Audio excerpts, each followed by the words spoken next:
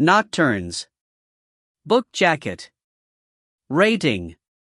Tags: fiction, general, mystery and detective, suspense, thrillers, short stories, juvenile fiction, horror and ghost stories, English, horror, horror, general, short stories, single author, fiction, horror, horror tales, English horror fiction. Summary: in his first collection of short fiction, New York Times best-selling author John Connolly offers a selection of dark, daring, and utterly haunting tales. Here are lost lovers and missing children, predatory demons, and vengeful ghosts. In The New Daughter, a father comes to suspect that a burial mound on his land hides something very ancient, and very much alive. In The Underbury Witches, a pair of London detectives find themselves battling a particularly female evil in a town called of its menfolk. And finally, Private Detective Charlie Parker returns in the long novella The Reflecting Eye, in which the photograph of an unknown girl turns up in the mailbox of an abandoned house once occupied by an infamous killer. This discovery forces Parker to confront the possibility that the house is not as empty as it appears, and that something has been waiting in the darkness for its chance to kill again. In these stories, Connolly ratchets up the tension to almost unbearable and irresistible levels. Nocturnes is a deliciously chilling collection from one of the best thriller writers we have, Harlan Coben. In his first collection of short fiction, New York Times best-selling author John Connolly offers a selection of dark, daring, and utterly haunting tales.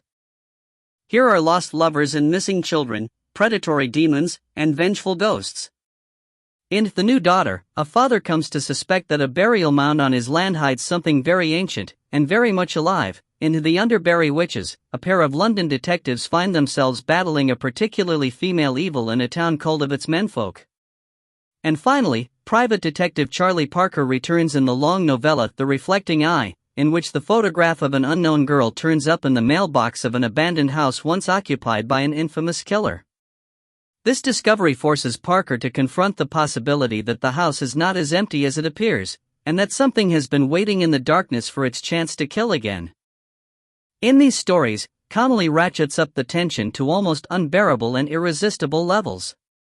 Nocturnes is a deliciously chilling collection from one of the best thriller writers we have, Harlan Coben. Introduction. John Connolly, best-selling author of 5 brilliantly scary mystery novels, now turns his pen to the short story to give us a dozen chilling tales of the supernatural. In this macabre collection, echoing masters of the genre from Amor James to Stephen King, Connolly delves into our darkest fears: lost lovers, missing children, subterranean creatures, and predatory demons. Framing the collection are 2 substantial novellas. The Cancer Cowboy Rides charts the fatal progress of a modern-day Grim Reaper, while The Reflecting Eye is a haunted house tale with a twist and marks the return of Private Detective Charlie Parker, the troubled hero of Connolly's crime novels. The perfect antidote to Christmas cheer, Nocturnes is a masterly volume to be read with the lights on. Menace has never been so seductive.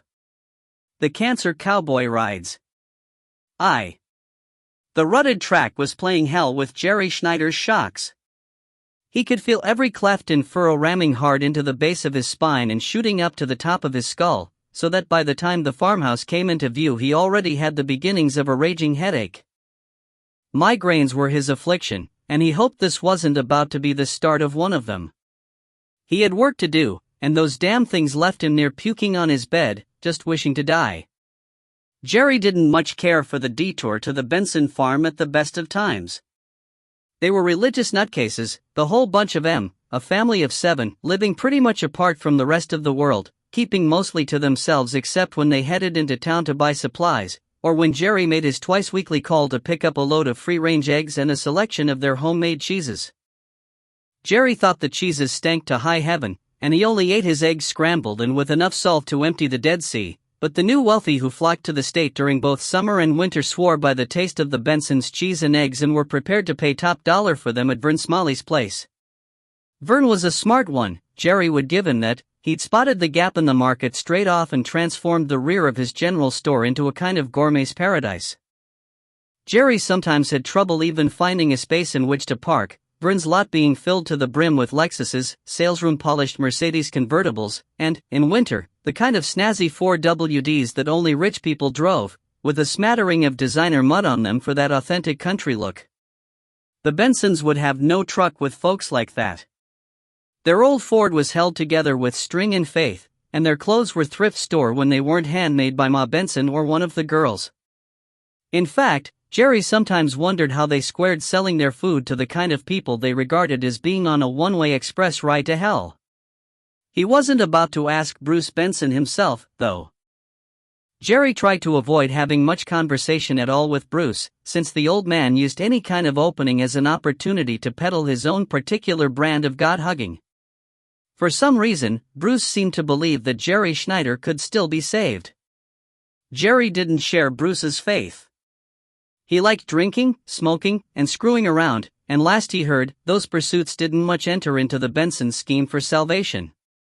So twice each week Jerry would drive his truck up that migraine minefield of a track, pick up the eggs and cheese with the minimum of fuss or talk, then head back down the track at a slightly slower pace, since Vern would take breakages of more than 10% out of Jerry's fee. Jerry Schneider never felt as if he had quite settled back into life in Colorado, not since he'd come back from the East Coast to look after his mother. That was the curse of being an only child. There was no one to share the burden, nobody to take some of the strain. The old woman was becoming forgetful, and she had taken some bad falls, so Jerry did what he had to do and returned to his childhood home. Now it seemed like every week some new misfortune befell her: twisted ankles, bruised ribs, torn muscles. Those kinds of injuries would take some of the steam out of Jerry, and he was near 30 years younger than his mama. Inflict them on a woman of 75, with osteoporosis in her legs and arthritis in her elbows, and it was a miracle that she was still standing. Truth to tell, things had slackened back east since 9/11, and Jerry was working short hours before he made the decision to move home. If he hadn't moved, then pretty soon he would have been working a second job in a bar to make ends meet, and he was just too beat to consider putting in 70-hour weeks simply to live. Anyway, he had no real attachments in the city. There was a girl, but they were coasting. He didn't figure she'd be too cut up when he told her he was leaving, and he was right. In fact, she looked kind of relieved. But returning here had reminded him of a lot of the reasons why he'd left to begin with. Ascension was a small town, dependent for its prosperity on outsiders, and it resented that dependence even while it concealed its true feelings with smiles and handshakes. And it wasn't like Boulder, which Jerry liked because it was a little enclave of liberalism. Most of the time, folks in Boulder seemed just one step away from raising their own flag and declaring independence. People in Ascension, by contrast, were proud to live in a state with enough radioactive material under the ground to make it glow in the night. Jerry figured that, like the Great Wall of China, parts of Colorado could be seen from outer space, the Rockies gently luminescing in the darkness. He suspected that folks in Ascension would be proud to think that their state acted as a kind of radioactive beacon for God or aliens or L. Ron Hubbard. It was worse farther south in places like Colorado Springs, down by the USAF Academy, but Ascension still remained a bastion of blind patriotism. Jerry wondered too if people grew stranger as they got closer to Utah, like the Mormons were putting something into the water or the air. That might explain the Bensons and the other religious types like them who seemed to have gravitated toward the area. Maybe they just got lost on the way to Salt Lake City, or ran out of gas, or it could be they thought they were already in Utah, and that the state was just joshing with them by making them pay taxes to Colorado. Jerry couldn't figure the Bensons out, but he wished they'd devote a little of that time spent praying to fixing up the road to their farm. The track seemed tougher to negotiate this week, a consequence of the cold weather that had already begun to settle on the state. Pretty soon the first snows would come, and then Bruce Benson would have to plow the route to his house himself if he were planning to continue making money out of cheese and eggs. Vern's other suppliers all made their own deliveries, but not Bruce Benson. He seemed to equate his hatred of sin with a hatred of the town of Ascension, and preferred to keep his contact with the population at large to the absolute minimum.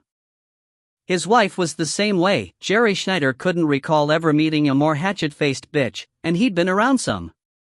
Still, Bruce must have plucked up the courage to fill her purse at least 4 times, although Jerry would lay even money he'd kept the lights off and the windows blacked out while he did it, because they had 4 kids, 3 girls and a boy.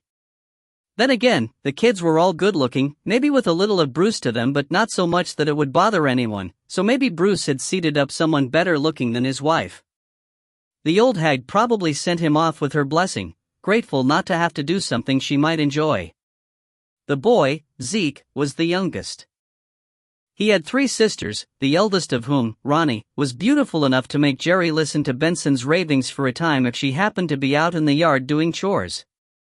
Sometimes the sun would catch her just right and Jerry would see the shape of her through her long skirt, her legs slightly apart like a pitched tent inviting him inside, and the rays gilding the muscles on her calves and thighs.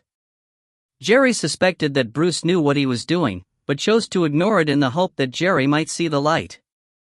Jerry was hoping to see something else entirely, and wondered if Ronnie might be prepared to show it if he got her alone and away from her daddy's influence for a time. She occasionally smiled at him in a way that suggested she was suffering the frustrations that a good-looking young woman like her would surely feel, cut off as she was from any outlet for her appetites. The children were educated at home by their parents, and Jerry figured that the sexual component of that education could pretty much be summed up as, don't do it, and especially not with Jerry Schneider. Educated at home, their ailments kind of treated at home. Jerry just hoped that nothing serious ever happened to any of the family, because the Bensons didn't hold with doctors or medical intervention and their lives revolving only around one another and a miserable, distant God. It would be some time before the networks got around to basing a comedy on the Benson family. One of Bruce Benson's brothers also lived with them. His name was Royston, and Jerry figured him for mildly retarded.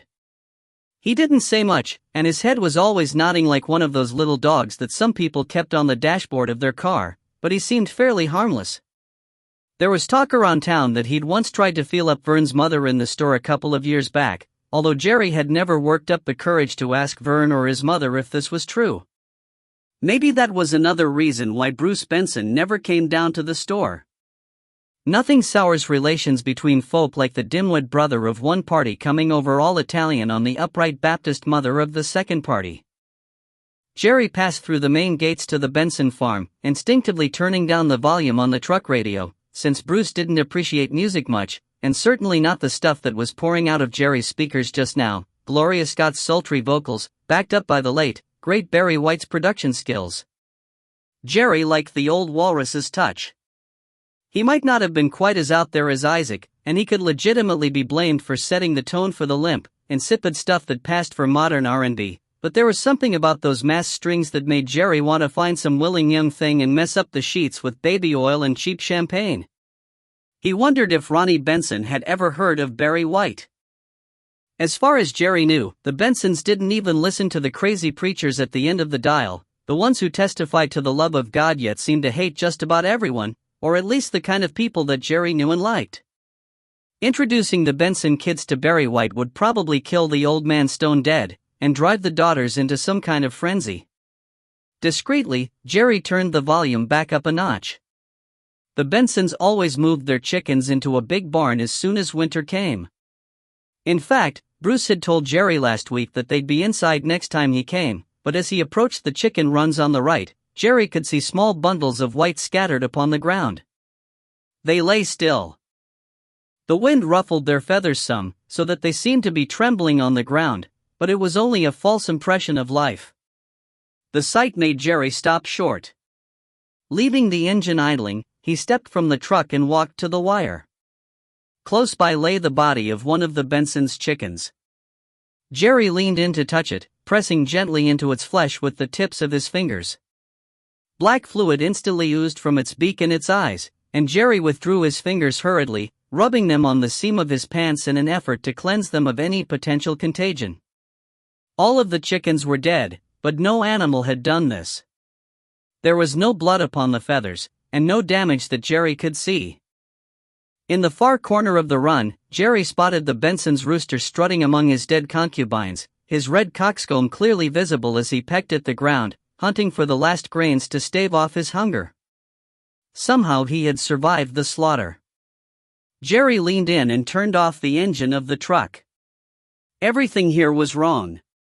There was desolation on the wind. He walked across the yard. The door to the Benson house was wide open, held that way by a triangle of wood at its base. He stood at the base of the steps leading up to the porch and called out Bruce Benson's name. "Hello," he said. "Anybody home?" There was no reply. The door led directly into the Bensons' kitchen. There was food on the table, but even from outside Jerry could tell it was rotting. I should just call the cops. I should call them now, then wait for them to come. But Jerry knew that he couldn't do that. Instead, he went back to his truck, tipped open the glove compartment, and took the cloth-wrapped Ruger from under the accumulation of maps, restaurant menus, and unpaid parking fines. The gun wouldn't change anything, not now, but he felt better for having it in his hand. The kitchen smelled bad. The dinner of chicken and biscuits looked as if it had been there for a couple of days. Jerry recalled the dead fowl in the run, and the black substance that had oozed from the mouth of the bird he'd touched. Christ, if the chickens had somehow become contaminated, and that contamination had spread to the family. His thoughts went to the eggs that he had been collecting and delivering to town for the past 6 months, and to the chicken that Benson had given to him as a Thanksgiving present less than a week before. Jerry almost threw up there and then, but he regained his composure. In all his life, he'd never heard of anyone dying from a poultry disease, except maybe that flu they had over in Asia, and what killed the Bensons' chickens didn't look like any flu Jerry had ever seen. He checked the living room, no TV, just a couple of easy chairs, an overstuffed couch, and some religious pictures on the walls in the downstairs bathroom. They were both empty. Standing at the bottom of the stairs, Jerry gave one more holler before making his way up to the bedrooms. The smell was stronger here. Jerry took his handkerchief from his pocket and jammed it against his nose and mouth. He already knew what to expect. He'd worked for a time in a slaughterhouse in Chicago when he was younger, one that wasn't too fussy about the quality of its meat. Jerry had not eaten a hamburger since. Bruce Benson and his wife were in the first bedroom, lying beneath a big white quilt. He was wearing his pajamas, and she was dressed in a blue cotton nightdress. There was black fluid on their clothing and on the bed, and more of it caked around the lower half of their faces. Bruce Benson's eyes were half open, and his cheeks were streaked with black tears. From their expressions, Jerry figured they'd gone out hard. Even in death the pain remained fixed upon them, as though they were models carefully sculpted by a disturbed artist. The 3 daughters were in the next bedroom. Although there were bunks in one corner, the girls had congregated on the big bed in the center of the room. Jerry guessed that this was Ronnie's bed. She held her younger sisters cradled in her arms, one on each side. There was more black blood here, and Ronnie was no longer beautiful. Jerry looked away. The youngest child, Zeke, was in a little box room at the far end of the hallway. He had been covered up with a sheet. First to go, Jerry thought, when someone still had enough strength to shroud him after he died. But if there was strength to do that, why not call for help? The Bensons had a telephone, and even with their peculiar beliefs they must have realized that something was very wrong. Whole families didn't die this way, not in Colorado, not anywhere civilized. This was like the plague. Jerry turned to leave the boys' room, and a hand touched his shoulder. He spun around, the gun raised, and let out a kind of tortured shriek. Later he would describe it as a woman's scream, a sound such as he never thought he would make, but he wasn't ashamed.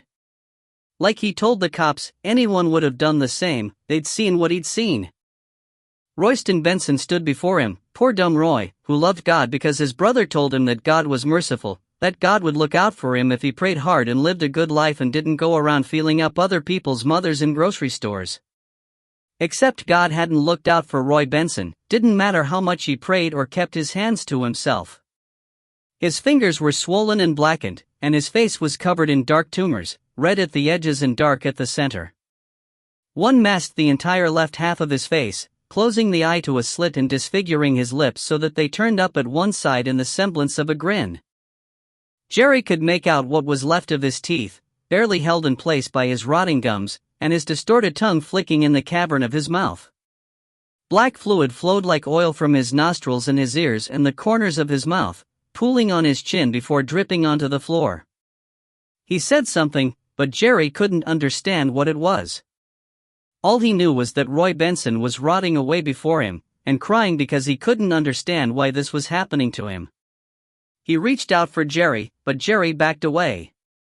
He didn't want Roy touching him again, no matter what. "Take it easy, Roy," he said. "Be cool. I'm going to call for help. It's going to be okay." But Roy shook his head, the movement causing snot and tears and black blood to spray Jerry's face and shirt. Again, he tried to form words, but they wouldn't come, and then he was jerking and spasming, like something was trying to burst out from inside of him. He fell to the floor, his head banging against the boards with enough force to dislodge his dead nephew's toys from their shelves. His hands scraped at the wood, wrenching the nails from the tips of his fingers. Then, as Jerry watched, the tumors on his face began to spread, colonizing the last fragments of untainted skin, rushing to meet one another before their host died. And as the last trace of white disappeared from his face, Roy Benson stopped struggling and lay still. Jerry staggered away from the dead man. He stumbled to the door, found the bathroom, and vomited into the sink. He continued retching until only spittle and bad air came up, then looked at himself in the mirror, half expecting to see the terrible blackness erasing his own features, just as it had consumed Roy Benson. But that was not what he saw. Instead, he turned and looked at the cigarette in the ashtray by the toilet. The ashtray was filled with butts, but this one was still smoking, the last tendril of nicotine dissipating as Jerry watched. Nobody in this house smoked. Nobody smoked, or drank, or swore. Nobody did anything except work and pray and, over the last few days, rot away like old meat. And he knew then why the Bensons had not called for help. Someone was here, he realized. Someone was here to watch them die. 2. 10 days later, and 2,000 miles to the east, Lloyd Hopkins said the words that nobody wanted to say. "We're going to have to replace that plow." Hopkins was wearing his new uniform trousers, which seemed to him to be fitting a little more snugly than they should have. He was wearing new pants because one change of clothes was in the wash, while the second had been ripped to shreds during a recent search for a pair of hikers. The hikers were reported missing by Jed Wheaton, the owner of Easton's Soul Motel, after they failed to return from a scoot around Broad Mountain 2 days earlier. As it turned out, the couple from New York, wouldn't you know it, were apparently overcome by lust for each other while on the trail, and had checked into a lodge under assumed names because they thought it would spice up the occasion. They didn't bother to tell Jed Wheaton, so when they didn't come back to their room that night, he called the station house, and Chief Lopez rounded up the rescue team, which included Lloyd Hopkins, his only full-time patrol officer, to begin searching first thing next morning. They were still out on the mountain when the couple, their appetites under control again, turned up at the motel to settle their bill and collect the rest of their stuff. Under instructions from the chief, Jed had refused to let them leave until Lopez got back to town and gave them the kind of dressing down that stopped just short of beating them to a pulp and hanging them from the town's welcome sign as an example to others. Now, Hopkins, Lopez, and Errol Crisp, Easton's new mayor, were all standing in the garage of the municipal building, looking at the town's sole, ancient snowplow. "Maybe we could get someone to patch it up," said Errol. "That worked before." Lopez snorted. "Yesterday, it bled oil like someone had just stabbed it with a spear. Today we can't even get it started. If it was a horse, you'd shoot it." Errol gave one of his long sighs, the ones he used whenever the idea of spending money was raised. He was the first black mayor Easton had ever elected, and he was trying to step lightly in his first month on the job. The last thing he wanted was people complaining that he was spending money like a freed slave. At 60, Errol was the oldest of the 3 men in the garage. Lopez, who didn't look even the 1/16th Spanish that he claimed to be, was 12 years younger. Lloyd Hopkins, meanwhile, looked like a teenager. A chubby teenager, maybe, but a teenager nonetheless. Errol wasn't even sure if the kid was legally allowed to drink. "The council's not going to like it," said Errol. "The council's going to like it a whole lot less when its members can't see the town for the snow," said Lopez. "The council's not going to like it when businesses start complaining that nobody can park on the street, or that folks are falling off the curb and breaking their legs because they can't tell where the sidewalk ends and the road begins. For crying out loud, Errol, this thing doesn't owe us anything. It's older than Lloyd here." Lloyd shifted his thighs, trying to work some space between the fabric of his pants and his skin. When that didn't work, he tried to discreetly extract the material from the crevices into which it had lodged itself. "The hell is wrong with you, son?" asked Errol. He took a couple of steps back from the young policeman, just in case whatever was ailing him could jump. "Sorry," said Lloyd. "These trousers don't fit right, Dot." "Why are you wearing them? They don't fit right," Lopez answered. He's wearing them because he was too vain to admit that he'd put on a little weight since the last time he had to buy new pants. 34 inches, my ass. I told you when you were ordering them that you ought to get measured up. Errol here will see 34 again before your waist does. Lloyd reddened but didn't reply. "Don't worry," said Lopez. "We'll get you another pair. Put it down to experience." "You better put it down to miscellaneous expenses," said Errol. "I don't want people asking how come we buying pants like there's a shortage on the way. Shit, son, I got a 2-year-old grandson don't need 2 pairs of pants in a month, and he's growing like grass in summertime. 2 years old, even he knows when a pair of pants ain't going to fit him." Lopez grinned and let the mayor ride on Lloyd for a while. He knew what was going on, even if Lloyd didn't. Errol would get himself worked up in a lather over a $40 pair of blues so he could feel better about spending 100 times that amount on a new plow. Once he'd finished, Lopez would walk with him back to his office and they'd work out the details of the purchase. There would be a new plow in the garage in a week. Lloyd might even have trousers that fitted him by then.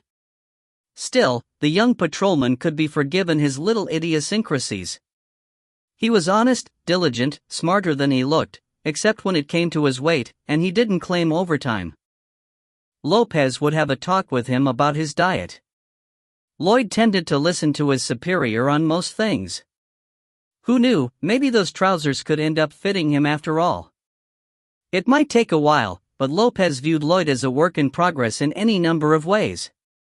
Easton was a typical New Hampshire town, not quite pretty, but not ugly either, a little too far away from the big winter playgrounds to enjoy much of a tourist trade from them, but close enough for the locals to hop in a car and spend a day on the slopes, if they chose. It had a couple of bars, a main street on which more than half of the businesses made a reasonable income year-round, and one motel, which was as much a hobby as a business for its owner. Its school had an adequate football team and a basketball team that most people preferred not to mention.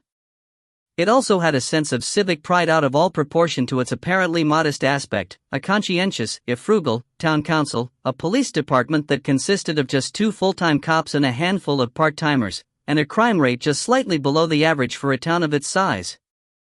All told, the chief sometimes reflected, there were better places to live, but there were also far, far worse.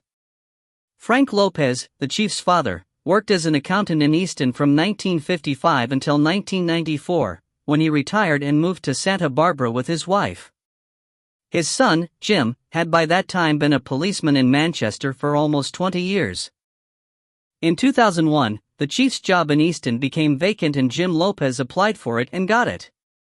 He had his quarter-century under his belt, and while he didn't want to leave law enforcement, he fancied a quieter life for himself. His marriage had broken up 10 years previously, childless but also without bitterness, and Easton, his hometown, offered him familiarity, comfort, and a place in which to settle comfortably into middle age. The job didn't tax him unduly, he was liked and respected, and he had met a woman whom he suspected he loved. All told, Jim Lopez was happier than he had ever been. The Easton Motel was quiet that week. After the fuss about the hikers, Jed Wheaton was kind of grateful not to have too many guests to worry about. Things would pick up again once the snows came, when Easton usually enjoyed a small trickle-down from the winter tourist trade. It would still be a bad year, but something might be salvaged from it. Of the 12 rooms, only a couple were currently occupied. There were 2 young Japanese tourists in one, who giggled a lot and took too many photographs but kept their room so tidy that Maria, the maid, said she felt like she was making more of a mess than they were. They folded their towels, didn't leave hairs in the shower or the sink, and even made their own beds. Wouldn't it be great if everybody who stayed here was like them? Maria asked Jed that morning, after she came back from checking the rooms. Yeah, wonderful, he replied. I could fire you and spend the money I saved on making my old age more comfortable. Ska. Maria dismissed him with a flick of her wrist. You'd miss me if I wasn't here. You like having a pretty young girl around. Maria was Puerto Rican, big and ribald, and happily married to the town's best mechanic. She might have been a pretty girl once, but now she looked like she'd just eaten one. Maria worked hard, was never late or bad-tempered, took care of the desk and the reservations, and generally had more to do with keeping the motel running from day to day than Jed did. In turn, he paid her well and didn't complain when she used her knowledge of the inner workings of the vending machines to feed herself the occasional free candy bar. As if to test her skills and Jed's tolerance, Maria walked over to the big red candy machine in the corner of the office, put her ear to its side, listening to it like a safecracker would to a safe, then gave it a sharp slap with the palm of her hand. A Snickers bar fell from its perch into the tray. How do you do that? Asked Jed, not for the first time. I try, but I just end up hurting my hand. Then, as if realizing that he was effectively condoning theft against himself, he continued, and if you're going to do that, at least don't do it in front of me. It's like robbing a bank and asking for a receipt. Maria sat down and unwrapped the candy bar. You want some? No. Thank you. Why am I even saying thank you? I paid for the damn thing. What did it cost you? A whole 75 cents? It's the principal. Yeah, the principal. Some principal costs 75 cents. Even with what you pay me, I could buy me a lot of principals. Yeah, well maybe you should consider investing in some, like not stealing, for one. It's not stealing, you see me doing it and you don't say nothing. That's giving, not stealing. Jed left her to it. He reviewed the guest register. They had nobody else checking in that day, then 2 confirms for Thursday and 5 for Friday. Combined with those who might follow the signs from the highway when they tired of driving, it didn't look so bad for the rest of the week. Guy in 12, Maria said. What about him? Maria stood, walked to the door to check that there was nobody around, then leaned in toward Jed. I don't like him. The guest in room 12 had arrived in darkness 2 nights before. Jed's son, Phil, who was home for a couple of days from college and didn't mind earning a few extra bucks on the desk, had checked him in. Why? He won't let you steal his candy? Maria didn't reply immediately. Usually, she was quick to make her feelings known. Jed put his pen down and looked serious. He do something to you? He asked. Maria shook her head. So what is it? He's got a bad feeling about him, she said. I tell you, I went to clean his room. The drapes were closed, but there was no sign on the door. I knocked, heard nothing, so I opened the door. And he was just sitting there, on the bed. It didn't look slept in. He was just there, his hands on his knees, facing the door like he'd been waiting for me to come in. I said I was sorry and he said, no, it was all right, I could come in. I said, no, I'll come back, but he insisted. He said he didn't sleep so good at night, and that he might try to have a nap later in the morning, so he'd prefer if I cleaned the room now. But it didn't look like there was nothing to clean, so I said to him, what do you want me to do? He told me he'd used some towels in the bathroom, that was all. So I got some clean towels and went to the bathroom. He was still sitting on the bed, but I could see him watching me. He was smiling, and I felt like there was something wrong, For the first time, Jed noticed that Maria had not eaten the candy bar. It remained, untouched, in her hand. She saw him looking at it, then carefully wrapped it and put it on the counter. I don't want it now, she said. Jed thought that she was about to cry. That's okay, he said. I'll put it in the refrigerator. You can eat it whenever you want. He picked it up and placed it carefully on a shelf in the little unit behind the counter. "Go on," he said. "You were telling me about 12. She nodded. "I went into the bathroom, and all of the towels were on the floor. When I picked them up, I think there was blood on them." "Blood?" "I think so, yes, but it was black, like oil." "Maybe it was oil." Jed wasn't sure which was worse, blood or some jackass using his towels to mop up an oil leak from his car. "Maybe. I don't know. I got them in a bag in the laundry. I can show you." "Well, we'll see." "So that's it, dirty towels?" Maria raised her hand. She was not finished yet. "I put on my gloves and picked up the towels. I was going to take them outside when I looked at the toilet. The seat was up. I always check anyway, just in case, it needs to be cleaned. There was more black in there, like he'd puked it up from inside him, or worse. It was all over the bowl. I turned around, and he was standing beside me. I think I cried out, because he frightened me. I almost fell, but he reached out so that I didn't slip. He told me he was sorry, that he should have warned me about the bathroom. "I've been ill," he said. "Real sick. His breath smelled bad." "You need a doctor?" I said. No doctor. No cure for what ails me, ma'am, but I feel like I'm on the mend. I just needed to get some stuff out of my system." Then he let me go. I picked up the towels, replaced them with clean ones, and flushed the bowl. I was going to scrub it, but he told me I didn't have to do that. When I left, he was just sitting on the bed, like he was when I arrived. I asked him did he want me to pull the drapes and he said, no, he was sensitive to the light. I closed the door and left him there. Jed thought for a time. "So, he's been sick," he said at last. "Nothing to stop a sick man renting a room, I guess, though I figure we'd better be careful with those towels." "You said you wore your gloves, right?"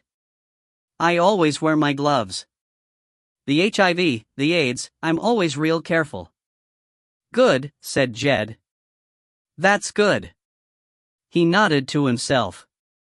"I'll go down and check on him myself. Once I'm done here, maybe convince him to let Doc Bradley take a look at him. Doesn't sound to me like he's on the mend. He leaves black blood in the bowl. Doesn't sound like he's getting better at all, if he's doing that." He told Maria to head home early, spend some time with her grandchild. He would roust Phil if there was anything that needed to be done. Sure, Phil might whine some, but he was a good kid. Jed would miss him when he headed back to school at the end of the week. He wouldn't be seeing him again until after Christmas, since Phil was spending the holidays with his mom in Seattle. Jed consoled himself with the thought that the boy would be back before New Year's, and, if the choice were his own, Phil would probably have preferred Easton to Seattle anyway. Most of his buddies would be back for the holiday season in the hopes of getting a little skiing in, and Phil was as good as any of them on the slopes. In the meantime, he'd talk to the guy in 12 and try to figure out if there was anything that needed to be done. He might even send him on his way, since there would be nothing worse for business than a stranger dying in one of his rooms. Maria thanked him before she left. He could see that she was badly shaken, although he wasn't certain why. Sure, finding bloodied towels and a bloodied bowl in a room occupied by a sick man wasn't nice for anyone, but they'd had to mop up a lot worse in the past. Hell, there was a bachelor party that stopped off a couple of years back and left Jed thinking it might be easier just to burn down the motel and rebuild it instead of cleaning it. Jed drew the register toward him and ran his finger down the page until he came to the name of the man in 12. "Carson," he read aloud. "Buddy Carson. Well, buddy, looks like you may be checking out sooner than you think." In more ways than one, he thought. Although the man who gave his name as Buddy Carson had arrived at the motel only 2 nights before, he had been drifting around Easton and its environs for more than a week, ever since he left Colorado. 2,000 miles, and he'd covered it in less than 2 days. Buddy didn't need to sleep more than an hour or two at most, and didn't eat much other than candy bars and sweet things. Sometimes he wondered about his eating habits, but it didn't occupy him for long. Buddy had more important things to worry about, like easing his pain and feeding the appetite of the thing that dwelt within him. On Monday, shortly after crossing the Vermont/New Hampshire state line, he came across Link Fraser changing the wheel on his truck and knew it was time to begin again. Link was 70, moved like he was 50, and came on to young women like he was 17, but changing a tire was still a damn chore. Link used to own Reed's Bar in Easton, but back then it was called the Missing Link, on account of the fact that his wife used to joke that whenever there was hard work to be done, Lincoln Fraser was always unaccountably absent. When Myra died 10 years ago, some of the spark had gone out of Link and he sold the bar to Eddie Reed, on condition that Eddie changed the name of the bar to something else. The joke seemed less funny, now that Myra was gone. Link's knees weren't what they once were, so he was kind of pleased when the red Dodge Charger pulled up in front of him and the driver got out. He was younger than Link, decades younger, and wore faded blue jeans and an antique black leather vest over his equally faded denim shirt. From beneath the frayed ends of his jeans peeked the pointed toes of a pair of snakeskin cowboy boots. His hair was black and long, slicked back against his head, with the parallel tracks of a wide-toothed comb visible among the strands. The hair was thin, though, and the white of his skull gleamed between the rows like rainwater shining on a rutted mud track. The driver reached into his car and removed a battered straw cowboy hat from the passenger seat, then placed it carefully on his head. An oval of white material was stuck to the front of the hat. It looked as if it had been torn from a pair of coveralls, the kind worn by auto shop mechanics, and written on it was the word Buddy in red cursive script. As the Dodge's owner drew closer, Link got his first good look at the man's face, slightly shadowed though it was by his hat. His cheeks were very gaunt, so that Link could see the tendons move as his jaws worked, chewing at something in the corner of his mouth. His lips were deep red, almost black, and his eyeballs bulged slightly in their sockets, as though he were slowly being choked by a pair of unseen hands. He was almost ugly, yet he carried himself with a kind of grace. There was a purposefulness about him, despite the laid-back air his clothing and manner seemed calculated to communicate. "You having some trouble?" he asked. His voice had a distinct southern twang to it, although Link had the feeling he was exaggerating it a little, the way some men will do when they believe that a certain quality adds to their charm. "Took a nail back a ways," said Link. "Flatter than a pancake, that's for sure," said the man. He knelt down beside Link. "Let me do that," he said. "No offense. I know you can do it yourself. I know you could probably lift the whole damn truck without a jack, but just because you can do a thing doesn't mean you should have to do it." Link decided to accept the compliment, excessive though it was, and the help that came with it. He rose, and watched as the man in the cowboy hat swiftly loosened the wheel nuts and hoisted the tire off. He was stronger than he looked, thought Link. The older man had been planning to beat on the tire iron with the heel of his boot to loosen the nuts, but this guy just flipped them free with barely a stretch of his back. Pretty soon the tire was changed with the minimum of fuss or conversation, which suited Link just fine. Link wasn't much for polite conversation, least of all with strangers, didn't matter how many tires they changed. When he owned the Missing Link, it was Myra who did the charming and Link who dealt with the beer and liquor people.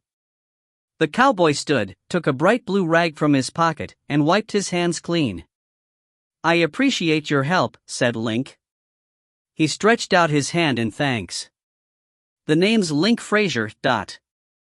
The cowboy looked at Link's outstretched palm the way a child molester might respond to an unexpected flash of young thigh in a playground. He finished cleaning his hands, put the rag back in his pocket, then shook Link's hand in return. Link felt an unpleasant sensation, as if there were bugs crawling on his skin. He tried to hide it, but he felt sure that the cowboy had seen the change in his expression. "Buddy Carson," said the cowboy. He had noticed Link's response. Buddy was finely attuned to the rhythms of other people's bodies. It made him good at what he did. "It was my pleasure," said Buddy, as the cells in Link's body started to metastasize and his liver began to rot. He tipped the fingers of his right hand to his hat, gave Link a little salute, and headed back to his car. Later that day, Buddy picked up a waitress in a bar over by Danbury. She was 40-ish and overweight. Nobody would have called her good-looking, but Buddy worked her pretty well, and by the end of a night's drinking he had convinced her that they were kindred spirits, two lonely but decent people who'd taken some knocks in life, but who had somehow managed to pull through. They went back to her place, a neat little 2-bedroom duplex that smelled faintly of musty clothing, and Buddy rattled her bed and her bones. She told Buddy that it had been a long time, that it was just what she needed. She moaned beneath him, and he closed his eyes as he moved upon her. It was easier when he could get inside people, when he could touch the interior of their mouths with his finger, maybe cut them slightly with a nail. Open wounds were good too, and even a kiss, if he could force the lips apart and get a bite in, but sex was best of all. With sex, it worked faster, so that he could stay and watch with little risk to himself. The second time, the tone of her sounds changed. She asked him to stop. She said there was something wrong. Buddy didn't stop. Once it started, it couldn't be held back. That was the way of it. When he finished, she was already breathing more shallowly, and some of the flesh had receded from her face. Her fingers were like talons gripping the sheets, and her back arched with pain. She couldn't speak. There was some blood now. That was good. It was red, but soon it would turn to black. Buddy sat back on the sheets and lit himself a cigarette. It was slowly getting worse. There was a time when once a week would have been enough to ease the pain, but no longer. Now, once daily permitted him to rest for a time, but only for a couple of blessed hours. If he managed to corrupt more than one, the hours without agony increased exponentially, but the risk was that folk would notice, so multiple victims were rarely an option for him. That morning's troubles were a sign that the thing inside him was becoming harder to control and to sate. The black blood began to appear while he was making water. Pretty soon he was coughing it up, soaking the towels. He was only just recovering when the fat maid entered the room. He wondered if she would tell anyone about it, and felt certain that she would. He got a sense of her as he held her, his skin working against hers, the rottenness within him seeking purchase in the new host. He would have to move on soon, but he was so weak. There was another option, of course, but it represented an enormous gamble. He had been turning it over in his mind for some time, calculating the odds, assessing the risks. Now, with his own pain increasing and the presence of the black fluid in his urine, the prospect was growing more and more enticing. If one offered temporary ease, he reasoned, and two doubled the time he could sleep, what would happen if he took on more, many more? He thought about the family in Colorado. After them, the pain was gone for days, and even when it returned it was diminished considerably, so that taking the waitress had been more out of desire than out of necessity. What might happen if he corrupted a town, a city? Weeks, perhaps months of respite might ensue. Maybe he could even rid himself of it entirely. The possibility of an extended peace dangled invitingly within his grasp. This was a small community. Under ordinary circumstances, it would be hard to reach out to enough people, but when he had taken a walk the day before he saw something that caused him to reconsider his options. He spent the rest of the day thinking about it, weighing the pros and cons and trying to work out how best it might be done. That morning, with the black blood pooling in the bowl, he reached a decision. He would make a stand here, in Easton, then head north and find somewhere quiet to rest for the winter, maybe forever. His eyes were closing, touching the maid had clouded the pain enough to enable him to sleep. He put the chain on the motel room door, then stretched out on the bed and began to dream. The cowboy's name was not Buddy Carson. The cowboy didn't have a name, not now. There might have been one a long time ago, but if there was, then it had been lost to him for many years. His new life began on the day he awoke in the middle of the Nevada desert wearing ragged clothes and with tumors on his skin. He had no memory of any existence before that. His insides felt as though they were being slowly roasted, and when he squeezed his hands to his stomach to try to ease the pain, black blood shot from beneath his nails. At last, he found the strength to rise. He made his way to the highway and thumbed a ride from a garage mechanic who was hauling a red Dodge Charger over to a dealer in Reno. The mechanic had spent months restoring the Dodge in his spare time and now figured that he was about to make a good profit by selling it. The cowboy felt the growing pain in his insides ease the moment his hand accidentally brushed the mechanic's hand. Most of the tumors were hidden beneath his clothes, but after he touched the mechanic he could see the one that peeped out from under the cuff of his shirtsleeve begin to fade. Within seconds, it was entirely gone. The cowboy touched the driver again. "Hey, the fuck are you doing, man?" said the mechanic. "Keep your hands away from me, you fucking faggot." He started to pull over. There were no other cars visible on the highway. "Get out," he said. "Get the fuck out of my..." The cowboy grasped the mechanic's right arm, then clasped his left hand around the man's throat. He squeezed. A trickle of blood appeared in the mechanic's nostril, then dripped down over his lips and chin. The force of the flow began to increase, and the color of the blood began to darken until it turned a deep black. As the cowboy watched, the skin around the mechanic's eyes began to tighten. His skin grew waxy, and his cheekbones grew sharp in his face. And for the first time, the cowboy had an image of something inside of himself, like a great black worm that had found purchase within him.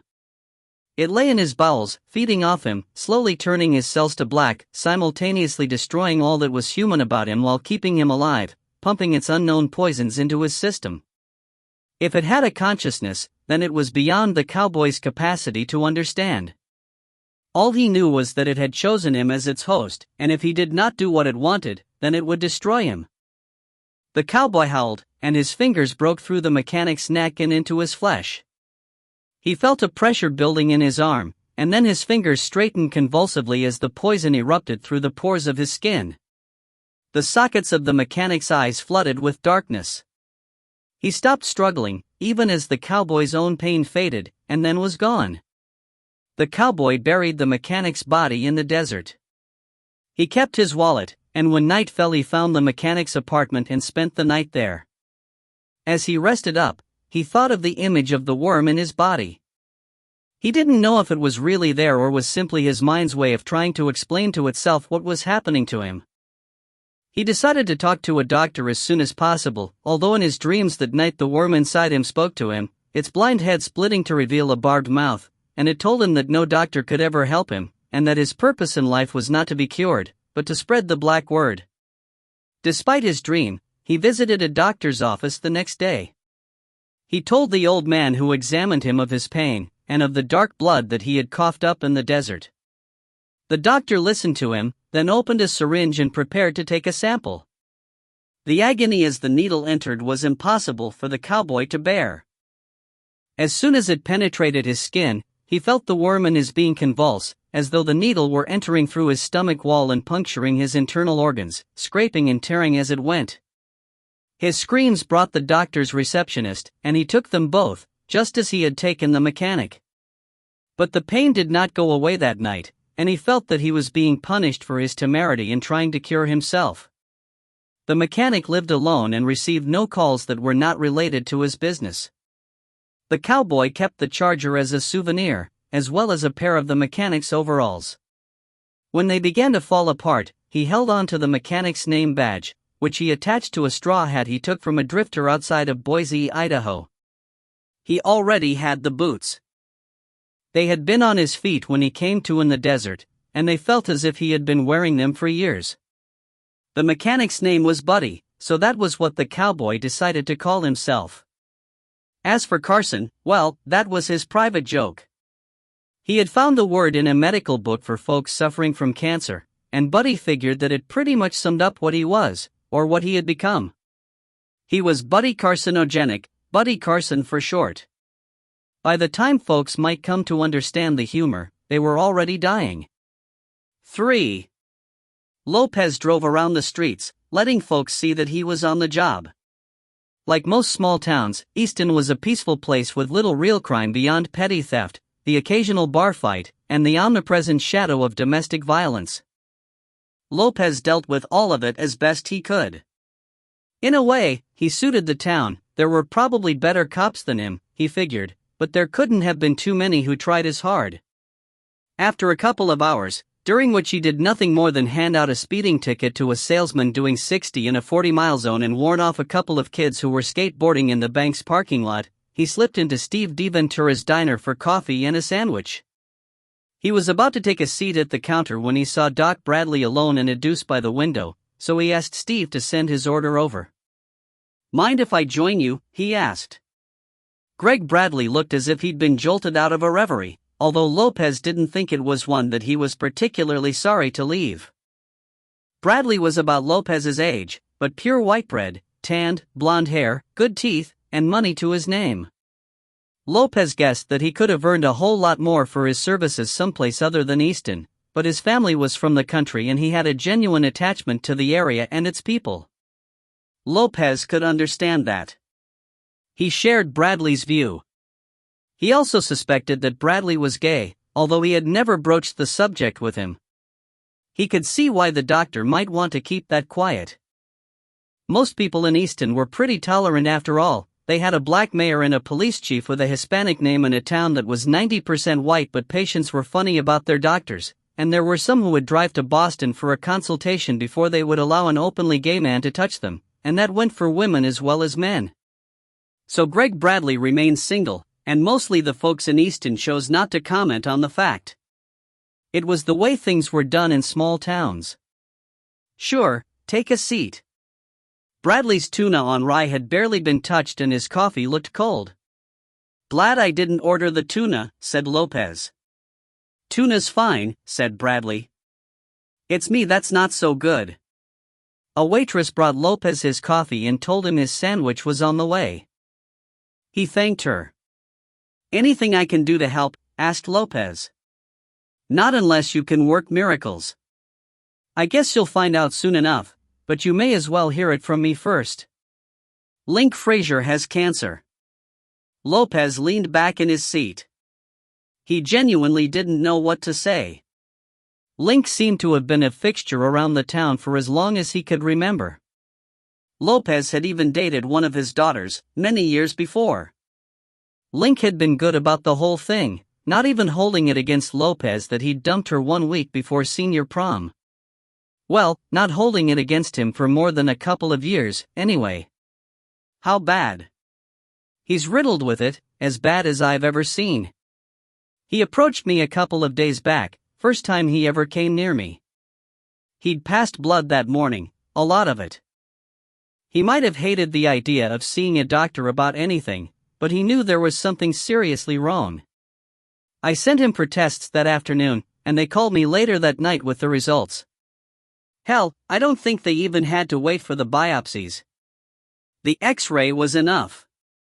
Looks like the liver's were its worst, but it spread to his spine and most of his other major organs. I spoke to his son this morning, and he gave me the all-clear to start telling people close to his father." Jesus. How long has he got? Bradley shook his head. "Not long. The thing of it is, he swears he had no pain before a couple of days ago, and no symptoms until the blood appeared. It's almost impossible to believe. Link's strong. He could lose an arm and he wouldn't notice until he tried to wind his watch. Nobody is that strong. Believe me, he should have been in agony for months." Lopez's sandwich arrived, but, like Bradley, he no longer had much of an appetite. "Where is he?" "Manchester. I think they'll keep him there until the end." The two men sat in silence, watching the life of the town pass by the window. People waved, and they waved back, but their smiles were automatic and without warmth. "My father died of cancer," said Bradley. "I didn't know that. He smoked a lot. Drank some too. Ate red meat, fried food, didn't believe he was eating a real dessert unless his arteries began cracking halfway through. If cancer hadn't taken him, there were about a dozen other candidates lined up for the job." "I had a friend who died of cancer," said Lopez. "Andy Stone. He was a detective with the state police. He didn't drink, didn't smoke, and ran 50 or 60 miles every week. They diagnosed him, and he was dead within a year. What was it? Pancreatic cancer. Bradley winced. Bad. It's all bad, but some are worse than others. I hear a lot of stories like that.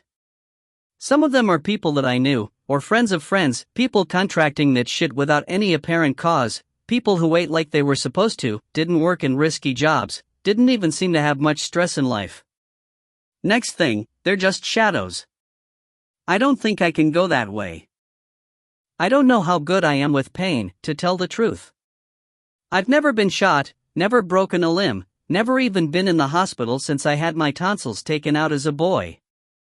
I saw the way Andy went, and I don't think I could take that kind of suffering. Folks are strong, said Bradley. Like Link, I suppose. Our instinct is to fight and to survive. It never ceases to amaze me, the reserves of strength that lie inside the most ordinary men and women. Even in the worst of suffering, there's cause for hope, or admiration, anyway. Lopez pushed his sandwich away. This is a conversation I didn't need to have, he said. Let's hope it's the last time. You should feel sorry for Stevie over there. He's going to think his food sucks, . Lopez glanced over his shoulder to where Steve DeVentura stood at the register, a pencil behind his ear as he totaled his customers' checks. Maybe he'll give us a discount if we complain. Steve? If we complain, he'll charge us extra for his time.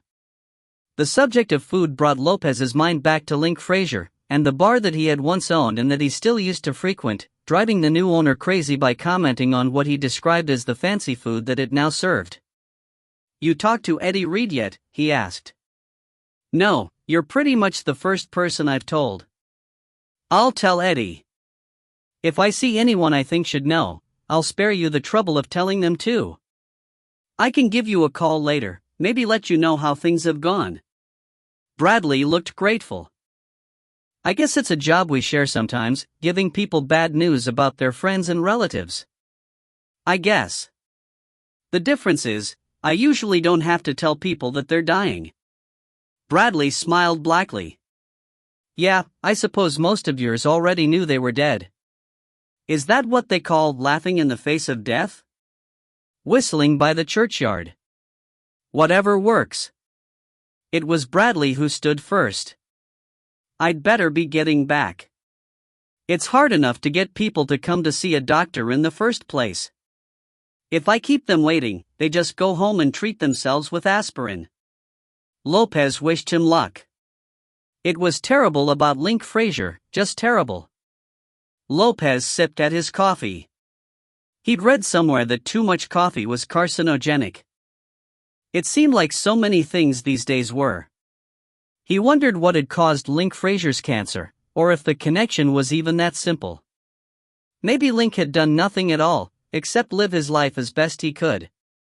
He supposed that there was only so much you could do to protect yourself from things you couldn't see. Lopez abandoned his coffee and instead bought an apple on the way out. Greg Bradley walked back to his office, his head down and his mind filled with thoughts of Link Fraser. He wondered what might have happened had Link come to him earlier. The doctor tried to encourage the town's senior citizens in particular to see him for routine checkups, even if they weren't feeling ill, but the good folk of Easton weren't great believers in spending money unnecessarily on doctors, or on much else. It was almost funny, dentists had more or less convinced the population at large that it was important to have their teeth looked at on a regular basis, but it was near impossible to persuade those same people that they should extend that care to the rest of their bodies. There were already 6 patients waiting for him when he reached the office, a couple of them flicking listlessly through the stock of out-of-date magazines, others probably indulging in that age-old waiting room pastime of wondering just what was bothering their fellow sufferers and whether or not they should try to keep their distance from them. Lana, his receptionist, gave him a disapproving look as he walked by, discreetly tapping her wristwatch to let him know that he was already running late. He asked her to give him another 5 minutes, then closed the door to his office behind him and made a telephone call. Lopez, had he been there to witness it, would not have been surprised at the conversation that followed between the doctor and a man named Jason Call who worked as a tax lawyer in Rochester, although others in the town might have been. The more open-minded among them might even have envied the fondness in Greg Bradley's voice, and could not have failed to note the obvious consolation he derived from talking with the other man. When he at last hung up the phone, the doctor took a moment to consider, as he often did, if their relationship, and his practice, would survive if Jason moved to Easton. Perhaps it was more realistic to think about moving to Boston, but Greg didn't want to leave the town. He belonged here, it was as simple as that. For the present, telephone calls and snatched weekends would have to suffice. He tapped the intercom on his desk and told Lana to send in the first patient. The rest of Lopez's day was quiet, apart from a phone call from Errol wondering if the plow had to be brand new or if they could settle for one with a reconditioned engine. False economy, Lopez told him. He wasn't sure if it was false economy. He just liked the idea of a new snowplow, even if it would be someone else's job to drive it. But on a practical level, he knew that winter took its toll on the older folks, and the last thing he needed was an ambulance stuck in drifts because a used plow had broken down. Lopez touched base with Lloyd when he returned to the station house. Ellie Harrison, one of the part-time cops assigned to each shift, had just arrived and was doing paperwork at the desk in the back office. She gave him a wave. He left her to it. Lloyd came around the counter and leaned in quietly to Lopez. "You hear about Link Frazier?" he asked. "Yeah. How did you know?" "I heard it from my mom. She was with Doc Bradley this afternoon." Lloyd looked genuinely upset. He still lived with his mom and dad, occupying 2 rooms over the garage at the side of the house. He was dating Penny Clay, who worked at the drugstore and, as local gossip had it, was less than the silent type in the sack. Lopez wondered what Mr. and Mrs. Hopkins did when their son took Penny back to his place, assuming that they let him bring girls back. Could be that they were lucky enough to be going deaf, but if they weren't already, then exposure to Penny Clay in the throes of ecstasy could well be the thing to do it. Penny was an unlikely partner for Lloyd. She was kind of full on, and sometimes seemed to be missing a filter between her brain and her mouth, but she seemed to adore Lloyd, in her way, and Lopez hoped that she might instill a little more steel into the young man. If Lopez had a criticism of Lloyd Hopkins, it was that he sometimes seemed just too sensitive for his own good, but it meant that he had a way about him that Lopez lacked. When Renee Bertucci was attacked by her ex-husband a year or so back, and arrived at the station house all black and blue with her blouse torn and that glazed look in her eyes that told you something real bad had happened back at her place, it was Lloyd who took care of her. True, Ellie was there for the tests and the swabs, but it was Lloyd upon whom Renee seemed to lean the most. He sat on a chair outside her room at the medical center for the rest of the night, until word came that Aldo Bertucci had been picked up by the Smokies outside of Nashua, and then drove her to her mother's the next day.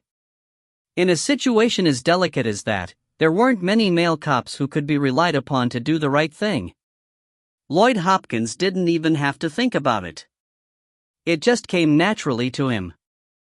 "I think I might drive down to see him if I get a chance," said Lloyd. "You give him my best." "I will." "You heading home?" "No, I'm meeting Elaine for dinner over at Reed's." "You need me for anything, the cell will be on." "Big night tomorrow," said Lloyd. "You think it will go ahead once folks hear about Link?" Reed's was hosting its annual pre-Christmas fundraiser the following night. Each year, Eddie Reed handed over one night's takings from Reed's Bar and Grill to local charities. It was a tradition that he had inherited without complaint from Link Frazier. Pretty much everyone in town tried to make it along for part of the evening at least, and most added a couple of bucks extra to the cost of their meals and drinks to boost the pot. "I don't know, but suppose we assume it will unless we hear otherwise," said Lopez. "Everyone is on duty. We don't want anyone taking it into his head that this might be a good night to rip off the bar." Lloyd's comment reminded Lopez that he had not yet spoken to Eddie Reed about Link. He also wondered how Link stood regarding medical insurance. He didn't know how well off the old man was, and if the cost of proper care was going to be a problem, then maybe some, or all, of the proceeds from the charity night at Reed's could be used for Link's benefit. He made a mental note to ask Greg Bradley about it when next they spoke. Lopez showered and changed, then left Lloyd and Ellie and drove the 5 blocks to Reed's in his own Bronco. There were other bars in town, but Reed's was the only one with food that went beyond burgers and fries. The bar was about a quarter full when Lopez arrived, most folks clearly electing to wait for the following night's festivities before spending their money. Lopez ordered a beer and took a seat at the bar. Somebody had left a newspaper, so he flicked idly through it, exchanging small talk with the patrons and Eddie himself until Elaine appeared. Elaine Olsen was the kind of magazine-quality Scandinavian blonde over whom Lopez used to weep tears of frustration when he was a teenager. She was easily the most beautiful woman he had ever dated, 5'11", her face always a little sallow, even in winter, her hair hanging just below shoulder length. Her eyes were a very pale blue, and her lips parted slightly in repose, creating a tiny diamond at the center of her mouth. He could see other men glance at her as she approached him, following her progress. Men always did. Most of the ones in Reed's stopped as soon as they saw Lopez clocking them in the mirror above the bar.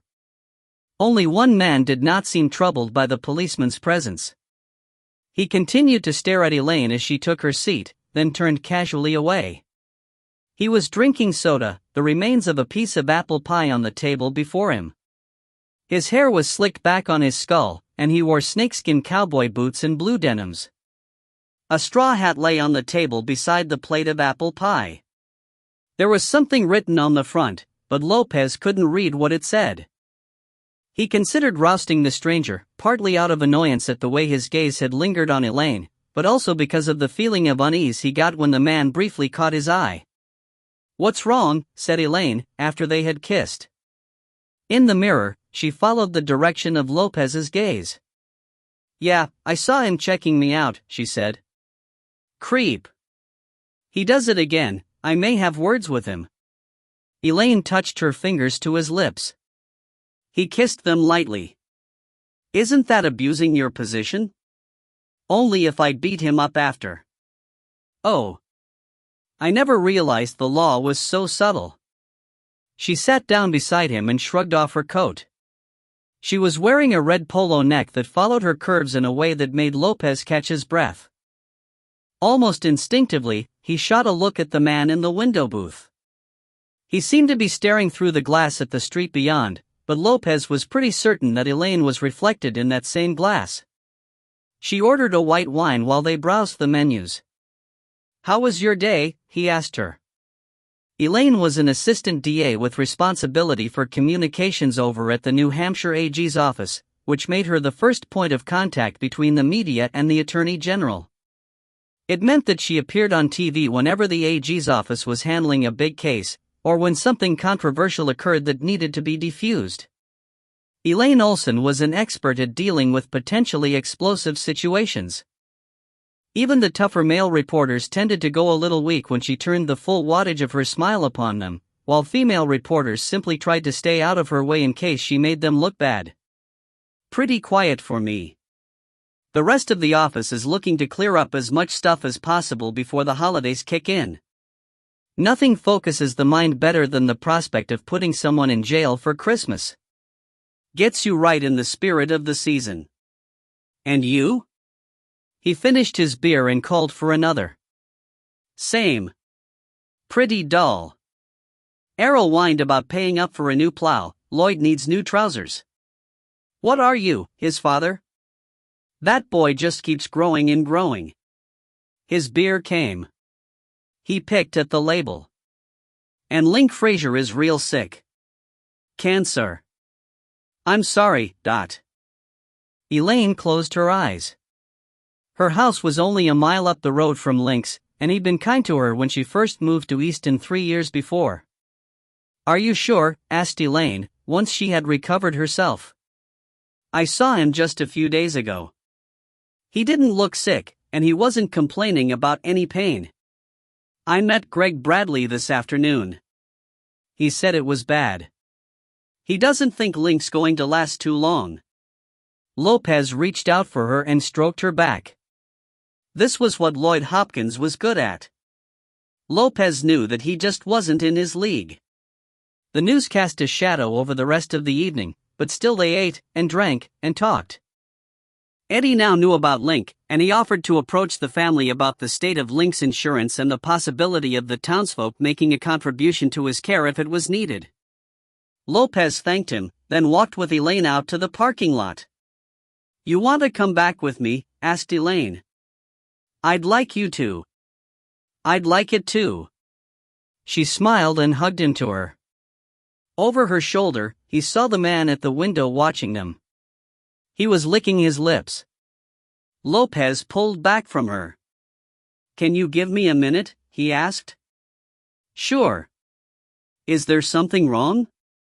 He took his badge from his back pocket, his hand brushing the gun on his belt. "If there isn't, there soon will be," he said. Buddy Carson watched the big cop approach. He'd seen him in town, cruising around, giving the nod to just about everyone he encountered. Buddy had found out his name and his position. Lopez was a danger, and Buddy knew it. Over the years, Buddy had developed a predator's instinct for spotting those equal to or above him on the food chain who might prove dangerous to him. Where possible, he avoided them. When there was no other option, he got rid of them. He'd never taken a cop, though. Cops were different. You killed one, and others came after you. There was a pecking order in the amount of heat a killing drew. Young men, particularly ethnics, drew the least. Women and children brought down much more, but killing a cop was like putting yourself in front of a flamethrower. Still, if Buddy was to achieve what he hoped to accomplish in Easton, then something would have to be done about this one. The cop was heavily bundled up, only his hands and face were bare, and Buddy wasn't sure that he would be able to find an excuse to touch him for long enough. If he pushed the cop too far, he might end up in a cell, and Buddy didn't like to think of what would happen if he were incarcerated.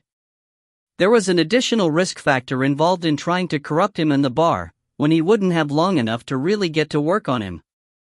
Buddy had learned from experience that some people were more aware than others when they were touched by him.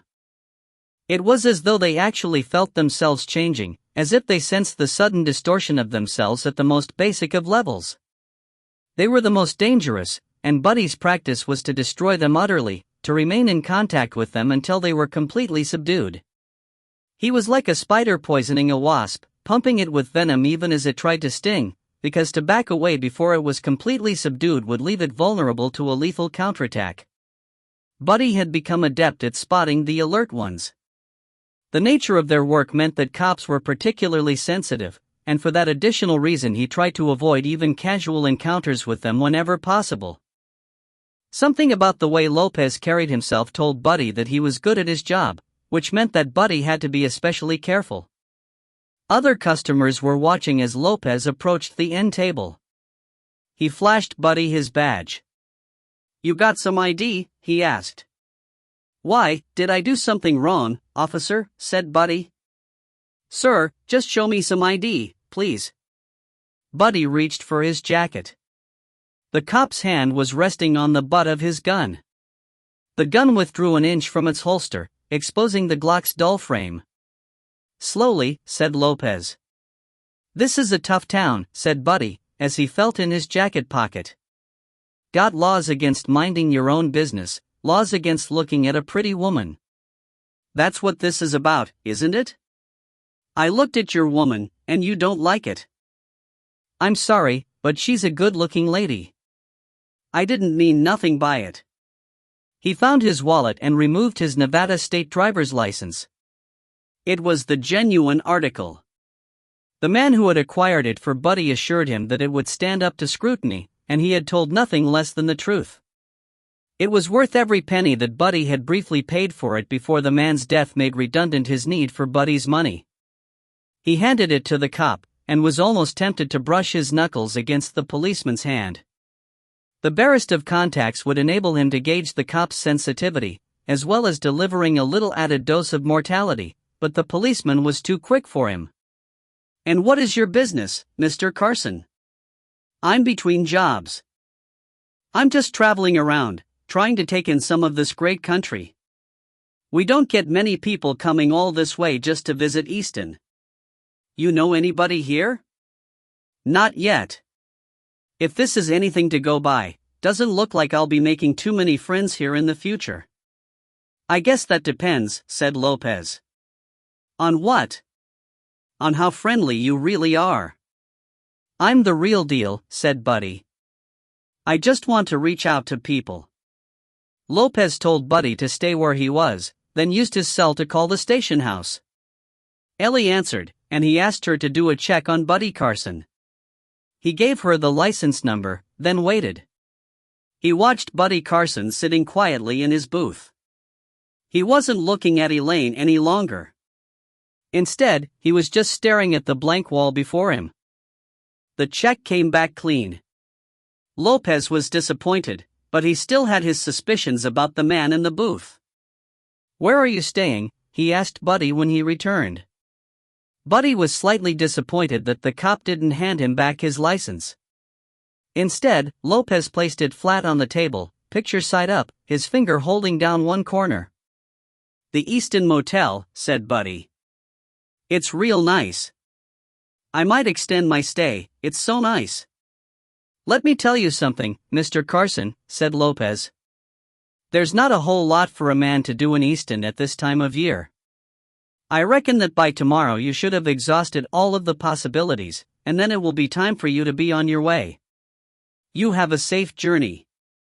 He flicked the license back across the table. That sounds like I'm being run out of town, said Buddy. No, you'll be leaving under your own steam. But if you want me to help you along, that can be arranged. You have a good night. Buddy watched him leave. He had hoped that by goading the cop he might get the opportunity to touch him if he lost his temper and made a move, but the cop had kept his cool. In the end, it was probably for the best. Buddy was storing up his venom now, getting ready for the big play. Making a try for the cop might have dulled his edge, or alerted the policeman to the threat Buddy posed. Better to let him go now, and hope for another chance at him later. Buddy did not consider himself to be a vindictive man, but he would take pleasure in giving the cop a little something if the opportunity presented itself. He envisaged himself squatting on the cop's chest, his fingers in his mouth and the cop's tongue slowly turning black in his grip. Buddy allowed himself a small smile. Dealing with the spick cop would be a real pleasure.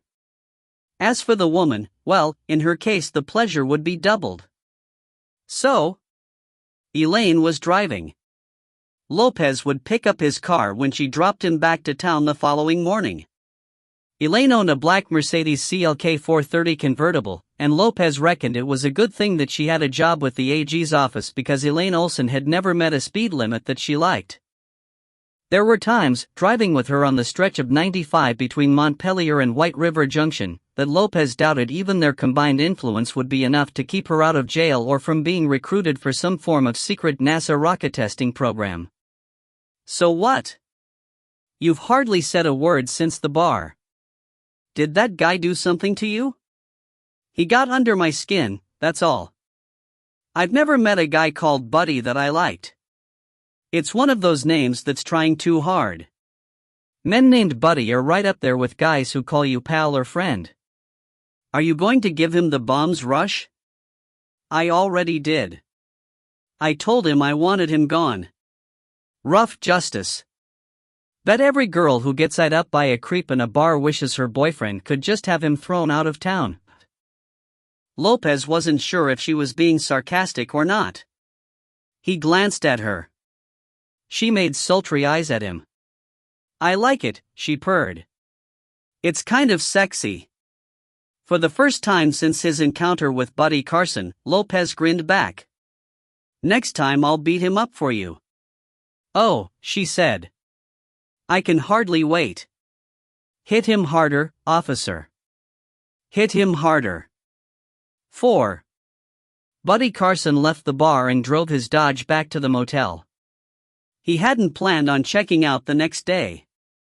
He wanted a place to rest up before the night's exertions, but Buddy had no doubt that the cop would check up on him, and he needed to avoid another confrontation until he was ready. Now that he had scouted out the bar, he was convinced that he could take a dozen people easily without arousing any suspicion at first, maybe more if they were all packed together tight.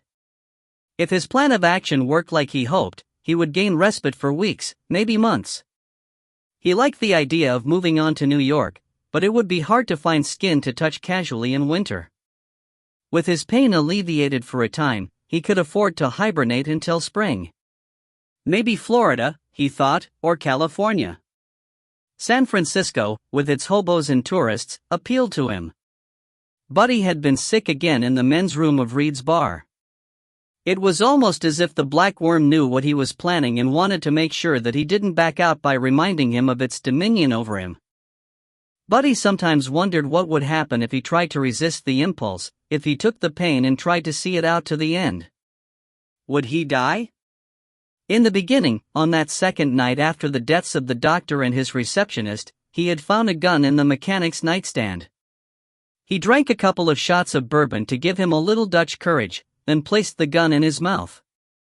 He closed his eyes and thought about pulling the trigger, but in the end he did not. It wasn't that he couldn't pull the trigger if he actually wanted to. That was the thing of it, what he thought of as the black worm couldn't make him do anything against his will.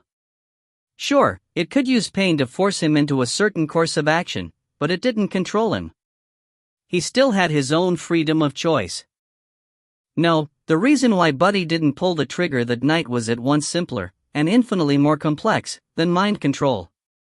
Buddy didn't pull the trigger because Buddy liked what he was doing. Passing on to others some small aspect of the disease that had colonized his own body gave him not only release, but pleasure. He enjoyed it. He relished the sense of power it gave him, the ability to decide who lived and who died. It was godlike. Buddy still did not know for sure if the black worm really existed in the form that he had imagined, sleek and black in its plated carapace, vestigial eyes buried at either side of its pointed front end, its mouth little more than a ridged wound, or if it was merely his mind's way of picturing the corrosion within himself, the foulness that had always been intrinsic to him. If the worm was truly present inside him, then it was evil, and some part of the pleasure that he felt was shared, or even generated, by that alien presence. But even if it did not exist, there was still evil within Buddy, evil beyond the worst atrocities he had witnessed on his TV screen, and Buddy knew it. He wondered sometimes if there were more like him, if there were others scattered around the country, even the world, passing on their contagion with a single touch, alleviating their own pain by gifting it to others. Buddy didn't know, and he suspected that he never would. He still had no understanding of how he had come to be this way. It might have been the work of some outside agency, but equally it could just have been a consequence of Buddy's own moral decay. Maybe, he thought, I'm the next step in human evolution, a being whose physical form has become a reflection of his moral state, a man whose soul has corrupted and rotted within him, poisoning and transforming his insides. Whatever he was, Buddy was certain of one thing: he was stronger and more lethal than anyone in this shithole town, and pretty soon a lot of people were going to learn that lesson the hard way. Buddy was still smiling when he pulled into the parking lot of the Easton Motel and saw someone leaving his motel room. Buddy stopped smiling. Jed Wheaton had asked Phil to check up on the guy in 12. Phil was about to take over the night shift, but he didn't have his study books with him like he usually did. Phil wasn't even carrying a paperback to read. There was a TV behind the desk, but Phil, like his father, usually only turned it on when he was desperate. Perhaps he was hoping to catch up on some sleep. There was a couch in the office, and after 2 a.m. A sign on the door told people to ring the bell in order to wake the night clerk. Phil certainly looked tired and distracted enough to want to curl up for the night. "You okay, son?" Jed asked. Phil reacted as if he'd just been woken from a trance. "Huh? Yeah, I'm fine, just fine." Jed wasn't sure that he believed him, but Phil tended to keep things to himself most of the time. If there was a problem, his son would get around to telling him when he felt like it. Phil didn't have much to add to what Jed already knew when he asked him about the night Buddy Carson checked in. Phil said that he had seemed okay. He'd even insisted on introducing himself, his hand outstretched as soon as his bag hit the floor. Buddy Carson.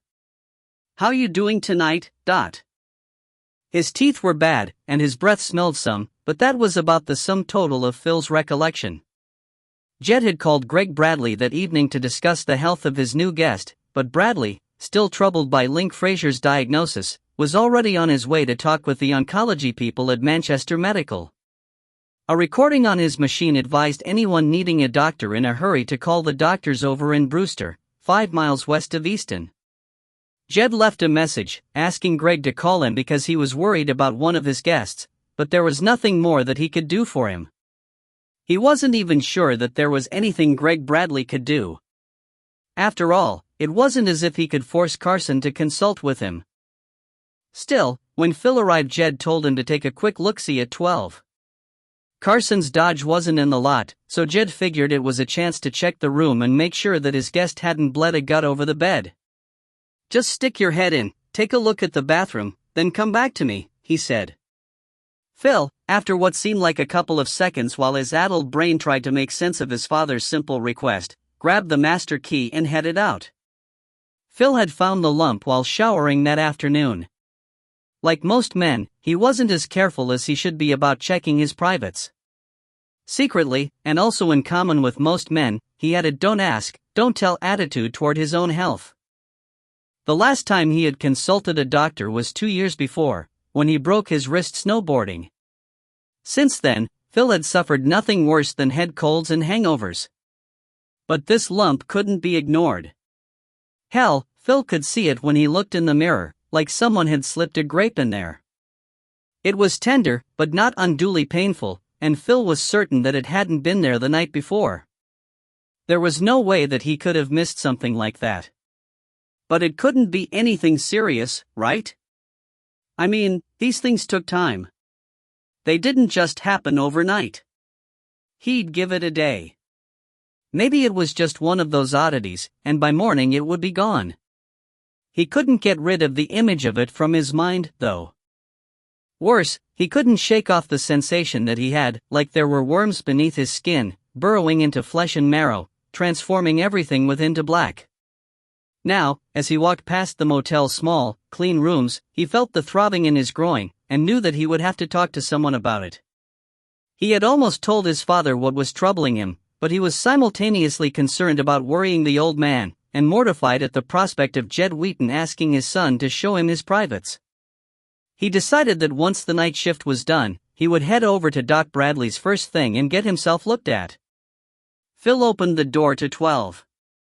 There was a smell in there, the kind he always associated with his grandma dying. She'd been in one of those old people's wards where nobody was ever going to see home again, and the whole ward stank faintly of vomit and piss and mortality, all unsuccessfully masked by cleaning products and industrial-strength deodorant. There was the same smell in 12, except there was nothing strong enough to really hide it.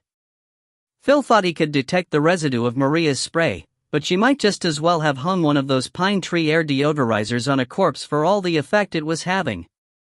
The smell was worst in the bathroom, but at least it was clean. The towels were folded and unused. The shower was dry, and even the soaps remained wrapped.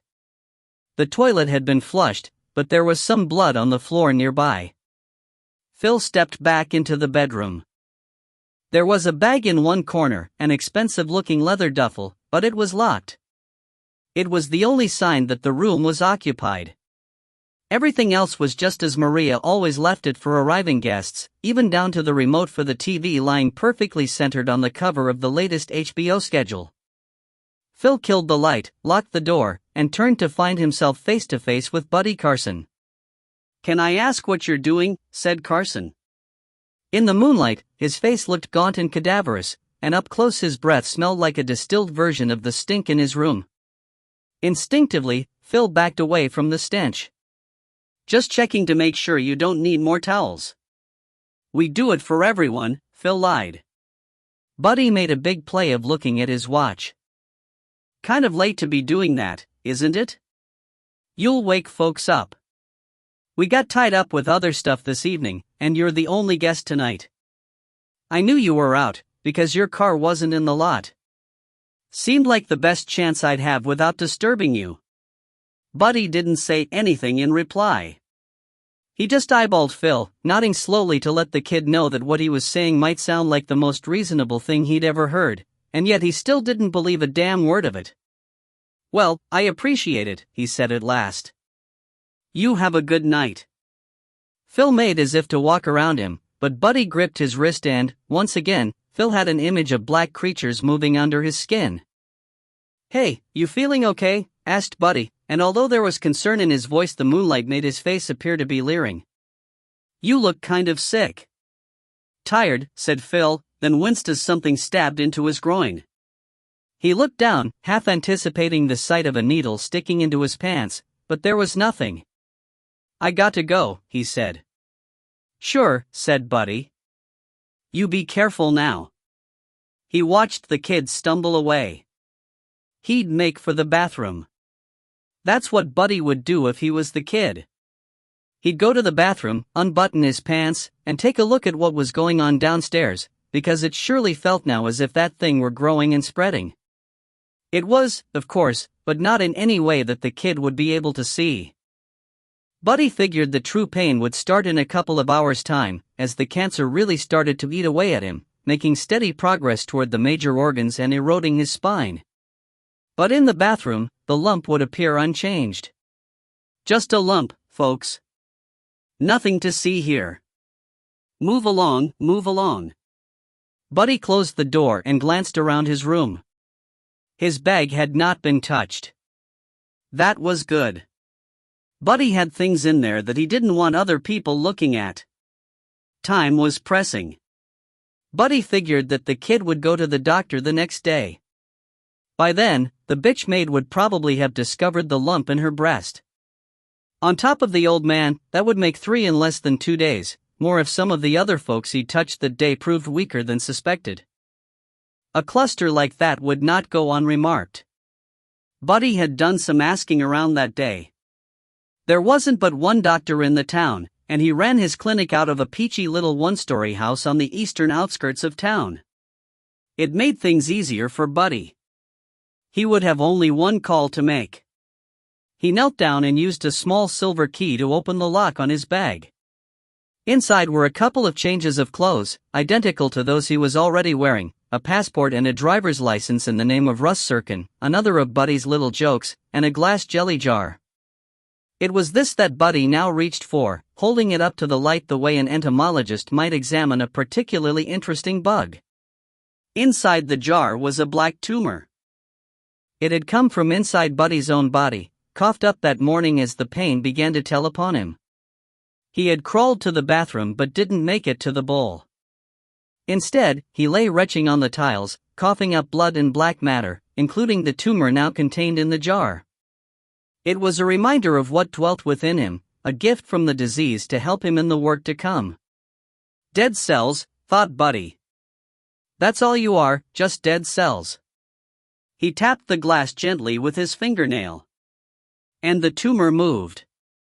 Across town, in Elaine Olson's untidy bedroom, Lopez sat at the window and looked out on the fields. Elaine's place was right at the edge of Easton, where town met country.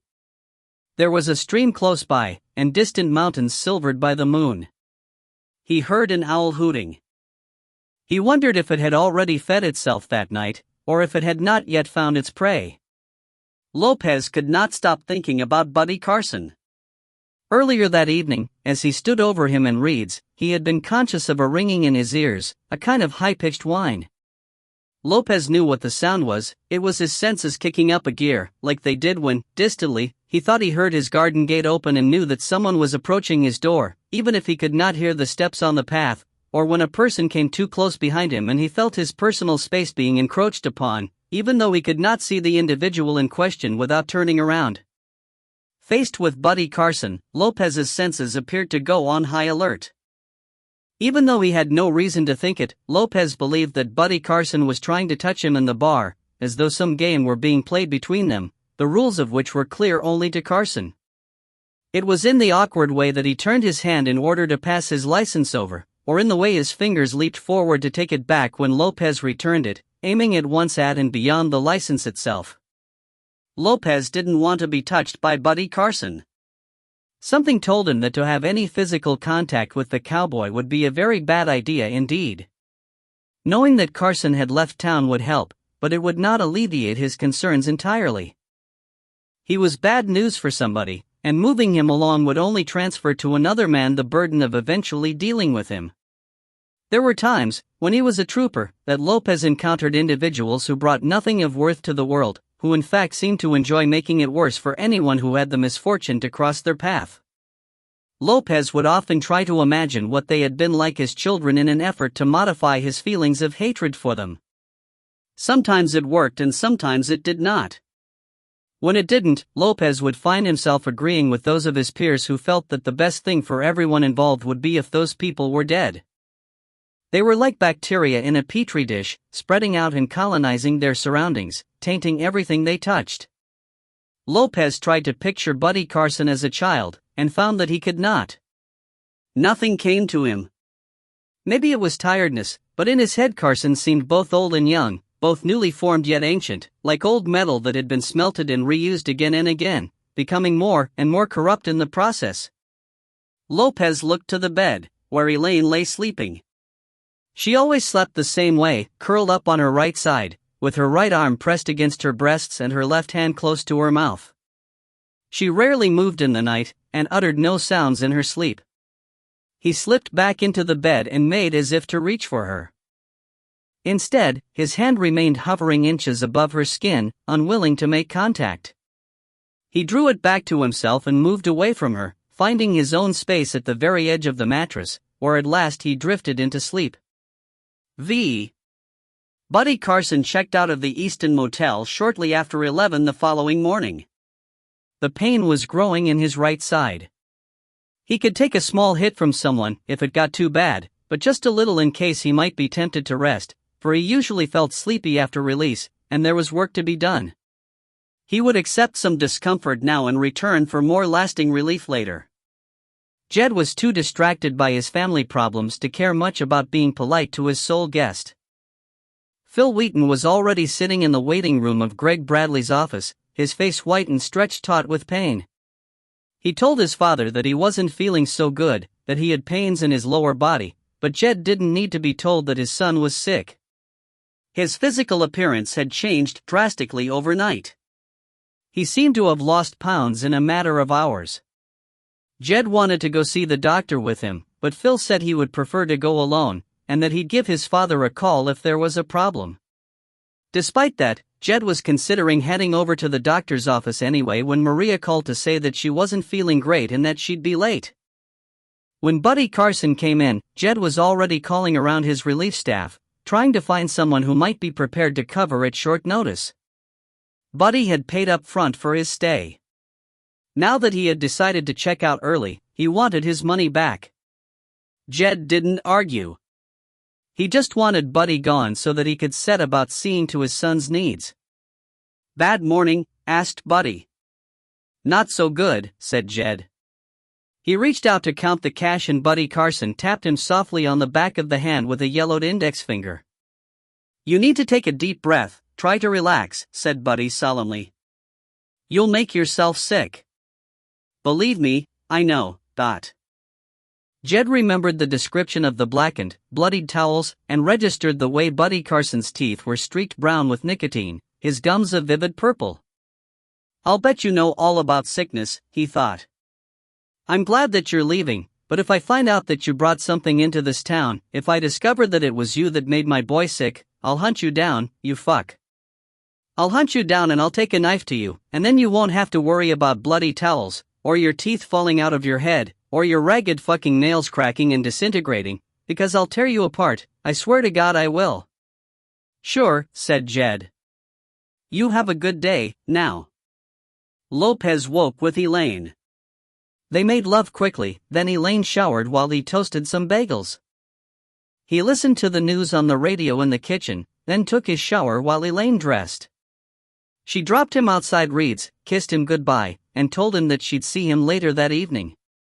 He watched her drive away, waving to her as she turned the corner and left his view, then strolled over to talk to Eddie Reed, who was sweeping the steps outside the bar. "Economy drive?" he asked. "I thought you had employees to clean steps while you counted your millions in a back room." "Two called in sick," said Eddie. "Today of all days they have to get sick. You'll have no problem getting folks to help out if you're in trouble." Eddie stopped sweeping and leaned on the handle of the brush. I guess you're right, Dot. He sucked on his lip, as though trying to reach a decision with himself, then said to Lopez, You got a minute to look at something? Lopez shrugged and followed him into the bar. Reed led him to the men's room, then opened the door. Last one, he said. Lopez walked past the urinals.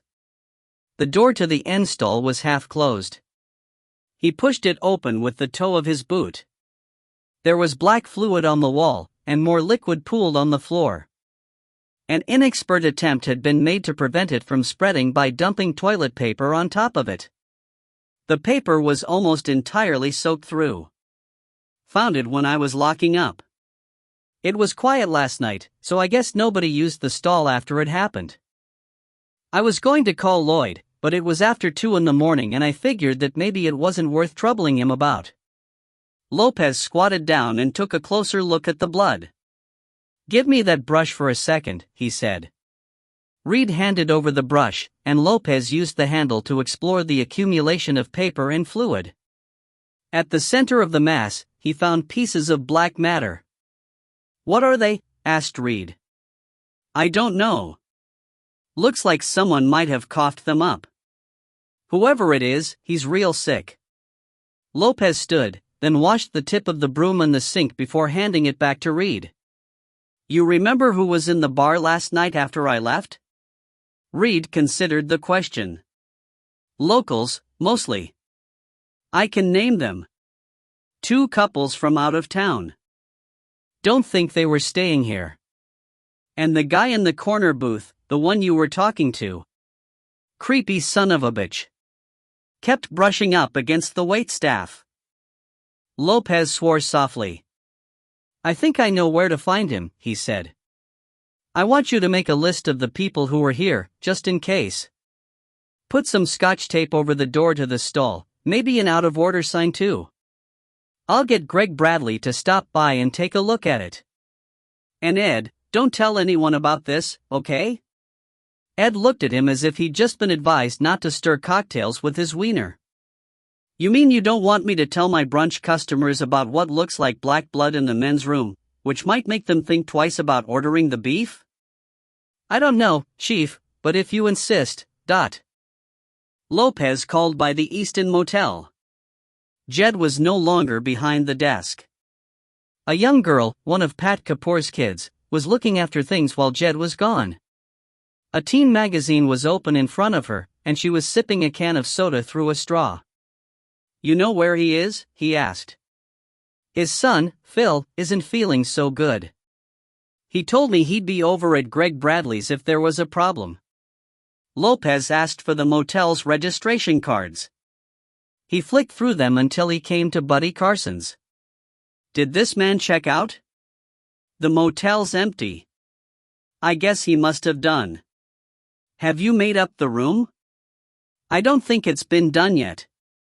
I guess I'll have to do it when Jed gets back, Dot. She made a barfing gesture by sticking her finger in her mouth, then gave Lopez the key to 12 before returning to her magazine. Hey, she called, as he was about to leave. Should I ask you for a warrant or something? Why, he asked. You got something to hide? Maybe, she said, coquettishly. Her lips closed around the straw. She sucked deeply, never taking her eyes from him the whole time. Lopez left her to it, wondering if maybe he shouldn't have a talk with Pat Kapoor about his little girl. The room was neat and empty. The toilet roll was folded into a little triangle at the end, and none of the towels had been used. The bed had been slept on rather than in. Lopez could see the depression Buddy Carson's body had made on the quilt. The quilt was yellow and green. Where it covered the pillows, Lopez saw a dark stain. Black blood, not much, though. Lopez thought he could see traces of it in the toilet bowl too, although nothing like the men's room at Reed's. It looked like Buddy Carson wouldn't be creeping people out for much longer. Lopez tried to find an ounce of sympathy for the man, but failed. He closed the door, returned the key, and headed home to change into his uniform. Greg Bradley was having a bad morning. First, there was Maria Dominguez, with a lump in her breast the size of a walnut. He'd warned her again and again about screening, but she was a big, buxom woman in the fullest bloom of health. People like her believed that they just couldn't get sick. He'd given her a referral for Manchester and made the appointment for her for that afternoon. She'd called her husband from the office and he had collected her. As soon as they were gone, Greg phoned Amy Weiss, the counselor he used, and told her the details. She assured him that she'd call the house and offered to accompany Maria to Manchester. Now there was Phil Wheaton. He began to cry almost as soon as Greg examined him, big silent tears that rolled down his cheeks and exploded on his bare thighs. Greg tried to keep his voice calm as he examined him. "How long have you had this, Phil?" he asked. "Just since yesterday." Greg looked up at him. "Seriously, Phil? I need you to tell me the truth." "That is the truth. Honest, I wouldn't lie about something like this. I mean, look at me." It flew in the face of all medical knowledge, but Greg was inclined to believe him. The expression on Phil Wheaton's face was one of absolute fear and panic, and Greg had become expert at spotting the liars in his office. But this made no sense. He was looking at what he very much suspected was an advanced stage of testicular cancer. He tested him for discomfort and found pain centers as high as his abdomen. "Okay, Phil, we need to get you looked at by a specialist. You got someone you can call?" "My dad," said Phil. "Can I call my dad?" Greg told him to pull his pants up, then went out to ask his secretary to call Jed Wheaton, but the older man was already in the waiting room, staring at the bulletin board on the wall without taking any of it in. Greg walked over to him, touched his shoulder, and gestured toward the second consulting room at the opposite end of the hallway from where his son was dressing. "Jed," he said. "You want to come inside with me for a moment?" Lopez relieved Lloyd and Ellie, then left Chris Barker, another part-time cop, in charge of the station house while he did his rounds. It would be a long day today, culminating in the event at Reed's, which would require him to be present and in uniform for the occasion. He called Greg Bradley's office, but Lana told him that the doctor was pretty much tied up for the morning, and asked him to call back later. Lopez decided that the blood in Reed's could wait until the afternoon. Once Greg had taken a look at it, Reed could get the stall cleaned up before the crowds started to arrive. Buddy Carson, the guy, certainly managed to leave his mark on a place. It was Lloyd who spotted the red Dodge Charger. He was halfway home, and thinking only about his bed, when he saw it parked under a bank of trees beside Easton's old bowling alley, long since boarded up and slowly falling into disrepair. Lopez sometimes commented that Lloyd had a mind like a sorting office, everything in its right place, the smallest of facts correctly filed away. A seemingly innocuous detail could set Lloyd off, leading him to flip diligently through the storehouse of his mind until he came up with the relevant case. Among the heads-ups in the IN tray that morning was a bulletin concerning the deaths of a family in Colorado. While medical experts were still examining the bodies, state police and, for reasons that weren't made clear in the bulletin, the feds and the health authorities were anxious to talk to a man who might have visited the scene. Apparently, the owner of a neighboring ranch had noticed a red Dodge Charger entering the property a day before the bodies were discovered. He couldn't make out the plate, but the driver was male, and the witness thought he might have been carrying a white hat in his hand. Now here was a red Dodge Charger. It was a long way from Colorado, but there was no mistaking it. Standing beside the car was a thin man wearing a white cowboy hat and eating a candy bar. There was something stuck on the front of the hat, just above the brim. Lloyd didn't know that this was Buddy Carson, the same man Lopez had asked Ellie to run a check on the night before, because Lopez hadn't mentioned a car. Lloyd pulled into the lot. He didn't have a radio in his truck, but he did have a cell phone. He could call Lopez, he supposed, but he decided to see what the guy had to say for himself first of all. He pulled up about 10 feet from the man in the hat and opened his door. Lloyd was still wearing his uniform, but the man didn't appear troubled by the sight of him. Either he was very cool or he didn't have a lot to hide. The trouble was that those who had the least to hide tended to worry the most when confronted by a cop in uniform. It was the quiet ones who needed to be watched. "Morning," said Lloyd. "Everything okay here?"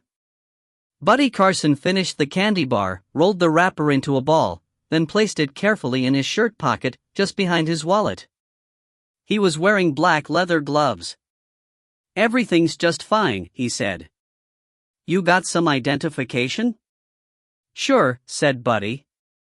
He took his wallet from his pocket, found his driver's license, and handed it to Lloyd, but Lloyd jerked his hand away at the last moment and the license fell on the ground between them. He felt as though he had come too close to an electrical field, bristling and humming with dangerous energy, contained only by the thin leather of the man's gloves. "What the hell was that?" he asked. Buddy Carson didn't answer. Instead, his mouth opened wide, and a steady stream of black fluid struck Lloyd Hopkins in the face. He stumbled backward, his eyes burning. He tried to reach for his gun, but Buddy moved in on him, wrenching his arm away from the weapon and hitting him on the bridge of the nose with the heel of his right hand. Lloyd went down, and Buddy took his gun. Buddy listened for a second, but could detect no cars coming. He considered shooting the cop, but was afraid that someone as yet unseen might hear, and he couldn't risk dissipating his energies by taking him in the usual way. Instead, he slipped the gun into his belt, then raised his foot and brought the heel of his boot down hard on Lloyd's head. By the third strike, Lloyd Hopkins was dead. Greg Bradley cleared his office by 12:30, then told Lana to go home. Fridays were always half-days, but Lana was in even more of a hurry to leave than usual since she was due to help Eddie Reed with the preparations for the charity evening. Once she had left, turning the sign on the door to close on her way out, he sat down at his desk and put his head in his hands. It was as bad a morning as he could ever remember. Maria and her husband driving out of the lot, she with her head lowered, too stunned even to cry, Jed Wheaton trying to console his weeping son, and a call from Manchester to say that Link Fraser had passed away during the night. 3 cancer cases in as many days, at least 2 of them massively advanced and 2 of them connected with the Easton Motel. He replayed the message Jed had left on his machine the night before. He had wanted to question him more closely about his sick guest, the one who had bled all over the towels, but Jed's attention was now fixed entirely on his son. Anyway, the guy had checked out that morning. The towels were still there, Jed told him. Maria had placed them in a bag in the laundry room, just in case. But this was cancer, and different forms of cancer. How could they be linked to one man? There was something terribly wrong. He had to talk to Lopez. He was about to get his coat when he heard someone enter reception and close the door. There was the sound of the lock being engaged. He walked out to the receptionist's desk. "Sorry," he began. Buddy Carson had wiped most of Lloyd Hopkins's blood from his face, but it still streaked his nose and forehead. His lips were drawn back from his mouth, and Bradley could see what looked like oil caked at the corners. Buddy's right hand swept across from left to right, knocking Greg Bradley back into his office. The pointed toe of a cowboy boot struck the doctor in the left kidney, and then Buddy Carson was sitting on his chest, his knees pinning his quarry's arms to the floor. "I'm sorry, Doc," he said, "but Buddy ain't got time for your shit." He held a glass jar in his left hand. Using his thumb and forefinger, he unscrewed the lid. Something black inside the jar twisted in response to the action. Buddy shifted his position, now using his shins on the doctor's arms while his knees gripped his head. He leaned over, then pressed the open end of the jar against Bradley's left ear. Like a slug, the black tumor began to slide across the glass toward its host. The day crawled by. Lopez got tied up with a domestic dispute, eventually hauling in the husband to give him time to cool off in a cell. There were couples in the town who seemed to spend most of their married lives first beating up on each other, then breaking up with each other, before finally getting back together in time to start the whole cycle once more. Charges were often threatened but rarely pressed, and Lopez had forced himself not to become clinically depressed by the number of women who stayed in, or returned to, abusive relationships despite every effort to help them. He knew it wasn't that simple, and he had heard all the complex psychological arguments about the nature of such relationships, but that still didn't stop him from wanting to take a length of rubber hose to some of the men and to shake some sense into the women. The guy currently languishing in his cell had not come to his attention before. According to his wife, he had lost his job a couple of months earlier and begun drinking more than usual. Money was tight and bills were going unpaid. What began as an attempt to have a reasoned discussion had escalated into shouting and then, briefly, violence. A neighbor called the police, and now the husband was in a cell and Lopez had left another message on Amy Weiss's phone asking her to try to schedule an appointment with the wife. Lopez called Greg Bradley's office, but got the machine. He tried the doctor's cell, but got a powered-off message. Finally, he made a call to Greg's house and, when there was no reply, got Lana over at Reed's and asked her if she knew where he was. She told him that she'd left him at the office, and filled him in some on the morning's events without mentioning the names of those involved, but she couldn't talk for long. Already there were people starting to arrive, and Lopez could hear Eddie Reed shouting in the background. Lopez let her go. He checked his watch. Lloyd Hopkins was late. He'd promised to return early to help out with the parking at Reed's. Again Lopez was forced to call both his cell and his home, but got no reply from either. "Doesn't anybody answer the damn phone anymore?" he asked. Nobody in particular. The only people within earshot were Barker and Ellie. They just exchanged looks and returned to their business with renewed vigor. Lopez asked Ellie to head over to Reed's until Lloyd made an appearance, then left Barker at the station while he took a ride over to Greg Bradley's office. The door was unlocked. He stepped inside and saw the papers on the floor, and the cracked glass in the office door where Greg's body had struck it. He drew his gun and advanced toward the room. It was empty, but there was a dark stain on the carpet. He checked the other rooms and found them empty. He had just picked up his handset to call Barker back at the station when he heard a sound from the closet at the end of the hallway. Its doors were chained and locked. Lopez ran to it. Someone was trying to speak, but the words were indistinct. "Greg?" The voice spoke again. "I'll have you out of there in a second," he said. He took his baton, twisted it against the chain, then pulled. The handle on the closet popped out of the wood, releasing the door. It shot open and what was left of Greg Bradley tumbled out onto the floor. His face was entirely black, and his eyes were hidden beneath his swollen flesh.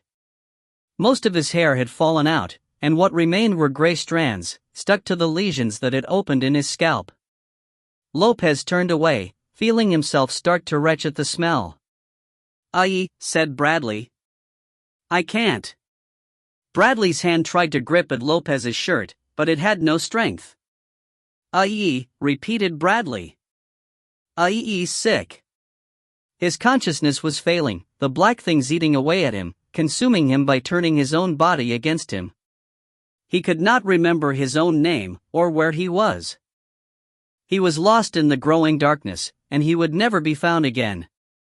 All that was left was pain, and the memory of the man who had brought it. And then even that was gone.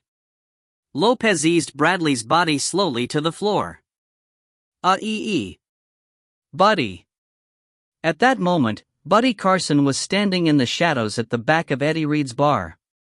The place was filling up nicely, with more cars arriving every minute. A small, lithe female cop was helping to direct the new arrivals into the parking lot. Buddy waited patiently. He knew his chance would come, and it did. A fat woman in a Nissan, 3 of her howling brood crammed into the back seat, tried to buck the one-way system in the lot in order to grab a parking space close to the bar's back door.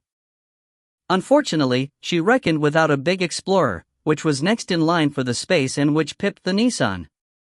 There was some shouting, which confirmed Buddy's view that the neighborliness in this town was only skin deep, before the Nissan backed away, glancing against someone's Lexus and setting off the alarm. The couple who owned the Lexus had not yet made it to the bar, and the sound of the alarm brought them scurrying back. It also brought the cop, who had to skirt the dumpsters behind which Buddy lay. He grabbed her quickly and without fuss, then left her bleeding amidst the trash. 5 minutes later, he was heading for the bar. The call about Lloyd Hopkins came just seconds after Lopez finished up with Barker. He had given the young part-timer a description of Buddy Carson and told him to alert the state police. He was trying to raise Ellie when Barker came back to him on the radio. He sounded on the verge on tears. "Chief, it's Lloyd," he said. "A couple of kids think they've found his body behind the old Metzger's bowl. His car's there too. They say he's been beat on pretty bad. What do you want me to do?" Jesus, not Lloyd. Lopez felt a wrenching in his gut. "Who are the kids?" "Ben Ryder and the Capoor girl. Pat Kapoor's daughter, the girl from the motel. She knew Lloyd Hopkins by sight." "I'm heading out there," he told Barker. "Get back on to the troopers again. Tell them we have one officer dead, and the suspect is Carson, Buddy Carson." Lopez didn't know for sure that Carson was responsible for Lloyd Hopkins's death, but he was the best suspect. Nobody local would ever even raise a voice to Lloyd Hopkins. "And Chris," he added, "you tell them to use extreme caution. Tell them not to even touch this guy. I think there's something wrong with him. He may be contagious, you understand?" He was about to hit the lights and speed to Metzger's, but paused before activating the siren. First Link Fraser was diagnosed with cancer, then Greg Bradley's receptionist had alerted him to 2 further possible cases. Now Greg was dead, his face a mess of tumors, and Lloyd Hopkins's body was lying in the deserted lot of an abandoned bowling alley, beaten and maybe diseased. But cancer wasn't contagious. It didn't work that way. He tried raising Ellie again, but with no success. Instead, he took out his cell and called Reed's. Eddie picked up on the 3rd ring. "Reed's. How can I help you?" "Eddie, it's Jim Lopez. Do me a favor. Look out into the lot, see if you can't spot Ellie Winters." He could hear voices in the background, and laughter. Music was playing. "Hang on, Chief," said Reed. The phone was put down, and in that instant Lopez made his decision. Minutes went by before the phone was picked up again, but by the time Eddie came back on the line Lopez was in sight of the bar. "No, I don't see her anywhere. Her car's outside, but..." Eddie Reed paused. "Hold on, there's something happening," he said. Then the music died, and Lopez heard somebody start to scream. Buddy had been preparing himself all day, working on the poison within him until it was distilled to its purest essence. He could feel it responding to his thoughts, readying itself for what lay ahead. The fluid with which he had blinded Lloyd Hopkins was waste matter and nothing more. He had kept back the real stuff, so that when he touched the first woman over by the ladies' room, the release of energy rocked him on his heels. He could almost see the black fluid seeping through his pores and entering the base of her skull. He felt lightheaded, and giddy with power, even as the woman's skin puckered and blackened before him. She spun toward him, her fingers reaching back to try to find the source of the pain, but Buddy was already moving. He touched a fat man on the hand, and a waitress on the shoulder blade. Her tray fell to the floor, the glasses upon it shattering. Then a woman screamed. Buddy thought it might be the bitch at the toilets, but in fact it was one of her companions, responding to the sight of the creeping tumor colonizing her friend's face. Buddy felt somebody reach for him, the man's hand closing firmly on his shoulder. Without looking, Buddy slapped back at his face and felt the surge again as the transfer occurred. He was making for the far corner of the bar, where a familiar blonde-haired woman was talking to a man in a gray suit. He had spotted the cop's girlfriend as soon as he entered the bar. He liked the idea of taking her while the venom was still so strong in him. He stretched out his arms in a crucifixion pose, his fingers trailing behind him, brushing against skin, cloth, hair as he began moving like a dark messiah through the crowd, quickly losing count of those whom he touched. For a moment, he found himself in a clear space. He drew a deep breath, his eyes briefly closing, and felt the worm uncoiling deep within his bowels. He released the breath and opened his eyes. The bullet hit him in the right shoulder, spinning him into the bar. He saw the female cop in the side entrance hallway, cold air entering through the open door behind her. Her hair was matted with blood and rivulets of red ran down the side of her face. She was almost slumped against the doorjamb, weakened by her injuries and exhausted by the effort it had taken her to get to the bar. Buddy reached under his shirt for the gun he had taken from Lloyd Hopkins as Ellie tried to clear her vision for a second shot. There was no pain from the wound, but the arm of Buddy's shirt was soaked in a black, viscous fluid. People were shouting and screaming, trying to put as much space between him and them as possible. Most of them were already on the ground, or seeking cover behind tables and flimsy chairs. Buddy felt his body changing. It was as though he were being stretched to bursting by some unseen force. He looked at his hands and saw his pores widening, expanding in size until his skin appeared to be pocked with half-inch-wide holes. They spat black fluid, like miniature volcanoes erupting. He felt more of them appear on his face, and liquid pressure building behind his eyes, increasing the bulge in his sockets and distorting his eyesight. The great worm writhed in his belly, and he felt it shoot tendrils through his system, causing him to spasm in agony. His clothing started to tear as dark nodes pressed upward, bursting through the denim and twisting in the air like newborn eels in clear water.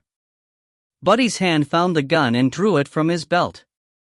The muzzle of the cop's pistol wavered, then fell as Ellie lost consciousness, her body sliding down the jamb. Buddy aimed, following her progress down. He saw her as a vague blue blur, almost lost amid the blackness encroaching upon his vision. He could kill her now, or use her to relieve some of the great force that threatened to overwhelm him. Buddy dropped the gun and advanced on the prone cop. Something tore a hole in the center of his being. A black spray erupted from his chest, dousing the tables and the floor.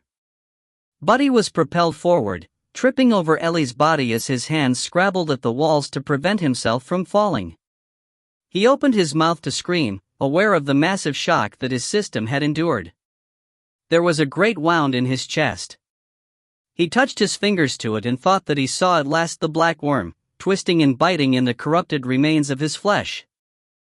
Its movements appeared frenzied and tormented, as though it sensed Buddy's end was near and was now intent upon chewing its way out of its host's system before it collapsed entirely. He turned to see Lopez standing at the bar, the stock of the big shotgun firm against his shoulder. Buddy's mouth was filled with fluid. It coursed down from the corners of his mouth as he spoke, turning his chin dark and losing itself in the hole in his chest. His vision left him, and he felt a great absence within as the link between the worm and himself was abruptly severed. "No cure," said Buddy. He was smiling in his final agonies, his mouth a mass of yellow and black like the half-chewed remains of wasps. "No cure for cancer." Buddy raised his gun blindly, and Lopez blew the top of his head off. 6. By the time the state police arrived, Buddy Carson's remains had turned to a dark, clotted mass on the floor of Reed's bar, with only his clothes, his boots, and his white straw hat to indicate that this had once been the form of a man. The snows came the next day, and piles of earth later marred the whiteness of the town cemetery as the bodies were buried. More would follow, as Buddy Carson's victims succumbed to the disease with which he had infected them. Some died quickly, others dragged on for weeks. Nobody lasted longer than a month. Reed's bar closed. So did the Easton Motel, as Jed followed his son, Phil, into the ground. People left for new places and the town began to decay, as surely as if Buddy had found a way to taint its buildings and corrode its streets. It was the beginning of the end for Easton.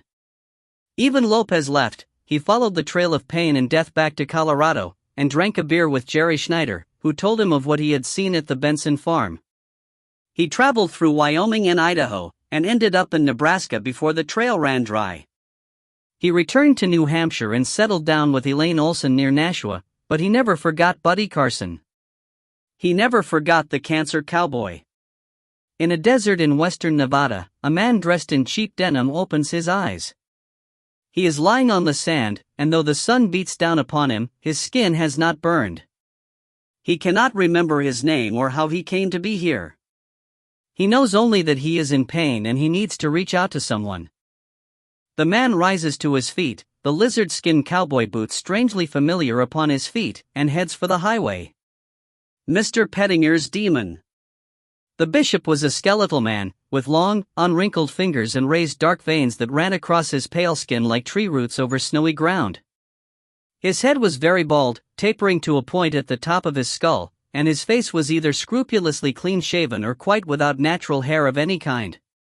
He was dressed entirely in purples and crimsons, apart from the white collar that rested at his neck like a displaced halo. When he stood to greet me, deep reds flowing from the pale sharpness of his head, I was struck by his resemblance to a bloody dagger. I watched as the fingers of his left hand curled slowly and carefully around the bowl of his pipe, while his right hand gently tamped tobacco into the hollow. There was something almost spider-like about the way those fingers moved. I decided that I didn't like the bishop's fingers, but then, I didn't like the bishop. We sat at opposite sides of the marble fireplace in his library, the flames in its grate the only source of illumination in the great room until the bishop struck the match in his hand and applied it to his pipe. The action seemed to deepen the sockets of his eyes and gave a yellow aspect to his pupils. I observed him draw upon the stem until I could abide the sucking of his lips no longer, then turned my attention to the volumes upon his shelves. I wondered how many of them the bishop had read. He seemed to me to be the kind of man who distrusted books, wary of the seeds of sedition and independent thought that they might sow in minds less disciplined than his own. "How have you been, Mr. Pettinger?" the bishop asked, when his pipe was lighted to his satisfaction. I thanked him for his concern and assured him that I was feeling much better. I still had some trouble with my nerves, and at night I twisted in my sleep to the sounds of shelling and the scurrying of rats in the trenches, but there was little point in telling that to the man before me. There were others who had returned in a far worse state of disintegration than I, their bodies ruined, their minds shattered like dropped crystal. Somehow, I had managed to retain all my limbs and a little of my sanity. I liked to think that it was God who protected me through it all, even when it appeared that He had turned His back upon us and left us to our fate, although sometimes, in my darkest moments, I believed that He had deserted me long ago, if He ever existed at all. Strange the things that one recalls. There were so many horrors experienced amid the flesh and dirt that to choose one above another seemed almost absurd, as if an ascending graph might somehow be created in which offenses against humanity were graded according to their impact on the individual psyche. Yet again and again I came back to a group of soldiers standing against a flat, muddy landscape broken only by the trunk of a single, blasted tree. Some still had blood around their mouths, although so mired in filth were they that it was hard to tell where men ended and mud began. They were found in a shell crater by advancing troops, after a furious battle led to a minute shift in our lines, for British soldiers crouched over the body of a fifth man, their hands working upon him, tearing strips of warm meat from his bones and feeding them greedily into their mouths. The dead soldier was a German, but that hardly mattered.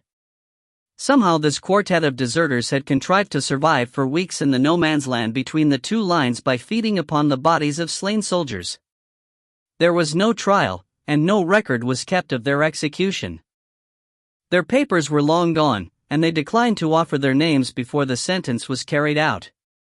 Their leader, or at least the one to whose authority the others most clearly deferred, was in his 30s, the youngest still in his teens. I was permitted to say a few words on their behalf, to beg forgiveness for what they had done. I was standing to one side of them, praying as they were blindfolded, when the eldest one spoke to me. "I have tasted it," he said. "I have eaten the Word made flesh. Now God is in me, and I am God." He tasted good. He tasted of blood. Then he turned to face the guns, and they spoke his name. "I am God. I taste of blood."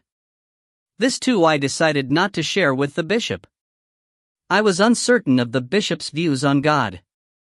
Sometimes I suspected that he considered the concept of the Lord as merely a convenient way of keeping the masses in check while securing his own authority.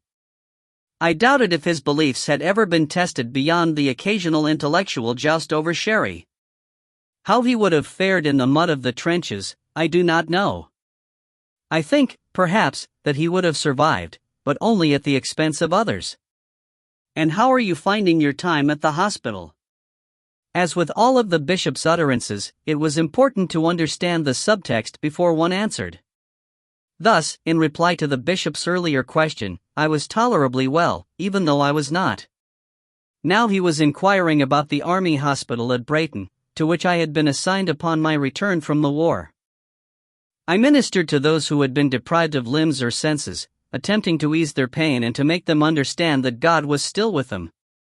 And while I was, nominally, a member of the hospital staff, I felt that I was as much a patient there as they were, for I too required pills to help me sleep, and had occasional recourse to the more enlightened of the head doctors in an effort to shore up my fractured sanity. I had been back in England for 6 months. All I wanted was some quiet place where I could minister to the needs of my flock, preferably a flock that was not intent upon blowing out the brains of someone else's flock. The bishop had the power to grant me my wish, if he chose to do so. I had no doubt that he was astute enough to sense my dislike, although I imagined that my feelings were of little concern to him. If nothing else could be said for the bishop, at least he was not in the habit of allowing his emotions, or the emotions of others, to influence his decisions. His question still dangled in the air between us. If I told him that I was happy at the hospital, he would transfer me to a more arduous posting. If I told him that I was unhappy at the hospital, I would be there until my dying day. I was hoping that you might have found a living for me, I replied, opting to answer a different question entirely. I am anxious to resume parochial work. The bishop waved those arachnoid fingers in response. In time, Mr. Pettinger, in time. We must walk before we can run. First, I require you to comfort an afflicted member of our own flock. You know Chetwynd, I assume? I knew it. Chetwynd was a small parish, perhaps a mile or two from the southwest coast. One minister, hardly any parishioners, and not the most rewarding of livings, but there had been a church there for a long time. A very long time. Mr. Fell currently has responsibility for the parish, said the bishop. Despite possessing many admirable qualities, he has endured his difficulties in the past. Chetwynd was adjudged to be a suitable place for him to recuperate. I had heard stories of Mr. Fell. His disintegration was rumored to have been quite spectacular, involving alcoholism, unexplained absences from services, and obscure rantings from the pulpit during those services that he remembered to attend. It was the last that proved to be his undoing, for in making public his difficulties he embarrassed the bishop, and the bishop was a man who prized dignity and decorum above all else. Mr. Fell's punishment was to be banished to a living where few would be present to listen to his ravings, although I did not doubt that the bishop retained agents in Chetwynd who would keep him apprised of the minister's activities. I was told that he suffered a crisis of faith, I said. The bishop paused before answering. He sought proof of that which must be understood through faith alone, and when that proof was not forthcoming he began to doubt everything. In Chetwynd, it was believed that he might find a place in which to heal his doubts, and to rediscover his love of God. The words, I thought, emerged hollowly from the shell of the bishop. But it appears that we were wrong to assume that Mr. Fell was capable of restoring himself in comparative solitude. I am informed that he has begun to behave even more oddly than usual. He has taken to locking the church, I hear. From the inside. He also appears to be engaged in some form of renovation work for which he is temperamentally and vocationally ill-suited. His congregation has heard him digging and hacking at the stones within, although I am told that there are, as yet, no obvious signs of damage to the chapel itself. What would you have me do? I asked. You are practiced in the art of dealing with broken men. I have heard good reports of your work at Brayton, reports that lead me to believe that you are perhaps ready to return to more conventional duties. Let this be your first step toward the living for which you ask. I want you to talk to your brother cleric. Comfort him. Try to understand his needs. If necessary, have him committed, but I want this to stop. Do I make myself clear, Mr. Pettinger? I want no more trouble from Mr. Fell. And with that, I was dismissed. The next day, my replacement arrived at Brayton, a young man named Mr. Dean, with the instructions of his tutors still ringing in his ears. After an hour in the wards, he retreated to the bathroom. When he eventually emerged, his face was considerably paler, and he was wiping his mouth with a handkerchief. "You'll get used to it," I assured him, although I knew he would not. After all, I never did. I wondered how long it would be before the bishop was forced to replace Mr. Dean as well. The train brought me to Evanstow. From there, a car arranged by the bishop collected me and brought me 10 miles west to Chetwynd, depositing me, after a cursory farewell from the driver, at the entrance to Mr. Fell's garden. It was raining and I could smell salt on the air as I walked up the path to the minister's house, the sound of the departing car gradually fading as it returned to Evanstow.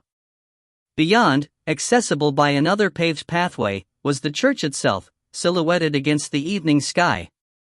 It stood not at the center of the village, but about half a mile beyond it, and there were no other dwellings within sight of it. It had once been a Catholic church, but it was sacked during the reign of Henry and then later claimed for the new faith. Small and almost primitive in construction, it still retains something of Rome about it.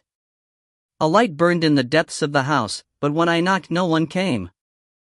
I tried the door and it opened easily, revealing a wooden hallway leading to a kitchen straight ahead, with a flight of stairs to the right and a doorway to the left into a living room. "Mr. Fell?" I called, but there was no reply. In the kitchen, some bread lay on a plate covered by a napkin, a jug of buttermilk beside it. Upstairs, both bedrooms were empty. One was tidy, with spare blankets laid out carefully at the base of a newly made bed, but the other bedroom was strewn with clothes and half-eaten food. The sheets upon the bed did not appear to have been laundered in some time, and there was a smell from them, as of an old man's unwashed body. There were cobwebs on the windows, and mouse droppings upon the floor. Yet it was the writing desk that drew my attention, for it, and what lay upon it, had obviously been the focus of Mr. Fell's interest for some time. I cleared some stained shirts from the chair and sat down to examine his labors.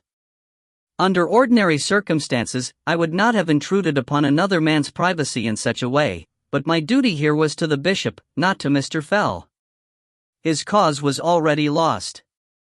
I did not want mine to join it. 3 old manuscripts, so yellow and worn that the writing had almost faded away, occupied pride of place at the center of a storm of papers.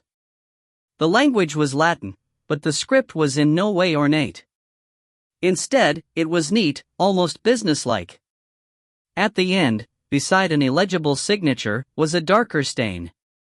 It looked like old, dried blood. The documents appeared to be incomplete, with sections missing or unintelligible, but Mr. Fell had made a considerable job of translating what remained. In his neat script he had recorded 3 extended sections, the first of which related to the foundation of the original church at the end of the last millennium. The second appeared to describe the location of a particular stone formation on the floor, originally marked by a tomb of some kind. Beside it was a rubbing on thin paper, revealing a date 976 AD and a simple cross, behind which was a design of some kind. I could make out an eye at either side of the vertical trunk of the cross, and a great mouth segmented by the lower, as though the cross were resting upon the face beneath. Long hair streamed from its skull, and its eyes were huge with fury, but the features were not human. It reminded me of a gargoyle, but the impishness of such creatures was absent, and a grave malevolence appeared in its place. I turned to the third part of Mr. Fell's ongoing work. He had obviously encountered the greatest difficulty with this section. The translation was littered with gaps, or guessed words indicated by question marks, but he had underlined the terms of which he was certain. They included entombed and malefic. But there was one that had been repeated again and again throughout the text, and which Mr. Fell had in turn emphasized in his translation. That word was demon. I left my bag in the second, uncluttered bedroom and looked out of the window. It faced toward the chapel, and there I saw that a light burned. I watched it flicker for a time, then went downstairs and, remembering Mr. Fell's reported habit of locking the church, searched until I found a set of dusty keys in a small cabinet. These in hand, I took an umbrella from the stand beside the door and made my way to the house of God. The front entrance was locked, and through a gap in the door I could see that a bar had been raised across it from within. I knocked hard and called Mr. Fell's name, but there was no reply. I was walking to the rear of the church when, close by the east wall, but low, almost as if it came from beneath the ground, I heard a slight noise. It was the sound of someone tunneling slowly, inch by inch. And yet, listen though I might, I could not discern the use of any tool. It was as if all the work were being done by hand.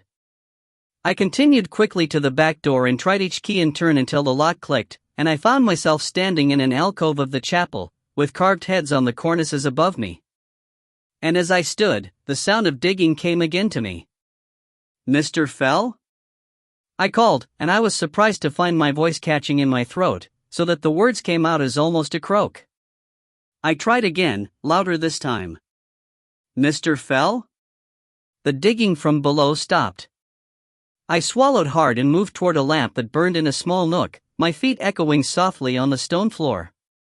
Rainwater and sweat mingled upon my face. The moisture tasted like blood upon my tongue. The first thing I saw was the hole in the floor, beside which stood a second oil lamp, its fuel almost depleted, so that the flame was tiny and flickering. A number of stones had been removed and placed against the wall, leaving a gap big enough for a man to squeeze through. One of the stones, I noticed, was the model for the rubbing on Mr. Fell's desk. Now, although the stone was worn, the face behind the cross could be more clearly discerned, and what I had taken to be flowing hair now appeared to be flames and smoke issuing from the features of the creature, so that the cross seemed to be branding it.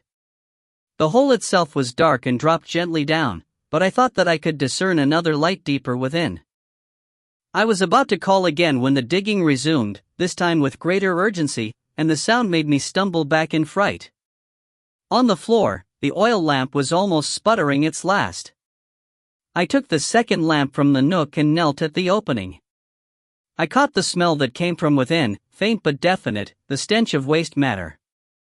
I took my handkerchief from my pocket and wrapped it around my nose and mouth. Then I sat on the lip of the hole and gently lowered myself down. The tunnel was narrow and sloped, and I felt myself sliding on stone and loose earth for a few feet, the lamp held low before me in case it might break upon the roof. For a moment, I feared that I might fall into some great chasm, with only darkness around me as I plummeted, never to be found again. Instead, I landed on stone, and found myself in a low tunnel, perhaps only 4 feet at its highest point, which curved ahead of me and to the right. Behind me, there was only a blank wall. It was intensely cold in the tunnel. The sound of digging was stronger and more noticeable now, but so too was the smell of excrement. Holding my lamp ahead of me, I walked, crouching along the stone flags of the tunnel, following it as it sloped down, ever down. Where old supports had decayed, someone I guessed that it was Mr. Fell had made improvements, adding new braces to hold the roof. One support in particular caught my eye. It was larger than the others, and covered in carvings of writhing serpents, with the face of a beast at its highest point, tusks sprouting from either side of a snout mouth, its eyes hidden beneath a thick, wrinkled brow. The face was reminiscent of that on the marker stone in the chapel, although better preserved and far more detailed in its depiction, for I had noticed no tusks before. 2 heavy ropes snaked from either side of the brace, with a knot at each end. When I looked closely, I found them connected to a pair of iron rods hammered into a gap in the stone. The ropes were new, the rods old. From the looks of them, if these ropes were pulled, then the stones would collapse, taking the brace with them. And I wondered why this tunnel had ever been built, and why someone had taken the precaution of contriving a mechanism to destroy it if the need arose. The digging grew closer and closer, the tunnel ever cooler. It was narrower now, and far more difficult to negotiate, but I found myself hurrying, my curiosity briefly overcoming my unease. I was crouched almost double, and the stench was becoming unbearable, when I rounded a corner and my foot touched something soft. I looked down and heard myself moan. A man lay at my feet, his mouth contorted and his face deathly white. His eyes were open, and there was blood in the corneas, where tiny vessels had burst under some dreadful pressure. His hands were raised slightly, as if to ward off something before him. The clothes of his ministry were tattered and filthy, but I had no doubt that I was in the presence of the remains of the late Mr. Fell. When I looked up, I saw what I thought at first was simply a stone wall, but at the center of the wall was a hole, big enough for a man's head to fit through. From behind it came that picking sound, and I knew then what I had been hearing. It was not Mr. Fell digging down, but something else digging up. I raised the lamp and examined the breach in the wall. At first, I saw nothing. The wall was so thick that my light barely penetrated through the hole. I drew closer, and suddenly there was a gleam from within as the lamp caught a pair of eyes, entirely black, as if the pupils had permanently enlarged themselves over time, desperately seeking light in that dark place. There was a flash of yellow bone as those great tusks were revealed, followed by a hiss, like an exhalation of breath. Then the image was gone, and a moment later the presence in the chamber struck the wall from behind. I heard it grunting with effort as it retreated and threw itself once more against the barrier. Dust descended upon me from the roof, and I thought I heard some of the stones in the wall shifting. A claw appeared through the hole. Its fingers were long, impossibly so, and appeared to be jointed at least 5 or 6 times. Huge curved nails erupted from the ends, clouded with dirt. A gray scaling covered the bones, and thick, dark hairs protruded from cracks in the skin. It reached for me, and I felt its fury, its malevolence, its searing, desperate intelligence, and its absolute loneliness. It had been imprisoned here in the darkness for so long, until Mr. Fell had commenced his translation and begun to explore, moving rock from where it had fallen, clearing debris and restoring braces as he drew closer and closer to the mystery of this place. The fingers were withdrawn, and the beast hurled itself again at the wall. A fine tracery of cracks shot out from the hole at its center, like threads on a spider's web. I retreated, backing farther and farther away from it, until the tunnel grew wide enough that I felt that I could turn. For a moment, I thought that I had trapped myself in doing so, and found that I could go neither backward nor forward. Now the beast was howling, but in between its cries I thought I could discern words, although they were spoken in no language that I had ever heard. With a final effort that tore my coat sleeve from my arm and ripped open a wound on my skin, I freed myself and ran. I heard stone falling behind me, and I knew that the creature was close to breaking through. Seconds later, my fears were realized, for I discerned the sound of its clawed feet upon the stones as it pursued me through the tunnel. I began to pray and cry at once, so terrified was I. My feet could not move fast enough, and the narrow, curving passageway arrested my pace. I could sense the thing growing nearer, could almost feel its breath on my neck. I cried out, and considered using my lamp as a weapon, but I feared being trapped in darkness with the beast, and so I continued to run, never looking back, cutting my skin on the stones and stumbling twice on the uneven ground until I reached, once more, that ornate support, where I turned to face it at last. There came the sound of those talons scraping on the stone, moving faster and faster, as I groped for the ropes, found them, and pulled. Nothing happened. I heard iron bolts falling, but no more. A clawed hand appeared at the edge of the tunnel, its nails scraping along the stones, and I prepared to die. But as I closed my eyes, something rumbled above me, and I pushed myself back instinctively. The tunnel shook as the beast advanced, and a shower of rocks fell at my feet. I heard the thing roar, and suddenly it was lost from sight as the ceiling collapsed. Yet I thought that I could still hear it as the rocks descended, howling in rage and frustration as it retreated farther and farther in its efforts to escape burial beneath tons of rubble.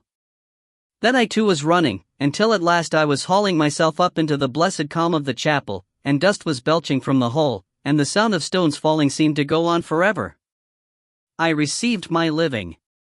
It is a small church, an old church.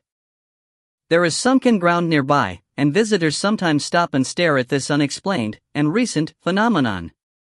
Some damage to the floor of the chapel has been repaired and a new, larger stone set in the place where Mr. Fell began his excavations. That stone now marks his burial site. I have few parishioners and fewer duties. I read. I write. I take long walks by the seashore. Sometimes I brood on Mr. Fell, and the great thirst for proof of the existence of the divine that led him to begin his excavation, as though by finding its opposite he might somehow have banished all of his doubts. I light candles for him, and I pray for his soul. The documents have been taken away and now, I suspect, they rest in the bishop's safe, or in the care of his superiors. Perhaps their ashes lie in his fireplace, as he tamps tobacco into his pipe and lights its bowl in the darkness of his library. Where they were discovered, and how they came to be in Mr. Fell's possession, remains a mystery. Their origins do not matter, and their confiscation does not trouble me. I do not need yellowed paper to recall the creature to mind. It stays with me, and it will always be thus. For sometimes, when I am in the church alone at night, I believe that I can hear it digging, patiently and intently, moving tiny stone after tiny stone, its progress infinitesimally slow, yet still progress for all that. It can wait. After all, it has eternity. The Earl King. How should I begin this story?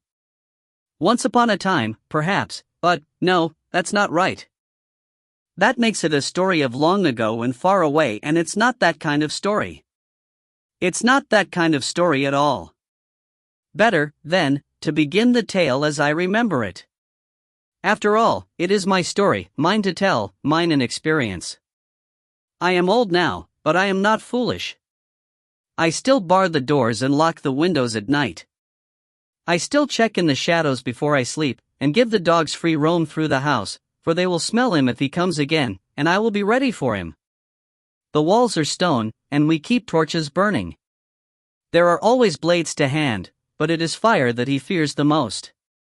He will take no one from my house. He will steal no child from under my roof. My father was not such a careful man. He knew the old stories, for he told them to me when I was a boy, tales of the Sandman, who tears out the eyes of small boys who will not sleep, and of Baba Yaga, the demon witch, who rides in a chariot of old bones and rests her palms on the skulls of children, and of Scylla, the sea monster, who drags men into the depths and has an appetite that can never be appeased. But he never spoke of the Earl King. All that my father would say was that I should not venture into the woods alone, and that I should never stay out beyond nightfall. There were things out there, he would say, wolves and worse than wolves. There is myth and there is reality, one we tell and one we hide. We create monsters and hope that the lessons wrapped in their tales will serve to guide us when we encounter that which is most terrible in life. We give forged names to our fears, and pray that we may face nothing worse than what we ourselves have created. We lie to protect our children, and in lying we expose them to the greatest of harms. Our family lived in a small house, close to the edge of the forest at the northern end of our little village. At night, the moon would drench the trees, relieving the dark expanse of woodland and creating silver spire upon silver spire, receding into the distance like a convergence of churches. Beyond were mountains, and great cities, and lakes as wide as oceans, so that a man might stand on one side and be unable to see land on the other. In my child's mind, I would picture myself passing through the barrier of the woods and into the great realm that they concealed from me. At other times, the trees would promise me shelter from the adult world, a cocoon of wood and leaves in which to hide myself, for such is the lure of dark places for a child. I would sit at my bedroom window late at night and listen to the sounds of the forest. I learned to distinguish the hooting of owls, the flapping of bat wings, the panicked scurrying of small things seeking to eat without being consumed in their turn. All of these elements were familiar to me, and they lulled me to sleep. This was my world, and for a time there was nothing in it that was not known to me. Yet I recall one night when all seemed quiet, when it appeared that everything living in the darkness below had momentarily stifled a breath, and as I listened I sensed a presence moving through the consciousness of the forest, searching, hunting. A wolf howled, a quaver in its tone, and I could hear the fear communicated in its cry. Within moments, the howl turned to a whine, rising in pitch until it resembled a scream before it was suddenly cut off forever. And the wind blew the curtains, as if the woods had at last released their breath. It seemed that we lived our lives at the very edge of civilization, aware always that beyond us lay the wildness of the forest. When we played in the schoolyard, our cries hung in the air for a moment, then seemed to be sucked into the dense woods, our childish voices wandering lost between the trees before fading at last into nothingness. But beyond that tree line, a creature waited, and it drew our voices from the air like a hand plucking an apple from a tree, and it devoured us in its mind. There was a light dusting of snow upon the ground, the earliest fall of winter, when first I saw it. We were playing in a field by the church, chasing a red leather ball that stood out like blood upon the whiteness of the ground. A gust of wind arose where no wind had been before. It carried the ball upon it until it came to rest in a patch of young alders some distance into the forest. Unthinkingly, I followed. As soon as I passed beyond the first of the great fir trees, the air around me grew colder and the voices of my companions were lost to me. Dark growths of fungus hung upon the shaded sides of the trees, close to the ground. I saw a dead bird lying at the base of one such cluster, its body collapsed in upon itself and seepage from the mushrooms frozen above it in a yellow, clotted mass. There was blood on its beak, and its eyes were tightly closed, as though the bird were lost forever in the remembrance of its final pain. I moved farther into the forest, the imprint of my passing trailing behind me like an unseen rank of lost souls. I parted a cluster of alders and reached for the ball, and as I did so, the wind spoke to me. It said, "Boy. Come to me, boy." I looked around, but there was no one near me. The voice came again, closer now, and in the shadows before me, a figure moved. I thought at first that it was the branch of a tree, so thin and dark was it, its frame wreathed in gray as if spiders had spun a thick skein across it. But the branch reached out, and the twigs of its fingers gathered and beckoned. Waves of strange desire emanated from it. They washed over me like the tides of a polluted sea, leaving me filthy and soiled. Boy. Beautiful boy. Delicate boy. Come, boy, embrace me. I grabbed the ball and backed away, but my foot caught on one of the twisted roots beneath the snow. I fell heavily on my back and a light thread touched my face. It was a gossamer strand of web, strong and sticky, which clung to my hair and seemed to coil around my fingers as I tried to push it away. Then a second fell, and a third, heavier now, like the filaments of a fishing net. Dim light speared through the trees, and thousands of floating strands were revealed. From the shadows where the gray being waited, line upon line of web floated, so that the figure appeared to be disintegrating, shedding itself upon me. I struggled and opened my mouth to cry out, but the threads were falling thickly now and they descended upon my tongue and tangled themselves around it so that I could not speak. The being advanced, silver web heralding its approach, and the mesh seemed to tighten upon me as I moved. With all the strength that I had, I pushed myself backward upon the ground and felt the strands catching on the roots, tearing apart and freeing me from their grasp. Branches scratched my face and snow gathered in my boots as I burst through the tree line, the ball still in my hands. And as I drew away, that voice came again. Boy. Beautiful boy. And I knew that it wanted me, and that it would not rest until it had savored me. That night, I could not sleep. I recalled the web, and the voice from the darkness of the forest, and my eyes refused to close. I twisted and turned, but I could find no rest. Despite the cold outside, the room was unbearably warm, so that I was forced to kick the sheet from my body and lie naked upon the bed. Yet I must have drifted into sleep, for it seemed that something caused my eyes to flicker open, and I found the light in the room was no longer what it had been. There were shadows in the corners where no shadows belonged. They shifted and twisted, but the trees outside remained undisturbed, and the curtains on the windows hung still and unmoving. And then I heard it, a soft, low voice, like the rustling of dead leaves. Boy. I rose up suddenly, my hands reaching for the sheet to cover my body, but the sheet was gone. I looked around and saw it lying discarded beneath the window. Even in my worst thrashings, I could not have sent it so far from my bed. Boy. Come to me, boy. In that corner, a presence seemed to hover.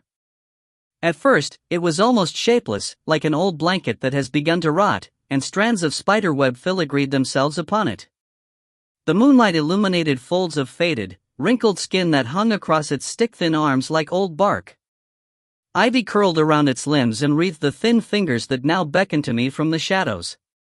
Where its face might have been, there were only dead leaves and darkness except at its mouth, where small, white teeth glistened. Come to me, boy, it repeated. Let me hold you. No, I said. I curled my legs up before me, trying to make myself as small as possible, to expose to it as little of my body as I could. No. Go away. At the ends of its fingers, an oval shape glittered. It was a mirror, its frame carefully ornamented, and shapes like dragons chased each other around its edges.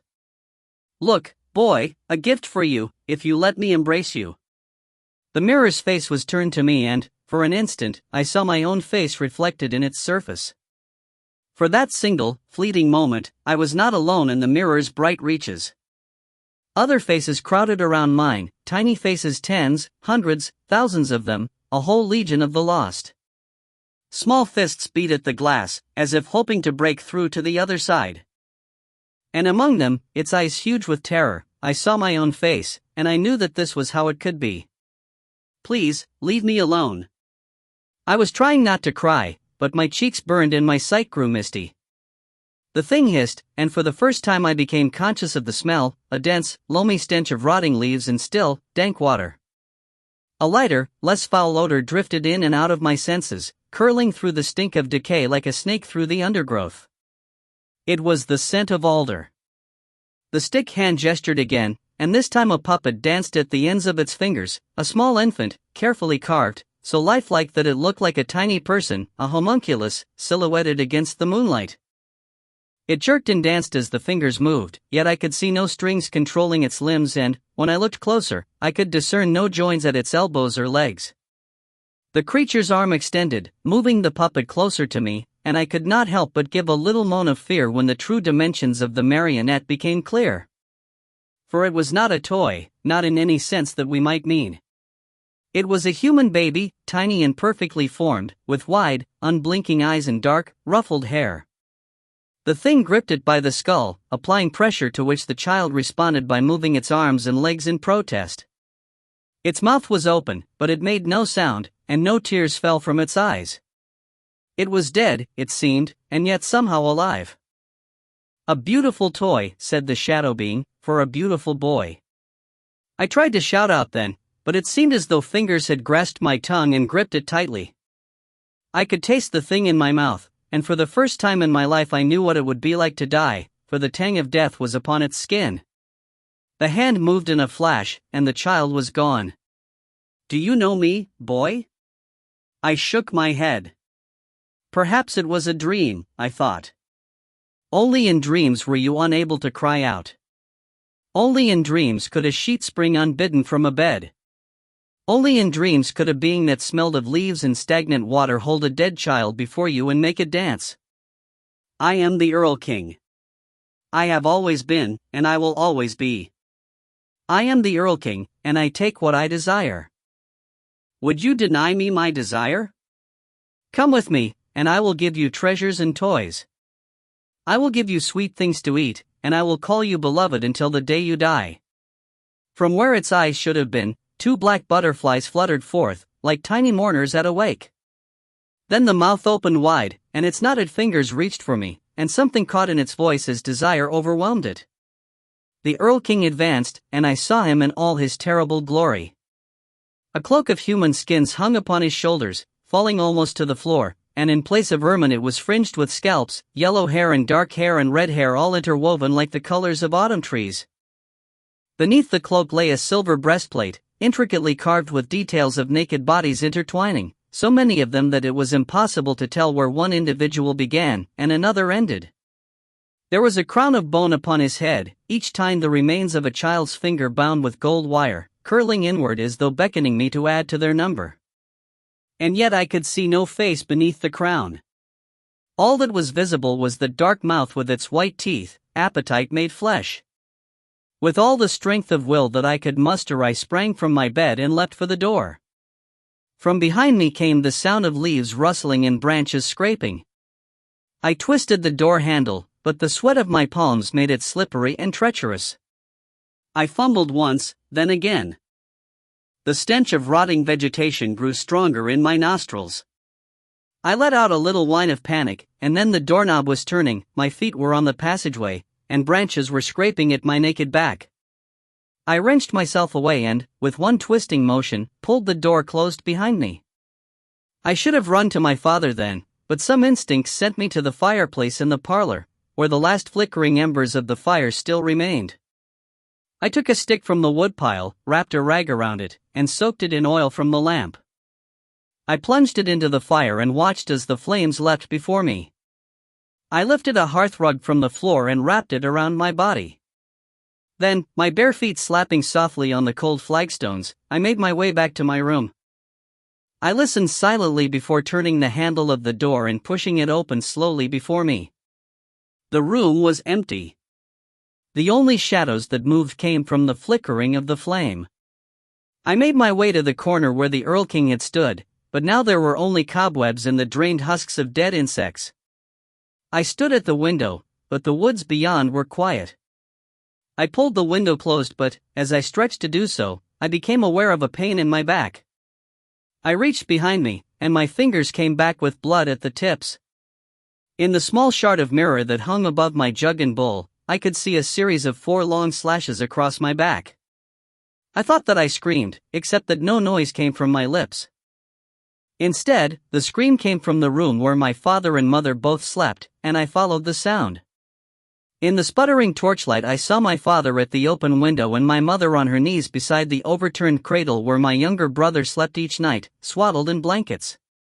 Now there was no sleeping infant, the blankets were strewn across the floor, and a dense, loamy smell, as of rotting leaves and still waters, hung in the room.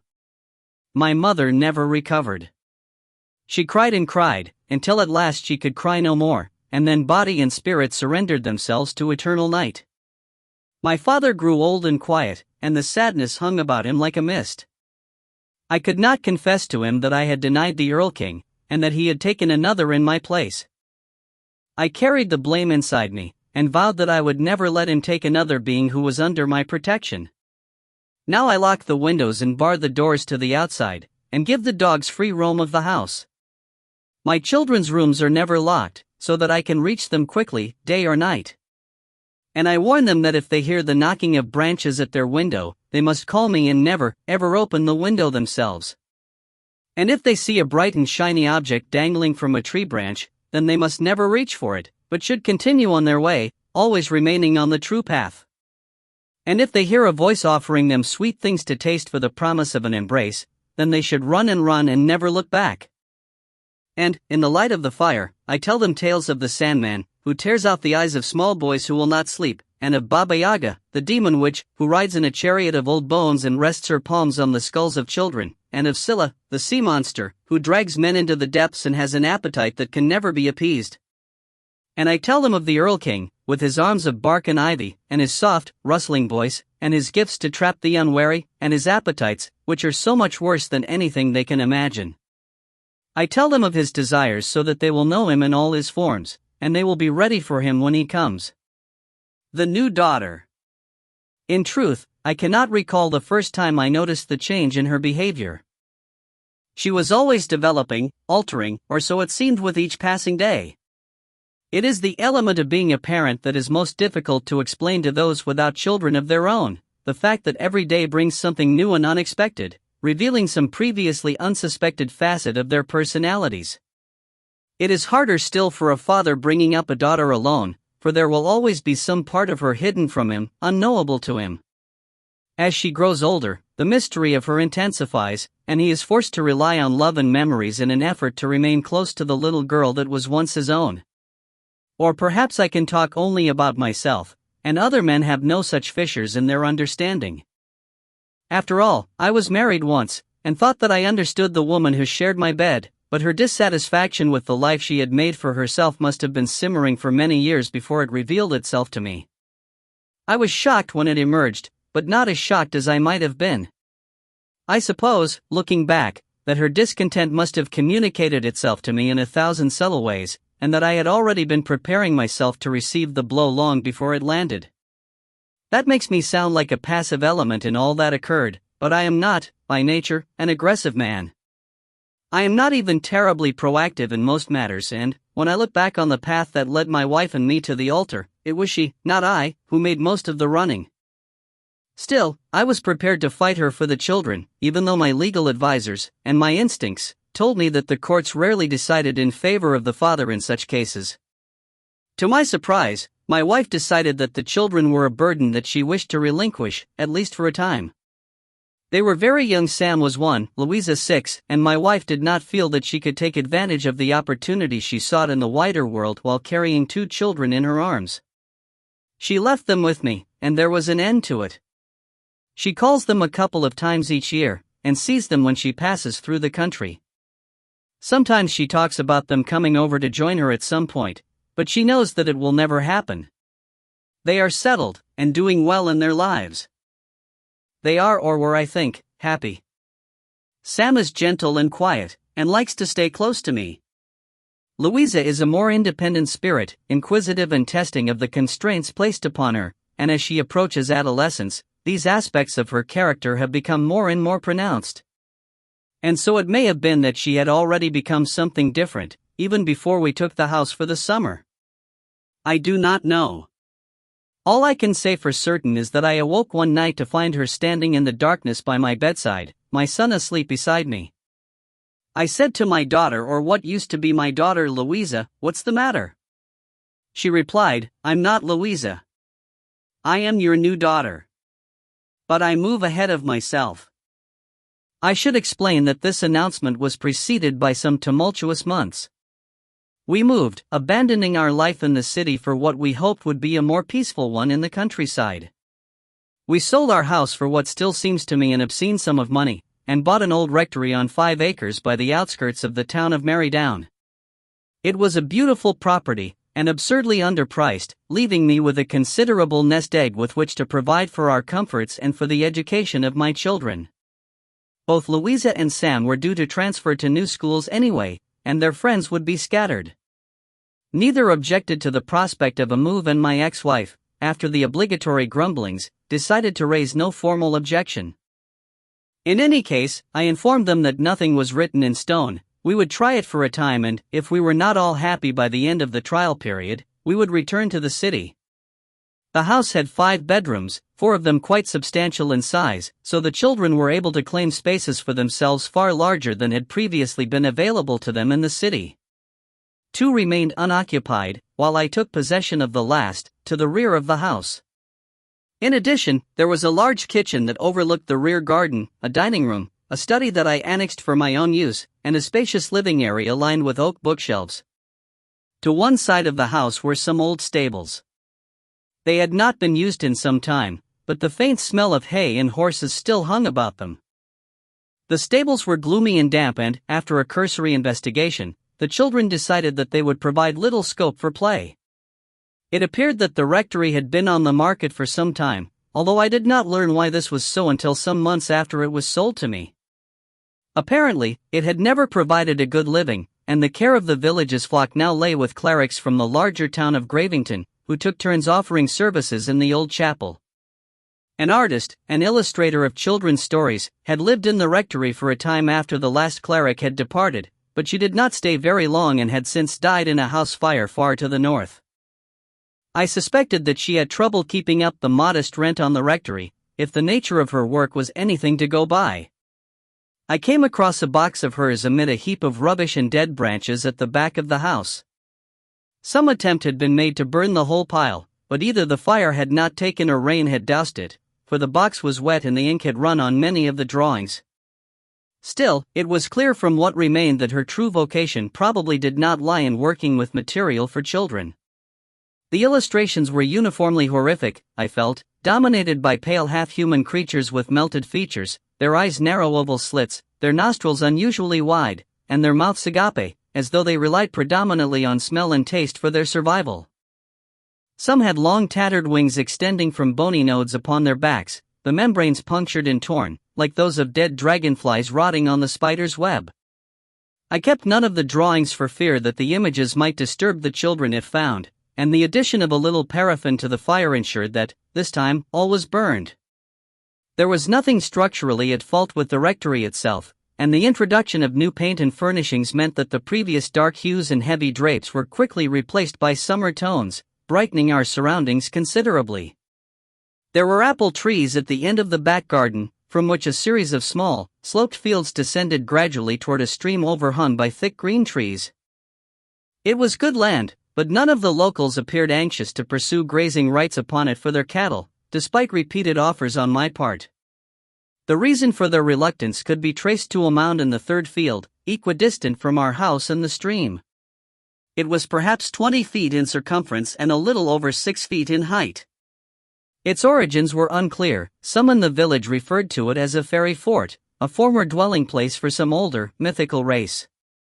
Others said that it was a burial mound, although it went unmentioned as such in archaeological records of the area, and no one appeared to have any idea of who, or what, might be buried beneath it. Louisa liked the idea of having a fairy castle on our land, and so she chose to regard it as such. Frankly, I was happy to do the same, little people being infinitely less troubling to my slumbers than the possibility of large numbers of old bones slowly decaying beneath green grass and daisies. Sam, by contrast, avoided the mound, preferring that we take a circuitous path through adjoining fields rather than pass close by it, while his more adventurous sister took the direct route, frequently choosing to wave at us from her perch upon its topmost point as we passed. Sam was always a little in awe of his sister and her mercurial qualities, while Louisa in turn remained protective of her brother while simultaneously urging him to be less of a little boy and more of a man. The result was that Sam, against his better judgment, would find himself in awkward, and sometimes painful, situations from which his sister would have to extricate him. These inevitably ended in tears, recriminations, and a temporary respite from his sister's dares before slowly she would set to work on him again. There was always something new with which to tempt him, some shiny aspect of herself with which to fascinate him.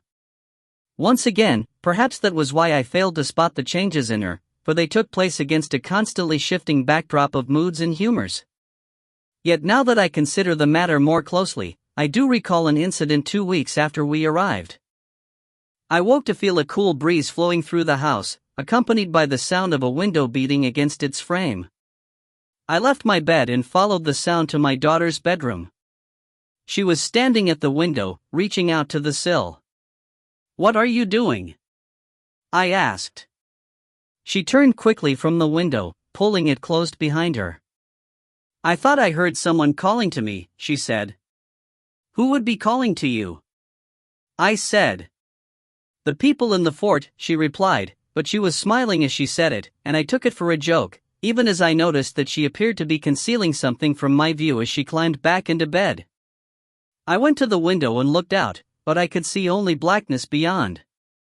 On the windowsill itself I spied some fragments of painted wood, torn from the frame close by the lock, but then a wind rose and blew them away into the night.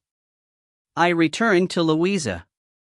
She had drifted back to sleep almost immediately, as though she were wearied by her efforts, her hands hidden beneath the blankets.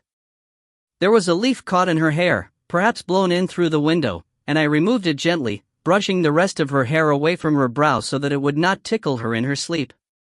As I did so, my fingers touched something rough close by her shoulder. Gingerly, I drew back the blanket. Her doll, Molly, which she always kept close to her in bed, was gone. In its place was a rough form made of straw and twigs. It resembled a person except that its arms were unusually long and its torso was distended, the belly enormous.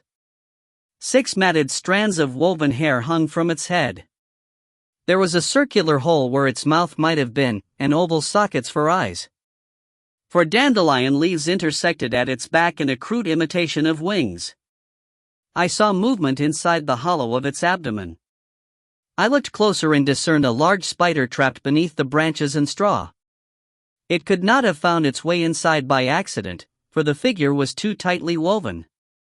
Instead, whoever was responsible for its construction had deliberately placed the creature within. It probed at the gaps, attempting to escape from its prison. As I removed the figure from my daughter's grasp, the spider seemed to shudder once, then curled in upon itself and died. I carried the primitive form from my daughter's room and placed it on a shelf in my study before returning to bed. When I went back to check on it the next morning, it had fallen to pieces. No trace of its previous form remained, and the spider that had once dwelt within it was now merely a ball of dry, withered limbs. It was almost midday when I at last had a chance to talk to Louisa about the incident of the night before, but she could recall nothing of our conversation, nor could she tell me where Molly had gone or how the straw figure came to be in her place. I left her scouring the house for her lost doll. The sky had darkened and the promise of rain hung in the air. Sam was napping, and our housekeeper, a local woman named Mrs. Amworth, was keeping one eye on him while working through a pile of ironing. Despite the prospect of the weather changing, I decided to take a walk and found myself, not entirely without design, making my way toward the mound in the third field. Even in bright sunshine it had a vaguely threatening aspect to it. Now, beneath lowering skies and gray clouds, it seemed almost to have a palpable consciousness, as though something within were brooding and conspiring. I tried to dismiss the sensation, but Louisa's words from the night before kept returning to me. Her window faced out upon the mound. She could see it in the distance when she stood at the glass. Beyond it lay only the river and empty fields. I reached the mound and squatted silently at its base. I laid my hand upon it, the earth warm beneath my palm. I was experiencing no unease now. In fact, quite the opposite. I found myself relaxing, my eyes closing, the scent of wildflowers and running water filling my nostrils. I wanted to rest, to lie upon the ground and forget my worries, to feel the grass against my skin. I think that I almost began to stretch myself upon it when an image came unbidden to me. I both saw and felt a presence approaching fast from beneath the mound, ascending along a tunnel of earth and roots, segmenting worms and crushing insects as it came. I glimpsed white skin, as of a creature that had spent too much time away from the light, long-lobed ears that came to sharp points, wide, flattened nostrils beneath slitted depressions where once eyes might have been revealed, now concealed by a layer of veined skin, and a mouth set in a permanent grin, the lower lips drawn down to create a triangle of teeth, flesh, and gum. Its ruined, wasted wings were held tight against its body, occasionally flapping tentatively against the earth walls as though desirous of the freedom of flight that had long been denied them. And it was not alone. Others followed it, ascending toward where I knelt, drawn by my warmth and driven by an anger that I could not comprehend.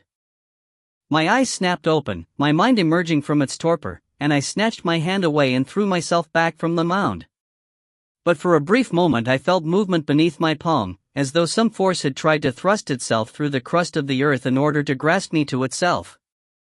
I rose to my feet and wiped the grass and dirt from my hands. Where my palm had rested only moments before, I now glimpsed a patch of red. Warily, I stabbed at it with a twig. It tumbled down the slope of the mound, a little pile of disturbed earth beneath it exposed by the movement, and came to rest at my feet. It was a doll's head, separated from its body, worms coiling through its thick red hair and beetles scurrying from the hollow of its neck. It was the head of Molly, my daughter's doll, and it was only when the first drops of rain began to strike my face that I found the strength to pick it up and take it home. Later, I went to Louisa's room and attempted to speak to her, but she grew agitated and tearful, denying with increasing force that she had done anything wrong and appearing genuinely shocked when I showed her the remains of her doll. In fact, she became so distraught at the possibility that Molly was lost beneath the earth that I was forced to remain with her until at last she fell asleep. I myself locked her bedroom window, securing it with a little key that, until now, had remained unused, then deposited the key in my pocket and took it with me to bed once I had ensured that every other entrance to the house was also securely closed. That night, a great storm arose, and all the windows and doors rattled and shook. I awoke to the sound of Sam crying and brought him to my bed. I checked on Louisa, but she remained asleep, oblivious of the turmoil without. The next morning, when I pulled the curtains, the sun shone brightly and there was no sign of any disturbance to the garden or its environs. The leaves remained upon the trees, and the flower pots on the windowsill had not deviated so much as an inch from their positions. And in the village, nobody could recall even the slightest breeze arising during the preceding night. Days went by, and the summer sun grew warmer and warmer. We slept with the thinnest of sheets to cover us, and tossed and turned until tiredness overcame our discomfort and at last brought us rest. On one or two of the hottest nights, I awoke to the sound of a tapping at the glass in the room next door, and found Louisa standing, somewhere between sleeping and waking, scraping at the lock. I would approach her carefully, recalling vague warnings against waking those who walk in their sleep, and guide her gently back to her bed. In the morning, she would have no memory of what might have caused her to rise, and she never again spoke of the people from the fort. But marks began to appear on the outside of the glass, faint, parallel scratches, as though the tines of a large fork had been dragged roughly against it, and more wood was torn from the frame. My dreams were haunted by shadows of flying beings, their long constricted wings now free once more to beat against the darkness. They surrounded the house, testing doors and windows, frantically trying to gain access to the children within. Sam no longer went walking with me down to the stream. Instead, he preferred to stay in the house, spending more and more time in his own room, with its window screens, or in my study, which had narrow leaded panes that would open only an inch at the top. When I asked what was troubling him, he declined to say what had caused this change in his behavior, and it seemed almost that some threat hung over him, requiring silence on all such matters if it were not to be put into action. For the first time, I began to make serious inquiries about selling the house. Then, one day, I was called away to unavoidable business in London, where I was forced to spend the night. Despite my repeated warnings to her that all the windows and doors should remain securely locked at night, Mrs. Amworth, who had agreed to stay with the children, left the window in Louisa's bedroom slightly ajar, so that air might flow through her room and give her some comfort. And whatever dwelt within the mound took the invitation that was offered, and all was altered irrevocably. It was Sam who first alerted me to the change in his sister. Previously adoring of her, he now kept himself apart from her, refusing to join in her games and remaining even closer to me than before. One night, after I put him down to sleep, I heard movement in his room and, upon attempting to enter, found my progress impeded by a chair and cushions, and Sam's toy box. When I asked him what he was doing, he at first refused to speak, instead pushing his lower lip out and looking at his feet. But slowly that lip began to tremble, and in the midst of a flood of tears he told me that he was frightened. "Frightened of what?" I asked. "Louisa," he replied. "But why?" "She's your sister, Sam. Louisa loves you. She wouldn't do anything to hurt you. She asks me to go outside and play with her," said Sam. "You like playing with her," I said, conscious suddenly that while this might once have been true, it was true no longer. "At night," said Sam. "She wants me to go out and play with her at night. In the dark. At the fort," he added, and then his voice broke altogether and he would not be consoled. But when I questioned Louisa about her brother's fears, she would answer only that he was lying, and that she had no desire to play with him anyway. When I tried to pursue the matter, she would not reply, and I eventually gave up, frustrated and uneasy. In the days that followed, I watched Louisa, noticing now a stillness about her, a wariness. She spoke less and less, and appeared to be losing her appetite. She would eat only the meat on her plate, leaving the vegetables piled to one side. When confronted about any aspect of her behavior, she simply retreated into silence. There was little that I could do to punish her, and even then I remained unsure of precisely what I was punishing her for, although one day I found her examining the metal screen that kept Sam from opening his window until he was older, testing the lock with her fingernail. For the first time, I lost my temper with her, demanding to know what she thought she was doing. She did not answer, and tried to slip by me, but I caught her by the shoulders and shook her hard, demanding a reply. I almost struck her, so furious was I at the change in her behavior, until I looked into her eyes and saw something red flicker in their depths, like a torch suddenly igniting in the darkness of a deep chasm, and it seemed to me, although perhaps I merely imagined it, that her eyes were narrower than before, and slanted upward slightly at the corners. "Don't touch me," she whispered, and there was a hoarse, filthy aspect to her voice. "Don't you ever touch me again, or you'll be sorry." And with that, she wrenched herself from my grasp and ran from the room. That night, I lay in bed and thought of fire, and recalled again my predecessor's drawings curling to black. I wondered at the manner of her death, and briefly envisaged her, tormented by her imagination, piling picture upon picture in the hearth in the vain hope that their destruction might bring her some peace. Her death was adjudged to have been a tragic accident, but I was not sure. Sometimes there was only so much that a mind could take before it sought at last a final release from its sufferings. There is only one further incident that remains untold, and one that frightened me more than any other. Last week, Sam complained about the loss of a toy, a small bear given to him by his mother for his 3rd birthday. It was a mangy thing, with mismatched eyes and thick black stitches where its fur had parted and been inexpertly repaired by his father, but he loved it dearly. Its disappearance was discovered shortly after he awoke, for it always rested on the small table by his bed. I asked Mrs. Amworth, who had just arrived, to help with the search while I went looking for Louisa in order to ask if she had seen the bear. Louisa was not in her room or in any other part of the house. I went out into the garden, calling after her, but it was only when I reached the orchard that I saw her in the distance, kneeling by the foot of the mound. I do not know what instinct made me decide not to alert her to my presence. I stayed under cover of the trees to the east until I was close enough to see what she was doing, but as I neared her she rose, cleaned her hands on her dress, and ran back toward the house. I let her go until she had entered the orchard and was lost from sight, then approached the mound. I supposed that I already knew what I would find. There was a newly dug hole, and as I scraped away the earth I felt fur beneath my fingers. The eyes of the bear stared blankly up at me even as I pulled it free. There was a ripping sound, and I came away with the head alone. When I dug further for the rest of the bear, it could not be found. I stepped away from the mound, aware more than ever before of its strangeness, the regularity of its lines, suggesting a plan to its construction, the way it flattened at its peak, as though inviting the careless to rest upon it, to lose themselves against its warmth, and the rich color of its grass, so much greener than its surroundings that it appeared almost unreal. I turned around and saw a figure in white standing at the edge of the orchard, watching me, and I no longer knew the girl who used to be my daughter. Now I have caught up with myself, and the details are almost entirely known.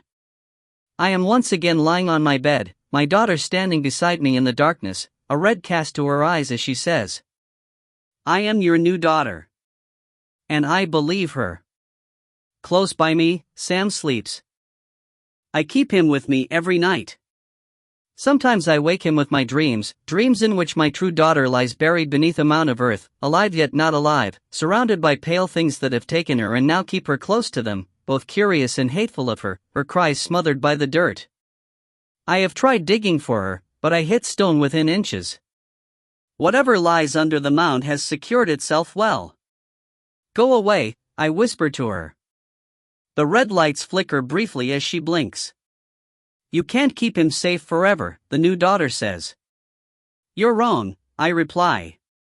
Some night you'll fall asleep with a window open or a door unlocked, she whispers. Some night you'll be careless, and then you'll have a new son and I will have a new brother, but I grasp the bundle of keys tightly in my fist. They hang from my neck, secured by a chain, and they never leave my sight. Only at night are we at risk. Only when the sun has departed do they come, testing the security of our home. I have already put it up for sale, and soon we will leave. Time is pressing, for them and for us. No, I tell her, and I watch as she retreats into a corner and sinks slowly to the floor, the red light shining in the darkness as unseen figures pull at the windows and the doors, and my son, my real son, sleeps softly beside me, safe. For now. The ritual of the bones. The headmaster's voice was the voice of God. You there, Johnston Minor, stop running. Bates, my office, 10 a.m. Be prepared to explain why you were studying the form on the 2:30 at Kempton during Latin 1 yesterday.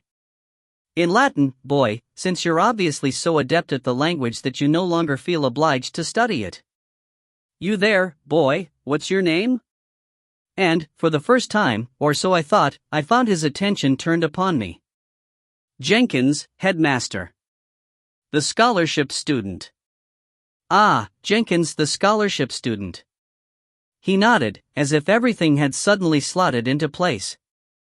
I trust you're not too intimidated by your surroundings, Jenkins, the scholarship student. A little, headmaster, I lied. The Montague School, with its mahogany walls, its elaborate busts, its legions of dead men in powdered wigs staring down from the walls, prime ministers, bankers, captains of industry, diplomats, surgeons, soldiers, was just about the most intimidating place I had ever encountered. I shouldn't let it trouble you, Jenkins, said the headmaster. He placed a hand on my shoulder and gripped tightly. I could feel his fingers moving upon me, testing the small muscles beneath my blazer. I feel certain that you're going to make a fine contribution to the Montague School. You know, in many ways, scholarship students are the lifeblood of this establishment. The Montague School for Boys had been in existence for almost 4 centuries. So many great men had passed through its portals that it had become almost a microcosm of the empire, a byword for all that was once great about Britain. It stood amid rolling hills and green playing fields, its buildings elaborate constructions of towers and battlements, as though the school were in a state of constant readiness to repel the great masses envious of the privilege it represented. Its old boys' network spread through the upper echelons of British society like a great unseen web, permitting only its favored sons to trip lightly across its strands on the way to wealth and glory while trapping those less worthy of ascension and draining them of hope and ambition. Their hollow forms littered the hallways of the civil service, the foreign office, and the lower divisions of the foremost institutions in the land, an object lesson in the power of good breeding and better connections. It was surrounded by a vast high wall, and although its great iron gates remained open from early in the morning until late in the evening, few without business at the school dared to venture beyond them. Relations with the natives of the neighboring villages were strained at best, for the school appeared to evoke feelings of intense dislike among those whose children would never experience the benefits of such an establishment, feelings exacerbated by the knowledge that, in all likelihood, their children would be subject to the whims of some of its graduates in later life, just as they themselves were. As a result, trips to the villages were carefully monitored and supervised by the school, although the older boys were permitted greater latitude in their wanderings and took a perverse pleasure in taunting the local merchants, certain in the knowledge that however much the merchants despised these wealthy interlopers, they could ill afford to turn down their custom. Still, occasionally groups of local urchins would mount an assault on the school's property, hoping to inflict some minor vandalism on the statuary or steal apples and pears from the orchard. If they were very lucky, they might encounter an unfortunate student who had drifted too far from the safety of the herd, and a beating would be administered. But this was a risky business, for the grounds were regularly patrolled by porters in night blue uniforms who meted out their own brand of justice upon those who fell prey to them, and, on at least one occasion, potential marauders had found themselves facing the combined might of the school's first 15, and were fortunate to leave the grounds without medical assistance. Yet the Montague School appeared to recognize, in some small and infinitely patronizing way, a vague duty toward those less fortunate than its fee-paying elite.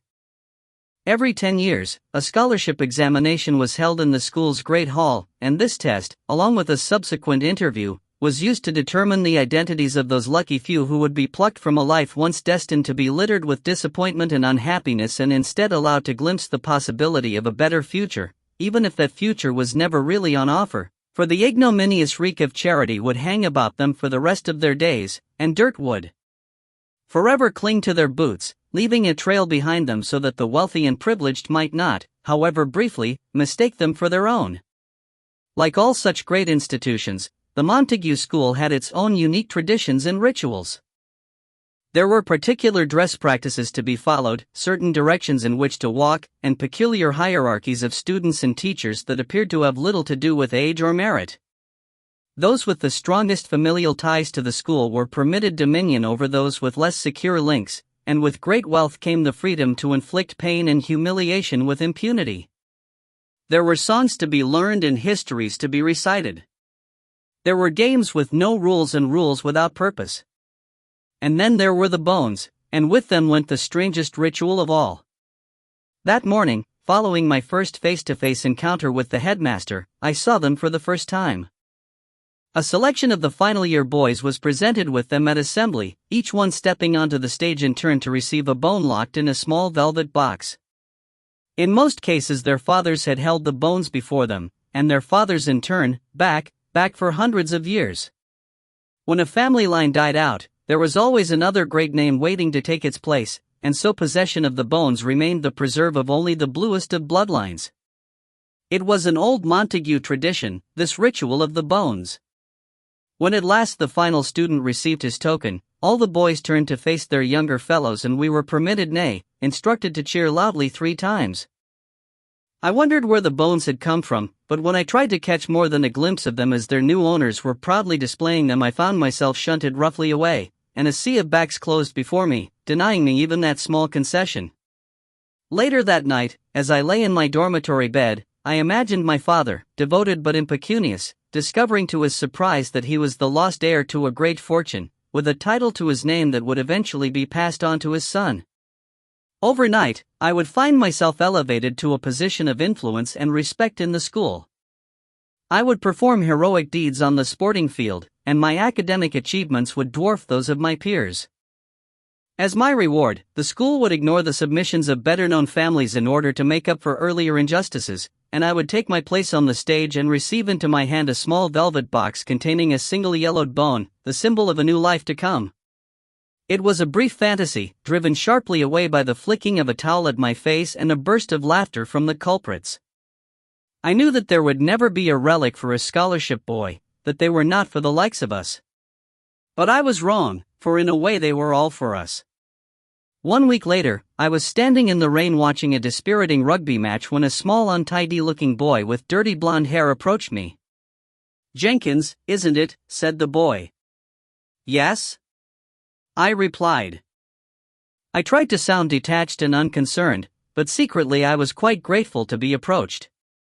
I had found it difficult to make friends among the other students. In fact, I had made no friends at all. "I'm Smethwick, the other scholarship student." He smiled uneasily. "I'd been a bit ill, so I started term late."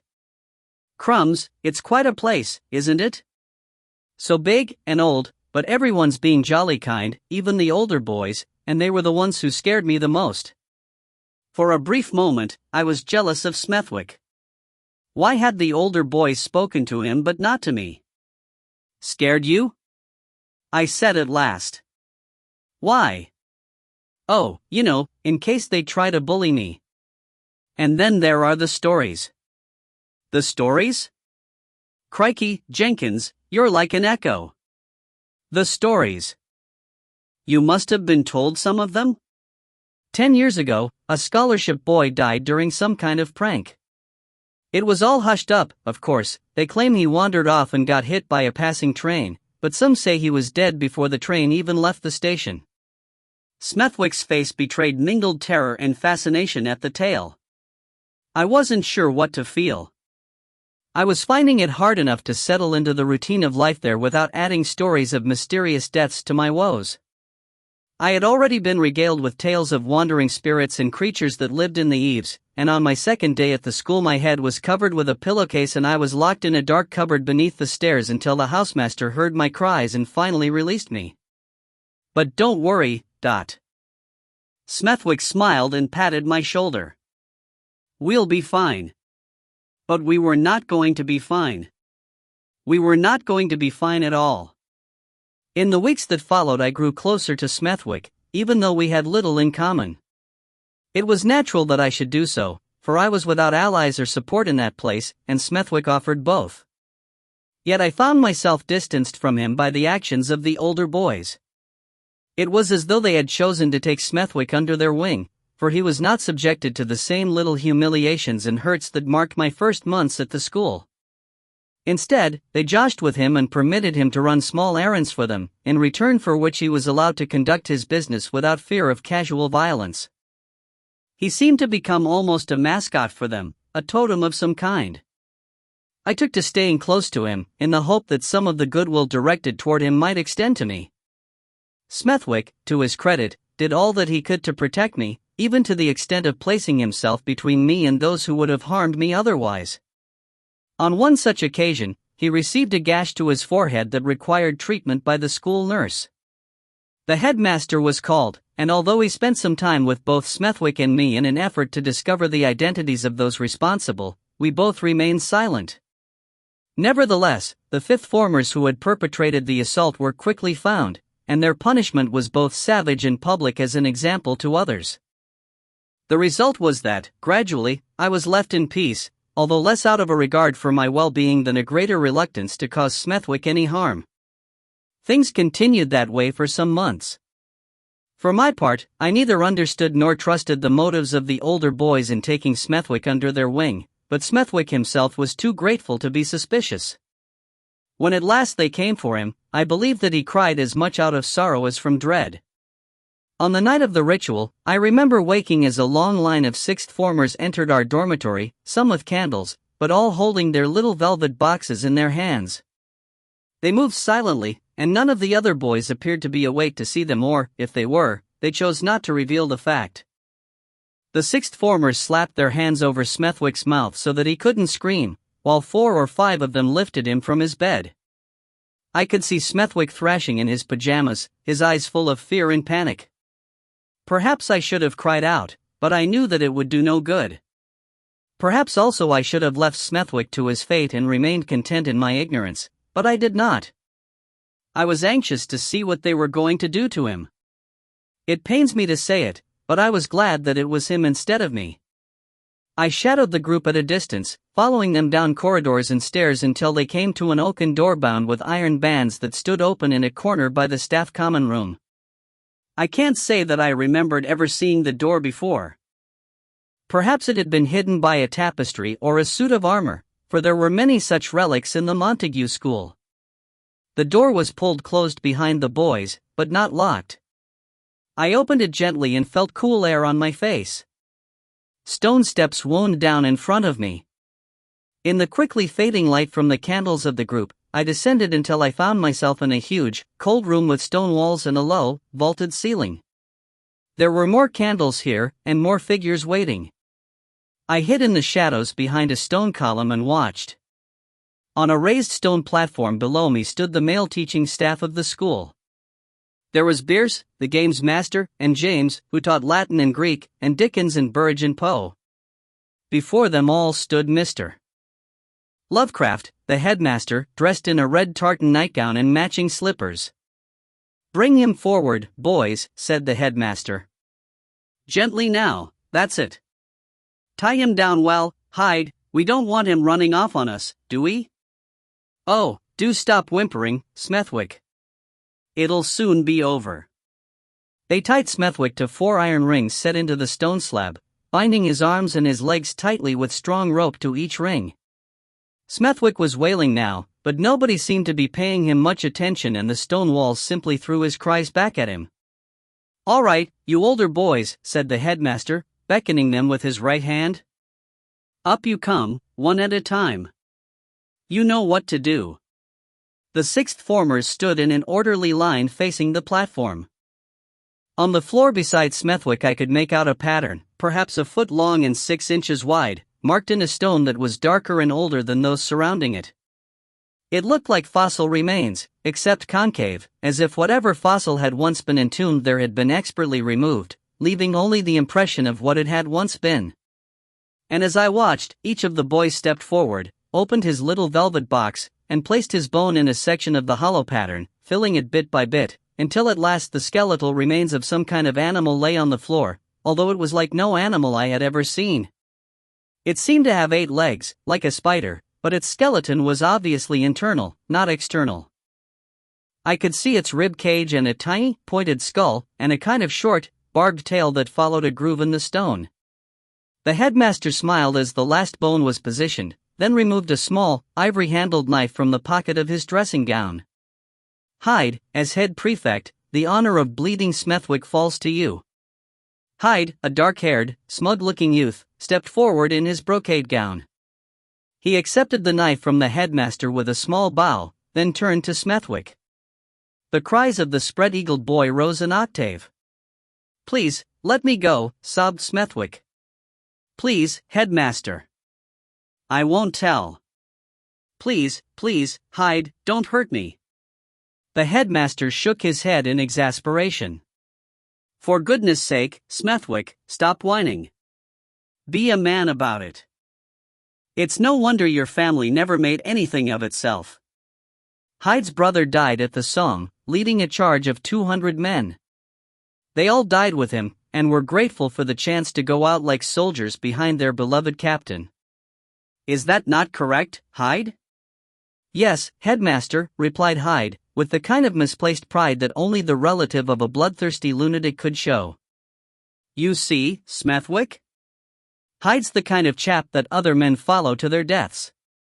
Who'd follow a winner like you, Smethwick? Nobody, that's who. Who'd vote for you, Smethwick? Not a soul. Would tribes of natives break their ranks and flee in terror from the sight of your sword? No, Smethwick. They'd laugh at you, then cut your head off and stick it on a pole. You are of no value as you are, and you would be of no value in the future. This way, you'll bring a whole new generation of Montaguans together. That will be your legacy. Hyde, continue, if you please. Hyde leaned over and made a long, deep incision in Smethwick's left arm. Smethwick immediately cried out in pain. Blood flowed quickly from the wound and dripped onto the skeletal remains of the insect thing below. And, as I watched, a red membrane began to form over the creature.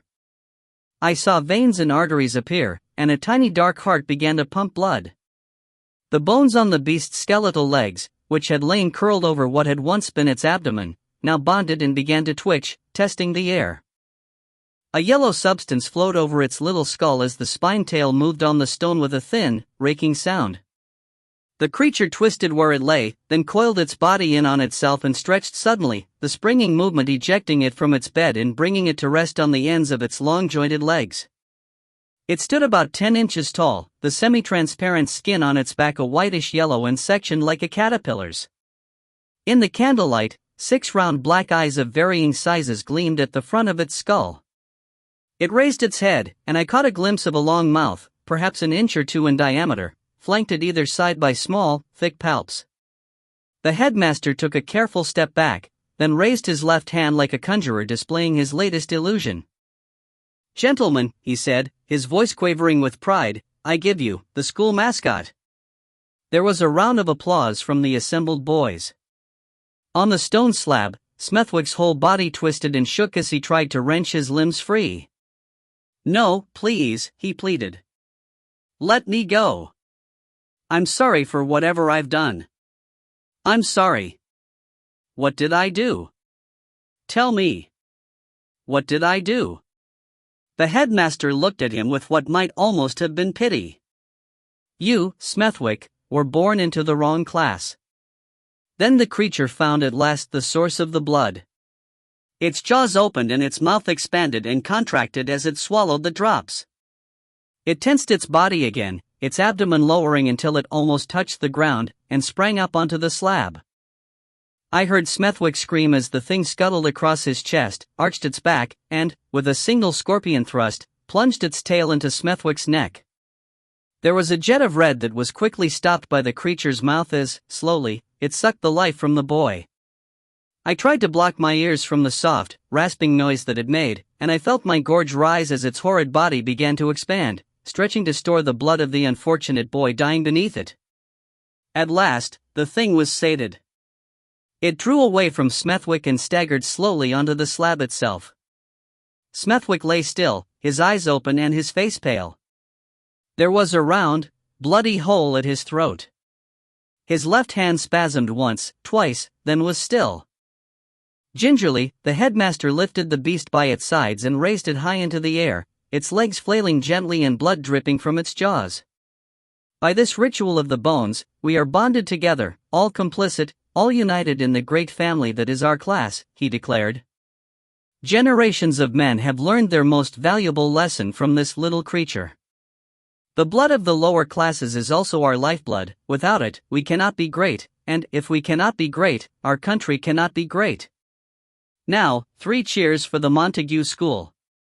All of the boys shouted hip hip hooray, as the headmaster lowered the creature and placed it in a small cage, then handed the cage to Mr. Dickens. "You know what to do, Dickens," he said, his voice carrying in the echoing chamber.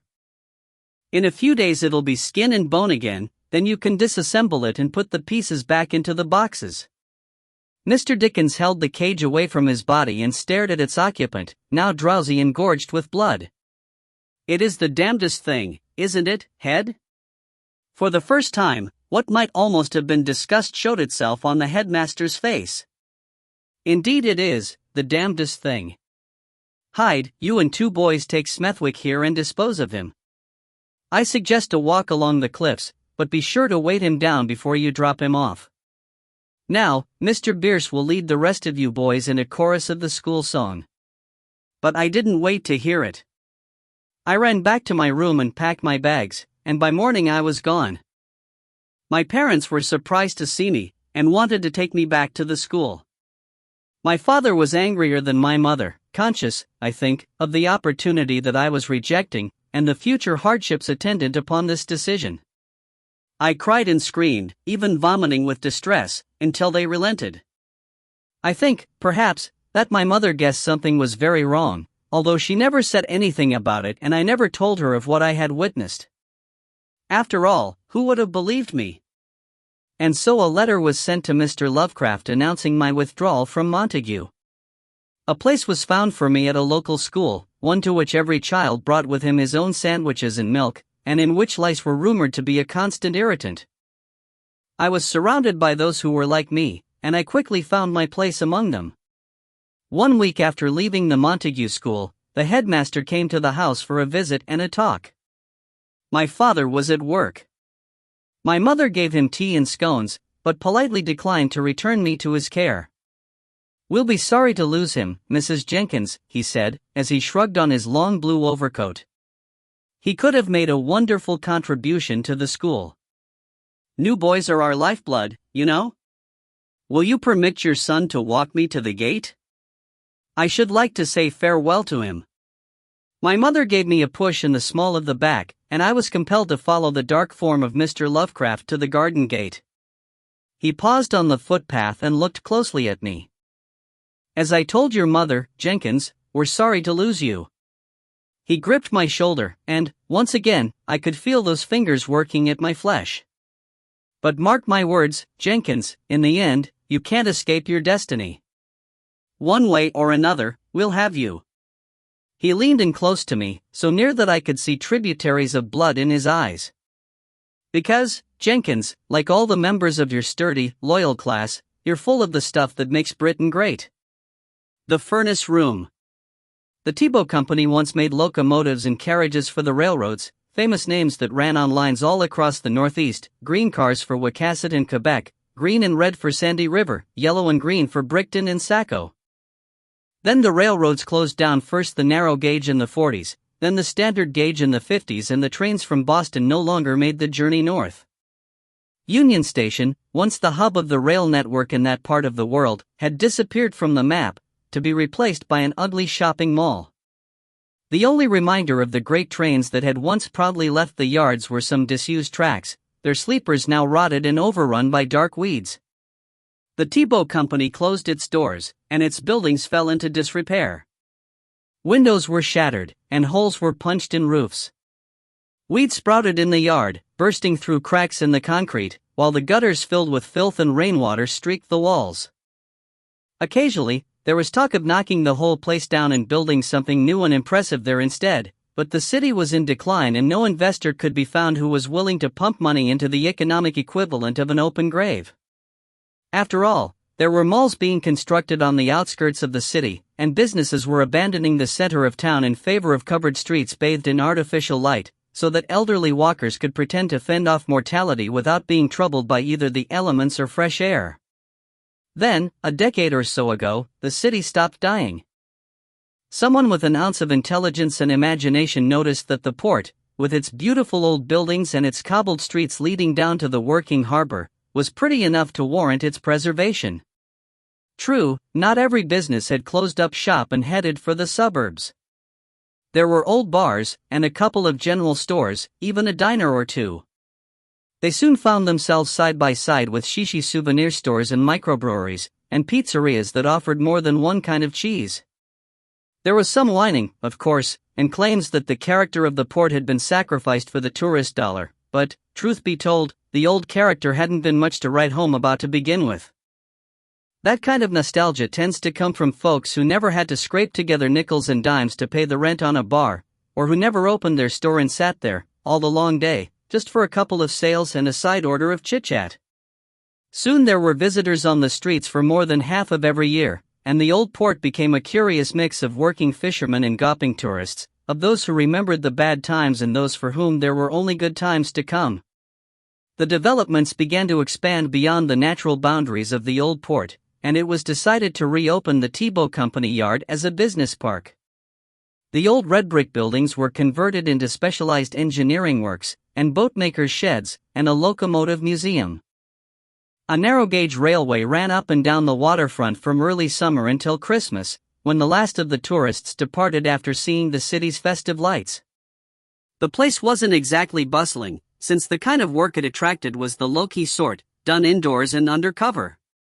It was pretty quiet during the day, but even quieter at night, except for the wind that howled across the bay, bringing with it the sound of breaking waves and passing ships, their horns calling through the darkness, a sound that was either reassuring or lonesome depending upon your frame of mind when you heard it. I don't recall much of how I came to the city. It was a bad time in my life. I didn't care about where I was or where I was going. I'd done some things that I regretted. I guess most people do, somewhere along the line. It's hard to live any kind of life without building up a store of regrets. The important thing for me was just to keep moving. I thought that if I kept shifting from place to place, then I could leave my past behind me. By the time I realized that I was bringing my past right along with me, it was too late to do anything about it. There wasn't much work on offer when I arrived. The season was almost over, and the casual workers in the restaurants and the bars had already departed for Florida and California, or for the winter resorts in New Hampshire and Vermont. I found a cheap room in a rundown house, and spent my nights looking for 2-for-1 specials in bars desperate for custom, asking anyone who sat still long enough if they knew of somewhere I might pick up a job. But the people who frequented those kinds of places either didn't much care for work or would take the job themselves if they heard about it first, so I didn't have a lot of luck. After a week, I was getting pretty desperate. I don't think I would even have found out about the job had I not been walking along the waterfront, smoking a cigarette and wondering if I hadn't made a mistake by coming this far north, but there it was, a hand-lettered sign covered in plastic to shield it from the rain. Night watchman wanted. Apply within. With nothing else to do, and no other hope for employment on the horizon, I went inside to inquire in the main office about the job. A guy who was sweeping the floors asked my name, then told me to come back the next morning, when the man in charge would be available to talk to me. I was told to bring along a resume. I thanked him, but he kept his back to me the whole time. I never even saw his face. The next morning, I sat in the offices of the Tebow Company's administration department and listened as a man in an expensive gray suit explained my duties to me. His name was Mr. Rohn, but he told me that most folk just called him Charles. He said he used to be in the marine business, and still liked to keep his hand in transport, he explained, animals, sometimes, and people. Mostly people. The night watchman's job would require me to patrol the complex, making sure that the vacant premises did not become homes for hobos and junkies, for there were still buildings unoccupied or under development. I was not being paid to sit in a chair and read the sports pages, or snooze. There were no electronic clocks, nothing to monitor my activity, or lack of activity, but, if anything went wrong, then it was my ass that would be in a sling, yes sir. Any questions, said Charles. I was confused. You mean I have the job, just like that? Charles gave me a 40-watt smile. Sure, you seem like the guy we've been waiting for. He hadn't even asked for my resume. I typed it up at the local Kinko's the night before, spending money I couldn't afford to waste. Now I was feeling a little resentful at having spent my time preparing it. True, it maybe wouldn't stand up much to close examination, and the people included for reference purposes would be harder to track down than dodos, but I'd made the effort. I brought a resume, I said, and I was kind of surprised at how hurt my voice sounded. Hell, you'd think the guy had refused to hire me, the way I was going on. Charles's smile brightened maybe 2 watts. Hey, that's great, he said. I handed it over. He didn't even glance at it, just put it on top of a trayload of papers that looked as if they hadn't been touched since the last locomotive left the building. In fact, it was hard to see precisely what Mr. Rohn's company actually did. From what I could tell, we were the only people in the entire building. Still, that was it. I had the job. They gave me a brown uniform, a flashlight, and a gun. I was told the paperwork for the gun would be sorted out later, and I didn't question them. I didn't imagine that I'd ever have to use it, anyway. The worst that could happen, I thought, was that some kids might try to break in and I'd have to run them off. I figured that I could handle myself against kids. Just in case, I brought my own telescopic baton and a can of mace. Each night before I went to work, I filled a small flask with wild turkey, just to keep out the cold. Don't get me wrong, I'm not a big drinker, and never was, but a northeastern waterfront gets pretty cold in the winter. When you're wandering around the yards, or checking out those unheated buildings, then there are times when you're pretty glad of something to warm the heart. I never minded working alone. I'd read some mystery stories, mainly, or do word puzzles, or watch late-night TV. I didn't have a wife to worry about. I used to have a wife, but she's gone now. People think she left me, went to live in Oregon, but I know different. It was the start of my second week when the noises began. There were 2 vacant buildings on the site, close by the main road. The larger one was 3 stories tall, and kind of run down. The windows were covered with wire screens, so mostly I just checked the locks on the doors to make sure that they hadn't been tampered with, but I'd never gone inside. I'd never had any call to, until then. I was doing my usual 2 a.m. round when I heard the sound of doors opening and closing inside the empty building, and thought I saw the flicker of flames. When I checked the doors and windows, they all seemed to be secure and I could hear no voices from within. I shone my flashlight onto the roof, but, as far as I could see, it looked okay. There were no holes, no busted slates through which someone could have squeezed. But those flames were a worry. If some hobo had found a way in, then lit a fire and fallen asleep, the whole place might go up. I took my keys from my belt and found the one that fitted the main door lock. I'd color-coded them all with Scotch tape, then learned the colors so I'd know them immediately. The door opened easily and I stepped inside, finding myself in a low-ceilinged room that extended the entire length of the ground floor. At the end of the room was an open doorway from which 1 flight of stairs ascended to the upper levels, while another flight led down to the furnace room. The light was coming from there. I slipped the Taurus from its holster, and gun in my right hand, flashlight crossed under it, I headed for the door. I was maybe halfway there when footsteps sounded. A little warning noise was triggered in my head, and I twisted the maglite to kill the beam while I waited, quietly, in the shadows. 2 people appeared in the doorway. They wore long black coats over black trousers and heavy-soled black boots. Their faces were hidden in shadow until they stepped into the warehouse itself. A single dusty bulb burned over the doorway, and its faint light briefly illuminated their forms.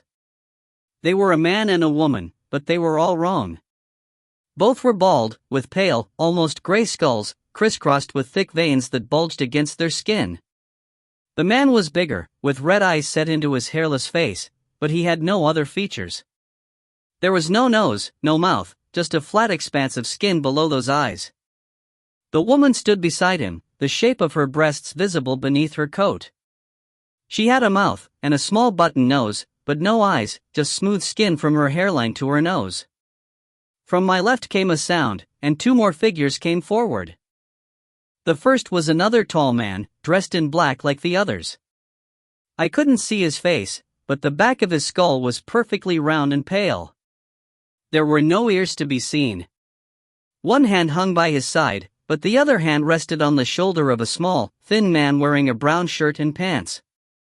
His back was to me, so I couldn't see his face, but there was a wound to his right temple and blood on the left side of his head and on the left shoulder of his shirt, as if a bullet had exited from his left temple. I should have intervened, but I couldn't move. I was so scared that I forgot to breathe, and when I realized that I was holding my breath I gasped so loudly that I thought they would hear me and come for me too. For an instant, it seemed that the woman's eyeless gaze searched the shadows, resting momentarily where I crouched before moving on. Then her fingers probed at the darkness, reaching for the bloodied man. Her mouthless companion did the same and, when all 3 of the figures were touching him, they guided him gently toward the stairs and pulled the door closed behind them. After a moment's pause, I followed them. The door was unlocked. Behind it were stairs, 1 flight leading to the upper levels of the warehouse, the other leading down. The furnace in the building shouldn't have been lit, but it was burning now. I could smell it. I could feel it. And so I descended until I came to an iron doorway, almost rusted away on its hinges. It stood open, and I could see the light of flames flickering within, casting an orange glow on the walls and floor. I could hear the roar of the fire within. I moved toward it. There was sweat running down my back, and my palms were slick against the gun and the flashlight. I was almost at the doorway when the fire died, and now there was only the flashlight in my hand to guide me. I breathed deep, then slipped quickly into the doorway. Whose? I stopped. The room was empty. Inside, I could see the great furnace, but it was unlit. I walked over to the system and, very gently, reached for it with my hand. I paused before touching it, conscious that if I was mistaken my hand would never be right again. The furnace was cold to the touch. I made a quick check of the room, but there was nothing else to be seen. It was uncluttered, with but one way in and out. I kept my back to the wall of the stairs, and my gun pointing toward the furnace room, until I reached the main warehouse, then left so quickly that I raised dust from the floor.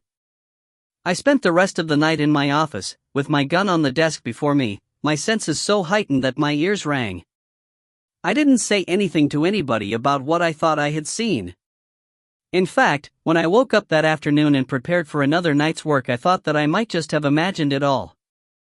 Maybe I fell asleep in my chair with one too many nips from the flask under my belt and then just dreamed my way into the warehouse and back to my desk, or I woke up with a memory of mutilated figures taking a small man with a hole in his head down to a furnace room that created heat without burning. I mean, what other explanation could there be? Nothing else happened for the rest of that week. I heard no more sounds from the warehouse. I even took the trouble of putting a lock and chain on the door, and checked it twice each night, but it never moved. Still, that smell, the odor of burnt powder, lingered. I could detect it on my uniform and in my hair, and no amount of washing seemed to be able to shake it from me. Then, one Sunday night, when I was making my usual rounds, I entered the warehouse and found the stairwell doorway gaping. The main door to the building had been closed and locked when I arrived. Nobody had been in or out of there in the past week except me. But now the door was open and, once again, I could see the light of flames dancing on the walls.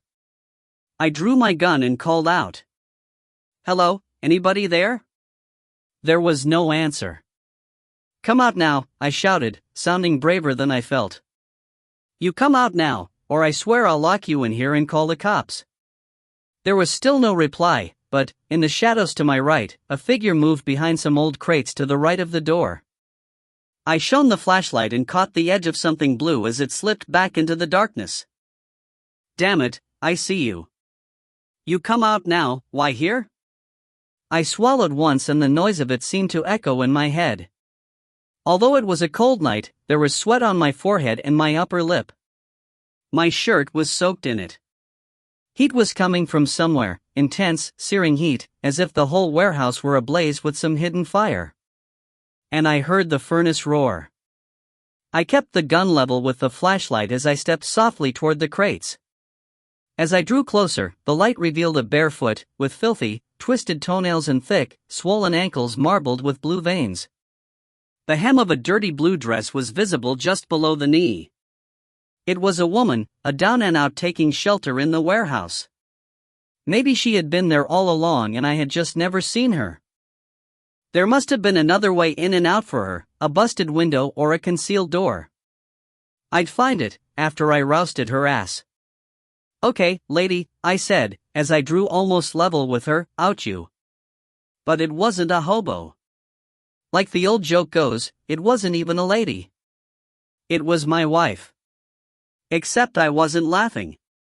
Her dark hair had grown, obscuring most of her face, and the mottled skin seemed to have tightened on her bones, drawing back her lips and exposing long yellow teeth. Her head was down, her chin almost resting on her chest, and she was looking at the wound in her stomach where the knife had entered, the wound I had made on the night I killed her. Then she raised her head and her eyes were revealed, the blue had faded from them, and they were now almost entirely white. The rictus that was her mouth stretched further, and I knew that she was smiling. "Hi, honey," she said. I could hear the dirt moving in her throat. There was more beneath her broken fingernails, left there as she dug herself out of the shallow grave I had made for her far to the south, where dead leaves would cover her resting place and wild animals would scatter her bones. She moved forward in an awkward shuffle and I backed away from her, one step, then two, until my progress was halted by an obstacle behind me. I turned my back on her and found myself staring into the pale face of the earless man in the black coat. "You have to go with him," said my wife, as the man in the black coat laid his hand upon me.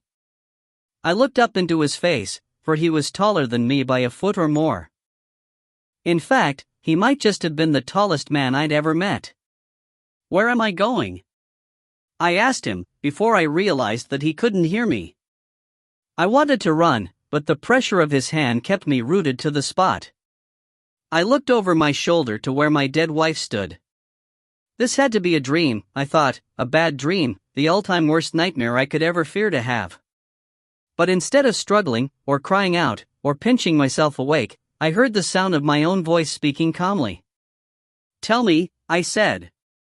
"Tell me where I'm going." The dirt in her throat shifted again. "You're going underground," she said. I tried to move then, but all the strength seemed to have left my body. I couldn't even raise my gun. In the doorway beyond, two figures now stood, the woman without eyes and the man without a mouth. The mouthless figure nodded to the man now holding me, and he began to guide me firmly toward the stairwell, oblivious to my words. "No," I said. "This isn't right." But, of course, there was no sound from him, and at last I understood. Earless, so that he could not hear the pleas of those for whom he came. Eyeless, so that she could not see those she fed to the flames. And the mute judge, the repository of sins, unable to speak of what he had seen or heard, merely required to nod his assent to the passing of the sentence. 3 demons, each perfect in its mutilation. My feet were sliding on the dusty floor as I was dragged by the collar toward the waiting flames. I looked to the doorway of the warehouse and saw a man in a gray suit watching me. It was Mr. Rohn. I cried out to him, but he merely smiled his dim smile and closed the door. I could hear the sound of his key turning in the lock. I remembered the papers on his desk, old and dusty. I recalled the absence of a secretary, and a man sweeping the floors whose voice, now that I thought of it, might have sounded something like that of Charles Rohn himself. I was nearly at the doorway when I spoke for the last time. I looked up at the demon standing before me and said simply, "But I'm not dead." And at that moment, I felt my right hand start to raise my gun to my temple and saw, in my head, a small, thin man with blood on his shoulder walking to the stairs. Beside me, I heard my dead wife's voice beside my ear. There was no breath, only sound. "Let me help you with that," she whispered. Her hand closed upon mine, pressing my finger against the trigger as she lifted the gun to my skull. "I'm sorry," I said. The sound of the furnace filled my head. Its heat rose through the floor and melted the soles of my shoes. Already, I could smell my hair burning. "Too late," she replied. The gun exploded and the world was shrouded in crimson as I prepared to descend. The Underberry Witches. Steam and fog swirled together upon the station platform, turning men and women to gray phantoms and creating traps for the unwary out of carelessly positioned cases and chests. The night was growing colder, and a faint sheen of frost could already be detected upon the roof of the ticket office. Through the steamed-up glass of the waiting room, figures could faintly be discerned, huddling close to the noisy radiators that reeked of oil and smoldering dust. Some drank tea from cheap cups lined with spidery cracks, sipping urgently as though apprehensive that the crockery might yet disintegrate in their hands and shower them with tepid liquid. Tired children cried in the arms of weary parents. A retired major tried to engage 2 soldiers in conversation, but the men, new conscripts already fearful of the trenches, were in no mood to talk. The station master's whistle sounded defiantly in the gloom, his lamp swinging gently high above his head, and the train slowly began to move away, leaving only 2 other men standing upon the suddenly deserted platform. Had there been anyone to see or to care, it would have become quickly apparent that the new arrivals did not belong in Underberry. They carried heavy bags and were dressed in city clothes. One, the larger and elder of the 2, wore a bowler hat and a muffler around his mouth and chin. His brown coat was slightly frayed at the sleeves, and his shoes were built for comfort and long life, with few nods to fashion or aesthetics. His companion was almost as tall as he, but slighter and better dressed.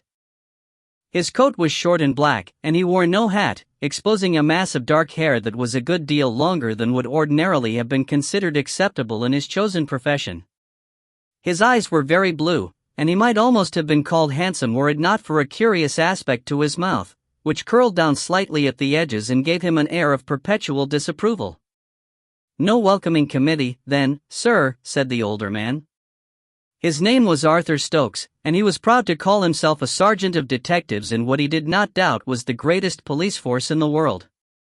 "The locals never like it when they're forced to accept help from London," said the other policeman. His name was Burke, and he enjoyed the rank of inspector in Scotland Yard, if enjoyed was indeed the right word. Judging by his expression at the moment in question, endured might have been a more appropriate term.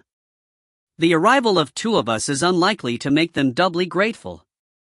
They made their way through the station and onto the road beyond, where a man stood waiting beside a battered black car. "You'll be the gentleman from London," he said. "We are," said Burke. "And you would be?" "My name's Croft. The constable sent me to collect you. He's busy at the moment. Local newspapermen. We've had some of the London boys calling on us as well." Burke looked puzzled. "He was told not to make any comment until we arrived," he said. Croft reached out to take their bags. "And how's he supposed to do that, then, if he can't talk to them first to tell them that he can't make no comment?" he asked. He winked at Burke. Sergeant Stokes had never seen anyone wink at the inspector before, and he wasn't convinced that Croft was the ideal candidate to be the first. "Fair point, I suppose, sir," said Sergeant Stokes hurriedly, then added, "for form's sake, don't you think?" Burke gave his sergeant a look that suggested he thought a great many things, of which few were complimentary toward the present company. "Whose side are you on, Sergeant?" "The side of law and order, sir," Burke replied happily. "The side of law and order, The witch panic that gripped Europe for over 300 years, beginning in the mid-1400s and ending with the death in Switzerland in 1782 of Anna Goldie, the last woman in Western Europe to be executed for witchcraft, claimed the lives of between 50 and 100,000 people, of whom 80% were women, most of them old and most of them poor. Such panics were most prevalent in the German lands, which accounted for roughly half of all those killed. Fewer than 500 died in England, but twice that amount were executed in Scotland, due in no small part to the Scottish court's greater tolerance for torture as a means of securing confessions, and the paranoia of its young monarch, James VI. The most comprehensive guide to the identification, interrogation, and, finally, immolation of witches was the Malleus Maleficarum, the Hammer of Witches, co-authored by the German Dominican Heinrich Kramer and Father James Sprenger, the Dean of Theology at the University of Cologne. Kramer and Sprenger pinpointed the seat of witchcraft in the very nature of the female species. Women were spiritually, intellectually, and emotionally weak, and motivated primarily by carnal lust. These fundamental flaws found their most potent expression in witchery. The coming of the Reformation did little to undo such beliefs. If anything, any existing tolerance for the so-called wise women of village life was to be stamped out along with any other evidence of old pagan ways, leading Martin Luther himself to declare that they should all be burned as witches. It would be 1736 before the crime of witchcraft would officially be removed from the books of law in England, almost 120 years after the capture, trial, and execution of the three women known as the Underbury Witches. Croft drove the two policemen to the heart of the village of Underbury, where they checked into a pair of small but warm rooms at the back of the Vintage Inn. When they had refreshed themselves, and taken some tea, the two policemen were brought to the local undertakers. Waiting for them were the village doctor, Allinson, and the sole representative of the local constabulary, Constable Waters. Allinson was young, and a recent arrival in Underbury with his family following the death of his uncle, who had previously dealt with the births, illnesses, and various manifestations of mortality in the area. Allinson walked with a slight limp, a vestige of childhood polio, which had excused him from service in France. Waters, in Burke's view, was a typical village copper, cautious without being careful, and with a modest intelligence that had not yet evolved to the stage of wisdom. All four men stood by while the undertaker, a man seemingly composed entirely of creases and wrinkles, slowly uncovered the body that lay upon his slab. "We haven't done much with him yet, on account of you gentlemen coming down from London," he explained. "Lucky it's been cold, or else he'd be on the turn more than he is already." The body revealed to them was that of a man in his early 40s, with the bulk of one who labored in the fields during the day, at the dinner table in the evening, and in the pub at night. His features, or what remained of them, were discolored, and the men could smell the greater decay already taking place inside him. There were long vertical wounds across his face, and similar injuries to his chest and stomach. The wounds were deep, and penetrated far into his body, so that his innards were clearly visible to them.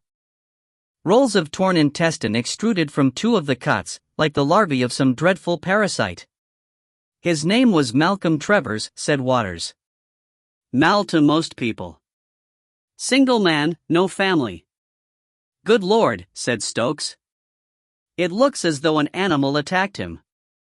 Burke nodded to the undertaker, and said he would be called if he was needed. The little man exited quietly, and if he felt any sense of injury at his exclusion, he was far too practiced in his trade to show it. Once the door to the embalming room was closed, Burke turned to the doctor. "You've examined him?" Allinson shook his head. "Not fully. I didn't want to interfere with your investigations. I have taken a closer look at those wounds, though. And if it's the work of an animal, it's like none I've ever seen. But we've sent out word to the circuses and fairs in the area," said Constable Waters. "We'll soon find out if they've lost one of their beasts." Burke nodded, but it was clear that he had little interest in what Waters had just said. His attention remained on Allinson. "Why do you say that?" The doctor leaned over the body of the dead man and pointed to smaller abrasions to the left and right of the main cuts. "You see these? In the absence of any other evidence, I'd say they were left by thumbs with deep nails on the ends of them." He raised his hand, curled the fingers slightly as though grasping a ball, then raked them slowly through the air. "The deep wounds come from the fingers, the ancillary, angled cuts from the thumb," he continued. "Couldn't someone have used some kind of farm implement on him?" asked Stokes. The sergeant was London through and through, and his knowledge of agriculture extended no further than washing the dirt from vegetables before cooking them. Nevertheless, he had a pretty fair suspicion that if one were to open up any barn between here and Scotland, there would be enough sharp objects contained within to fillet a whole tribe of men such as Travers. "It's possible," said Allinson. "I'm no expert on farm tools.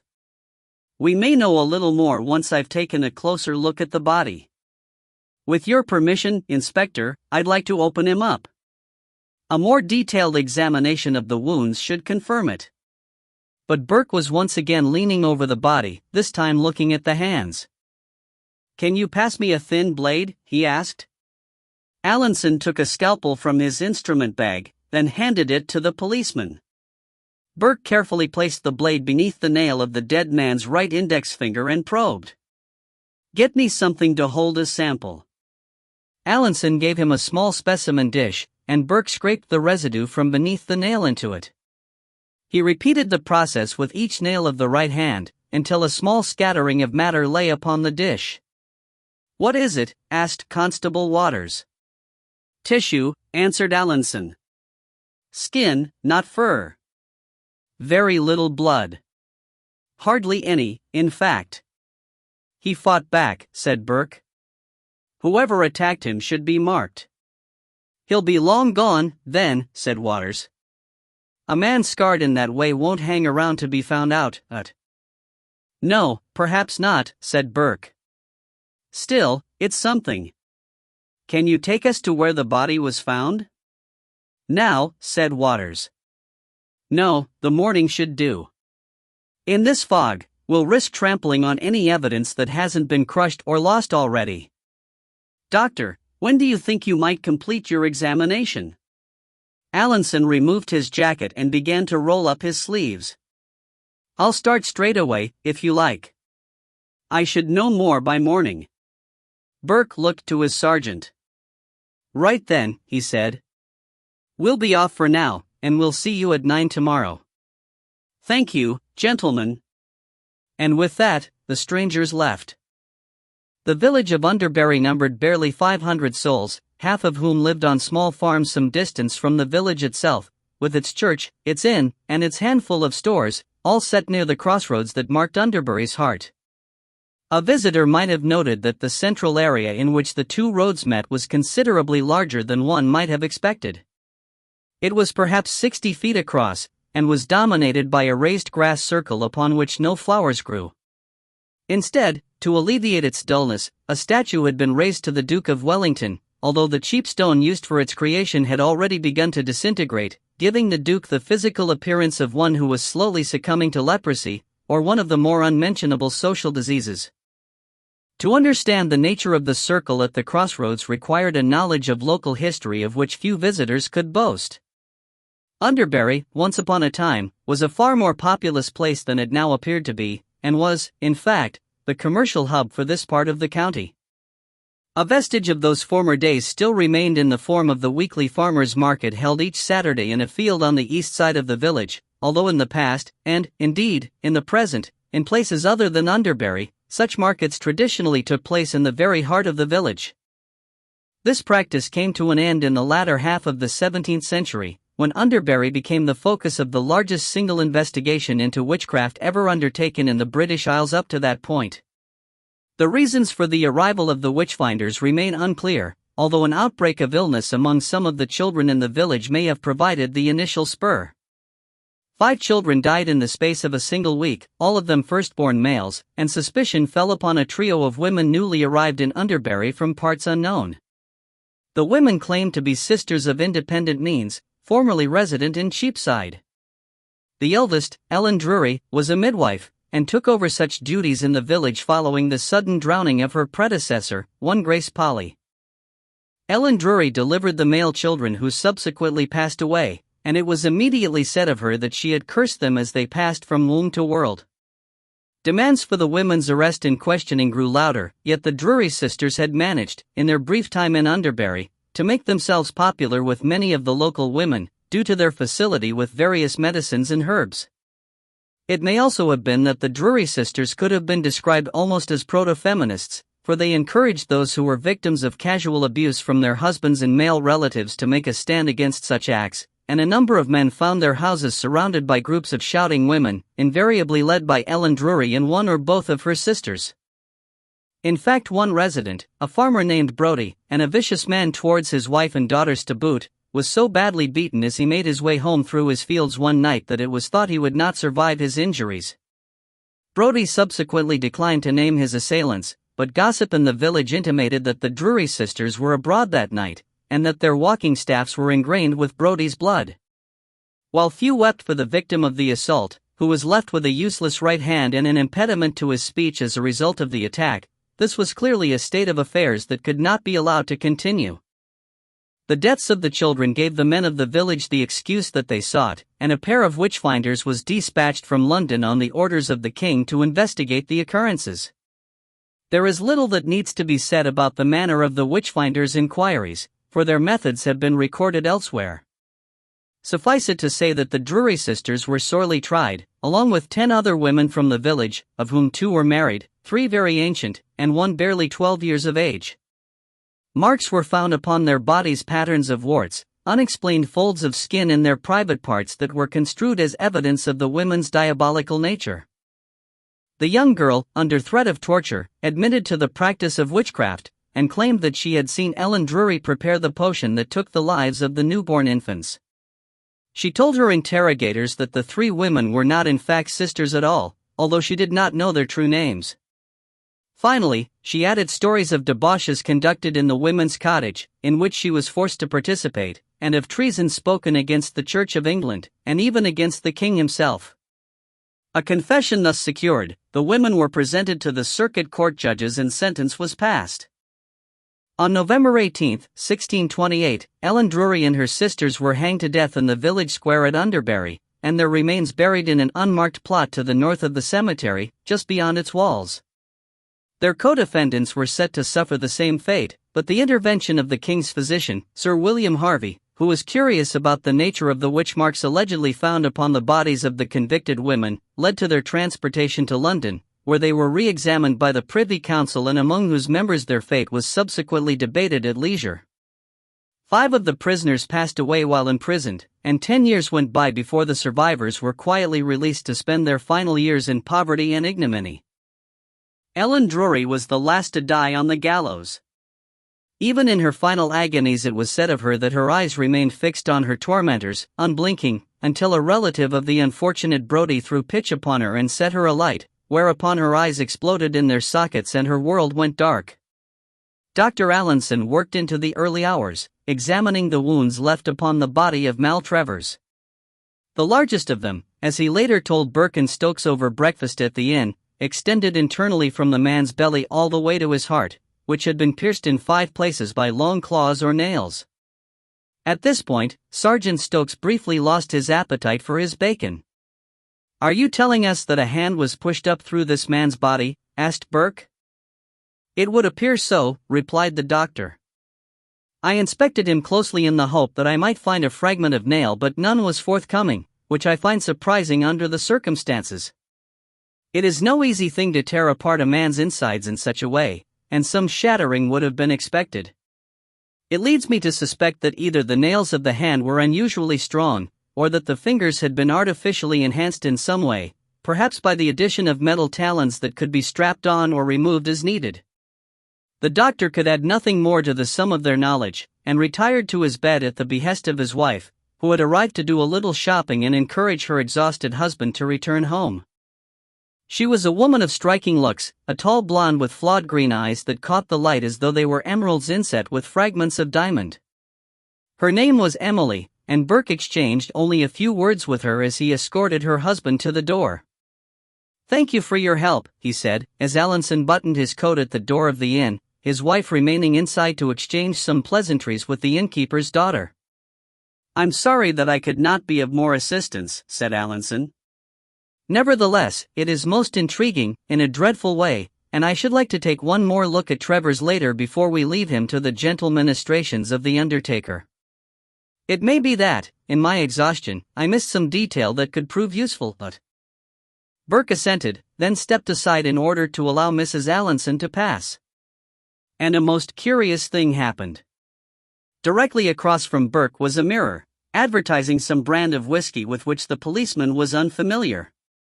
He could see himself reflected clearly in its surface, and, as she passed, so too was Emily Allinson, but through some distortion in the glass it appeared as though her reflection moved more slowly than she did, and Burke almost believed that it seemed to turn its face toward him even though the original stared fixedly ahead. That face, for an instant, was not that of Emily Allinson. Elongated and ruined, its mouth gaped and its face was grotesquely charred in places, the eyes like cinders in their sockets. Then Mrs. Allinson stepped outside with her husband and the vision was gone. Burke walked closer to the mirror and saw that it was deeply tarnished, as such cheap advertising tools tend to become. Its surface was mottled and uneven, so that even his own face shimmered and buckled like an image in a carnival tent.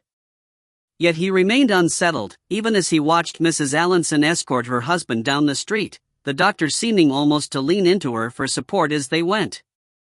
There were few males under the age of 50 wandering through Underbury that morning, although this was by no means unusual. Most towns and villages were now sorely depleted of their stock of young men, and Burke had no doubt that when the present hostilities came to an end it would still be many years before places like Underbury found some balance restored between the sexes. Burke returned to his sergeant, but he allowed the remainder of his breakfast to go cold and untouched. "Anything wrong, sir?" asked Stokes, who had rapidly regained his appetite with the departure of the doctor. "Just tiredness," replied Burke. Stokes nodded, and finished off the runny yolk with a swipe of his toast. It was a good breakfast, he thought, maybe not as good as the breakfasts Mrs. Stokes cooked up for him, but very satisfying nonetheless. His good lady wife often offered the view that Inspector Burke could do with a little fattening up, but Burke was not one to accept invitations to dinner.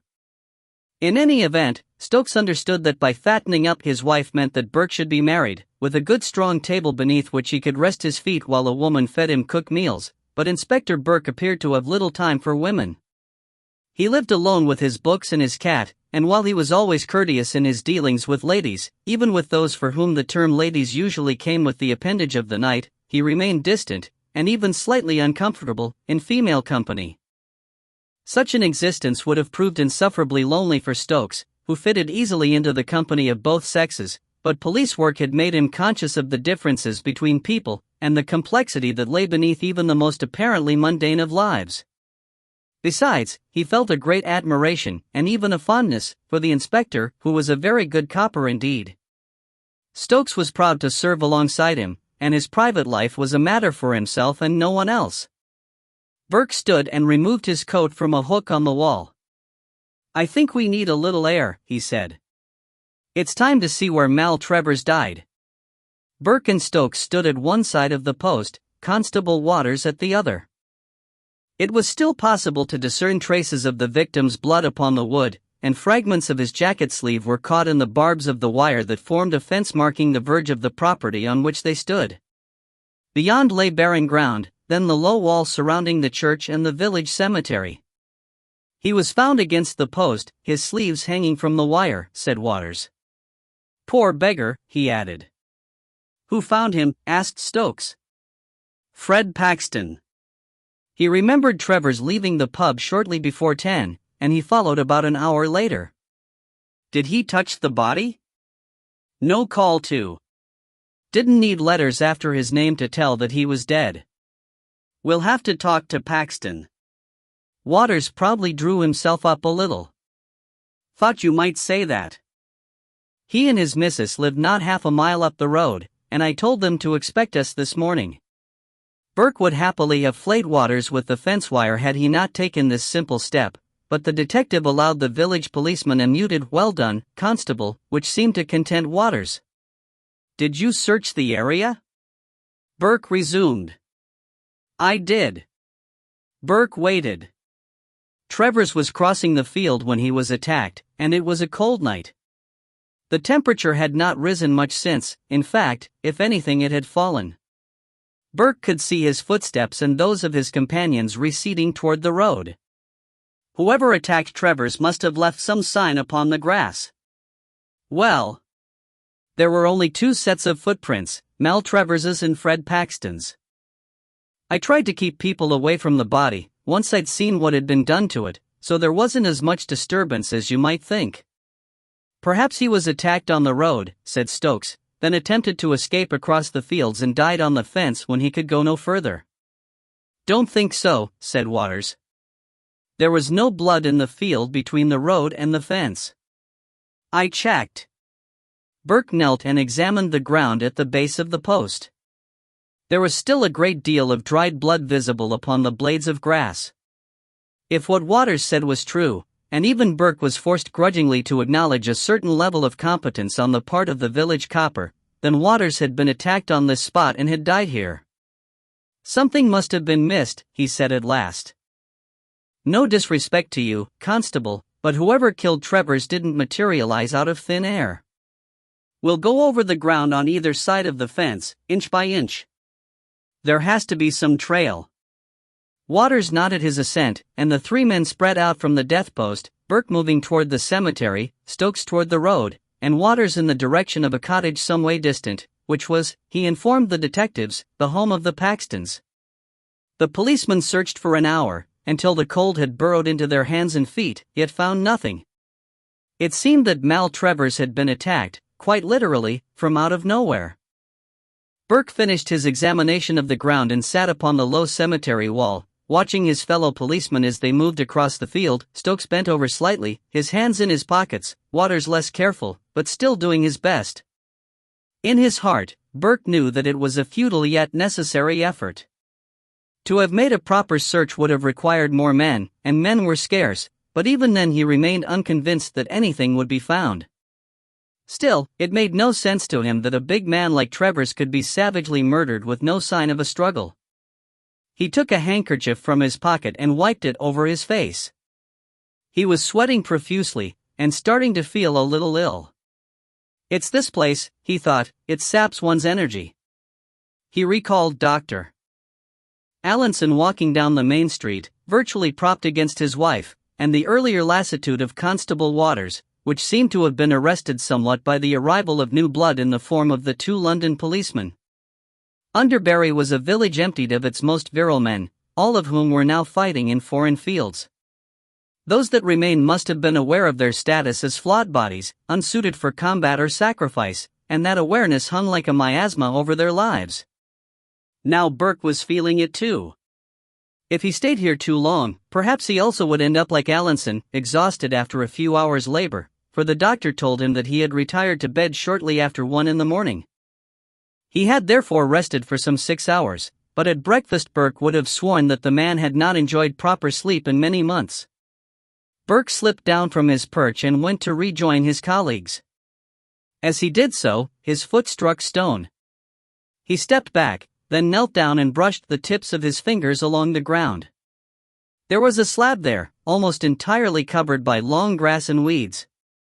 The vegetation came away easily as Burke pulled at it, for some of it had merely fallen across the stone, or had been placed there to conceal it. There was no inscription upon it, but Burke knew its purpose. This was an old community, and he did not doubt that in times past the bodies of suicides, of unbaptized children, and of gallows fodder had been interred outside the walls of the cemetery. It was common practice, although it was rare to see a marker of any kind upon such graves. Now, as he looked at the ground from this low angle, he could see 2 other similar raised slabs nearby. When he examined them, he discovered that the stone on one had been broken recently. Someone had taken a hammer and chisel to it, fragmenting the rock into a number of pieces and leaving a hole as big as Burke's fist at the center. Burke leaned forward and slipped 2 fingers into the gap, expecting to touch earth below. Instead, there was only emptiness.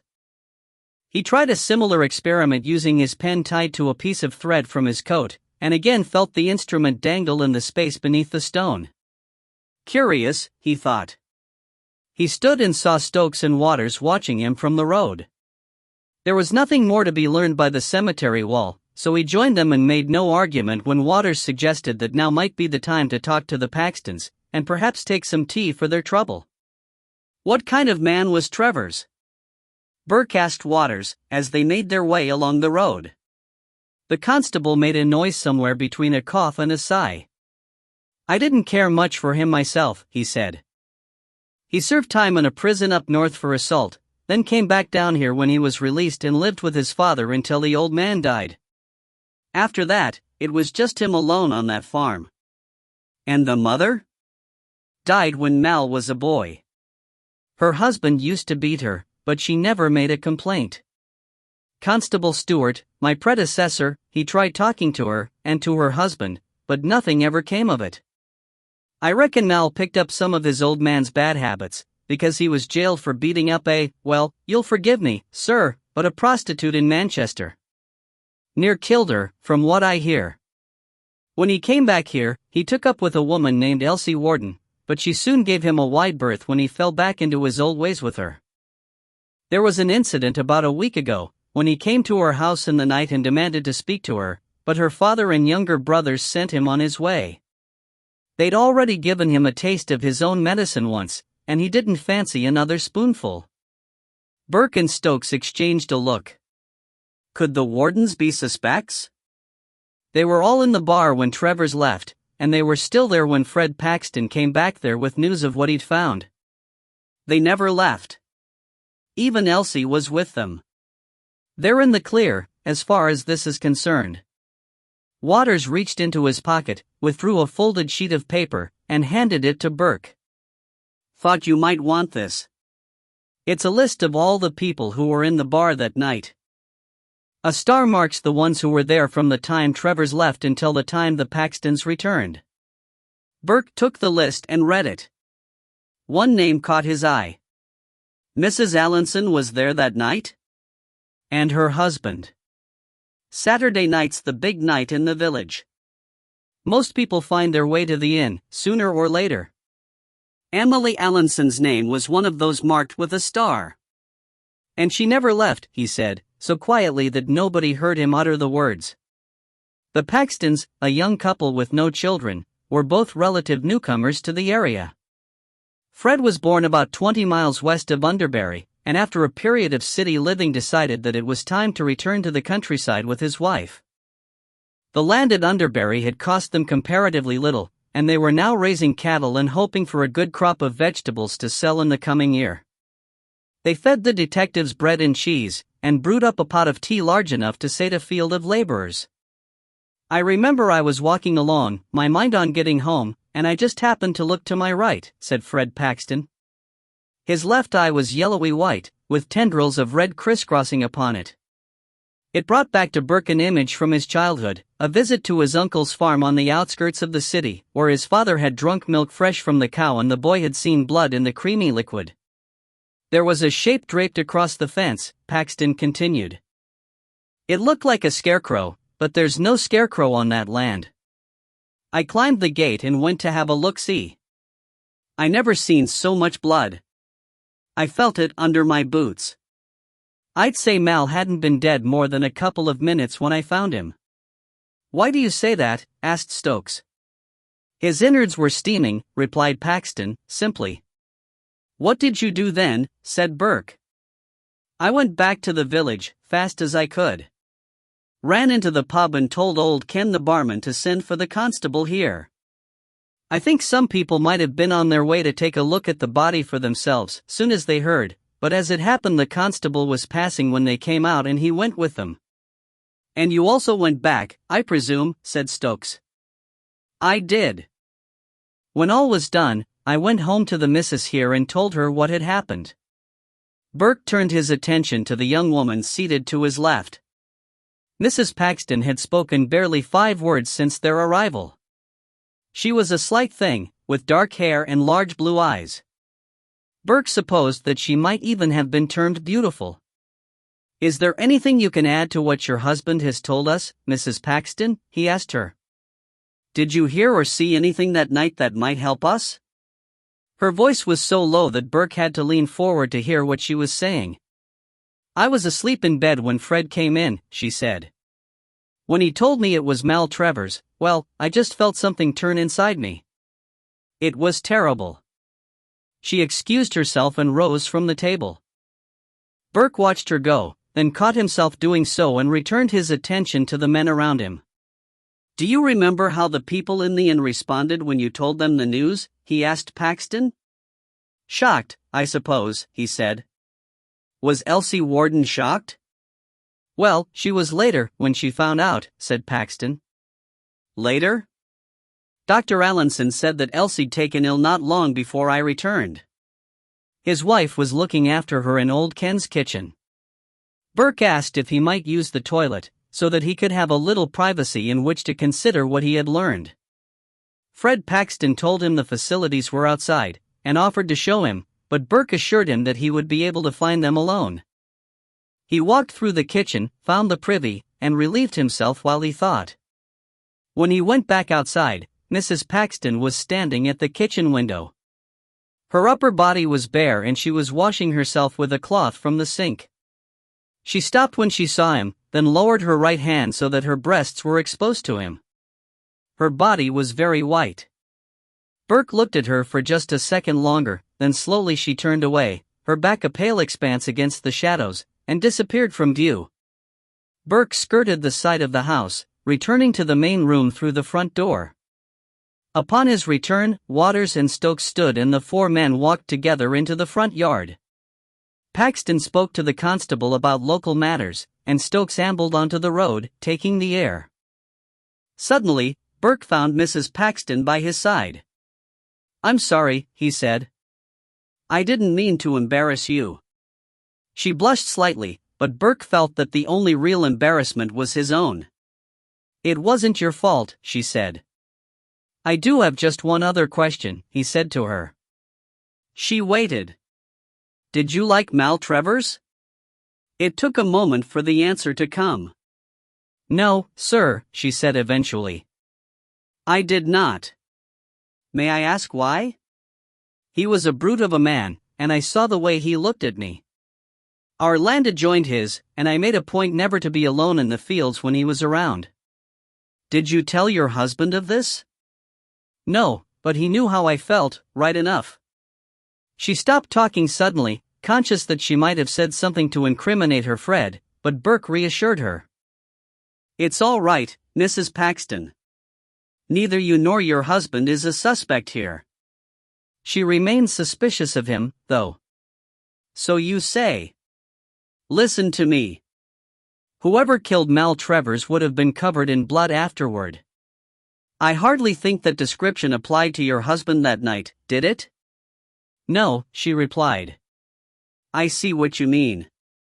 I don't think Fred has it in him to kill Mal Travers, or to kill anyone, come to that. He's a good man. But you felt distressed at Trevors's death, despite what you felt about him, said Burke. Again, there was a pause before the reply came.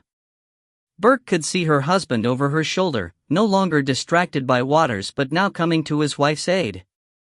There was little time left. I wish that he was dead, said Mrs. Paxton softly. The day before he died, he brushed against me when we were in Mr. Little's store together. He did it deliberately, and I felt him push into me. I felt his thing. He was a pig, and I was tired of being afraid to walk in our own fields. So, for a moment, I wished him dead, and then a day later he was dead. I suppose I wondered if somehow you might have caused his death? Yes.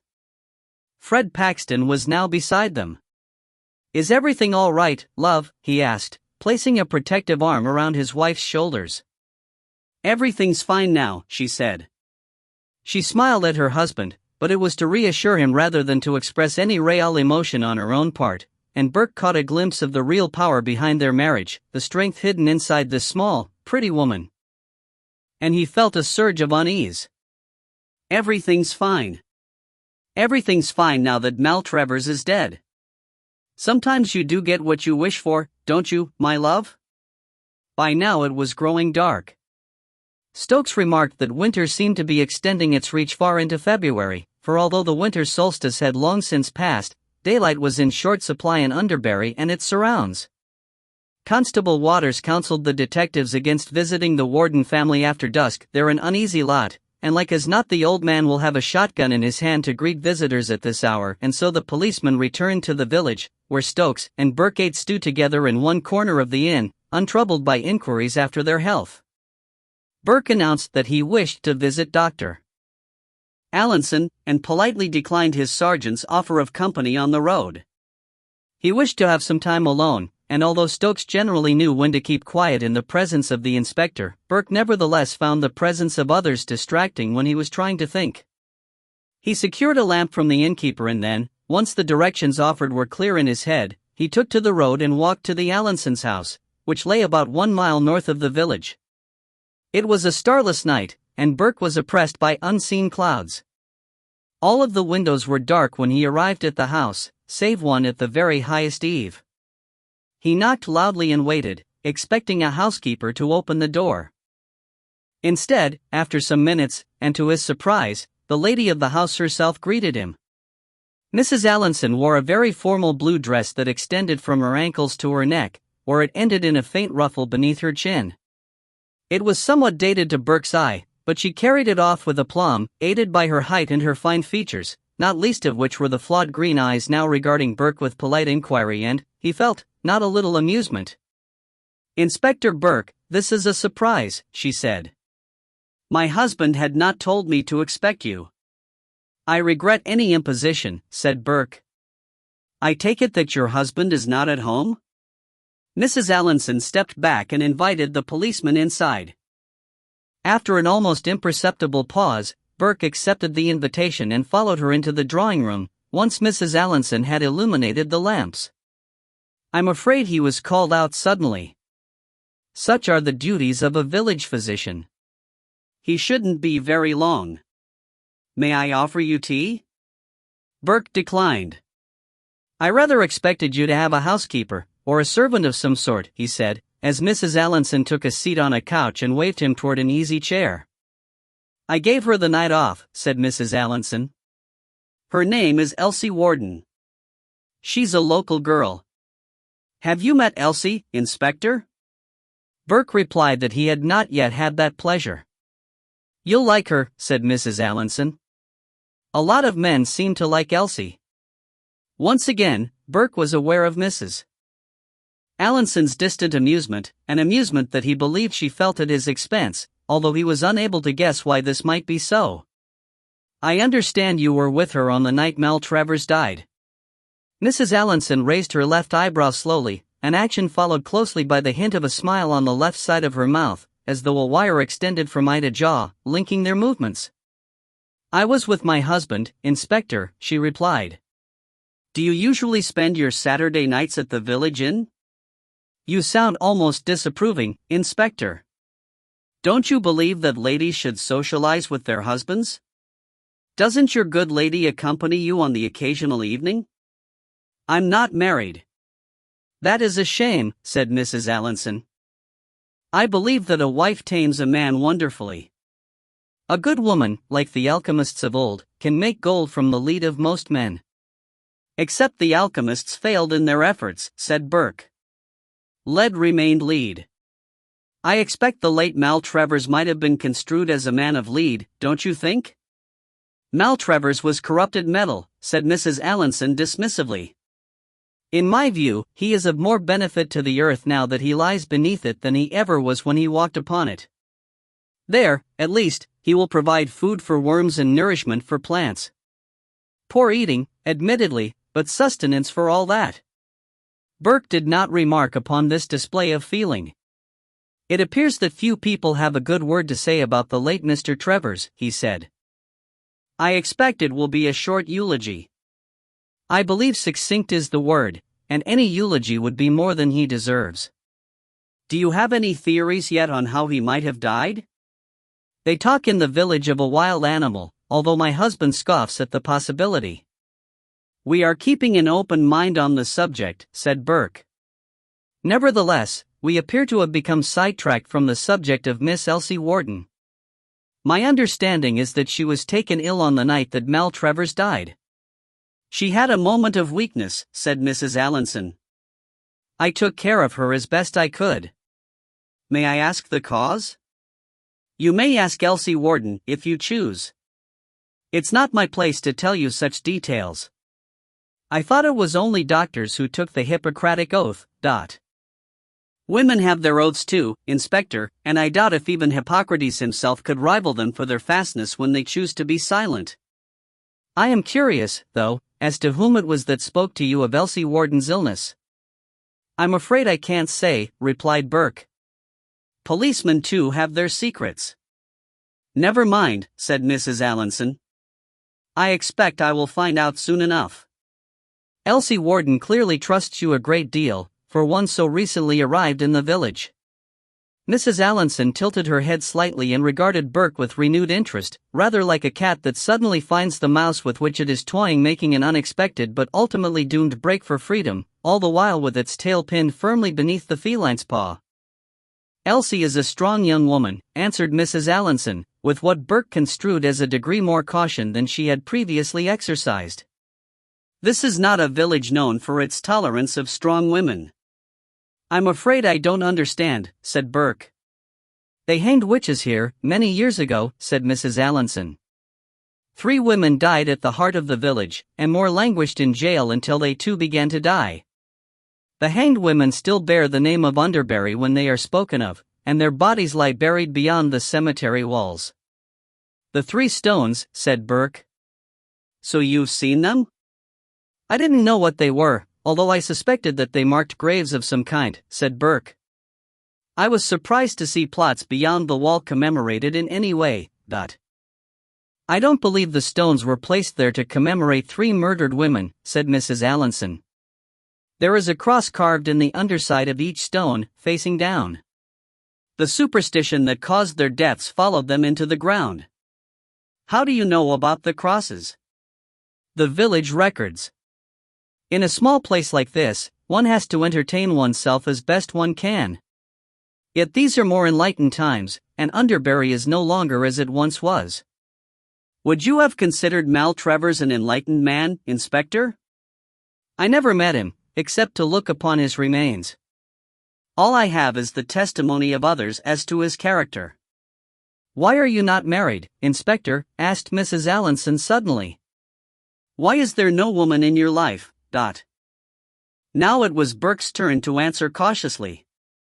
"My job takes up much of my time," he began, uncertain why he was even attempting to explain himself to this woman, except that in doing so he might learn more about her. "Perhaps too I have never met the right woman." Mrs. Allinson leaned forward slightly. "I suspect," she said, "that there is no right woman for you." "I'm not entirely sure that you like women, Inspector." "I don't mean in the physical sense," she added quickly, "for I am sure that you have appetites like most men have. Rather, I mean that you don't like them as beings. You perhaps distrust them, maybe even despise them. You don't understand them, and that makes you fear them.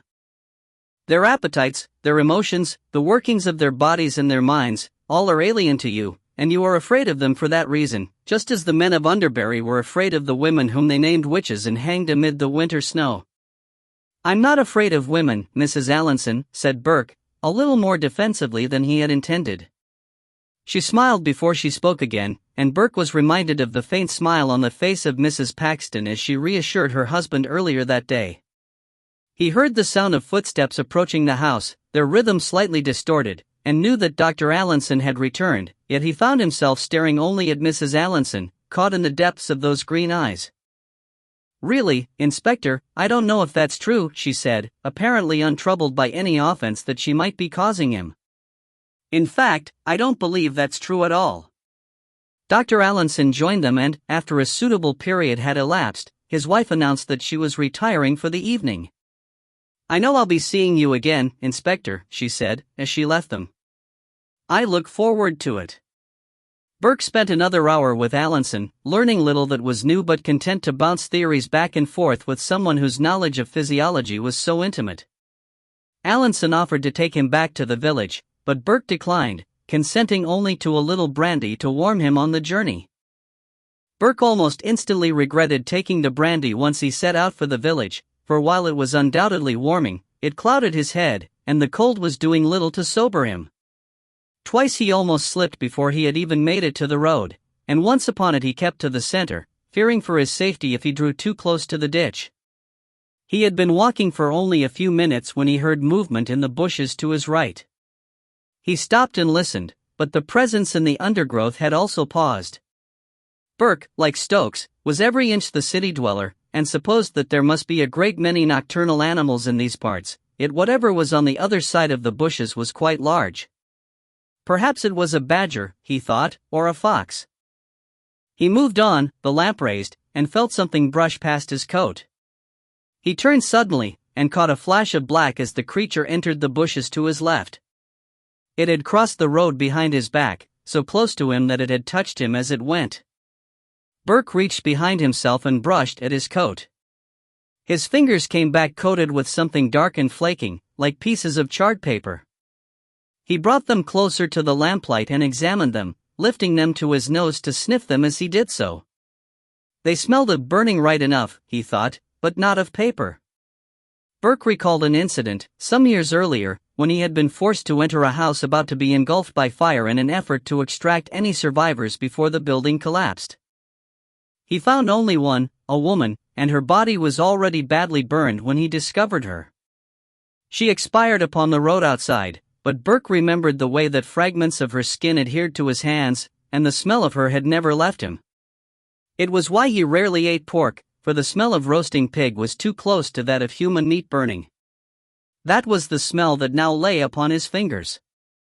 He brushed it away on his coat as best he could and continued toward the village, faster now, his footsteps slapping upon the road as he ran, and all the time he was conscious of being followed from the undergrowth, until at last he came to the margins of Underbury itself and the creature stopped before the first house. Burke was breathing heavily as he scanned the blackness in the bushes. He thought for an instant that he saw a darker shape within it, a figure within the shadows, but it was gone almost as soon as he registered it. Still, its shape stayed with him, and he saw it in his dreams that night, the shape of its hips, the swelling of its breasts. It was the figure of a woman. The next morning, Stokes and Burke, accompanied by Waters, drove across the village to the farmhouse occupied by Elsie Warden and her family. Burke was quiet on the journey. He did not speak of what had occurred the night before on the road back to the village, but he had slept badly and the stink of charred meat seemed to cling to his pillow.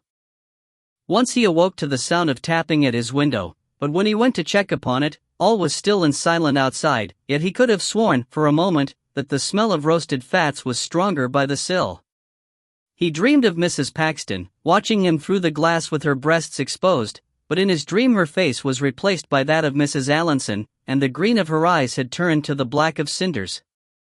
Elsie Warden's brothers, too young to enlist, were out in the fields, and her father off on some business of his own in a neighboring town, so only Elsie and her mother were in the kitchen when the policeman arrived. They were offered tea, but they declined.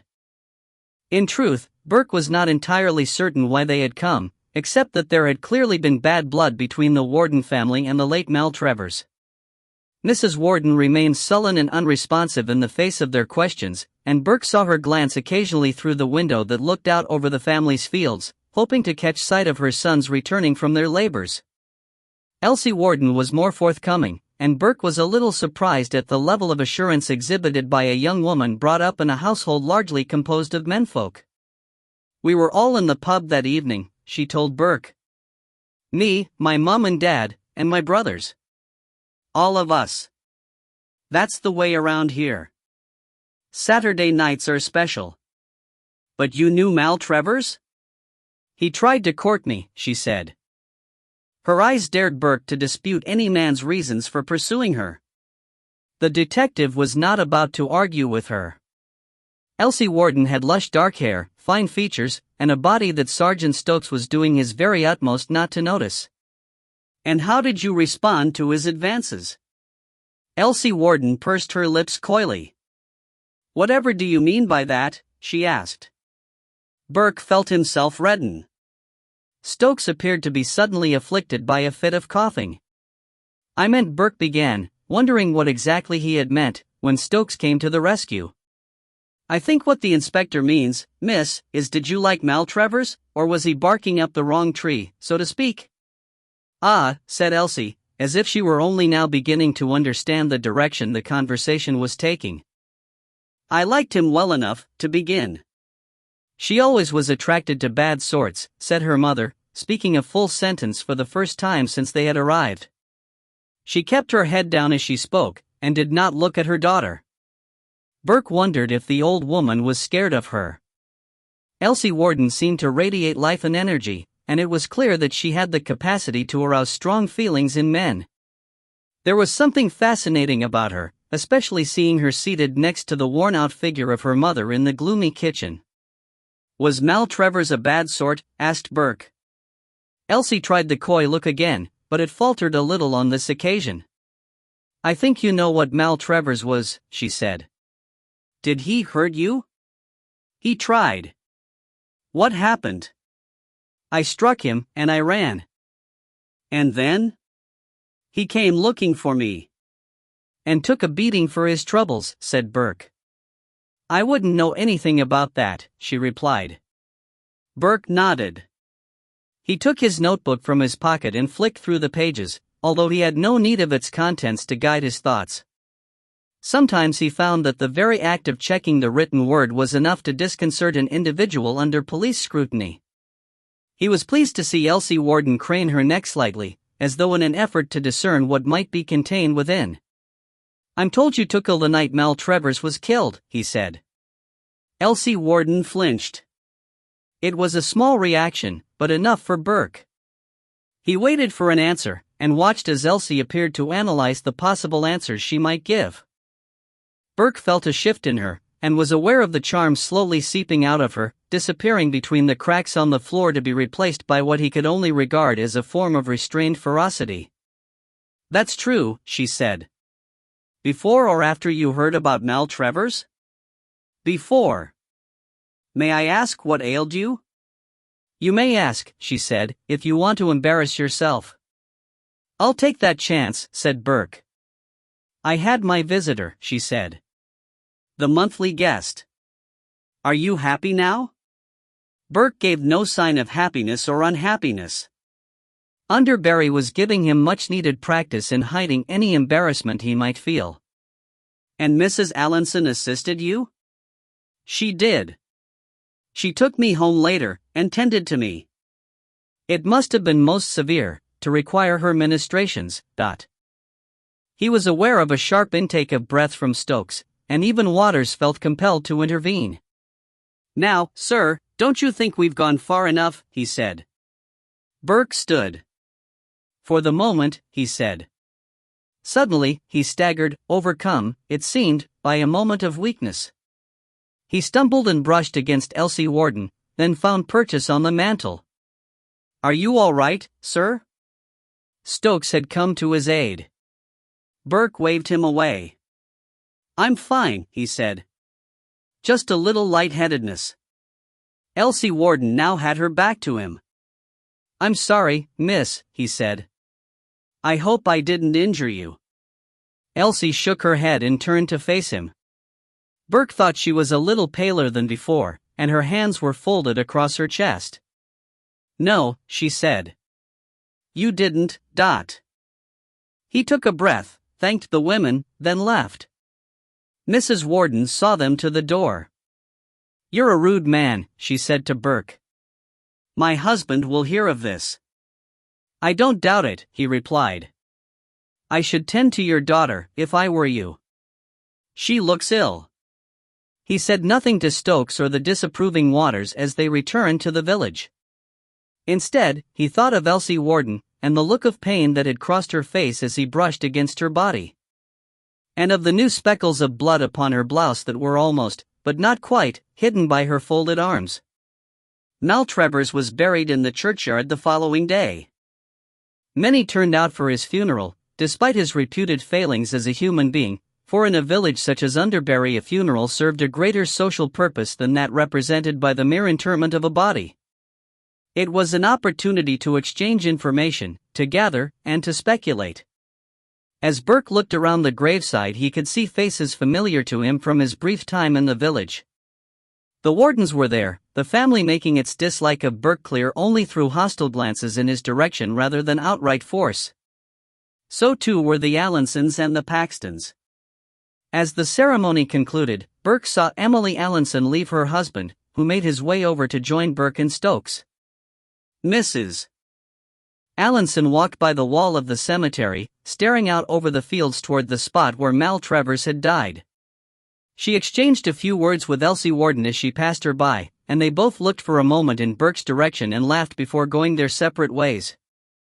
Mrs. Paxton seemed to be keeping her distance from both of them, but Emily Allinson cornered her and laid a hand on her arm, a gesture simultaneously intimate and somehow threatening, for it effectively held Mrs. Paxton in place while the tall, elegant Mrs. Allinson leaned down to talk to her.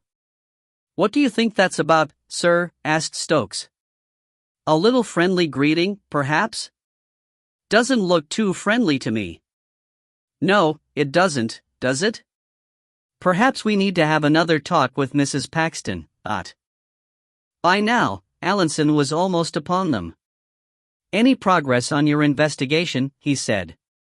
"Slow and steady," said Burke, who felt a sudden stab of guilt as he recalled the appearance of the doctor's wife in his dream. "I hear you stirred up the Wardens. They've spoken about our visit?"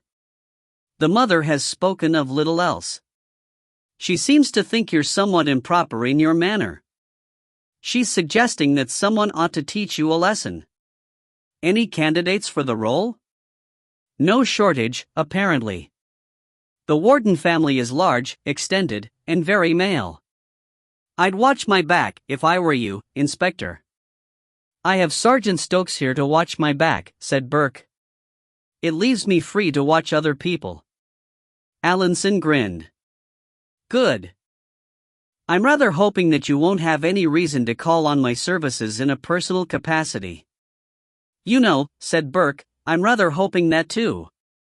Tell me, does your wife know a little of medicine?" "Many doctors' wives do. Mrs. Allinson is trained as a midwife, and her skills now extend considerably beyond that. She can't practice medicine, of course, but she knows what to do in the event of a crisis." "The women of Underbury are fortunate to have her, then," said Burke. "Very fortunate indeed." The rest of the day added little to the sum of knowledge accumulated by the two policemen. With the help of Constable Waters, they completed their questioning of all those who had been present at the inn on the night of Maltrevors's death, and began talking to many of those who were not present. While few had a good word to say about the dead man, there was nothing to link them to the events of that night, and by the time evening came Burke's natural silence had deteriorated into sullenness. He bid Waters a curt good night, paused for a time to exchange some words with his sergeant, and then ascended to his bedroom, where he remained seated on his bed for the rest of the evening, rising only to receive his supper at the door. In time, he must have fallen asleep, for the room was darker than he remembered when he opened his eyes, and the inn was quiet. He was not even aware of why he had awoken until he heard voices speaking softly beneath his window. Burke left his bed and walked to the glass, concealing himself in the shadows as best he could. Two women stood in the yard below, and in the dim light filtering from the inn he could make out the faces of Emily Allinson and Mrs. Paxton. The women appeared to be arguing, for he could see Mrs. Allinson's finger stabbing the air before the smaller, darker Mrs. Paxton. Burke could not make out their words, but then Mrs. Allinson abruptly walked away. Some seconds later, Mrs. Paxton followed, but by then Burke was already on his way downstairs. He left the inn, moved through the yard, and soon found himself following the two women along the road that led out of the village. They were heading toward the Paxton house, but as soon as Mrs. Paxton caught up with Mrs. Allinson they left the road and made their way across the fields. They seemed to be heading for the place in which Maltravers died, until Burke saw them reach a small gate in the fence, open it, and move toward the wall of the churchyard. The inspector kept low as best he could, aided by the clouds that obscured the moon. He was almost at the gate when the women stopped and turned to face him. "Welcome, Inspector," said Mrs. Allinson. She did not look surprised to see him. In fact, Burke thought she looked rather pleased, and he knew then that he had stepped firmly into the trap they had set for him. Mrs. Paxton said nothing, but kept her head down, unwilling even to look in his direction. Burke heard footsteps approaching from behind. He turned to see Elsie Warden moving slowly through the grass, her hands brushing the tips of the weeds as she walked. She stopped when she was some 20 feet from him. Mrs. Paxton in turn moved away from Mrs. Allinson, so that Burke found himself at the center of a triangle formed by the three women. "Is this how you finished off Maltravers?" he asked. "We never laid a hand on Maltravers," said Mrs. Allinson. "We didn't have to," said Elsie. Burke tried to keep turning, always holding two women in his sight and hoping that he might be fast enough to prevent an attack by the third. "I suspect there are wounds on your chest, Miss Warden," said Burke. "And on my scalp," she said. He fought back. He always was quick with his hands, was Mal. "So you attacked him?" "In a manner of speaking." It was Mrs. Allinson. "I'm afraid I don't understand." "Oh," said Mrs. Allinson. "But you will." Burke felt the ground shift slightly beneath his feet. He leapt away, fearful of plummeting into some terrible depths. Over by the cemetery wall, fragments of stone shot a foot into the air, leaving gaping holes where they once lay. He heard a howling sound, like wind rushing through a tunnel, and then something scratched his face, opening parallel wounds across his cheek and nose. He stumbled backward, raising his arms to protect himself, and watched as the front of his coat was torn open by unseen claws. He smelled foul breath, and thought for a moment that he caught a disturbance in the air, as of heat rising from summer ground. Slowly, its form became clearer, allowing Burke to see, however indistinctly, the shape of breasts and hips. Faced with a target, Burke struck. He pounded his fist into the figure before him. There was slight resistance before his fist passed through it, but he saw Emily Allinson's head jerk backward. Blood spurted from her nose. Burke tried to punch again, but he was attacked from behind before he could do so. His scalp was torn apart, and he felt liquid warmth upon his neck. He tried to rise, but his right hand was wrenched away from him and forced into the air. A sharp pain ran through 3 of his fingers, and the impression of teeth appeared upon the skin of his knuckles. Over by the fence, he saw Elsie Warden's teeth gritted. Elsie shook her head furiously, the pain increased, and the fingers were severed from Burke's hand. His eyes closed, and he prepared to die. Then from somewhere in the darkness he heard a booming sound, and a familiar voice said, "That'll be enough now." Burke's eyelids felt heavy, and blood dripped from the lashes when he finally managed to force them open. Sergeant Stokes stood by the cemetery wall, and he held a shotgun in his hands. "You took your bloody time," thought Burke. He caught sight of a disturbance in the air once again, moving quickly toward Stokes. Once again, it seemed to him to approximate the shape of a woman. Its body was blackened, and long fair hair trailed behind it as it crawled along the ground to attack Stokes. He tried to warn his sergeant, but no words came. Instead, his own head was pulled back by the hair, and he felt teeth upon his neck. Stokes saw the presence when it was almost upon him. Instinctively, he swung the shotgun around and fired. For a moment, nothing happened, then, slowly, Emily Allinson's mouth opened and a great gush of red poured from it. She rocked upon her feet, and the front of her green dress darkened. Burke heard a scream that seemed to come from the ground beneath him, echoed in turn by Elsie Warden. His hair was released and he fell to the dirt, a weight upon his back as he was used as a stepping stone by an unseen presence. Burke's left hand reached out and grasped a rock upon the ground. With the last of his strength, he rose up and straddled the thing, bringing the rock down with all the force that he could muster upon its head. He could feel it moving beneath him, although he saw it only as a shimmering in the air. The stone hit its target, and it spasmed beneath him. Behind him, Elsie Warden's skull cracked. Her eyes rolled back in her head, and she fell down dead. Stokes was running toward him now, reloading the shotgun as he came. He was watching Mrs. Paxton, but she was retreating from them, her face a mask of horror and disgust. She turned from them and ran across the fields, making for the little cottage that she shared with her husband. Stokes shouted after her, warning her to stop. "Let her go," said Burke. "We know where to find her." And then he sank back on the ground, unconscious. Summer came, and the streets grew bright with the plumage of women. The two men met in a bar close to Paddington. It was quiet, the lunchtime drinkers now departed, and the evening crowd yet to arrive. One man was thinner and perhaps a little younger than the other, and wore a glove on his right hand. His companion placed 2 beers on the table before them, then took a seat against the wall. "How is the hand, sir?" asked Stokes. "It hurts a little still," said Burke. "It's odd. I can feel the ends of my fingers, even though they're no longer there. Strange, don't you think?" Stokes shrugged his shoulders. "To tell the truth, sir, I don't know any more what's strange and what isn't." He raised his glass and took a long draught. "You don't have to call me sir any longer, you know," said Burke. "Doesn't seem natural calling you anything else, sir," said Stokes. "I do miss being called sergeant, though. I'm trying to get the missus to call me it, just so I can hear it again, but she won't agree." "How is the bank?" "Quiet," he said. "Don't care much for it, to be honest, but it keeps me busy." "The money helps, though." "Yes, I'm sure it does." They were silent, then, until Stokes said, "You still think we did right, not telling them what we saw, Ut?" The two men had not met in many months, but they had never been ones to dance around a subject of concern to them. "Yes," said Burke. "They wouldn't have believed us, even if we had. Mrs. Allinson had my blood and skin in her nails, and the bite marks on my hand matched those of Elsie Warden. They attacked me.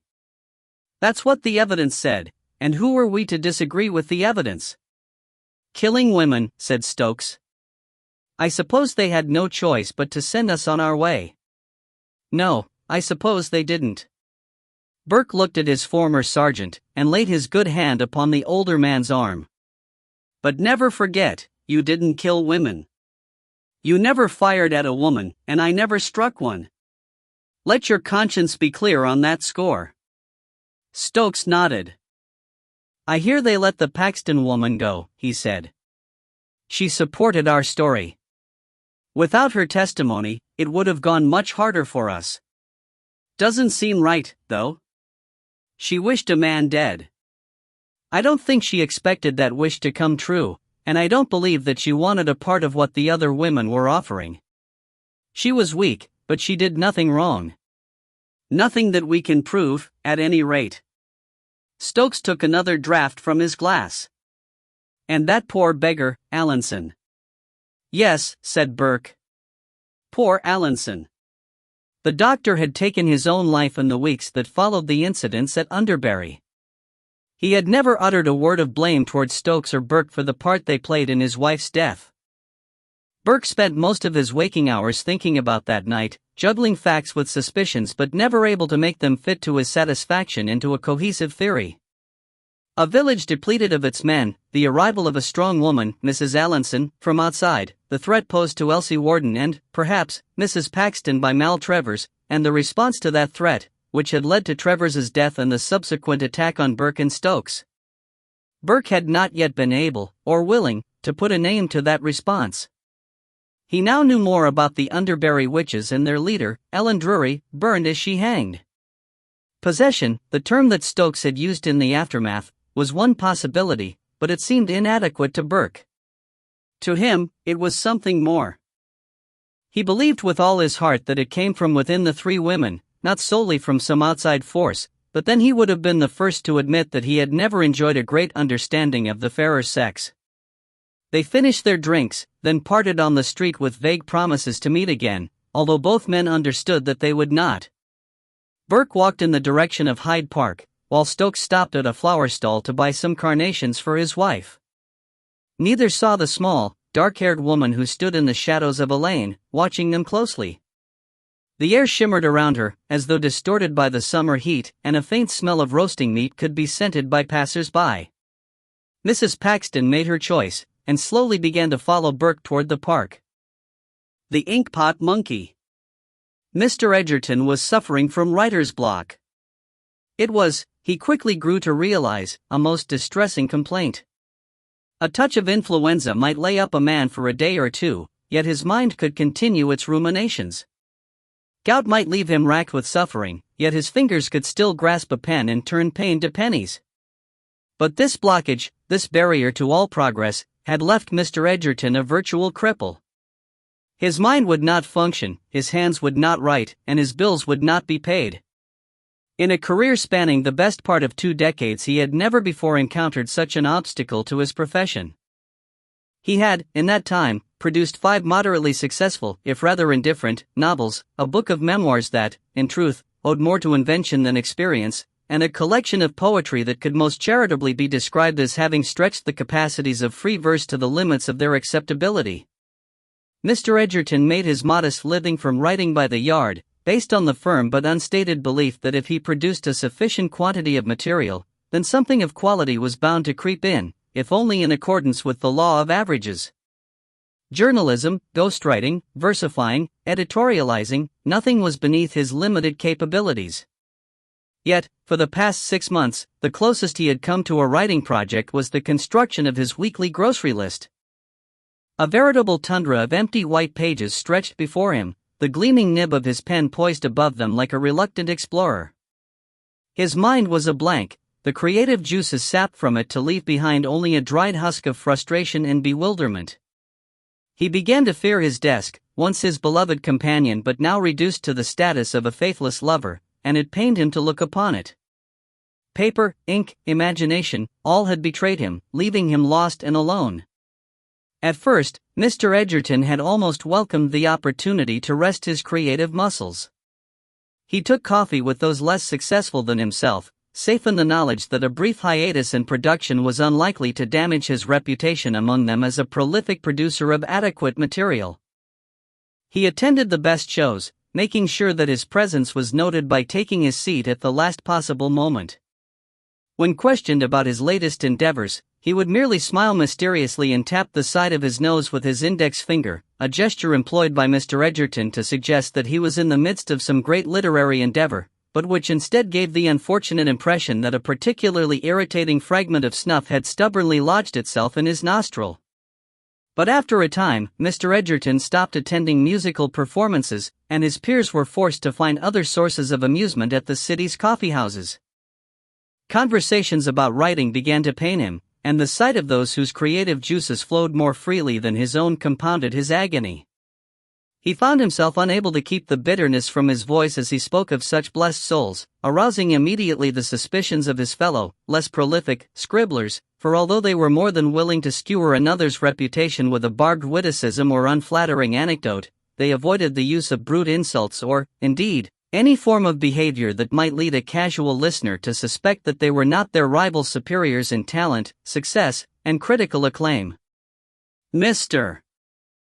Edgerton came to fear that even his silences now gave him away, clouded over as they were with brooding and frustration, and so his social appearances grew fewer and fewer until at last they ceased altogether. In truth, his colleagues were not unduly troubled by his absence. They had reluctantly tolerated his modest success. Now, with the taint of failure upon him, they relished his discomfort. To further complicate matters, Mr. Edgerton's wallet had begun to feel decidedly lightweight of late, and nothing will dampen a man's ardor for life more than an empty pocket. Like a rodent gripped in the coils of a great constricting snake, he found that the more he struggled against his situation, the tighter the pressure upon him grew. Necessity, wrote Ovid, is the mother of invention. For Mr. Edgerton, desperation was proving to be the father of despair. And so, once again, he found himself wandering the streets, trawling the city's great rivers of people in the hope of netting a single idea. In time, he came to Charing Cross Road, but the miles of shelved books only depressed him further, especially since he could find none of his own among their number. Head down, he cut through Cecil Court and made his way into Covent Garden in the faint hope that the vibrancy of the market might spur his sluggish subconscious into action. He was almost at the magistrate's court when something caught his eye in the window of a small antiques shop. There, partially hidden behind a framed portrait of Admiral Nelson and a stuffed magpie, was a most remarkable inkpot. The inkpot was silver, and about 4 inches tall, with a lacquered base adorned by Chinese characters. But what was most striking about it was the small, mummified monkey that perched upon its lid, its clawed toes clasped upon the rim and its dark eyes gleaming in the summer sunlight. It was obviously an infant of its species, perhaps even a fetus of some kind, for it was no more than 3 inches in height and predominantly gray in color, except for its face, which was blackened around the mouth as if the monkey had been sipping from its own ink. It really was a most ghastly creature, but Mr. Edgerton had acquired the civilized man's taste for the grotesque, and he quickly made his way into the darkened shop to inquire about the nature of the item in question. The owner of the business proved to be almost as distasteful in appearance as the creature that had attracted Mr. Edgerton's attention, as though the man were somehow father to the monkey. His teeth were too numerous for his mouth too large for his face, and his head too great for his body. Combined with a pronounced stoop to his back, his aspect was that of one constantly on the verge of toppling over. He also smelled decidedly odd, and Mr. Edgerton quickly concluded that he was probably in the habit of sleeping in his clothes, a deduction that briefly led the afflicted writer to an unwelcome speculation upon the nature of the body that lay concealed beneath the layers of unwashed clothing. Nevertheless, the proprietor proved to be a veritable font of knowledge about the items in his possession, including the article that had brought Mr. Edgerton into his presence. The mummified primate was, he informed the writer, an inkpot monkey, a creature of Chinese mythology. According to the myth, the monkey provided artistic inspiration in return for the residues of ink left in the bottom of the inkpot. As he spoke, the dealer placed the inkpot on the counter before him, like an angler skillfully spinning a lure before a hungry fish in the hope of drawing it onto his hook. Mr. Edgerton's limited ability, like that of so many of his kind, was inversely proportionate to his sense of self-regard, and he was therefore generally unwilling to entertain the possibility that his genius could be attributed to any outside agency. Nevertheless, he was a man profoundly in need of inspiration from any source, and had recently been considering opium or cheap gin as possible catalysts. Having heard the story of the inkpot, he required no further convincing. He paid over money he could ill afford for the faint hope of redemption offered by the curiosity, and made his way back to his small apartment with the inkpot and its monkey tucked beneath his arm in a cloak of brown paper. Mr. Edgerton occupied a set of rooms above a tobacconist's store on Marylebone High Street, a recent development forced upon him by his straitened circumstances. While Mr. Edgerton did not himself partake of the noble weed, his walls were yellowed by the fumes that regularly wended their way between the cracks in the floorboards, and his clothing and furnishings reeked of assorted cigars, cigarettes, pipe tobaccos, and even the more eye-watering forms of snuff. His dwelling was, therefore, more than a little depressing, and would almost certainly have provided him with the impetus necessary to improve his finances were he not so troubled by the absence of his muse. That evening, Mr. Edgerton sat at his desk once again and stared at the paper before him. And stared. And stared. Before him, the inkpot monkey squatted impassively, its eyes reflecting the lamplight and lending its mummified form an intimation of life that was both distracting and unsettling. Mr. Edgerton poked at it tentatively with his pen, leaving a small black mark on its chest. Like most writers, he had a shallow knowledge of a great many largely useless matters. Among these was anthropology, a consequence of one of his earlier works, an evolutionary fantasy entitled The Monkey's Uncle. One newspaper had described it as largely adequate, if inconsequential. Mr. Edgerton, grateful to be reviewed at all, was rather pleased.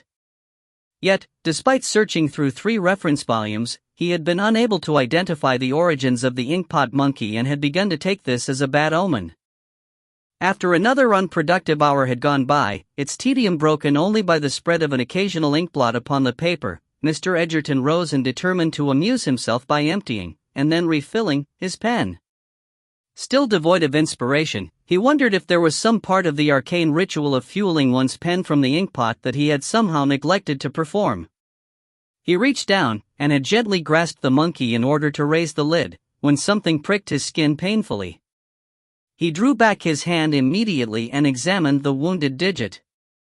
A deep cut ran across the pad of his index finger, and blood from the abrasion was flowing down the length of his pen and congregating at the nib, from which it dripped into the inkpot with soft, regular splashes. Mr. Edgerton began to suck the offended member, meanwhile turning his attention to the monkey in an effort to ascertain the cause of his injury. The lamplight revealed a small raised ridge behind the creature's neck, where a section of curved spine had burst through its tattered fur. A little of Mr. Edgerton's blood could be perceived on the yellowed pallor of the bone. The wounded writer retrieved a small bandage from his medicine cabinet and bound his finger before resuming his seat at his desk. He regarded the monkey warily as he filled his pen from the well, then put pen to paper and began to write. At first, the familiarity of the act overcame any feelings of surprise at its sudden return, so that Mr.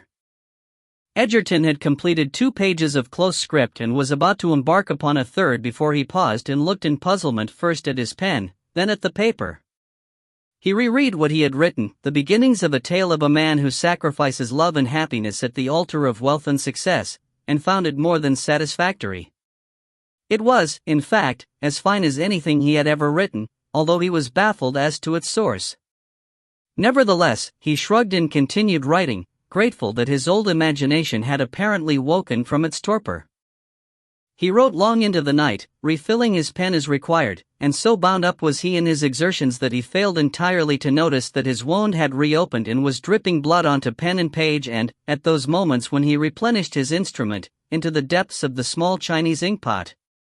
Mr. Edgerton slept late the following morning, and awoke to find himself weakened by his efforts of the night before.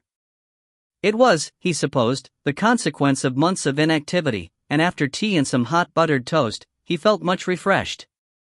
He returned to his desk to find that the inkpot monkey had fallen from its perch and now lay on its back amid his pencils and pens. Gingerly, Mr. Edgerton lifted it from the desk and found that it now weighed considerably more than the inkpot itself and that physics, rather than any flaw in the inkpot's construction, had played its part in dislodging the monkey from its seat. He also noted that the creature's fur was far more lustrous than it had appeared in the window of the antique shop, and now shimmered healthily in the morning sunlight. And then, quite suddenly, Mr. Edgerton felt the monkey move. Its arms and legs stretched wearily, as if it were waking from some long slumber, and its mouth opened in a wide yawn, displaying small blunt teeth. Alarmed, Mr. Edgerton dropped the monkey and heard it emit a startled squeak as it landed on the desk. It lay there for a moment or two, then slowly raised itself on its haunches and regarded the writer with a slightly hurt expression before ambling over to the inkpot and squatting down gently beside it. With its left hand, it raised the lid of the inkpot and waited patiently for Mr. Edgerton to fill his pen. For a time, the bewildered writer was unable to move, so taken aback was he at this turn of events. Then, when it became clear that he had no other option but to begin writing or go mad, he reached for his pen and supplied it from the well. The monkey watched him impassively until the reservoir was filled and Mr. Edgerton had begun to write, then promptly fell fast asleep. Despite his unnerving encounter with the newly animated monkey, Mr. Edgerton put in a most productive day and quickly found himself with the bulk of 5 chapters written, none of them requiring more than a cursory rewrite. It was only when the light had begun to fade and Mr. Edgerton's arm had started to ache that the monkey awoke and padded softly across a virgin page to where Mr. Edgerton's pen lay in his hand. The monkey grasped the writer's finger in its tiny paws, then placed its mouth against the cut and began to suck. It took Mr. Edgerton a moment to realize what was occurring, at which point he rose with a shout and shook the monkey from his finger. It bounced against the inkpot, striking its head soundly against its base, and lay unmoving upon a sheet of paper. At once, Mr. Edgerton reached for it and raised it in the palm of his left hand. The monkey was obviously stunned, for its eyes were now half closed and it was dazedly moving its head from side to side as it tried to focus. Instantly, Mr. Edgerton was seized with regret at his hasty action. He had endangered the monkey, which he now acknowledged to be the source of his newfound inspiration. Without it, he would be lost. Torn between fear and disgust, Mr. Edgerton reluctantly made his decision. He squeezed together his thumb and forefinger, causing a droplet of blood to emerge from the cut and then, his gorge rising, allowed it to drip into the monkey's mouth. The effect was instantaneous. The little mammal's eyes opened fully, it rose on its haunches, and then reached for, and grasped, the wounded finger. There it suckled happily, undisturbed by the revolted Mr. Edgerton until it had taken its meal, whereupon it burped contentedly and resumed its slumbers. Mr. Edgerton gently laid it beside the inkpot and then, taking up his pen, wrote another 2 chapters before retiring early to his bed. Thus it continued. Each day Mr. Edgerton rose, fed the monkey a little blood, wrote, fed the monkey once again in the evening, wrote some more, then went to bed and slept like a dead man, his rest only occasionally disturbed by the memories being dredged up in the course of his work, as old lovers and forgotten friends found their place in the narrative now taking shape upon his desk. The monkey appeared to require little in the way of affection or attention beyond its regular feeds of blood and the occasional ripe banana. Mr. Edgerton, in turn, decided to ignore the fact that the monkey was growing at quite an alarming rate, so that it was now obliged to sit beside him on a small chair while he worked and had taken to dozing on the sofa after its meals. In fact, Mr. Edgerton wondered if it might not be possible to train the monkey to do some light household duties, thereby allowing him more time to write, although when he suggested this to the monkey through the use of primitive sign language it grew quite irate and locked itself in the bathroom for an entire afternoon. In fact, it was not until Mr. Edgerton returned home one day from a visit to his publisher to find the inkpot monkey trying on one of his suits that he began to experience serious doubts about their relationship. He had noticed some new and especially disturbing changes in his companion. It had begun to molt, leaving clumps of unsightly gray hair on the carpets and exposing sections of pink-white skin. It had also lost some weight from its face, or its bone structure had begun to alter, for it presented a more angular aspect than before. In addition, the monkey was now over 4 feet tall and Mr. Edgerton had been forced to open veins in his wrists and legs in order to keep it sated. The more Mr. Edgerton considered the matter, the more convinced he became that the creature was undergoing some significant transformation. Yet there were still chapters of the book to be completed, and the writer was reluctant to alienate his mascot. So he suffered in silence, sleeping now for much of the day and emerging only to write for increasingly short periods of time before returning to his bed and collapsing into a dreamless slumber. On the 29th day of August, he delivered his completed manuscript to his publisher. On the 4th day of September, which was Mr. Edgerton's birthday, he was gratified to receive a most delightful communication from his editor, praising him as a genius and promising that this novel, long anticipated and at last delivered, would place Mr. Edgerton in the pantheon of literary greats and assure him of a most comfortable and well-regarded old age. That night, as Mr. Edgerton prepared to drift off into contented sleep, he felt a tug at his wrist and looked down to see the inkpot monkey fastened upon it, its cheeks pulsing as it sucked away at the cut. "Tomorrow," thought Mr. Edgerton. "Tomorrow I will deal with it. Tomorrow I will have it taken to the zoo and our bargain will be concluded forever." But as he grew weaker and his eyes closed, the inkpot monkey raised its head and Mr. Edgerton realized at last that no zoo would ever take the inkpot monkey, for the inkpot monkey had become something very different indeed. Mr. Edgerton's book was published the following year, to universal acclaim. A reception was given in his honor by his grateful publishers, to which the brightest lights of London's literary community flocked to pay tribute. It would be Mr.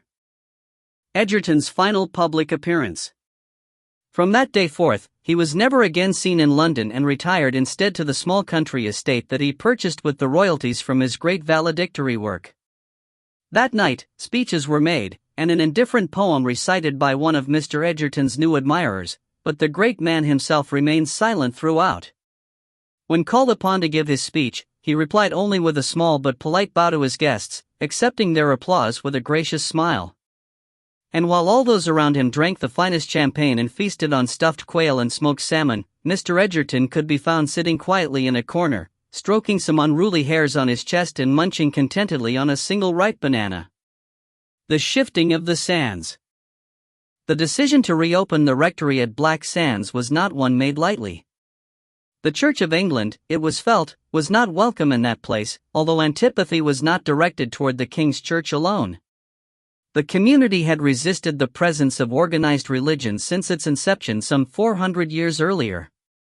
True, chapels had been built there, both Catholic and Protestant, but without worshippers, what was a chapel? One might as well have erected a small hut close to the shore, for at least then bathers could have made some use of it.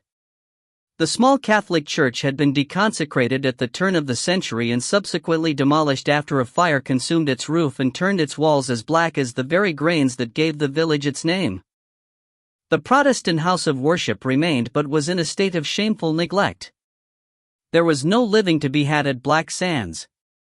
The people of the village, when asked, pointed out that they had no need of clergymen, that they had survived and even prospered through their own efforts, and there was some truth to what they said.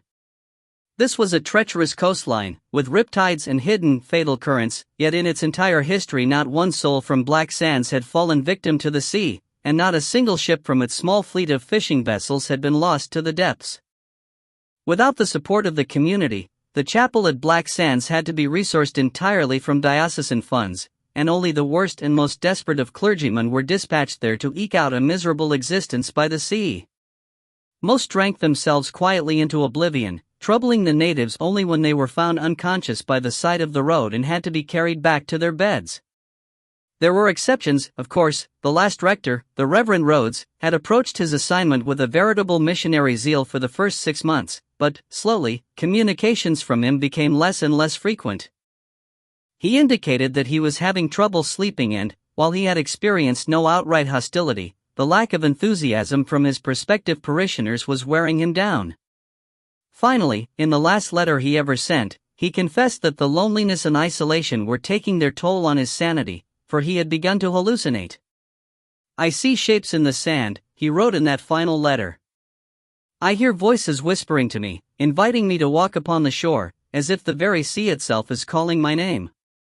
I fear that if I stay here any longer, I will do as they request. I will take that walk, and I will never return." Yet he persisted in his efforts to encourage the villagers to change their ways. He began to take an interest in the history of the community, to inquire about its past. Packages arrived from bookshops, packed with obscure tomes. They were found in his study after his death, the pages prodigiously marked and annotated. The Reverend Rhodes's body washed up upon the shore at Black Sands 1 week after his last missive was received, but the circumstances surrounding his death were never fully explained. For, you see, the Reverend Rhodes had not drowned, but suffocated. When his body was opened, his lungs were found to contain not water, but sand. But that was decades ago, and now the decision had been made to reopen the church at Black Sands.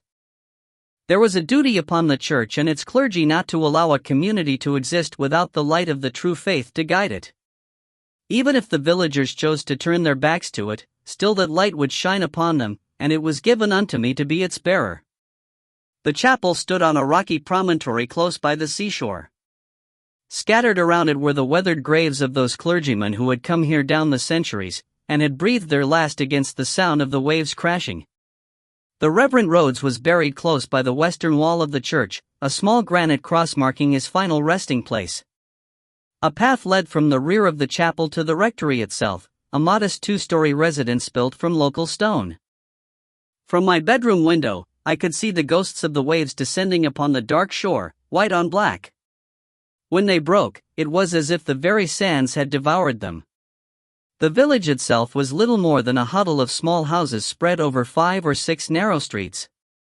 There was a shop devoted to the sale of whatever the residents might require, from a cap to a cartwheel. Beside it stood a small inn. I gave my custom to each in that first week, and found that I was treated with a respectful caution, but made to feel neither welcome nor unwelcome. Both premises were owned by the unofficial mayor of Black Sands, a Mr. Webster. He was a tall, cadaverous man with the manner of an undertaker measuring up a particularly impoverished client for a cheap casket. He politely declined my request to post times of services in both the inn and the shop. As I said to your predecessor, we have no need of your presence here, he informed me, with a half-smile, as he walked with me along the main street of the village. He was greeted warmly as we made our way. I, on the other hand, received only cursory nods.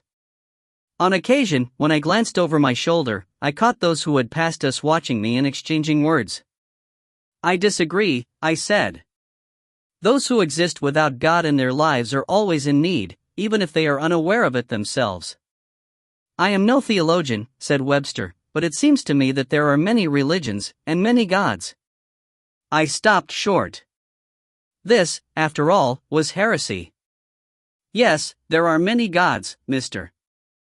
Webster, but only one true God. All else is superstition and the misheld beliefs of ignorant men. Really, said Webster. Am I an ignorant man, Mr. Benson? I cannot say, I stammered. In most things, you seem to me to be a most cultured man, yet in matters of religion you exhibit an almost willful blindness. The people of this village look up to you. Were you only to use your influence to do what? He interrupted, and for the first time I saw real anger in his eyes, although his voice remained frighteningly calm. To encourage them to follow a God that they cannot see, who promises nothing but pain in this life in exchange for the hope of some idol in the next? As I have said, perhaps there are other gods than yours, Mr. Benson. Older gods. I swallowed. Are you telling me that the people of this village are engaged in pagan worship? I asked. The anger left his eyes, to be replaced by his customary calm. I am telling you no such thing. All I am trying to say is that you have your beliefs, and others have theirs. Each has a place in the order of things, that I do not doubt. Unfortunately, the place for yours is not here. I choose to stay, I replied. He shrugged. Then we may yet find a use for you. That is my fervent hope, I concluded. Webster's smile widened, but he said no more. I held my service that Sunday in an empty church, as was my duty, and I sang the Lord as my shepherd, accompanied only by the cries of seagulls. That night I sat by the window of the study, staring down on the strange black sand that gave the village its name, surrounded by my predecessor's meager possessions, now coated in many years of dust.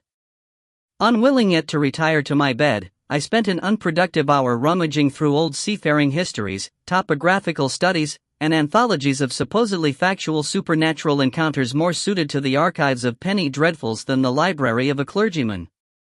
It was only when I began to search the writing desk that I discovered the notebook. It had been placed flat at the end of one of the drawers, among the corpses of dead insects. No more than 20 of its pages contained writing, but the neat script clearly matched that of the Reverend Rhodes contained in the various church documents bequeathed to me. The notebook was an account of Rhodes's investigations into the history of the area. Most of it was of only passing interest, tales of foundation, of feuds, of myths. Rhodes had learned that Black Sands was far older than a casual perusal of its history might have suggested. True, the village itself had only been in existence since the early 17th century, but the lands had been in use for long before that. Rhodes believed that he had ascertained the location of a stone circle that had once stood close by the shore, its position now marked by a raised slab that might once have served as an altar. But what purpose had the altar served? It seemed that to this question Rhodes was willing to offer an answer. What Rhodes had discovered was this: once every 20 years, within 1 week either side of the anniversary of the community's official founding on November 9, 1603, somebody drowned in the waters off Black Sands. The records were incomplete, and there were years for which Rhodes had been unable to provide entries, but the pattern was clear. Every 2 decades, a stranger, somebody from outside the community, died at Black Sands.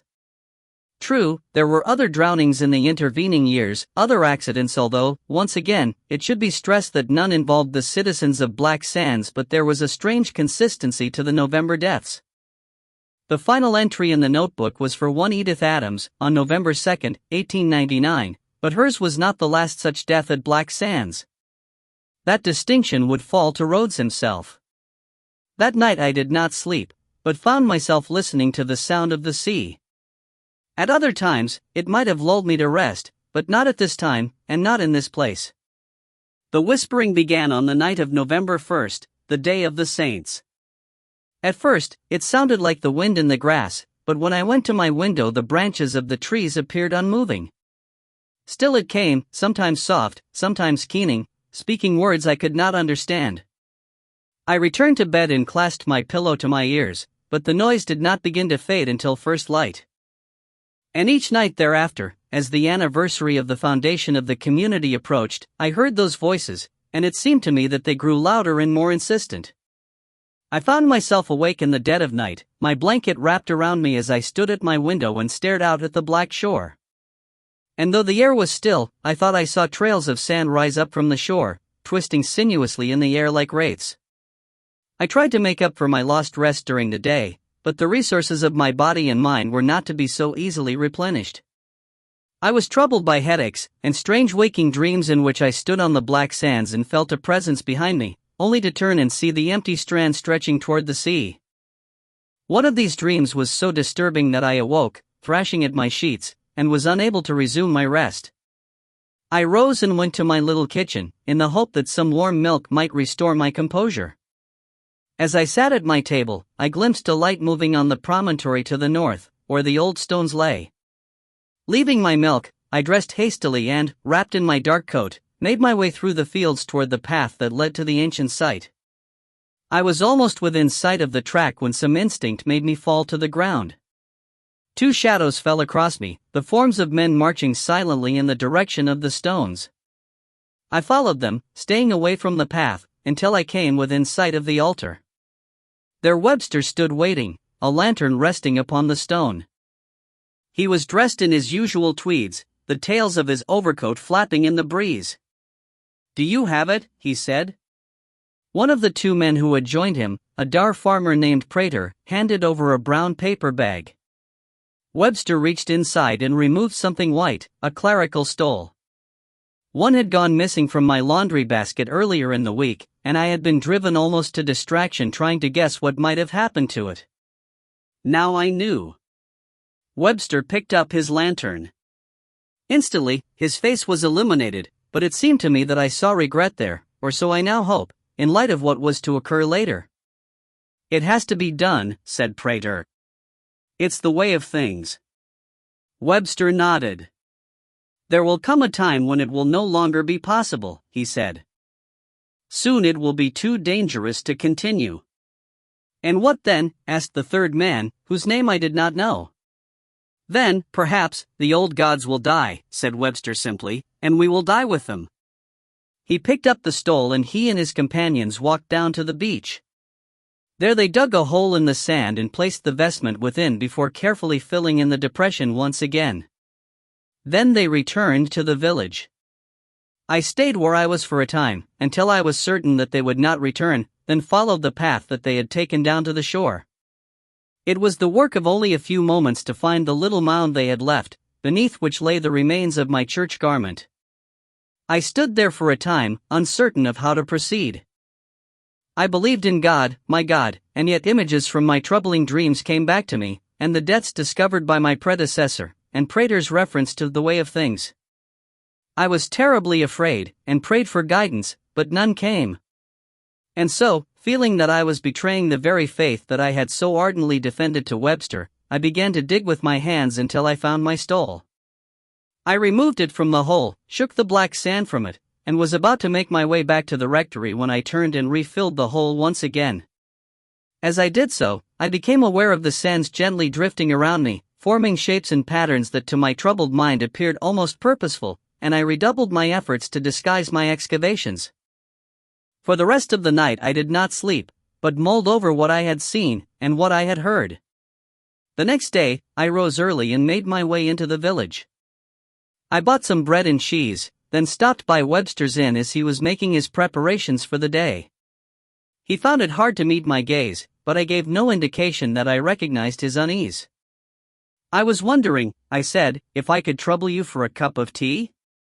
I must confess, I feel a little weak this morning, and in need of something to fortify me for the walk home." Webster grinned. "I could give you something stronger than tea, if you like," he said. I declined his offer. "Tea will be fine," I said, and watched as he disappeared into the kitchen behind the bar in order to heat the water. He was gone for only a couple of minutes, but in that time I did all that I needed to do. From the pocket of his jacket, which always hung on a hook behind the bar, I removed a worn white handkerchief, praying to God to forgive me as I did so. Then, once Webster returned, I sat with him and drank my tea, maintaining a pretense of normality while fearing throughout that he might sniffle or sneeze, causing him to search for his handkerchief. When I was done, I offered him money for the tea, but he refused. "On the house," he said. "Just to show there are no hard feelings." "None whatsoever," I said. I left him, and took a walk upon the beach. Only when I was certain that I was unobserved did I get down upon my knees and commence digging a hole in the coarse, dark sand. I did not sleep that night, so that when I heard my name being called I was almost expecting the summons. "Mr. Benson, Mr. Benson! Wake up!" Webster was below my window, a lamp in his hand. "You must come quickly," he shouted.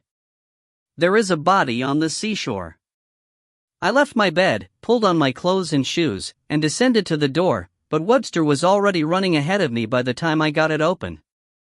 I could see the light bobbing as he moved across the grass toward the sands themselves. "Come on," he cried. "Hurry!" I paused and drew a stout birch stick from my umbrella stand. I liked to carry it when I walked, enjoying the feel of the bark on my hand, but now its weight and heft offered me a kind of reassurance. I followed Webster's light until I stood at the edge of the dunes looking down on the beach.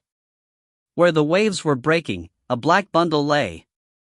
It looked like a child's body. Perhaps I was wrong to doubt Webster, and there really was someone hurt or dead. Laying aside my fears, I stepped onto the strand. The sand felt soft and yielding, and my feet sank unpleasantly into it to the depth of about an inch. I began to walk. Ahead of me, Webster was beckoning, calling me closer, but the bundle at his feet remained unmoving, even when I knelt down beside it in the light and probed gently at it. Slowly, my hands shaking, I drew back the damp black cloth that covered it. Beneath the cloth was hair, and a muzzle, and a long pink tongue. It was a dog, a dead dog. I looked up to find Webster's light beginning to recede from me as he tried to leave me alone on the beach. "Mr. Webster?" I said. "What does this mean?" I was about to stand when I was momentarily distracted by a stinging sensation against my face. I brushed at the spot, and my fingers came away with a coating of black sand. All around me, the grains were moving, shifting. Shapes rose and fell, forming columns that held their shape for an instant before disintegrating into dark clouds that fell back upon the beach below. They might almost have been human, except that they were strangely hunched, their features almost hidden beneath thick folds of hair. I thought I discerned horns emerging from their heads, warped and twisted growths that appeared to curl around their skulls, ending almost at their necks. The whispering began and I understood that it was not language that I had heard in the past, but the movement of the sands, the individual molecules brushing against one another, reconstituting themselves in strange configurations, briefly uniting to create, for a moment, ancient, lost forms. Now Webster was running, making for the safety of the dunes and the raised stone slab that rested on the promontory, his light held high before him so that he might not stumble on seaweed or driftwood. I followed him, my progress arrested by the strange, sponge-like quality of the terrain. Behind me, I sensed a form rising high and then sand was filling my eyes and mouth, like fingers clasped suddenly across my face. I spat and wiped at my face with my sleeve, but did not look over my shoulder or stop running. Ahead of me, Webster was tiring. I was closing on him, but I would not reach him before he gained the dunes. I waited, narrowing the gap between us by another 5 or 6 feet, then threw my stick with all the force I could muster. It struck him firmly on the back of the head and he fell awkwardly to the ground, the lamp tumbling away from him and the oil it contained igniting on the beach. In the sudden glare I saw his eyes grow wide and staring, yet he was looking not at me but at what lay behind. He tried to rise but I caught him a glancing blow with my foot as I leapt over his prone form. He fell again, and then I was approaching a steep rise, my feet sliding in the lighter sand of the dunes. I clutched at a patch of marram grass, drew myself up, and looked down on the black sands. "You can't escape," he called. "These are the old gods, the true gods." He stood and rubbed the sand from his clothes. He appeared wary of the approaching forms, but not fearful. "Embrace it," Webster continued. "This is your death." "No," I cried. "It is not my death, and these are not my gods." I removed from my pocket the bundled-up form of my stole and displayed it to him. "Check your pockets, Mr. Webster. I think you'll find you're missing something." And as realization dawned, Webster was surrounded by what appeared to be 5 or 6 columns of swirling grains. I saw him try to break through, but the intensity of their movement increased, blinding him and forcing him back. And then, of a sudden, they disappeared and all was still. Webster's thin form was left standing alone in the dying light from the burning oil. All movement had ceased on the beach. He raised his head uncertainly to me and reached out a hand. Instinctively, I stretched out my own hand to him in return. Whatever he had tried to do to me, I could not leave him in peril. Our fingers were almost touching when his shape appeared close by Webster's feet. I saw an oval of sand rise up with 2 holes about midway down its form, like the sunken sockets of eyes. The bridge of a ruined nose stretched between them, framed on either side by a pair of jagged cheekbones.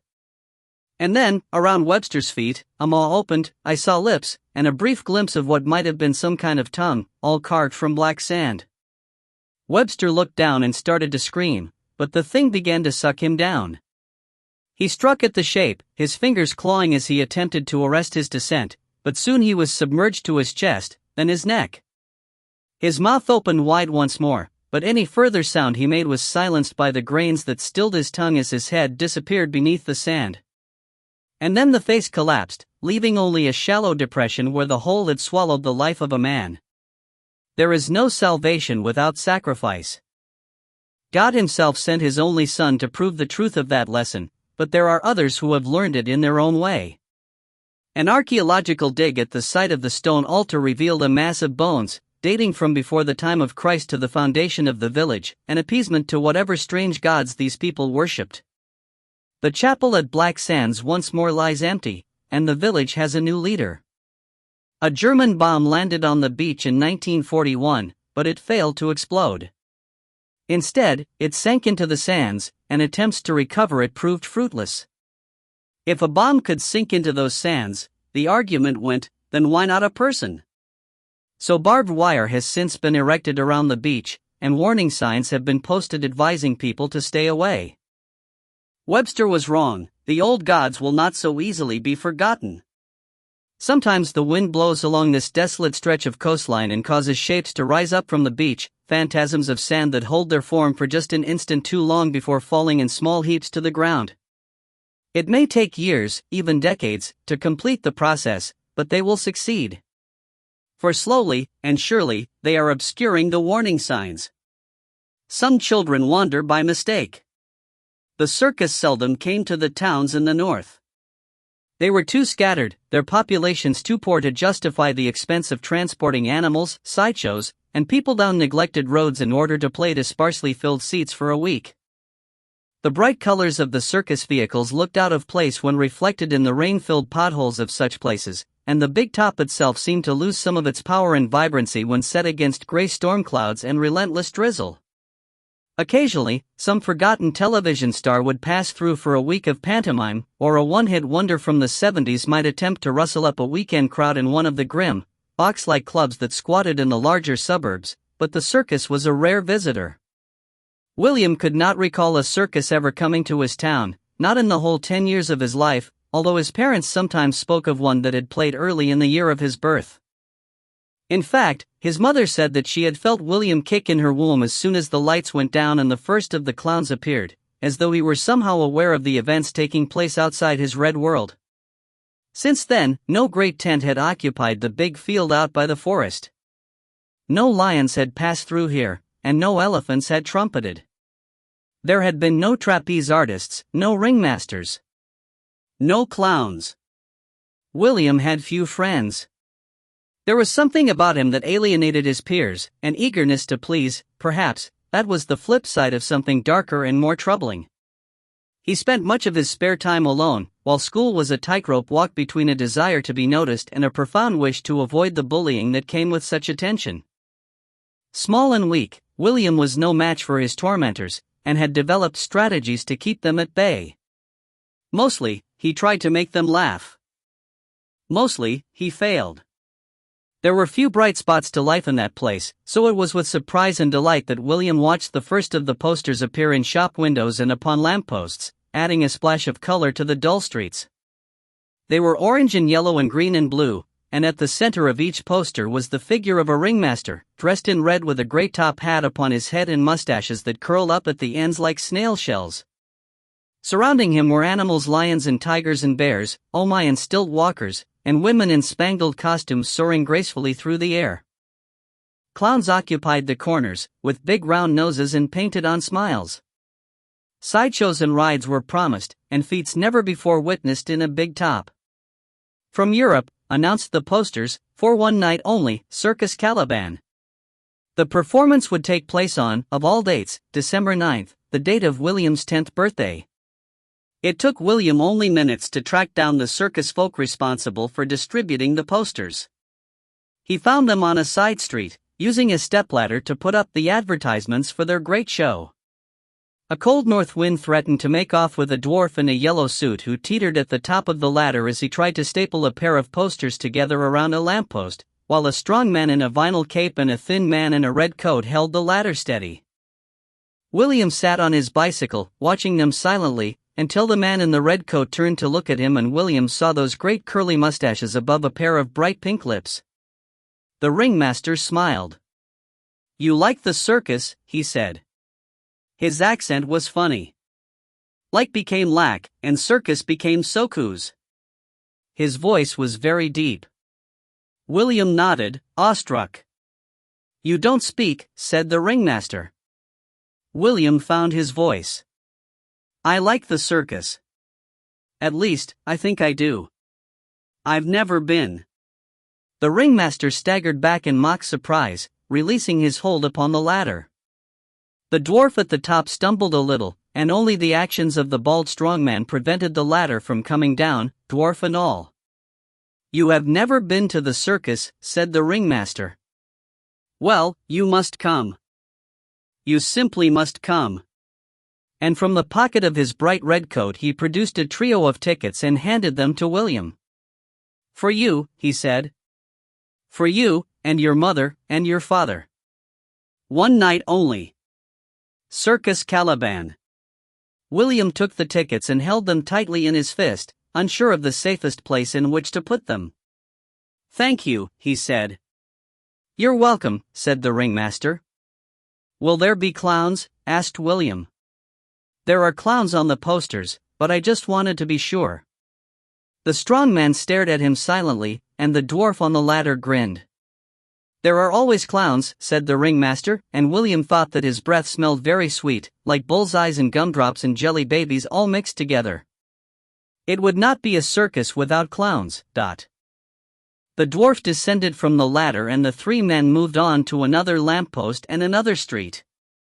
After all, they were here for one night only, and there was much work to be done if that night was to be as special as it could possibly be. Over the course of the next week, more and more circus folk began to arrive in the town. Rides were assembled, and sideshow booths appeared. There was the stink of animals, and many children gathered at the edge of the field to watch the circus take shape, although the circus folk kept them back behind the wall by warning them that the animals were dangerous, or by telling them that they did not want the surprise to be spoiled. William tried to spot the clowns, but they were nowhere to be seen. He supposed that they looked like ordinary people most of the time, until they put on their makeup and their big shoes and their funny wigs. Until they did that, there was no way of telling if they were clowns or not. Until they dressed up and made you laugh, they were just men, not clowns. On the night of the performance, while his tummy was still full of birthday cake and fizzy drinks, William and his mother and father drove into town and parked their car at the edge of the great field. People had come from all around to see the circus, and a house-full sign stood beside the ticket caravan. William could see the grown-ups clutching yellow admission tickets. William's tickets, the special free tickets given to him by the ringmaster, were blue. He did not see anyone else holding blue tickets. He suspected that the ringmaster couldn't afford to give out too many tickets without charge if the circus was only in town for one night. The big top itself stood at the center of the field. It was black, with red trim, and a single red flag flew from the topmost support. Behind it were the performers' caravans, the animals' cages, and the vehicles used to transport everything from town to town. Most of them looked very old, as though the circus had somehow transported itself from the middle of one century to the beginning of the next, traveling through time and space, its animals aging but unchanging, its trapeze artists now very ancient but blessed with the bodies of younger people. William could see rust on the bars of the empty lion's cage, and the interior of one of the caravans, glimpsed through an open door, was all red velvet and rich, dark wood. A woman looked out at William, then pulled the door close to prevent him from seeing anything more, but William briefly caught a glimpse of others within, a sullen fat man whose naked body was reflected in a mirror as a young girl bathed him by candlelight, her own figure barely concealed by the thinnest of slips. For an instant, William locked eyes with the girl as her hands moved upon the older man, and then she was gone and he was left with an unfamiliar feeling of disgust, as though he were somehow complicit in the commission of a bad deed. He followed his parents through the sideshows and rides. There were shooting ranges and hoop toss, games of skill and games of chance. Men and women called out from behind the stalls promising wonderful prizes, but William saw nobody carrying the big stuffed elephants and teddy bears that stood arrayed on the topmost shelves of the game booths, their glass eyes gleaming emptily. In fact, William saw nobody win anything at all. Shots were missed by those who regarded themselves as fairground marksmen. Darts bounced from playing cards, and hoops failed to land around goldfish bowls. All was disappointment and broken promises. William could almost see the smiles beginning to fade, and the cries of unhappy children carried on the breeze. The hucksters exchanged glances and sly grins with one another from their booths as they called to the new arrivals, the ones who still had hope and expectations of success. William was not aware of drifting away from his parents. One minute they were beside him, and the next it was as if the whole circus had shifted slightly, moving silently in a great circle so that William no longer stood among the rides and games but at the very periphery of the performers' caravans. He could see the lights of the sideshows and could hear the sound of the children on the merry-go-round, but they were hidden from him by vehicles and tents. These looked more dirty and worn than those close to the big top, the fabric of the tents shabbily mended where it had torn, the panels of the caravans slowly decaying into rust.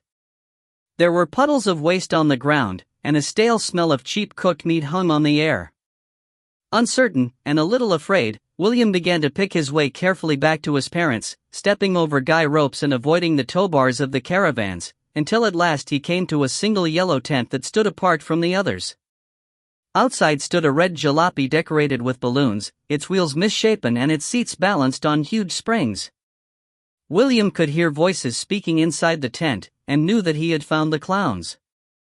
He crept closer and lay down on his belly so that he could peer beneath the bottom of the tent, for if he was seen at the entrance, then they would surely send him away and he would learn nothing more about them.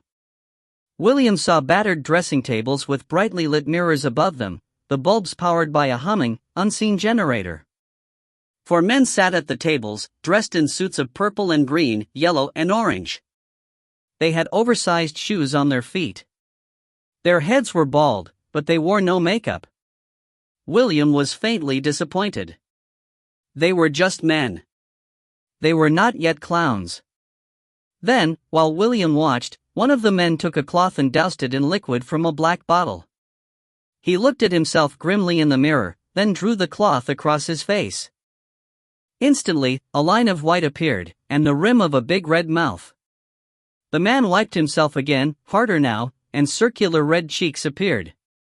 Finally, he hid his face in the cloth, rubbing furiously, and when the cloth came away it was covered in flesh-colored makeup and a clown stared back from the mirror.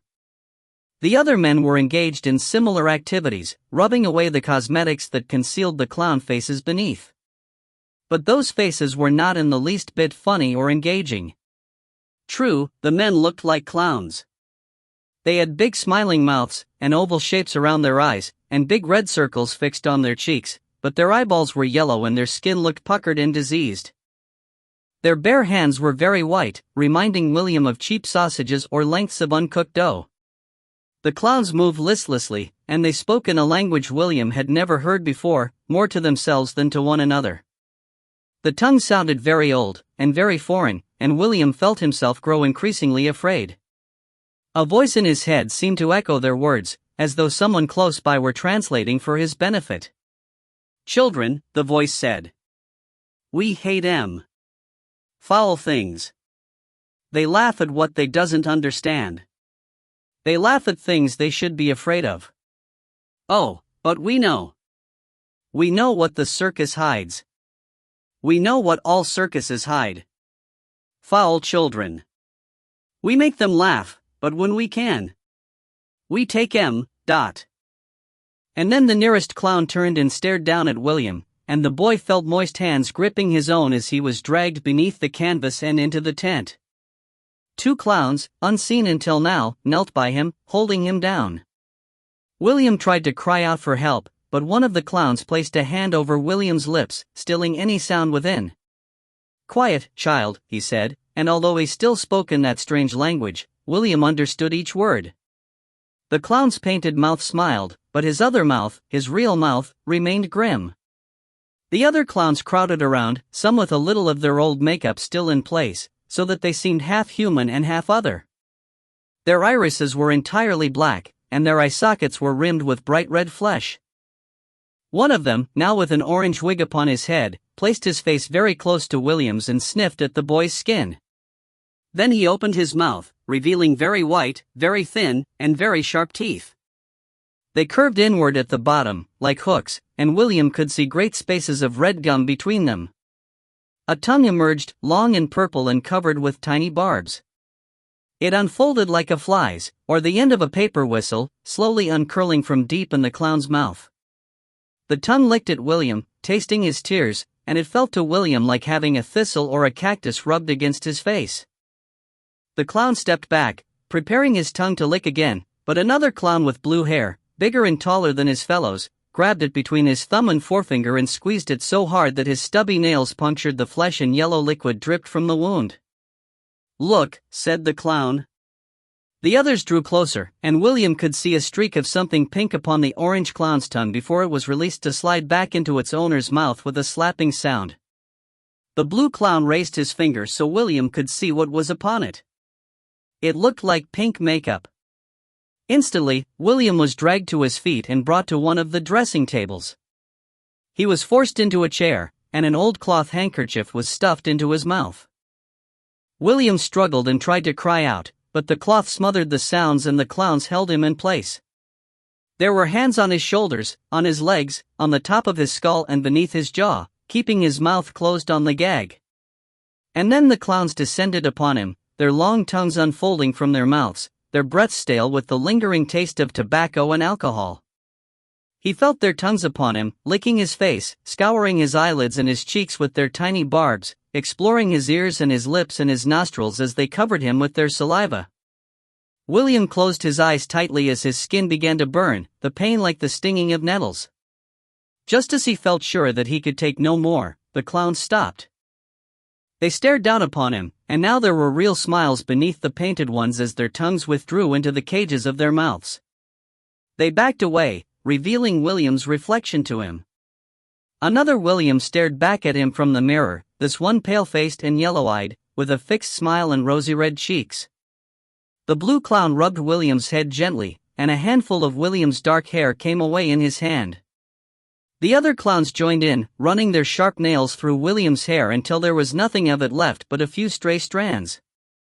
William's face crumpled, the tears flowing freely now, but the clown smile never left his face, so that he seemed to be laughing even as he cried, crying harder than he had ever cried before, crying for all that he had now lost and that would never be his again. "I want my mum," whimpered William. "I want my dad." "No need," said the blue clown. His accent was thick and foreign, like the ringmaster's. He looked very old. "No need for family. New family now." "Why are you doing this to me?" said William. "Why have you done this to my face?" "Done?" asked the blue clown, and there was real surprise in his voice. "What done?" "Done nothing. Clown not learned, clown chosen in the motherwomb. Clown does not become, clown is. Clown is not made, clown is born, but." And the show went on that night, while William's parents searched and searched for him, and the police came, and laughter rose from the circus tent as the clowns drove on in their happy jalopy and gave balloons to the children, the hated children, and when they left there were smiles on the faces of nearly all of those in the audience, except for the very clever children who sensed that there was more to clowns than bright suits and funny cars and oversized feet, and that if you were wise you didn't laugh at them, and you stayed out of their way, and you never pried into their business, for clowns are lonely and angry and want company in their misery. They are always seeking, always searching, always looking for new clowns to join them. The circus Caliban was gone the next day, and there was no sign that it had ever visited the town. The police looked, but William was never seen again, and a new clown was added to the act of the circus Caliban when next it appeared at the edge of a forest in a country far, far from this one. He was smaller than the rest, and seemed always to be looking into the laughing audience, searching for the parents that he still hoped would find him, but they never came.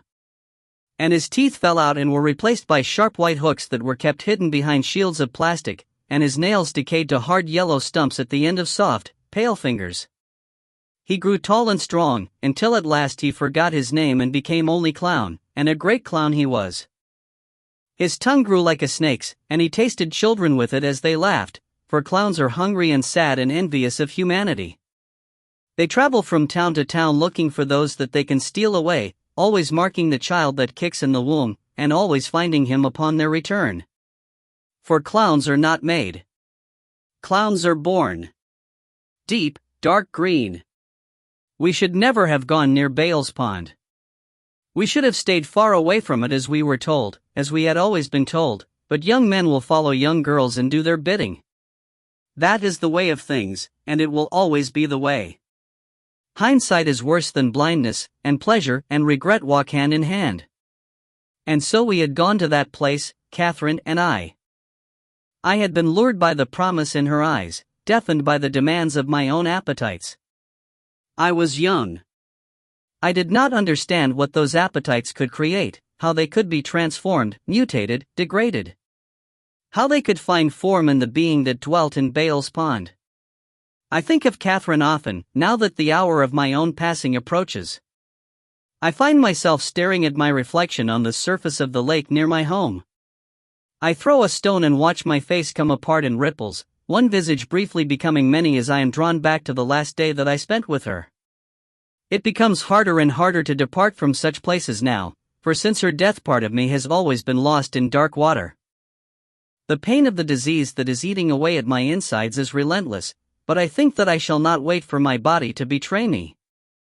Instead, I will join her in the depths and hope that she will come to me, her mouth against mine as I breathe my last, and yet I have lived with her loss for so long that the thought of being reunited with her is almost too much to bear.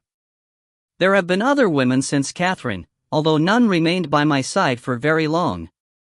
I was not entirely sorry to see them go. In truth, I found that I came to fear them, and so was unable to open myself fully to them. I was afraid of their desires, their rapaciousness, their ability to draw a man inside them and make him lose himself in the promise of their flesh. Is that not a terrible confession for a man to make? Sometimes I feel that it is. At other times, though, I believe that perhaps I am merely more honest than most of my fellows. My eyes have been opened, and I have seen the worm that coils in the apple of temptation. So I am alive and Catherine is dead, and her body will never be found. It lies at the bottom of Baal's pond, far in the tainted reaches, down where it is green. Deep, dark green. There had always been something strange about that place. A long time before, so long ago that none of those responsible, or their children, or their children's children, remained alive to tell of it, the river was redirected through a small glen. Somehow it was said that stolen kegs of gunpowder were used. The banks were blown apart and the waters rushed downhill into the little valley, flooding it completely before resuming their original course half a mile farther on. People from distant villages gathered to watch the event, and the only sound to be heard before the gunpowder exploded was the soft uttering of prayers, the rattle of the beads, and the dull clanking of a chain from the cottage far below, as a presence within tried desperately to free itself. Those who stood, listening and praying, had lost children to what lay below.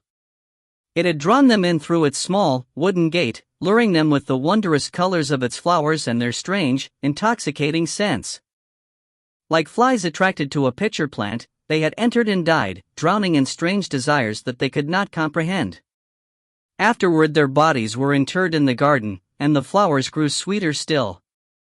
Then, as the tale would have it, the prayers stopped, a fuse was lit, and a great mass of earth exploded into the air. The waters surged forth, exploiting the breach, and descended into the glen. Whatever had once lived in that place, the animals, the insects, the trees and plants, every living thing had died on that day in a brown muddy torrent. Or so they must have hoped. Now this place that they named Baal's Pond was deeper than any other stretch of the river. No sunlight penetrated to its depths, and no fish swam there. The water was so dark as to be almost black, like oil. It even felt different on the skin. It was viscous, and when clasped in cupped hands it dripped like honey through one's fingers. Nothing could live in such an environment. I still do not believe that anything lives down there. For whatever is down there is not alive. It exists, but it is not alive. I was 16 years old on the morning that we went there together for the first, and last, time, Catherine and I. She too was 16, but so far beyond me that the months between us were really years, and I felt awkward and powerless around her. I know now that I was already in love with her, with what she was and with the promise of what she would become. She stood at the edge of that dark place, and her brightness appeared to mock it. Her hair was blonde and hung loosely on her back and shoulders, and the sunlight made her tan skin glow. But when I looked into the water there was no reflection of her on its surface, as though she had already been devoured by the blackness. She turned to me as she cast aside her clothing and said, "Are you afraid?" And I was afraid of the stillness of the water. It should have moved swiftly, fast as the flow that poured into it from the higher ground above, but it did not. Instead, there was a sluggishness about it, a lethargy. At its eastern extreme, where the flooded glen ended and the slope of the hill began, the river regained some of its lost energy, but it seemed that the water had been tainted by its contact with this place, for a thin film of oil was now revealed by the sunlight upon it. I was afraid too of what our parents would say if they discovered that we were in this place, if they knew what we were planning, and if they suspected what my thoughts of her were. That, in its turn, led me to my greatest fear, my fear of her. I wanted her badly, so very badly. My stomach tightened every time I looked upon her. Now, seeing her naked for the first time, it was all that I could do to stop myself from trembling. I shook my head. "I'm not afraid," I said. In my mind, I replayed fantasies of the life we might have together, of marriage, and children, and love, and the touch of her skin against mine. We had kissed, Catherine and I had tasted her before she pulled away from me, laughing. Yet with each kiss she lingered a little longer, her laughter a little more uncertain, her breath a little shorter. And I lived and died in every kiss. "Are you sure?" She stood on the bank and glanced at me over her shoulder. She was smiling, and there was that promise in her smile. She could tell what I was thinking. She could always tell.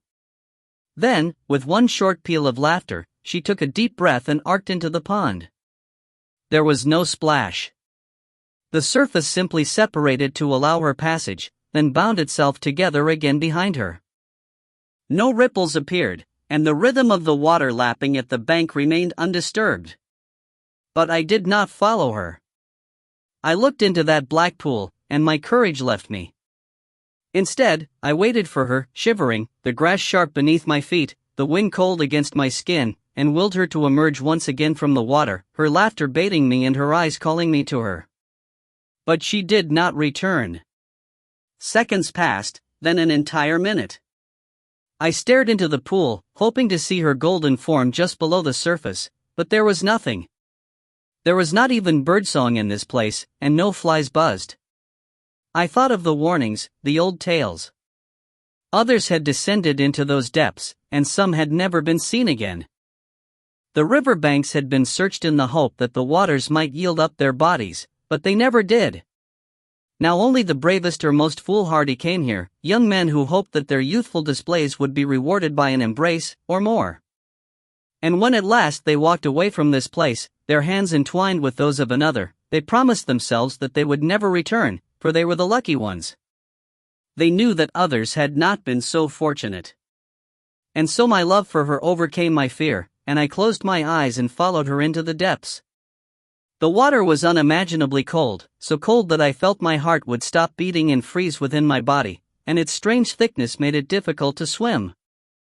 I looked up and could not see the sun, yet there was a light of sorts. I could perceive my hands in front of my face, but the palms were lit from below, not above. I twisted in the water, facing the bed of the pond, and kicked back with my legs, moving toward the source of the illumination. There was a house at the bottom of the pond. It was built of stone and had 2 windows, one at either side of the door, and a roof that might once have been thatched but was now no more than slats and struts. The remains of a low stone wall curled like arms around what might once have been a garden, a gap in the middle where a gate had once hung, and a ruined chimney stack pointed an accusing finger toward the bright, blue, unseen world above. The light came from behind the windows of the dwelling, moving slowly from side to side as if what was bearing it were somehow trapped and, like a caged animal, had bound up its madness in relentless motion. Around the house, tall thick weeds grew, each 15 or 20 feet in length and swaying gently in the flow. I had never seen anything like them before. It seemed to me that there was something wrong with them, for their swaying made me uneasy. It took me only seconds to realize what it was about them that troubled me. Their rhythm was not being dictated by the current of the river. Instead, they moved independently of it, seeking, probing, spreading themselves through the dark waters like the tentacles of some great sea creature searching for prey. And at the end of one weed, something golden thrashed, and a broad halo of hair was briefly burnished by the light from below. Catherine looked up at me, her cheeks swollen as she tried to hold in the last of her air, and shook her head desperately. Her hands reached for me, the fingers grasping. I began to swim to her, but the weed wrapped itself once more around her body, twisting her in a circle as it did so, tightening its grip upon her. Catherine's mouth opened, sending a stream of precious bubbles toward me. Her eyes grew wide and her lips seemed to form my name as the dark green water entered her body. Her thrashings increased in intensity and her hands lashed out at the weed, her fingers wrenching wildly at it. Then her lungs flooded, her struggles became feeble, and she grew still as she drowned. She hung in the depths, her arms outstretched and her eyes open, staring into eternity. Even then I thought that I could save her, that somehow I could bring her to the surface and pump that foul water from her, that I could fill her with life from my body and taste once again her breath in my mouth. But as I tried to swim to her, she began to recede from me. I thought at first that it must be some illusion, that the water was simply deeper than it at first seemed, but the ruined cottage continued to grow nearer even as she drew farther away from me. I watched helplessly as the weed pulled her deeper and deeper down until, with one final jerk, she was yanked through the doorway, and I understood at last that the weeds were growing not around the house, but from within it. Inside the cottage, the light stopped moving. Through the wreckage of the roof, I saw Catherine anchored to the bed of the river, the weeds still tight around her waist. There came the muffled, distorted sound of an old chain clanging on stones as the light approached and surrounded her, then wrapped her in its embrace. It assumed a shape, arms and legs formed, thin and pale, the muscles wasted and the skin hanging loose upon the bones. I saw long white hair writhing in the water. I caught a glimpse of naked flesh, wrinkled by the relentless flow of the river and pitted with ugly red sores. Old female breasts, flat and lifeless, pressed themselves against the still form of my beloved Catherine, as it bent as if to kiss her. I was almost within reach of the roof now and, for the first time, the being seemed to sense my approach.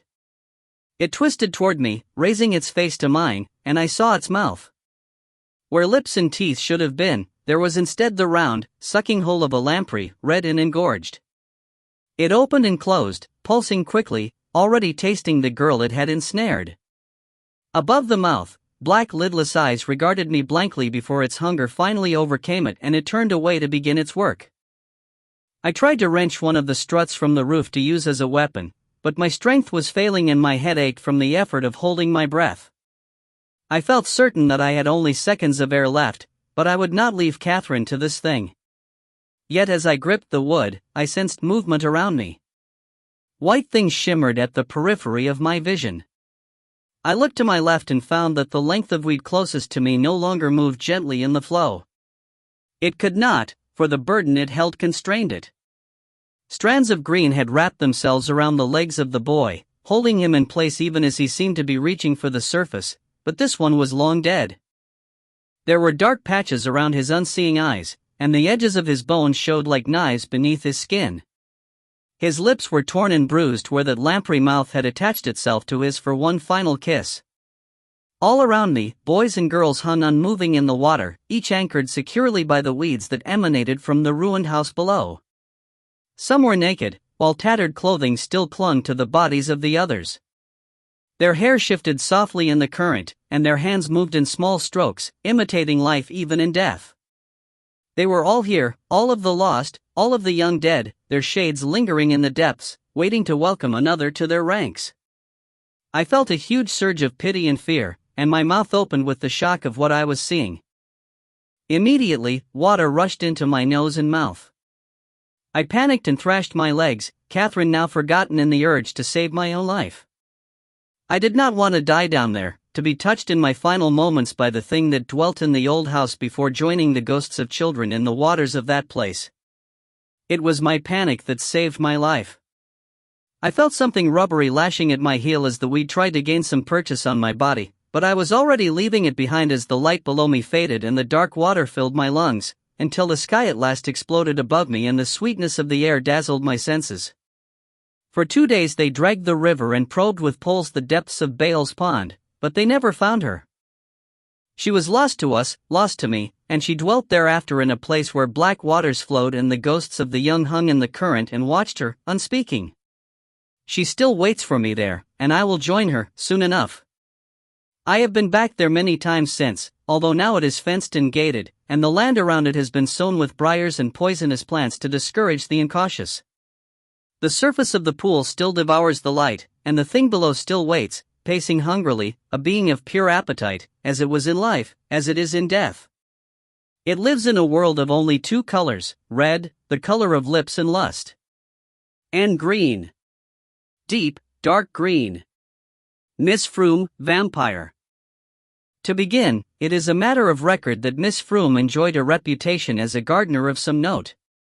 Her roses were the envy of many a retired army man who, after a lifetime of inflicting destruction on others, now believed that he had found an outlet for his hitherto unexplored creative urges, the impulse to cultivate roses being one that traditionally strikes males in the autumn of their years, and is generally encouraged by their weary spouses as it gets their husbands out of the house for long periods of time.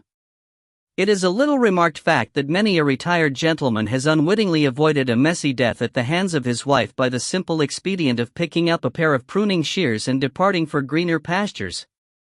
Had Miss Froom's expertise extended solely to roses, she would still have been assured a permanent place in the gardening lore of the county. But the lady in question also produced wonderful marrows, marvelous carrots, and cabbages with the otherworldly beauty of alien sunsets. At the annual fair in Broughton, which was to the county's gardeners what Crufts is to besotted dog owners, Miss Froom was the yardstick by whom others measured their successes and their failures. Curiously, Miss Froom's accomplishments aroused little ire among her male peers, a circumstance not unrelated to her general attractiveness. Her age was largely indeterminable, but most suspected that she was in her early 50s. Her hair was very dark, and unstreaked with gray, a condition that led the more uncharitable women of the village to suggest that her color was only natural if the good Lord had a palate that included midnight haze or autumn night. Her face was quite pale, with full lips and eyes that appeared alternately dark blue or deep green, depending upon the light. Her body was full, although she tended to dress rather conservatively and rarely exposed more than an ivory neck and the faintest hint of bosom, a restraint that merely added to her allure. Miss Froom was, in short, the kind of woman of whom men spoke favorably when they were freed from the constraints of censorious female company. She was also the kind of woman of whom other women spoke, and perhaps not always kindly, although there were those among them who might have felt something of their menfolk's baser admiration of Miss Froom, were they capable of admitting it to themselves. A lane ran behind Miss Froom's cottage on the outskirts of the village, from which she could sometimes be glimpsed in her garden, digging and pruning in order to maintain the quality and beauty of all that grew there. She would always refuse offers of male help with even the most taxing of labors, arguing with a smile that she liked to believe that whatever awards accrued to her as a result of her work were entirely hers, and hers alone. The men would tip their hats and go about their business, regretting that an afternoon spent in the company of the very lovely Miss Froom was to be denied them once again. And so it might have come as a surprise to these gentlemen, had any of them been present to witness the occurrence, when Miss Froom hailed a young man who was bicycling by her garden one bright spring afternoon. The gentleman, who came from the neighboring village of Ashburnham and was largely unfamiliar with matters horticultural, and therefore with the reputation of Miss Froom, stopped and leaned his bicycle against the wall. Peering over, he saw a woman in beige trousers and a white shirt resting on a spade. The young man, whose name was Edward, allowed himself a brief moment to take in the woman's appearance. Although the sun was shining, it was still a chilly day, but the woman seemed untroubled by the cold. Her hair was tied up loosely on her head, and her lips were very red against the pallor of her complexion. She was quite stunningly attractive, Edward thought, for a woman 3 decades his senior.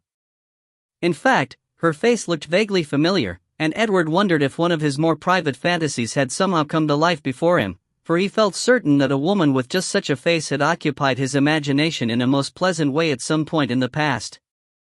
"I was wondering," said the woman, "if you might have a moment to spare?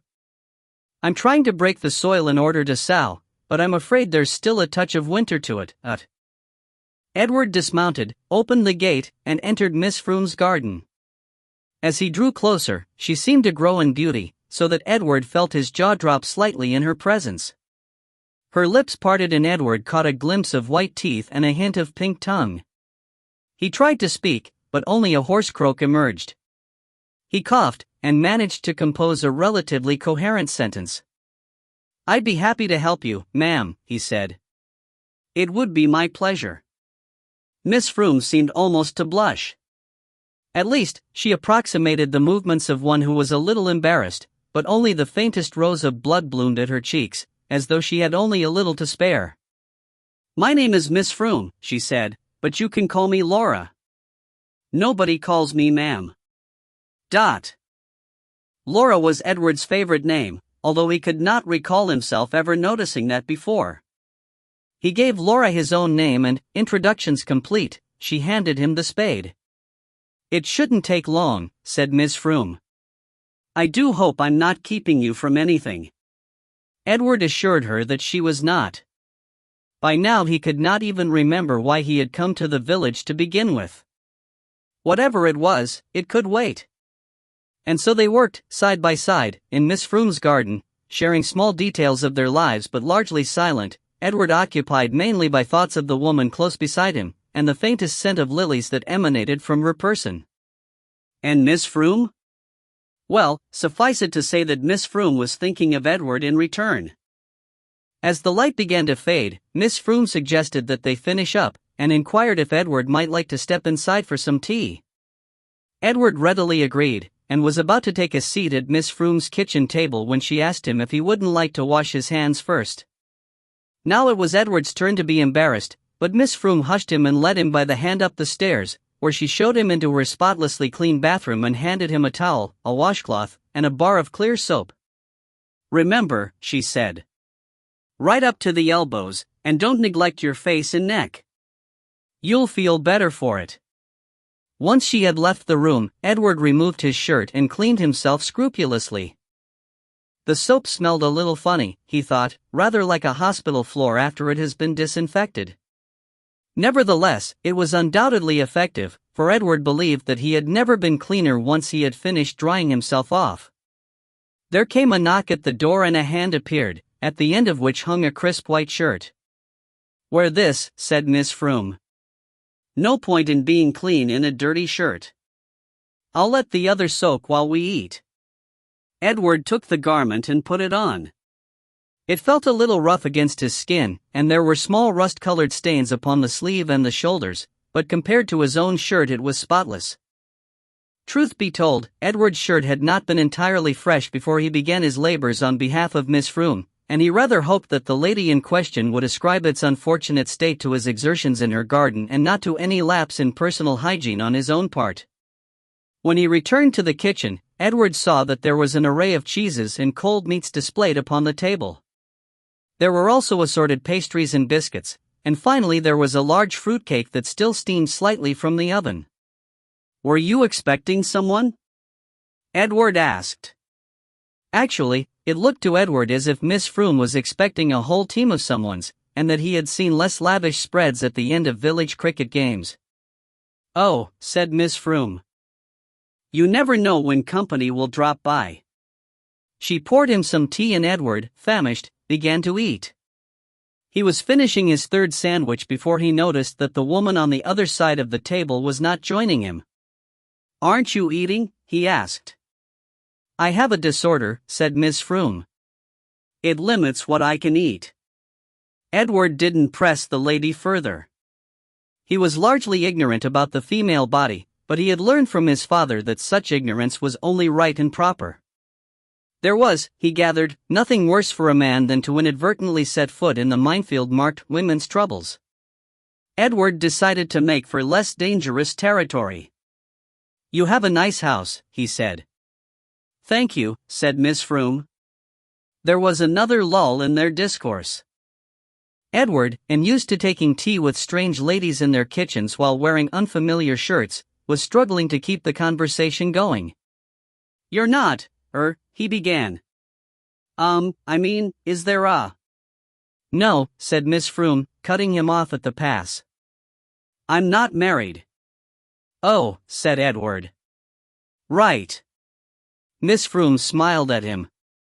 The temperature in the kitchen appeared to Edward to rise a couple of degrees. "Have a bun," said Miss Froome. She extended the plate of pastries toward him. Edward opted for a lemon tart. It disintegrated as soon as he bit into it, showering him with crumbs.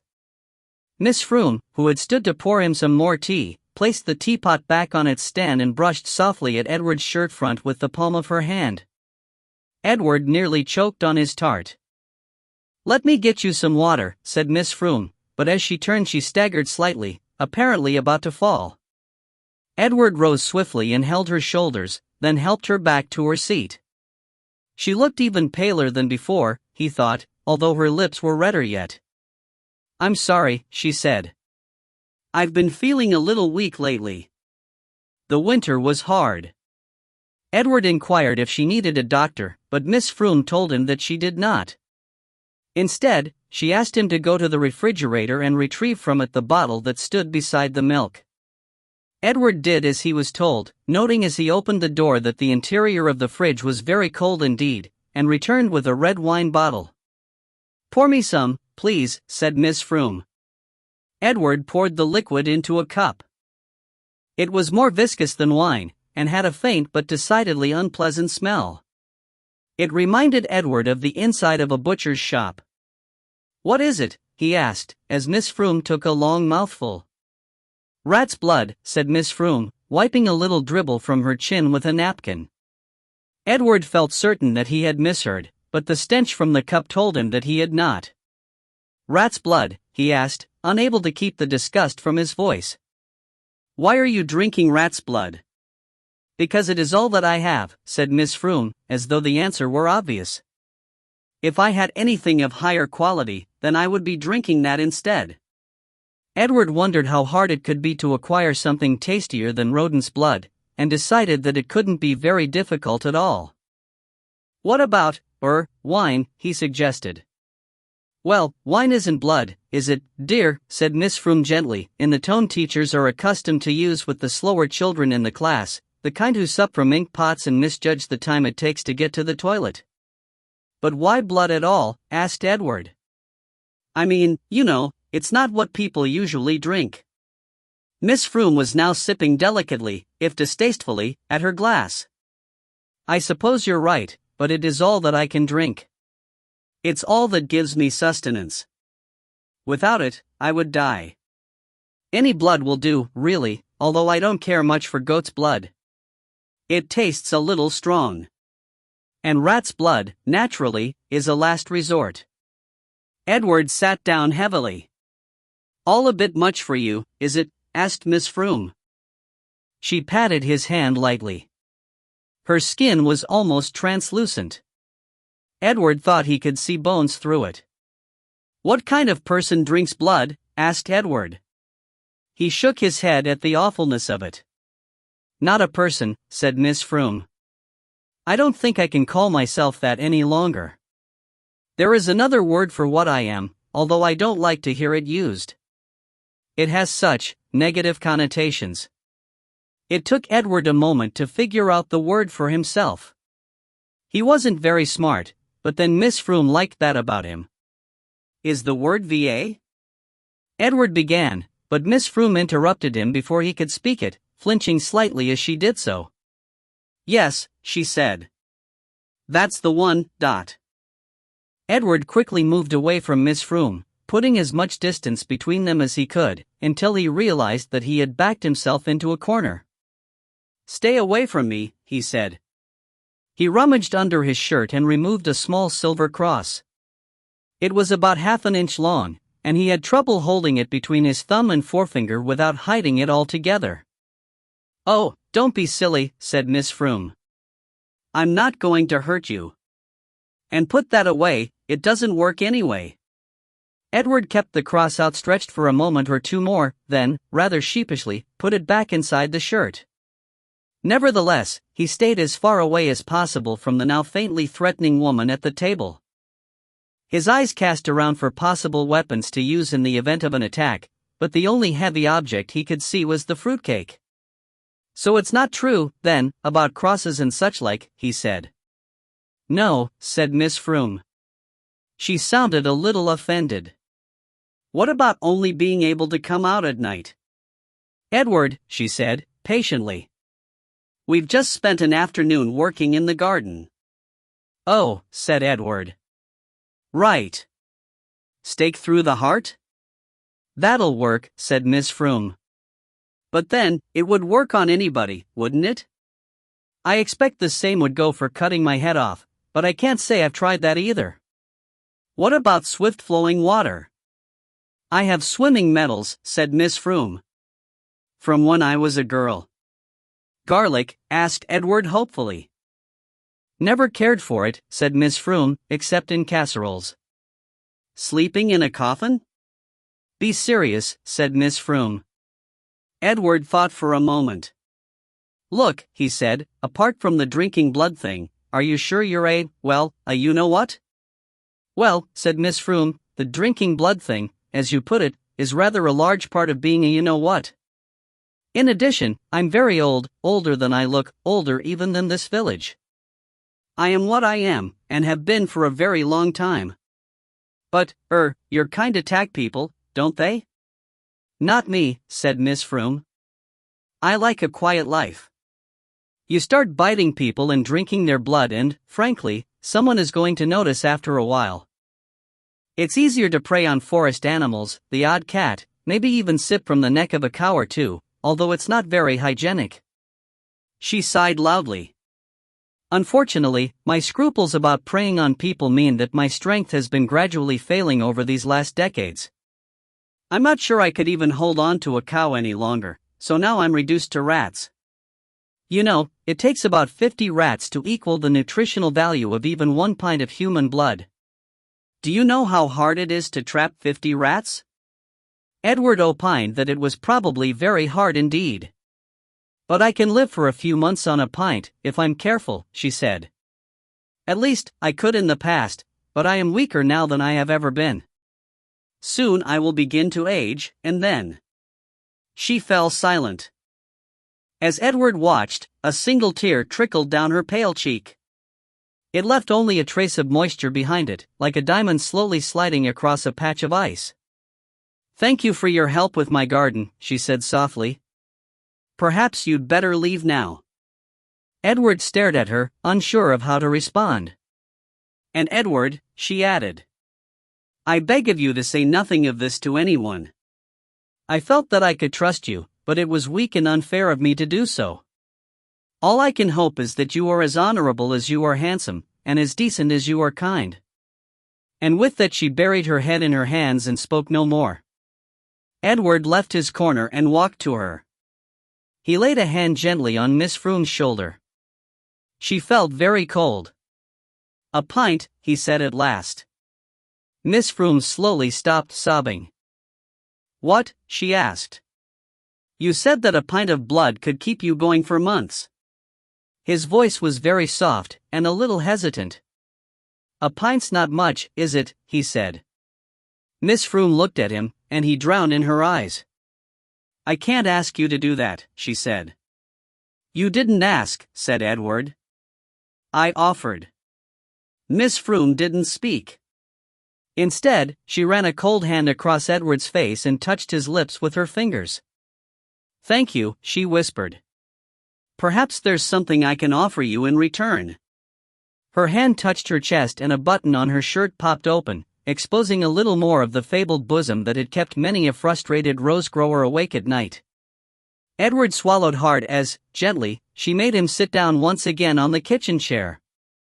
Would you mind if I drank a little now? She asked. No, not at all, said Edward, although his voice trembled slightly. Where do you want to take it from? It doesn't matter, said Miss Froom. The neck is good, but I don't want to leave a visible mark. Perhaps, your wrist? And she rolled up his sleeve, revealing his clean, freckled arm. Edward nodded.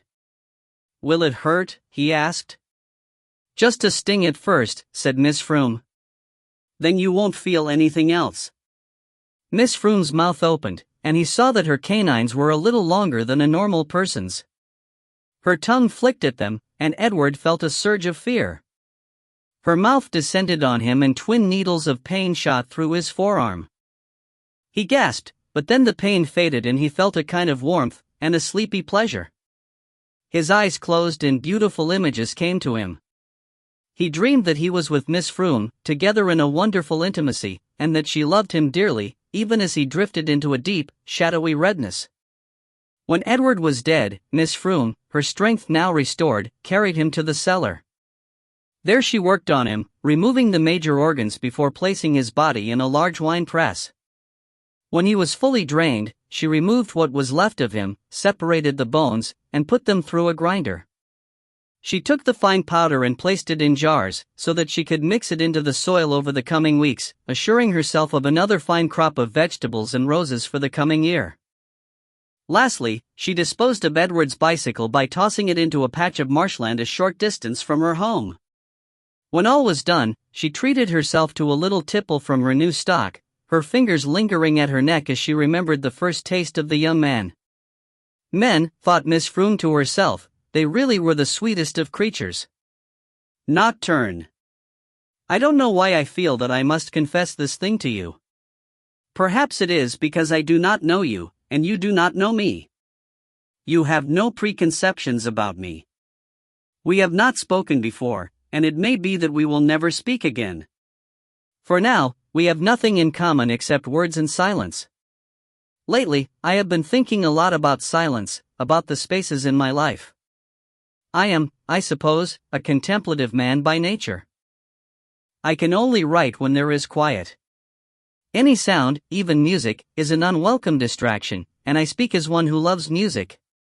No, let me rephrase that. I speak as one who loved music. I cannot listen to it now, and the quiet that has taken its place brings me no peace. There is an edge to it, a constant threat of disruption. I keep waiting to hear those sounds again, the lifting of the piano lid, the notes rising from the vibration of the strings, the muffled echo of a false key being struck. I find myself waking in the darkest spell of the night just to listen, but there is only the threatening stillness. It was not always this way. Audrey and Jason died on August 25th. It was a sunny day, so the last time I saw them alive Audrey was wearing a light yellow summer dress and Jason was dressed in shorts and a t-shirt. The t-shirt was yellow too. Audrey was taking Jason to swimming class. I kissed Audrey goodbye and ruffled Jason's hair, and she promised to bring back something for lunch. Audrey was 35. Jason was 8, just 1 year older than his brother, David. They died because a truck driver swerved to avoid a fox while he was coming around a bend, only a mile or two from our home. It was a stupid thing to do but, looking back, almost understandable. He ran straight into their car, and they were killed instantly. About a month ago, shortly after the second anniversary of their deaths, a job was offered to me. A council far to the north had received an unexpected boost to its arts funding, in that it had gone from having no arts funding to having a little.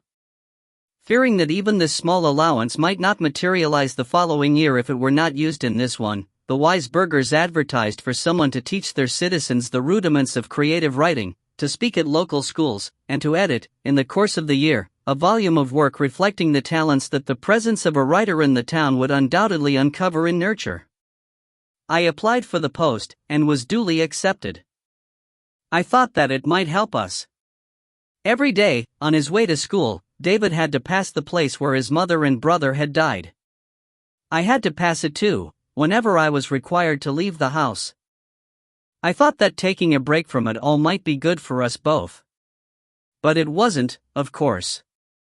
Our troubles began about 2 weeks after we arrived at the new house, or, rather, at the old house, for it was a little dilapidated. The cost of its rental was to be paid in addition to my salary, and a local man was engaged to take care of some basic refurbishments. It had been sourced for us by an estate agent back in the city, who assured us that it was a fine property at a price that would not exceed the council's budget. The laborer, a man named Frank Harris, had already commenced his renovations before we arrived, but it was still a work in progress. It was built of gray stone on 2 levels, with a kitchen, living room, and small toilet downstairs, and 3 bedrooms and a bathroom upstairs. Most of the walls remained unpainted, and some of the floors were still sticky with varnish. We brought some furniture with us, but it looked lost and uncomfortable in this unfamiliar setting, like guests who had somehow wandered into the wrong party. Yet, in the beginning, David seemed to enjoy the experience of moving to a new place. Children are so very adaptable in that way. He explored, made friends, decorated his room with paintings and posters, and climbed the great trees at the bottom of the garden. I, by contrast, was seized with a terrible loneliness, for I found that the absence of Audrey and Jason was exacerbated rather than reduced by the strangeness of my surroundings. I took to writing in the garden, in the hope that sunlight might dissipate my mood. It worked, sometimes. I can remember clearly the first night that it occurred. I woke in darkness to hear the piano being played in the living room. It was one of only a few pieces left by the house's previous owner, along with the great oak table in the kitchen and a pair of handsome mahogany bookshelves that occupied twin alcoves in the living room. I arose, my head fuzzy with sleep and the noise of the out-of-tune piano hammering at my nerves, and went downstairs to find David standing in the room alone. I thought that he might have been sleepwalking, but he was awake. He was always awake when it happened. I'd heard him talking to himself as I descended, but he stopped as I reached the room, and so too did the piano music. Still, I caught snatches of his conversation as I descended, mainly yes and no, as if somebody were asking him questions and he were giving out reluctant answers in return. He talked the way he talked to people he didn't know very well, or of whom he was shy, or wary. But the one-sided conversation wasn't the strangest part of it. It was the piano playing that was so strange. You see, David never played the piano. It was Jason, his lost brother, who had played. David didn't have a note in his head. "David?" I said. "What's going on, Dot?" He didn't reply for a moment, and, had the room not been empty apart from we two, I would have said that someone had just warned him to say no more. "I heard music," he said. "I heard it too," I said. "Was that you playing?" "No," he said. "Then who was it?" He shook his head as he pushed past me and started back up the stairs to his bedroom. His brow was deeply furrowed. "I don't know," he said.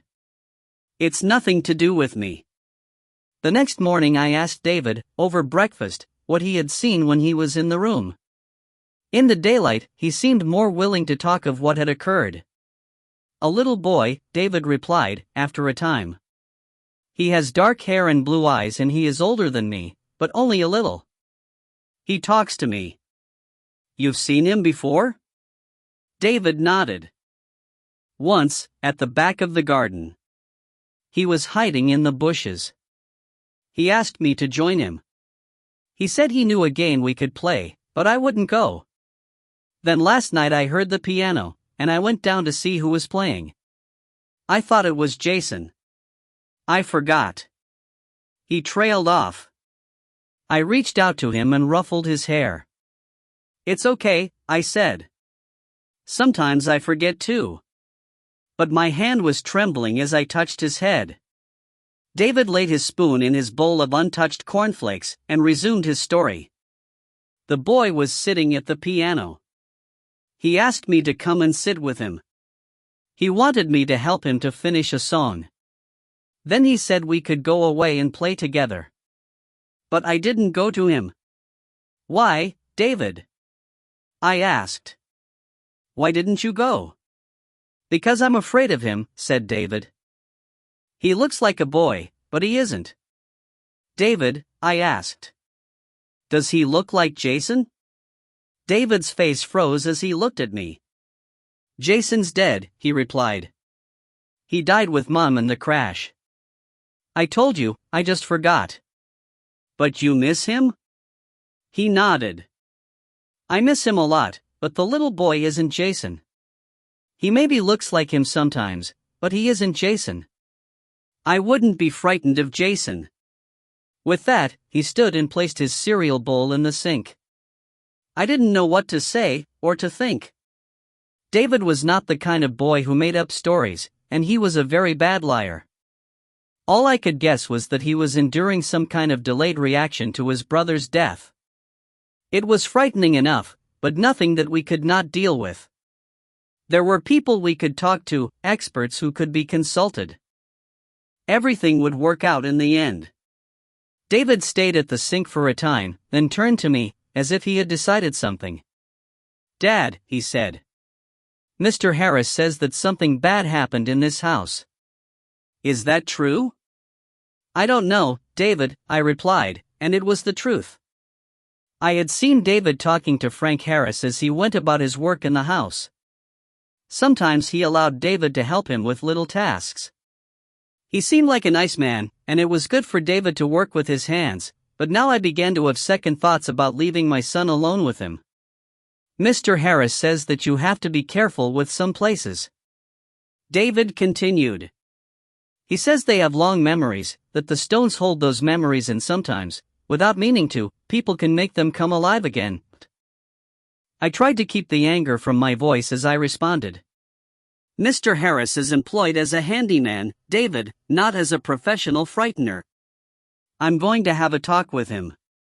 With that, David nodded unhappily, picked up his jacket and sports bag from the hallway, and walked down the garden path to wait for the bus.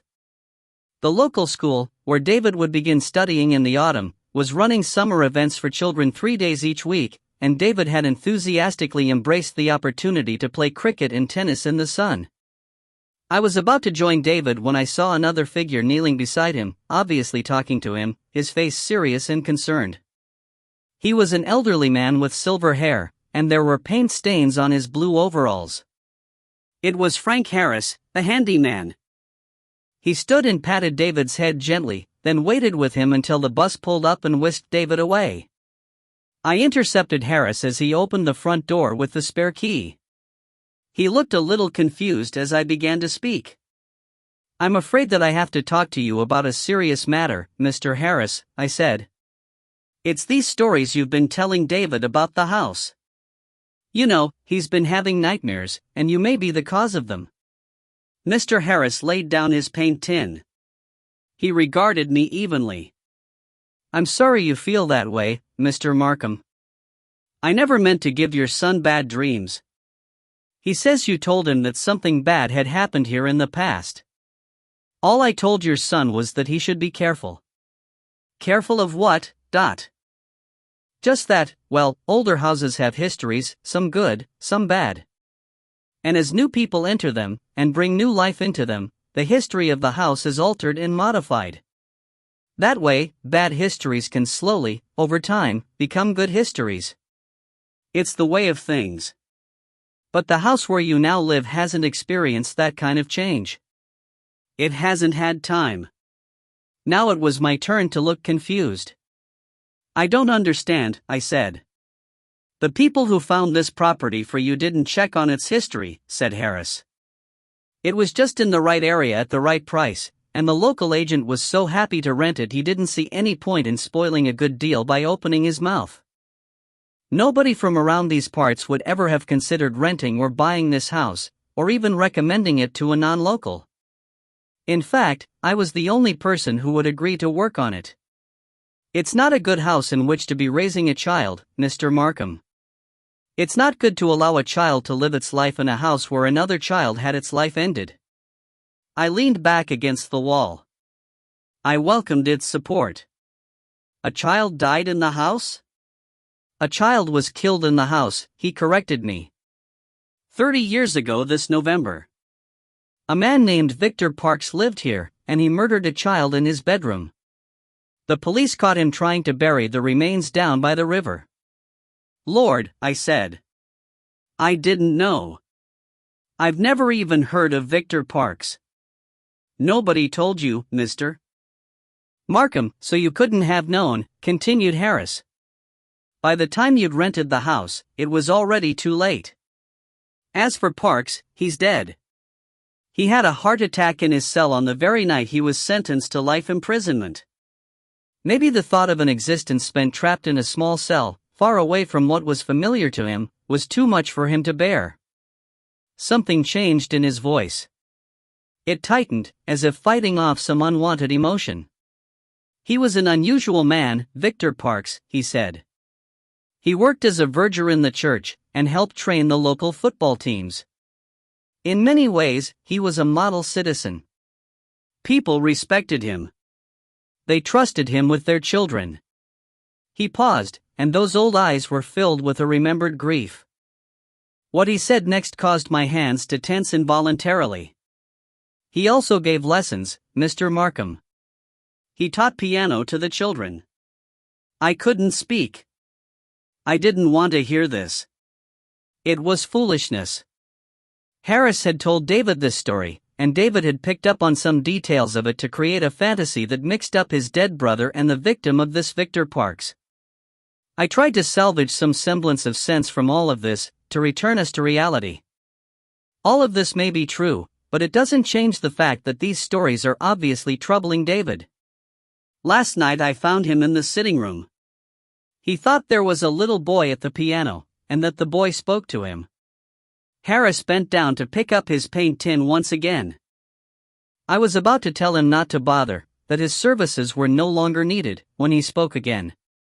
"Mr. Markham," he said, as he straightened. "I didn't tell David what happened in this house. He doesn't know anything about Victor Parks or what was done here. If he's heard something about it, then it was told to him by someone else.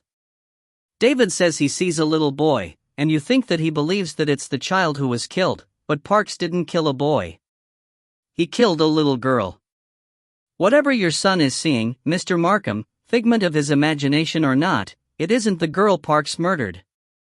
I stood aside to let him pass, and the next question came so unexpectedly that I thought for a moment that an unseen third person had asked it. "What was her name, Mr. Harris? What was the name of the girl who died here?" But even as the words left my lips, I already seemed to know part of the answer, and I understood at last why it was that he had agreed to do the work on this house. "Lucy," he replied. "Her name was Lucy Harris." I did not ask Frank Harris to leave. I could not after what he had told me. I could not even imagine what it must be like for him to work in the place in which his daughter had lost her life. What brought him back here, day after day? Why would he torment himself in this way? I wanted to ask him, but I did not. In a way, I think that I understood. It was the same instinct that made me find excuses to drive past the spot where Audrey and Jason had died. It was a means of maintaining some kind of contact with what they once were, as if some part of them remained there and would find a way to reach out to me. Or perhaps I hoped that someday I would drive by and see them, however briefly, caught between living and dying, before they faded away forever. For a time, David had no more bad dreams, and there were no more nocturnal wanderings. Frank Harris finished most of his work on the house and departed temporarily, but not before he tried to speak to me once again of his concerns for David. I brushed them away. It was over. The trouble had passed, and David was himself once more, helped by warm days spent playing with other children in green fields, far from the house in which a little girl had died. I taught my classes, and my own writing progressed. Soon David would commence school, and the normal rhythms of our new life would be established at last. But the night before school began, David came to me and woke me to listen to the sound of the piano. "It's him," he whispered. I could see his tears glistening, even in the darkness. "He wants me to follow him into the dark place, but I don't want to go. I'm going to tell him to go away. I'm going to tell him to go away forever." With that, he turned and ran from the room. I jumped from my bed and followed him, calling to him to stop, but he was already racing down the stairs. Before my foot even hit the first step, he had entered the living room, following the sound of the piano, and seconds later I heard his voice raised. "Go away. You have to leave me alone. I won't go with you. You don't belong here." And a second voice answered. It said, "This is my place, and you'll do as I tell you to do." When I reached the bottom of the stairs, there was a boy seated on the piano stool. David was right, he looked somewhat like Jason, as though someone had been given a fleeting description of my lost son and had constructed an imperfect imitation on that basis. But all of the good in Jason, all of the brightness, was gone from this being. Instead, there was only the shell of a boy who might once have been mine, and something dark moved inside it. He wore the same yellow t-shirt and shorts that Jason had been wearing on the day he died, except they didn't fit quite right. They looked too tight, and there was dirt and blood on them. And the voice wasn't a child's voice. It spoke in a man's tone, deep and threatening. It sounded obscene, coming out of this small figure. It said, "Play with me, David. Come, sit beside me. Help me finish my song, then I'll show you my special place, my dark place. Do as I tell you, now. Come to me and we can play together forever. I stepped into the room, and the child looked at me. As it did so, it changed, as if by distracting it I had somehow broken its concentration. It was no longer a boy. It was no longer anything human. It was old and stooped and decayed, with a balding skull and pinched white skin. The shreds of a dark suit hung on what was left of its body and its eyes were black and lusting. It raised its fingers to its lips and licked the tips. This is my place, it said. The children come to me. Suffer the children that come unto me. I grabbed David and pushed him behind me, back into the hallway. I could hear him crying. The thing smiled at me, and it touched itself as it did so, and I knew what I had to do. There was a sledgehammer in the hallway. Harris had left it there, along with other tools that he planned to take away at a later time. I reached for the sledgehammer, my eyes never leaving the thing on the piano stool. It was already fading away when I took the first swing, and I saw the hammer pass through it as it hit the piano. I struck at the wood and ivory, again and again and again, screaming and howling as I did so. I kept swinging the hammer until most of the piano lay in pieces on the ground. Then I took the remains outside and, in the darkness, I set them alight. David helped me. We stood side by side and we watched it turn to ash and blackened wood. And I thought, at one point, that I saw a figure writhing in the flames, a man in a dark suit slowly burning in the night air, until at last he was dispersed by the wind. Now it is I who have the nightmares, and I who lie awake listening in the dead of night. I hate the silence, but more than that I fear what may disturb it. In my dreams I see a thing in a ragged suit luring children into dark places, and I hear the sound of nocturnes playing. I call to the children. I try to stop them. Sometimes Frank Harris is with me, for we share these dreams together, and we try to warn the little ones. Mostly they listen to us, but sometimes the music plays, and a little boy invites them to play a game. And they follow him into the darkness. The Wakeford abyss. The two men stared down into the void below. Behind them, the sun was slowly rising, a counterpoint to the journey that they were about to undertake. Larks called, but the sound of them seemed to come from far away. Here, among these desolate hills, no birds flew. The only sign of life that they had encountered upon their ascent was a single goat that had somehow found itself alone on the side of Bledstone Hill and was now making a concerted effort to rejoin its fellows in more hospitable surroundings. They could still see it moving gingerly among the rocks and scree when they turned toward the sun. Sure-footed as it was, it seemed to evince a distrust of the ground beneath its feet, and with good cause. Both of the men had taken nasty tumbles on their approach, and Moulton, the older and stouter of the two, had lost his compass during one particularly painful fall. It was Moulton who now removed his cap and, holding it firmly by the brim, began to fan himself gently. "Feels like it's going to be a hot one," he said. From where they stood, they could see green fields and stone walls slowly emerging from the night's gloom as the light rose. The distant spire of Wakeford's only church was revealed to them, surrounded by the small red brick houses of its worshippers. Soon there would be people moving, and the noise of carts upon its narrow streets, but for now the village was still.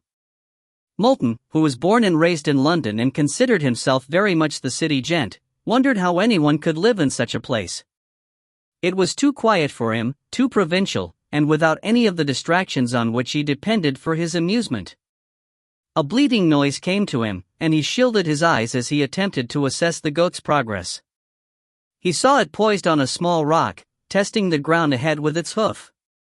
Each time it tried to place its weight down, shingle slid away, raising dust as it went. "Poor beggar," said Moulton. "He'll be hungry soon." He tugged at his mustaches and, finding them colonized by small pieces of grit, began to clean them with a small comb. The other man did not take his eyes from the maw at their feet. He was smaller than Moulton by about 6 inches, and his face was clean-shaven but, like his companion, his bearing betrayed his military origins. His name was Clements, and it was largely at his instigation that the two men had made their way to Wakeford. Both had some experience of climbing, mainly in the Alps, but it was Clemens who had suggested that those skills might serve them just as well below ground as above. "Who's a poor beggar?" asked Clemens. "The goat," said Moulton. "Looks as if he's stuck up here. He'll find his way down." "They always do." Moulton looked doubtful. He had always been the more cautious of the two men, and sedentary by nature, at least when compared with Clemens's more robust approach to life.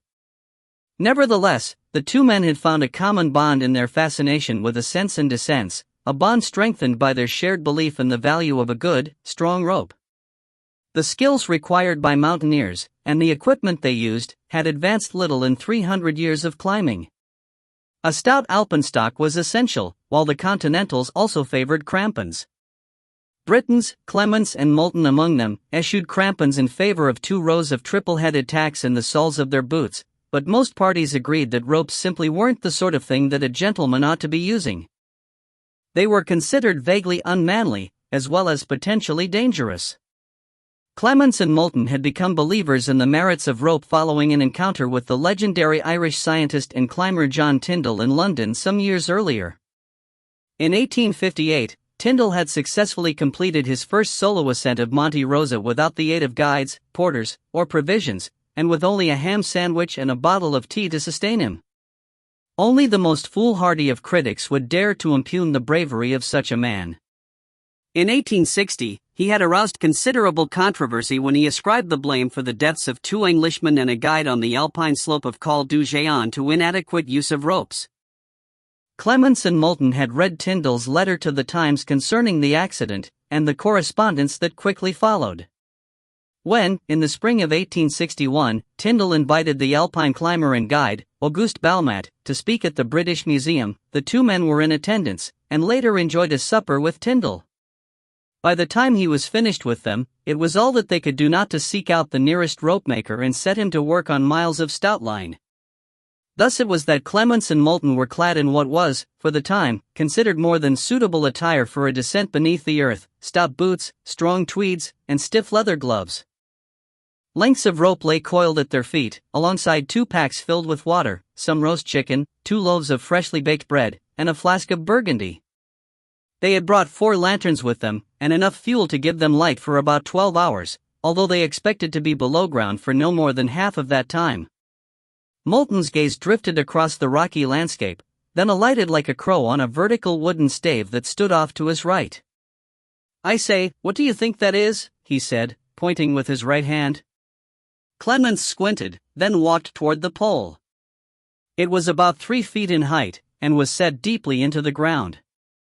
A metal ring hung from the top, adorned with strands of old rope. "It looks like a tethering post," said Clemens.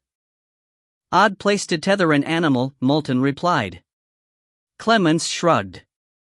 "They're odd people." He rubbed his hands together and headed back to the opening in the rock. "Right, then," he said. "Let's get started." While Clemens anchored the rope, Moulton checked the kit and tested the lamps. "How deep did you say this was?" he asked. "Don't know," Clemens replied. "Couple of 100 feet, maybe." "Ha! A few 100 feet doesn't sound like much of an abyss." "It's merely an estimate," said Clemens. "It could be more. Nobody knows. It's virgin territory." The Wakeford Abyss, as it was known locally, extended for about 50 feet along the south face of Bledstone Hill, like a scar in the earth that had never quite healed. At its widest point it opened to about 20 feet, narrowing at either extreme to mere inches before losing itself among the bare rocks. By standing on its very edge, one could see only the first 15 feet of the interior before the curvature of the rock blocked out the sunlight. It was not entirely clear what had caused this geological anomaly and, in truth, few in the region cared much to discover more about it. Clemens and Moulton had dined at Wakeford's Sole the night before, and made efforts to plumb the depths of local knowledge about the hole torn in the hillside. For their troubles they received a hodgepodge of myth, tall tales, and regional superstitions. The abyss was said to be the lair of a dragon in ancient times, according to one regular at the bar.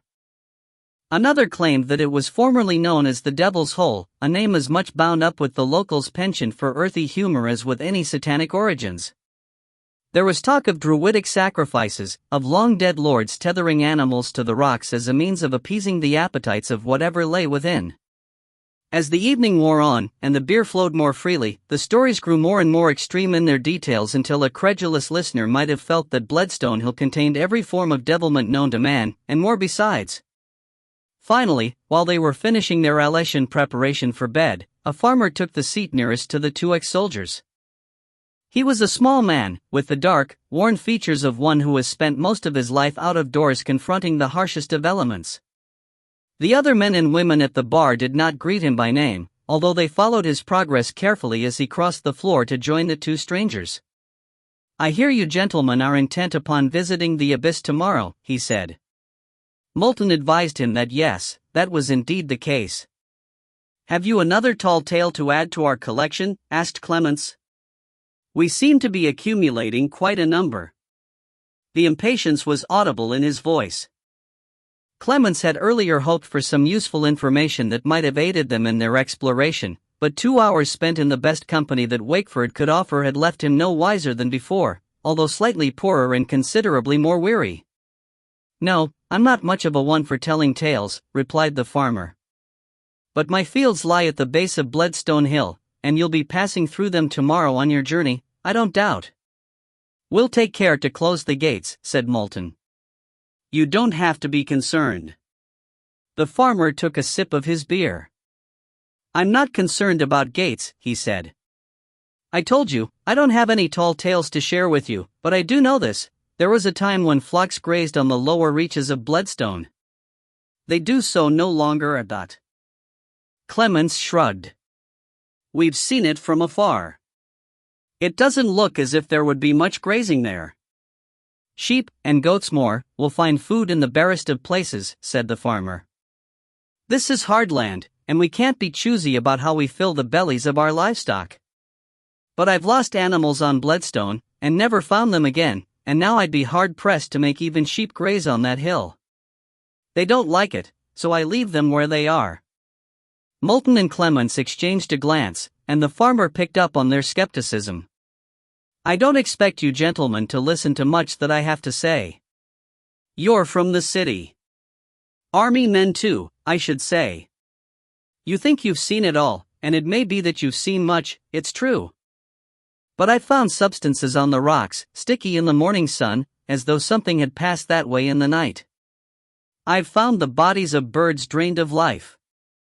You talk to other people here, the ones who kept their own counsel tonight, and you'll hear the same from them." "Nonsense," scoffed Clements. Moulton, ever the diplomat, attempted a more conciliatory tone. "Has anyone ever seen anything?" he asked. "I mean, it's all well and good telling us these things, but Clements here has a point. There could be 100 explanations for what you've just told us, and none of them stranger than the next."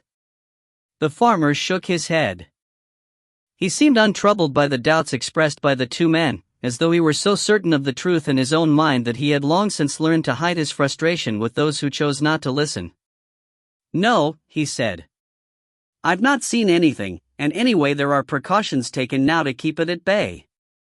Whatever's down there knows better than to show itself too, for fear of being exposed or hunted. I'd say it tries to venture out only when it's desperate, and can live long on the poorest of suppers. It's been in the abyss for a long, long time, and must be old now, older than any of us can imagine.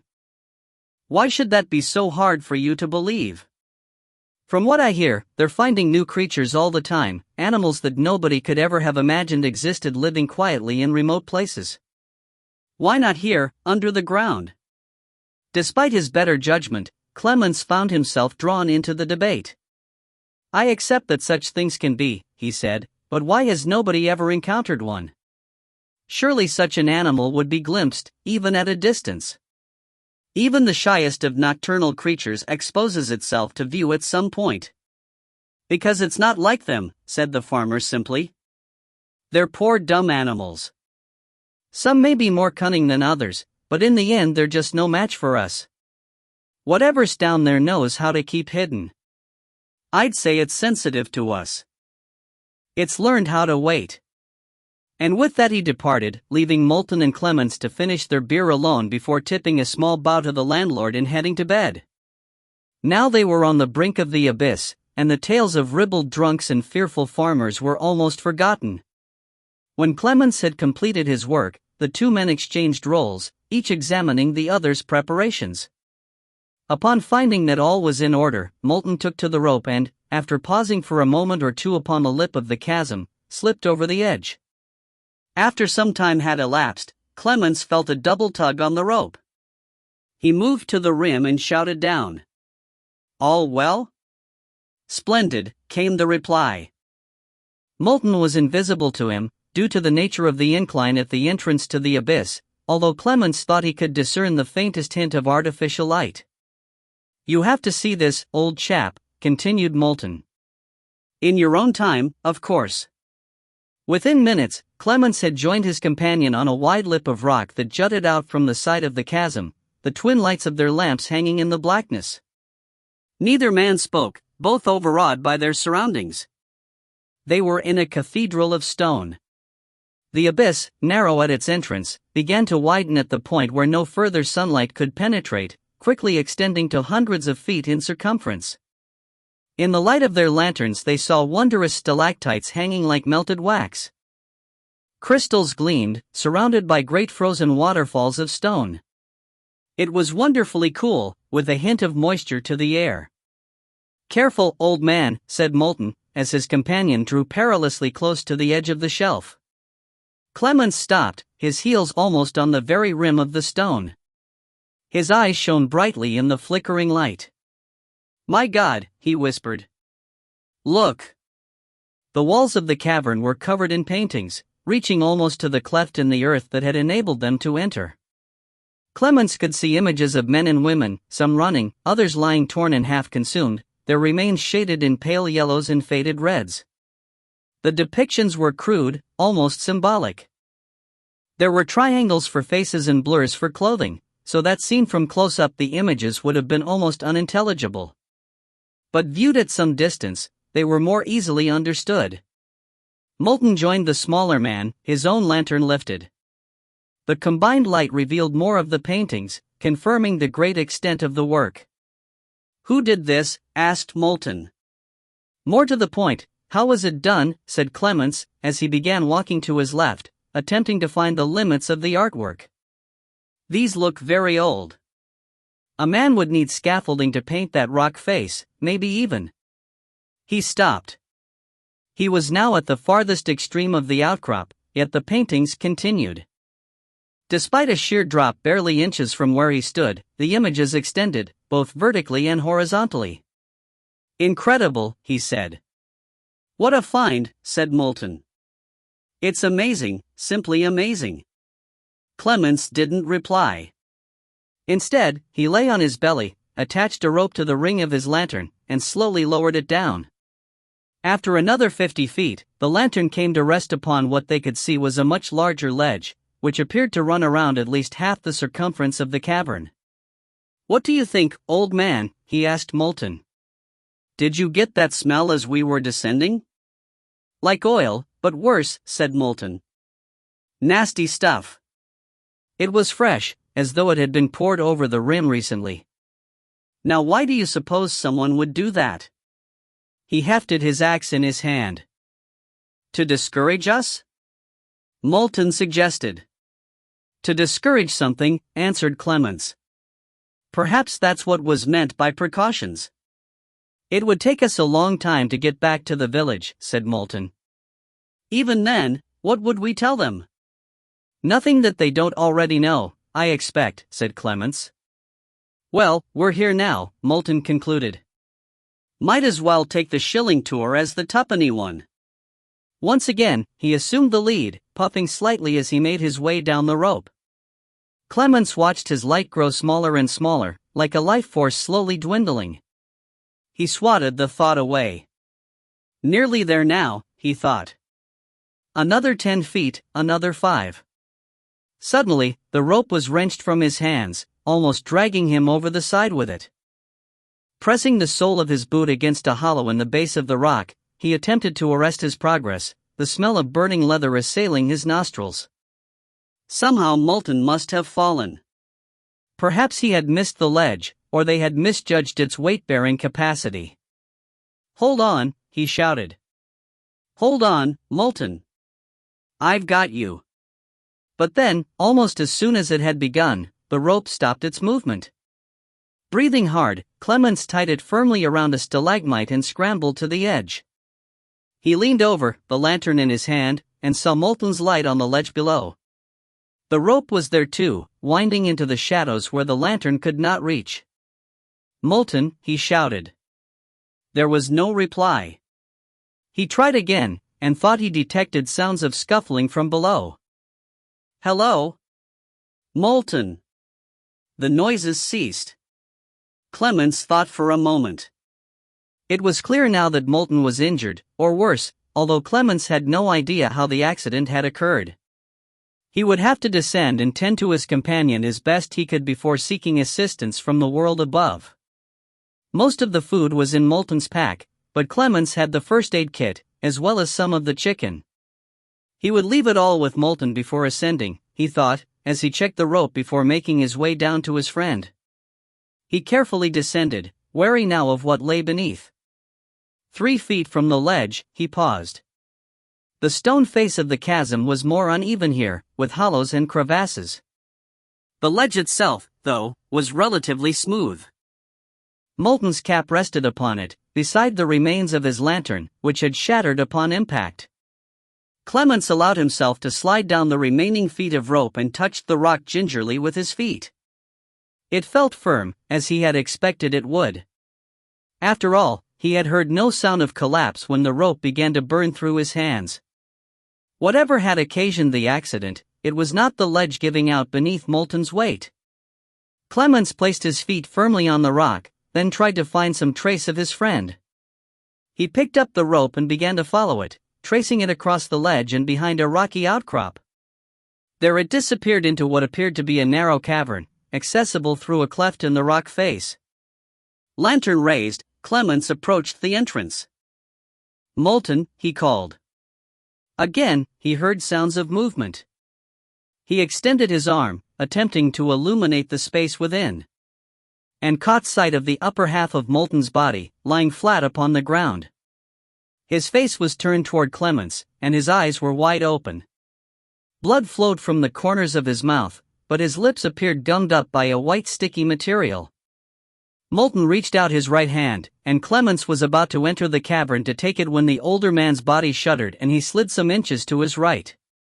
As Clemens raised the lantern, he saw that Moulton's legs had almost entirely disappeared into a hole at the base of the cavern wall, drawn inward by some unseen force. There were more paintings here, but Clemens barely registered their presence as he laid down the lamp and gripped his companion beneath the arms. Neither did he take time to examine the bones strewn upon the floor, the corrosion upon them a testament to the age of those from whom they had come. "I've got you," he said. "I've got you." There came another tug on Moulton's body, this time drawing him forward almost to the level of his waist, where any further progress was arrested by his girth. Whatever was pulling him toward it paused in its efforts, either disturbed by the sound of Clemens's voice or by the fact that it was unable to haul its catch farther into its lair. Moulton held on tightly to Clemens's arm. "It's not taking you anywhere, old man," said Clemens. "Don't worry, I won't let you go." He took a firmer grip on Moulton's chest. "On 3, he said. 1. 2. Moulton tensed himself as Clemens pulled. 3. A warm spray struck Clemens's face and he was momentarily blinded as Moulton was freed. The two men stumbled back against the wall, Moulton shaking uncontrollably as Clemens struggled to clear his vision. Slowly, Clemens felt Moulton grow still. He looked down and saw the life leave the remains of his companion.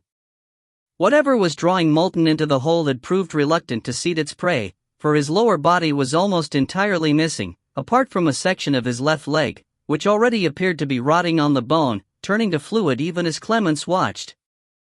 Clemens scrambled away, trying hard to keep his breakfast down. "Christ," he shouted. "Oh Christ. and in the light of the lantern he glimpsed motion through the hole at the base of the rock. A sprinkling of black eyes gleamed, and Clemens saw palps test the air, and venom drip from elongated fangs. A great stink seemed to rise from inside the chamber, and then legs appeared, spiny and jointed, each more than 2 feet long, as the spider began to force a way through the gap. Clemens could see others moving behind it, could hear the dull scraping of their bodies as they brushed against one another. He responded with the best weapon he had to hand. Gripping the lantern, he flung it as hard as he could at the emerging creatures. The lantern shattered instantly, sending flames shooting up the cavern wall and dousing the spiders in burning oil as Clemens fled, using the light from the flames to spy the rope dangling before him. He gripped it and began to climb, listening for any sounds coming from below, until he felt the upper ledge beneath his fingers. There he paused, and with his pocket knife he cut the rope that led down before lighting his remaining lantern in preparation for the last ascent back to the world he knew. He stood and gave the dangling rope a single pull. There was a momentary resistance before it fell from above and landed in a heap at his feet. Clemens looked up and heard a goat bleating.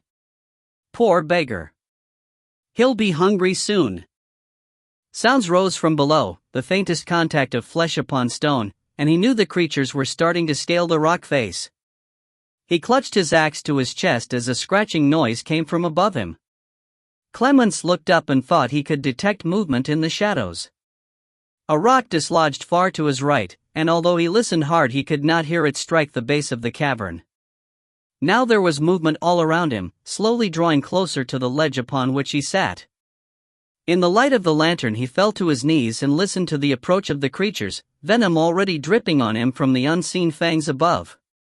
Clemens rose to his feet. He sensed the creatures had stopped, and knew that they were preparing to strike. He thought of Moulton, and their times together. "We should have stayed in the mountains, old man," he said aloud. "We should have stayed where there was daylight." And with that he stepped from the lip of the ledge, the lantern still clutched in his hand as he brought light at last to the depths of the Wakeford abyss. The Reflecting Eye. A Charlie Parker novella. I. The soul's dark cottage, battered and decayed, lets in new light through chinks that time has made.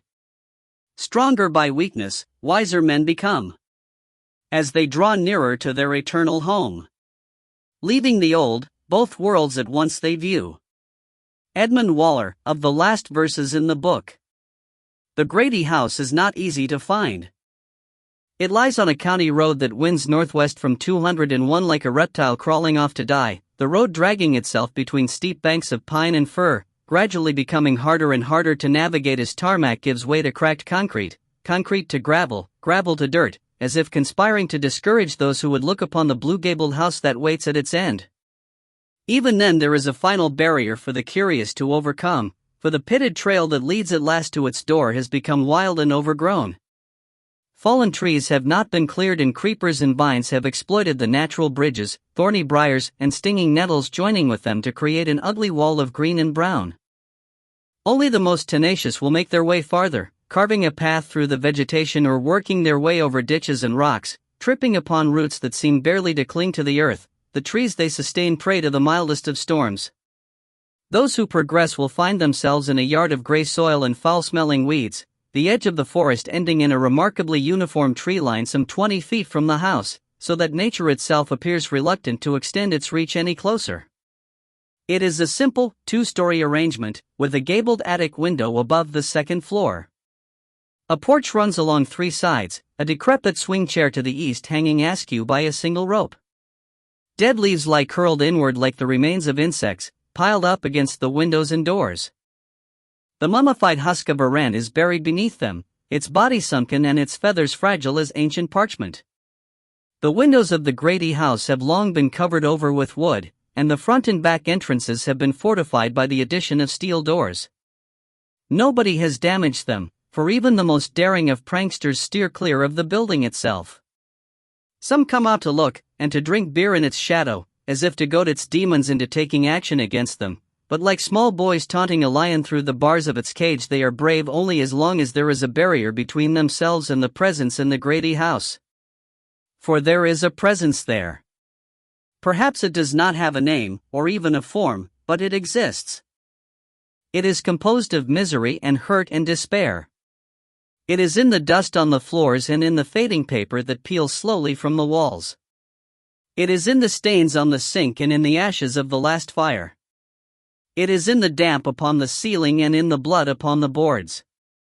It is in everything, and it is of everything. And it waits. It is strange how John Grady's name is rarely spoken except in reference to killings committed by others. No books have been written about him, even in this age of insatiable curiosity about the darkest among us, and the nature of his crimes remains unexplored in the popular imagination. True, if one is prepared to delve into the journals of criminology or the textbooks of violent crime, then there will be attempts to come to grips with John Grady, but all of them will fail. John Grady is inexplicable, for to explain him one must first know about him. There must be facts, a background, a personality. There must be schoolmates and fellow workers, an absent father, an overbearing mother. There must be trauma and conflicted sexuality. For John Grady, there are none of these things. He arrived in Maine in 1977, and he bought a house. His neighbors dropped by, and he invited them inside to take a look around. The house was old, but John Grady clearly had some experience in construction, for he was tearing out walls, laying new floors, filling in cracks, and replacing old plumbing. His neighbors never stayed long, as John Grady was clearly a busy man, albeit one with dubious taste. The original expensive wallpaper was already gone, and a cheap, unadorned replacement had been put up in its stead. The paste Grady used was of his own creation, and it stank, giving visitors another reason not to prolong their stay. Grady was doing all the work alone. He would talk about his plans for the house, and it was clear that he had already created it in his mind. He spoke of red drapes and deep velvet couches, of clawed bathtubs and mahogany dining tables. It was, he said, a labor of love, yet people looked up at that cheap paper, and smelled the rank substance that he had used to raise it, and quickly put Grady down as a fantasist. John Grady stole children. He took the first, little Maddie Bristol, from North Anson in the autumn of 1979, the second, Evie Munger, from Freiburg in the spring of 1980, the third, Nadine Lincoln, from South Paris, in the summer of 1980, Denny Maguire, the fourth victim, and the only one to survive, as he walked from school in Belfast in the third week of May 1981, and his final victim, Louise Matheson, while she was walking from her home in Shin Pond to the house of her best friend, Amy Lowell, on May 21, 1981. That was his mistake, for Amy was so excited about her friend's impending arrival that she was hiding in the woods at the verge of her house, hoping to leap out and surprise her. She watched Grady's Lincoln pull up alongside her friend, saw the man inside lean over to speak to her, and then found herself unable to move as Grady's big hand grabbed Louise by the hair and dragged her into the car. Amy's parents heard her screaming, and within minutes the police were on their way, already mounting a search for a red Lincoln. They did not have to look far. The abduction of Louise Matheson was a crime of opportunity for John Grady. His previous victims had been taken from towns elsewhere in the state, then brought west to be killed, but Shin Pond was barely 10 miles from the Grady house. John Grady's appetites had become increasingly hard to sate, and the release that he gained from their appeasement did not last as long as it once had. It is possible to imagine him, on the day that Louise Matheson was abducted, prowling the roads, his hunger gnawing at him, perhaps promising himself that he was only trying to distract himself from his appetites by taking a ride, that he did not really intend to seek out another victim. John Grady was a tall, thin man. His hair was graying prematurely and cut close to his scalp, which served only to make his face seem even longer than it was. A calcium deficiency in his youth had given his chin an unfortunate prominence, one that he tried to hide by keeping his head low. He always wore a suit when out in public, set off by a bright bow tie and dark suspenders. There was something dated about him. His suits, though clean, gave the impression of having dwelt for some time in an attic or a thrift store. The shirts were a little frayed at the collars and cuffs. The bow ties looked faded rather than fresh, and bore wrinkles and stains that suggested many years of use. John Grady had long fingers and large hands. Amy Lowell told the police that, when he gripped her friend's head, the man's fingers had closed on it entirely like the talons of a great bird, extending almost to her eyes. Despite her shock, Amy Lowell gave the police a good description of the individual who had taken Louise Matheson, and the vehicle that he drove. There were those who recalled John Grady's ownership of a red Lincoln, and the police arrived at the Grady house and found the car. Nobody answered their knocks to the door, and a debate ensued on the porch steps of the Grady house concerning the nature of probable cause. It was curtailed by the sound, real or imagined, of a child's cry, and the door was kicked in. John Grady was standing in the hallway of his house.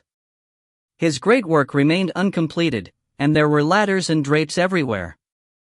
His left hand was on the handle of the door to his basement, and he held a gun in his right. Before he could be stopped, he darted through the basement door and locked it behind him. He had reinforced it specifically for such an eventuality, replacing the flimsy original with sturdy oak and strengthening it with steel bands and a security bar. It took the police 20 minutes to break it down. When they entered the basement, Louise was dead. Slumped on the floor beside her was another child, a little boy. He was still alive, but unconscious from hunger and dehydration. This was Denny McGuire. John Grady stood over them both with his gun to his head. His last words, before he pulled the trigger, were, "This is not a house. This is a home." 2. Winter was here. The north wind had almost stripped the last of the leaves from the trees, leaving only a sprinkling of foliage to threaten the dominion of the evergreens. Clusters of young beeches trembled beneath the canopy, and sugar maple seedlings lay sprinkled through the forests like lost gold. There was a kind of silence now in the woods, as animals prepared to slumber, or to die. In Portland, the trees of the old port were festooned with white lights, and a Christmas tree burned brightly farther up on Congress. It was cold, although not as cold as the winters I recall from my childhood. When I was young, we would spend New Year's at my grandfather's house in Scarborough. He and my father would share whiskey and war stories, for they were both policemen, although my grandfather had retired many years before. My mother would listen indulgently to tales that she had heard told over and over again, then hustle me off to my bed. Outside, the snow would gleam with a bluish tinge, lit by a bright moon in a clear, dark sky. I would sit at my window, wrapped in a blanket, and stare at it, following its contours, basking in the otherworldliness of it. Even on the darkest of nights, when the moon was invisible, the snow seemed to hold light within it. To the child gazing at it from his window, it glowed from deep inside, and I would fall asleep with the curtains open so that its unsullied beauty was the last thing I saw before my eyes closed, the voices of those whom I loved distantly rising and falling in low cadence. In time, those voices from my past would be stilled. My grandfather, my parents, all were gone now. I found that I became what I had most feared when I was a child, a man whose blood ran only in his own veins, a figure without visible ties to those who had brought him into this world. And when I tried to anchor myself with a family of my own, that too was taken from me, and I drifted, and was lost for a time in places without names. Yet at last I learned to recognize that I was not entirely alone, and that there were deep connections binding me to all that I had known. I had to come back to this place to find them, to reveal them where they had always lain, waiting beneath fallen leaves and compacted snow in the memory of a child seated by a window. My past and my present were here in this northern place, and, I hoped, my future too. Soon I would be a father again, for my lover Rachel was due to give birth in the coming weeks. I felt part of a circle slowly completing itself in this region of my childhood, and I thought that I would always remain here. During the long winter months, I would bitch and moan with the best of the old men. I would complain when my wheels became mired in mud during the spring thaw, or when filthy piles of ice snow upon shady corners continued their slow melt into March, sullying the streets in a futile rearguard action against the coming of spring. I would strike out at mosquitoes and greenheads during the summer, and watch my lawn disappear beneath brown leaves in fall. Occasionally, even now, I would hear one of my neighbors joke about heading for Florida, that this was the last damn winter he could endure in the cold Northeast, but I knew that the speaker would never leave. It was part of the game we all played, the dance of which we were all a part. I could not live without seasons, for in seasons are reflected the rhythms of our existence, of birth and maturity, of decline and decay, yet always with the promise of renewal for those who remain. Perhaps I would alter my attitude as I grew older, as the winters took a greater toll upon me and the north wind brought with it a reminder only of my own mortality. I wondered, sometimes, if that was part of the appeal of Florida or Arizona for those in their later years. Cut off from the seasons, it was possible to forget the rhythm that governed one's life, even as one's feet still moved to complete the final steps of the dance. My prospective client was late, but I didn't really care. Up on Middle Street, the Half Moon Jug Band was playing carols to cheer the shoppers. I could hear the music from where I sat in Javanet on Exchange, surrounded by kids playing with the computers. I kind of liked Javanet, even if the geek quotient tonight was a little greater than I would have preferred. It had decent coffee, and some comfortable armchairs. It was also a pretty good place to meet people, as most of those sharing space were too caught up with internet dating or email to bother with what was happening around them. Its window was also a good spot for people watching, and outside of Newberry Street in Boston or just about anywhere below 14th Street in Manhattan, the window of Javanet on Exchange was one of my favorite places from which to watch the world pass by. I had already counted at least 3 women who, if I hadn't been perfectly happy with Rachel, would probably have refused to have anything to do with me, and rightly so. I had also seen Maurice, pronounced Maurice, Gardner, who was something of a local celebrity among those of us with a blacker than average sense of humor, since Maurice had once shot and superficially wounded a Santa Claus at the mall. Maurice claimed that Santa had snuck up on him, while Santa, when he gave evidence at Morris's trial, claimed that he had merely been heading for the men's room beside the mall office. Since Maurice was hopped off his head at the time on coke rift with Persian Brown, a combination likely to make even Buddha a little edgy, the judge sided with Santa Claus and Maurice was locked up for a while for his own protection and to ensure that Christmas did not become a time of mourning for traumatized junior patrons of the mall stores. Maurice was now clean, taking his medication, and working as second mate on a lobster boat. In a nice circularity of events, he volunteered each Christmas to play Santa Claus at some out-of-town children's charity. From what I heard, he felt it was the least that he could do to make up for his past sins. I like Portland. It has all the advantages of a city, but still feels like a small town.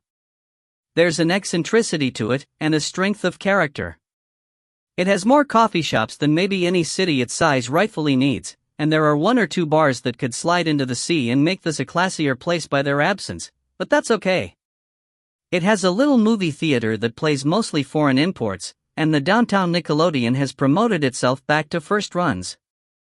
The public market is still going, and there are decent bookstores and a big library. All told, it's not such a bad place to have on your doorstep, and when it preyed on my nerves as it sometimes did, I had the reassurance that I didn't actually live here. I could retreat back to my house on the Scarborough Marshes within minutes, and watch the sun set on still waters. Some clown in a bad suit waved at me from the street, and I gave him a non-committal nod in return. It took me about 3 minutes to recall him as the real estate salesman who had once tried to convince Rachel and me that our lives would be improved by living in his sinkhole new development out Sackaway. Since then, he had experienced some misfortune in his life. He had been screwing his secretary on the side, and when his wife found out, she screwed him. His business went to the wall and he was threatened with jail when it emerged that he had been frugal with the information he had provided to the IRS. Both his wife and his secretary gave evidence against him, which says a lot about the kind of person that he was. A couple of the Sacco houses had also subsided when a passing child sneezed too loudly, and all kinds of legal storms were now brewing on that front as well. But there he was, a shopping bag from Country Noel in one hand, waving to a man he barely knew but had once tried to rip off with a bad property deal. Really, you had to love Exchange Street. My client was now 20 minutes late and counting, but it still didn't matter.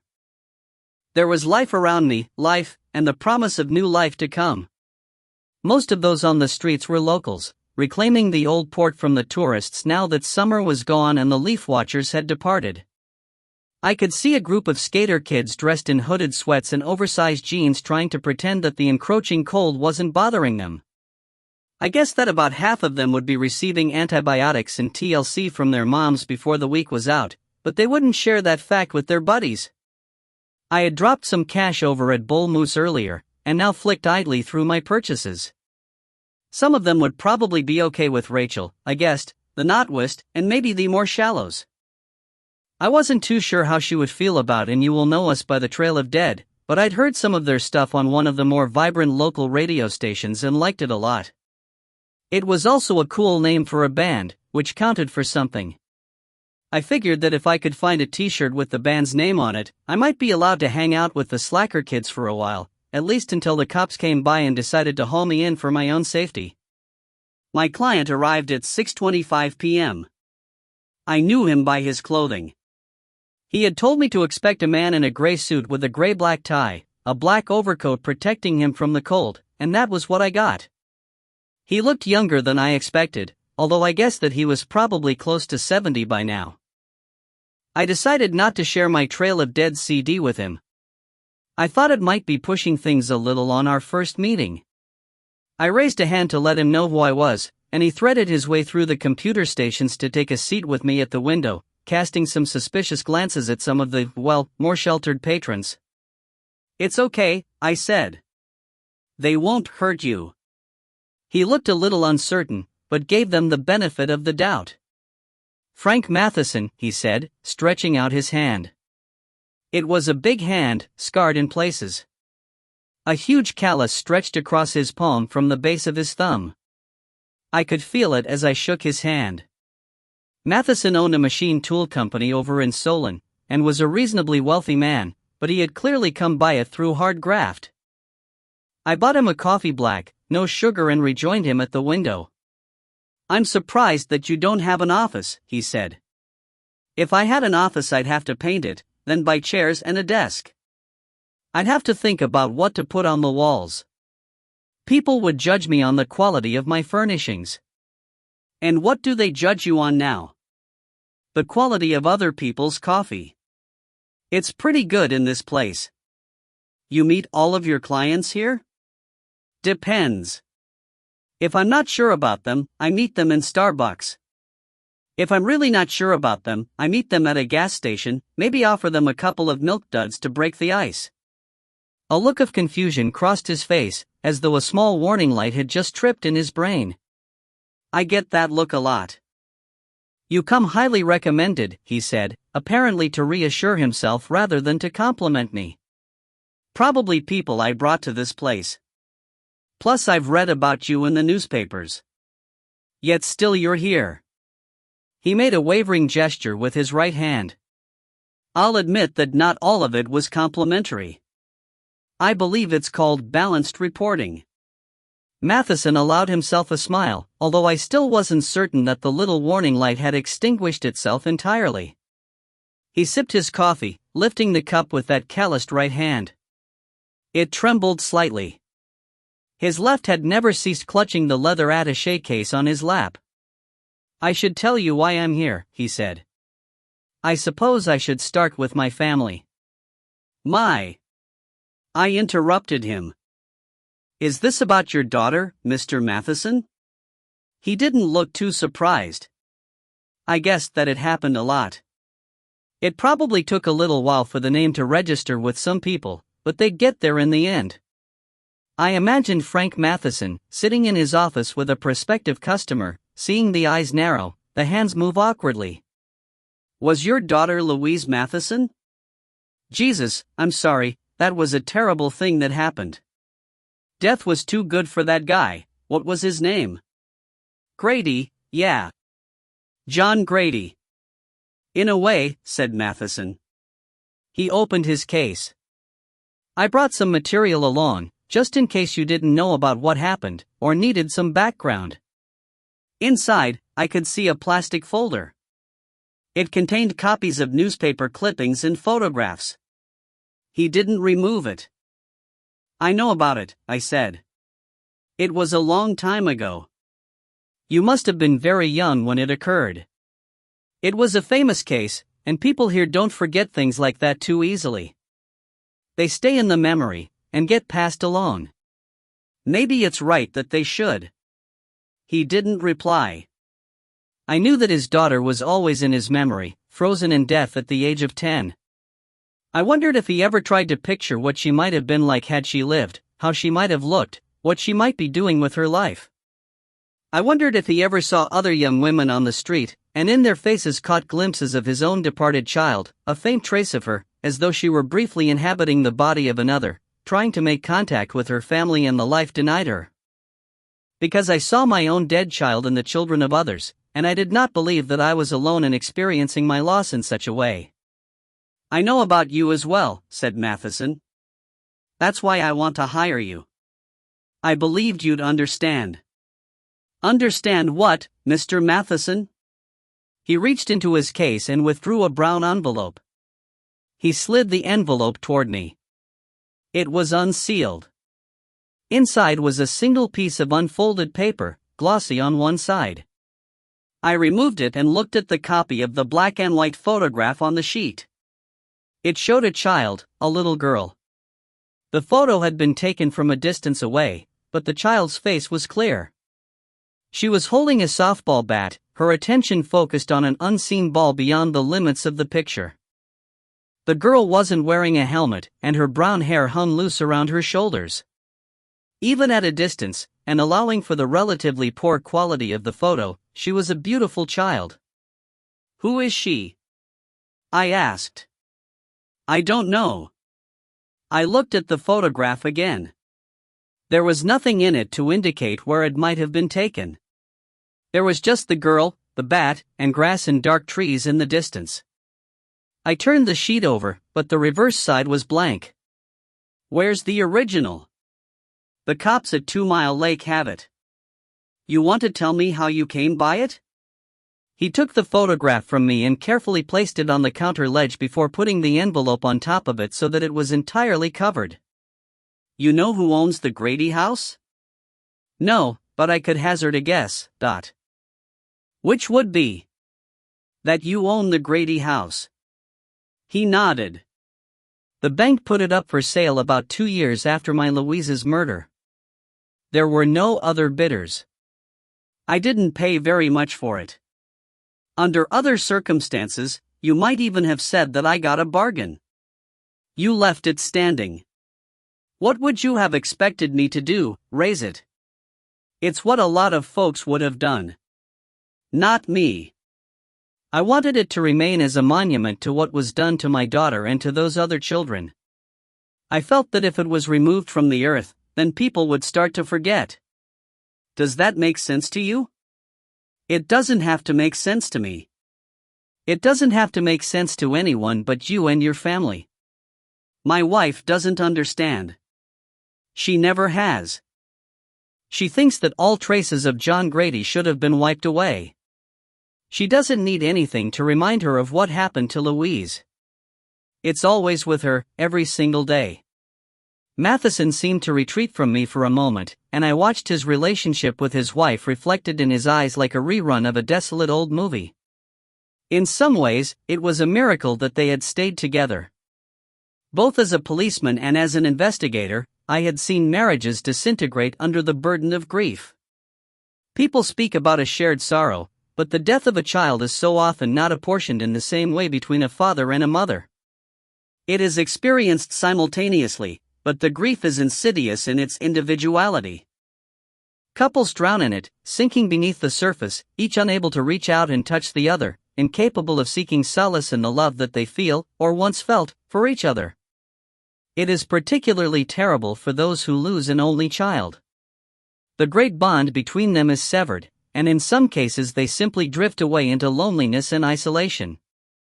I waited.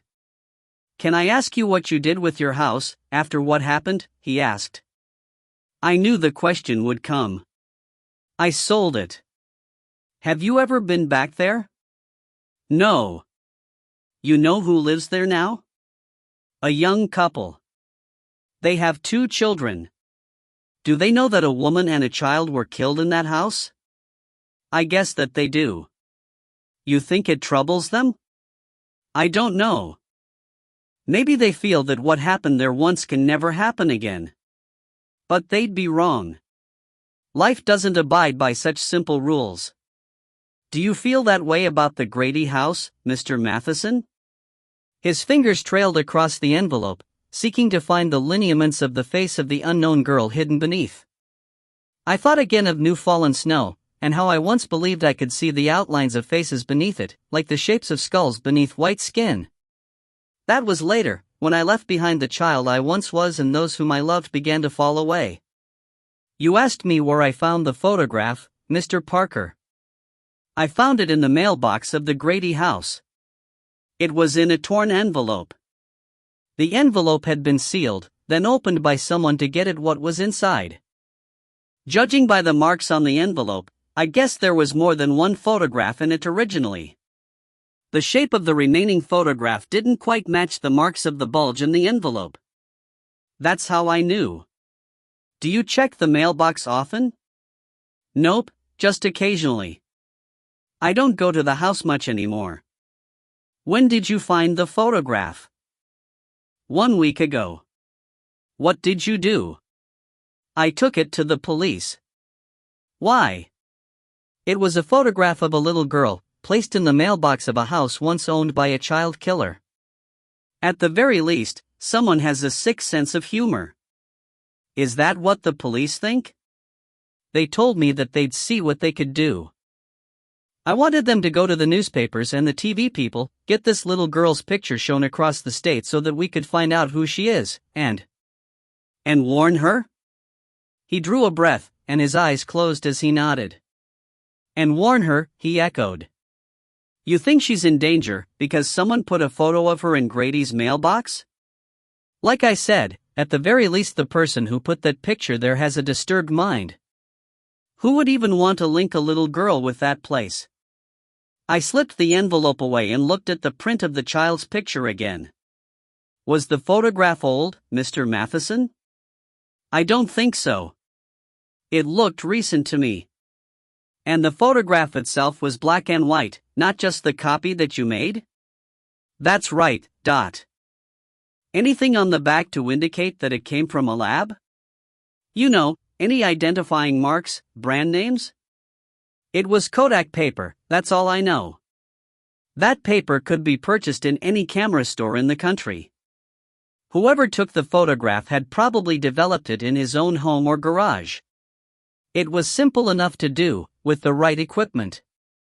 That way, there was no chance of a curious lab worker spying suspicious photographs of playing children and calling in the cops to investigate the individual behind the camera. The child really was beautiful. She looked happy and healthy, and the intensity of her concentration on the ball about to head her way made me smile. What would you like me to do, Mr. Matheson? I want you to see if you can discover who this girl is. I want you to talk to her parents. I'll come with you, when you find them. They should know about this. That's going to be difficult. Have you spoken to the police? They won't tell me anything, except that it's under investigation and that I shouldn't worry. They said it was probably nothing. Maybe they were right. There were those who might find amusing or arousing the idea of associating a little girl's image with the memory of a child killer, but their actual potential for harm was likely to be limited. And yet someone had gone to the trouble of snapping at least one photograph of an unsuspecting little girl, and if Matheson was right in his suspicions, then there were probably more photos, some perhaps of this child, but some possibly of other children.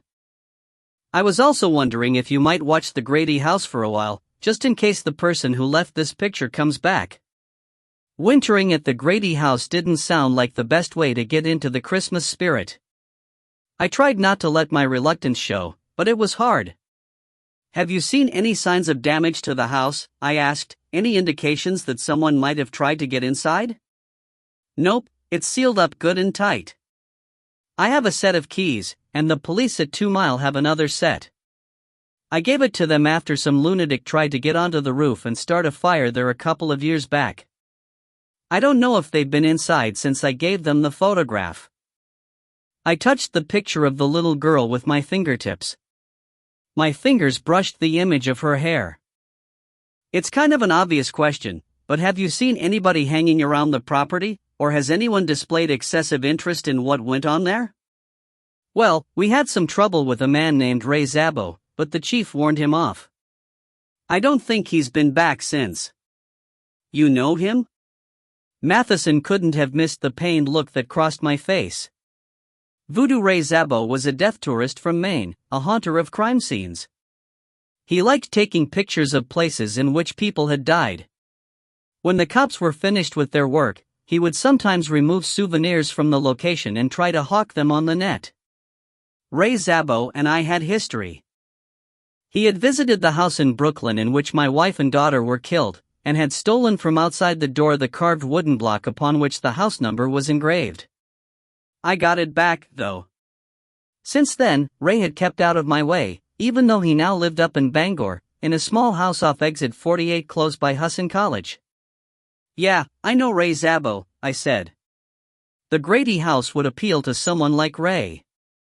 I felt pretty certain that he'd been down there on more than one occasion. He must have found it galling to be denied access to its secrets. Was Ray the only one? Matheson was holding something back. I wasn't sure why. Perhaps he wanted to be certain that I was going to take the case before he told me, but I'd learned that lesson the hard way. Now I liked to know what I was getting into before it all began to fall down around my ears. There was another man, a few days ago. He came to the plant. You should understand, Mr. Parker, that very few people know about my ownership of the Grady house. Officially, the title is held by a company that shares its address with a particularly litigious firm of lawyers in Augusta. They're not even my own lawyers. They were sourced independently. Yet this man arrived at my office and told my secretary he was interested in placing a large order. He seemed to know what he was talking about, so she called me. I was out on the floor at the time, and I came back to meet him. The first thing that struck me was that he wasn't there to buy anything from my company. He was dressed in a threadbare coat, there were stains on his trousers, and the sole was coming away from his left shoe. I couldn't tell the last time his shirt had been properly washed, and he wore a dead man's tie. Don't get me wrong, in my business, I see a lot of people who work with their hands, and I'm not afraid to get my own hands and clothes dirty. But that's, I don't know, honest dirt, hard-won and nothing for a man to be ashamed of. This guy, though, he was just plain filthy. I almost threw him out of my office before he had a chance to open his mouth. Maybe I should have. What did he look like? Tall. Taller than you. His hair was black and long. It was hanging over his shirt collar. It was receding pretty badly, and he hadn't shaved in a couple of days. His skin was very white. Don't recall the color of his eyes, if that's the kind of detail you need to know. His fingertips and nails were stained yellow. I guess he was a smoker, but he didn't light up while he was with me. He give you a name? No. I introduced myself, shook his hand, although I kind of regretted doing it, but he didn't give me a card or a name. He just told me he had come about a delicate matter. I believe that you are the owner of the Grady house. I don't know what you're talking about. I think that you do. There is a debt outstanding upon the house. An opportunity is about to arise for its payment. I told you, I think you have the wrong man. I tried to convince him, but the guy just didn't want to listen. He knew that the Grady house belonged to me. I don't know how, but he did. When I checked with the lawyers, they told me that there had been no formal inquiries about the house for years, apart from a couple of media hounds howling down the phone on the anniversary of Grady's death. Next thing I know, he's rattling off details of the purchase, the price, the date the final agreement was signed, even the name of the bank manager at the time. It was like he had a file in front of him and was just reading the stuff from it. I was so surprised, I couldn't even speak for a minute. Then I started to get angry. I mean, what business did this guy have coming into my office and demanding payment for bills that were nothing to do with me anyway? It was all that I could do to stop myself climbing over the desk and dragging him out of the office by his collar. Why didn't you? I asked. Matheson looked like he could still handle himself. I'm not that kind of man, he replied, but there was an unspoken and hanging in the air. I waited. It came. He didn't look like much, thin, dirty, unhealthy, but I got the feeling that he was stronger than he looked. I think that if I'd tried to lay a hand on him he would have hurt me. Not badly, maybe, but he would have enjoyed humiliating me. There was a malice to him, you know? This all probably sounds cockeyed to you, but once my anger started to die down I began to get worried. Scared, even. I told him it didn't sound cockeyed at all, that I had met men like that. They wanted you to descend to their level, and once you were down there they would try to finish you. If you were going to take them on, then you had to be prepared to endure some pain, and to inflict it back in spades. Matheson continued, so I told him that even if what he said was true, he should call up the Farmers Mutual Bank and ask them about it. Payments owing to him from John Grady were no business of mine. He didn't seem to agree. I am a collector, Mr. Matheson. I collect debts, but I also have an interest in other items.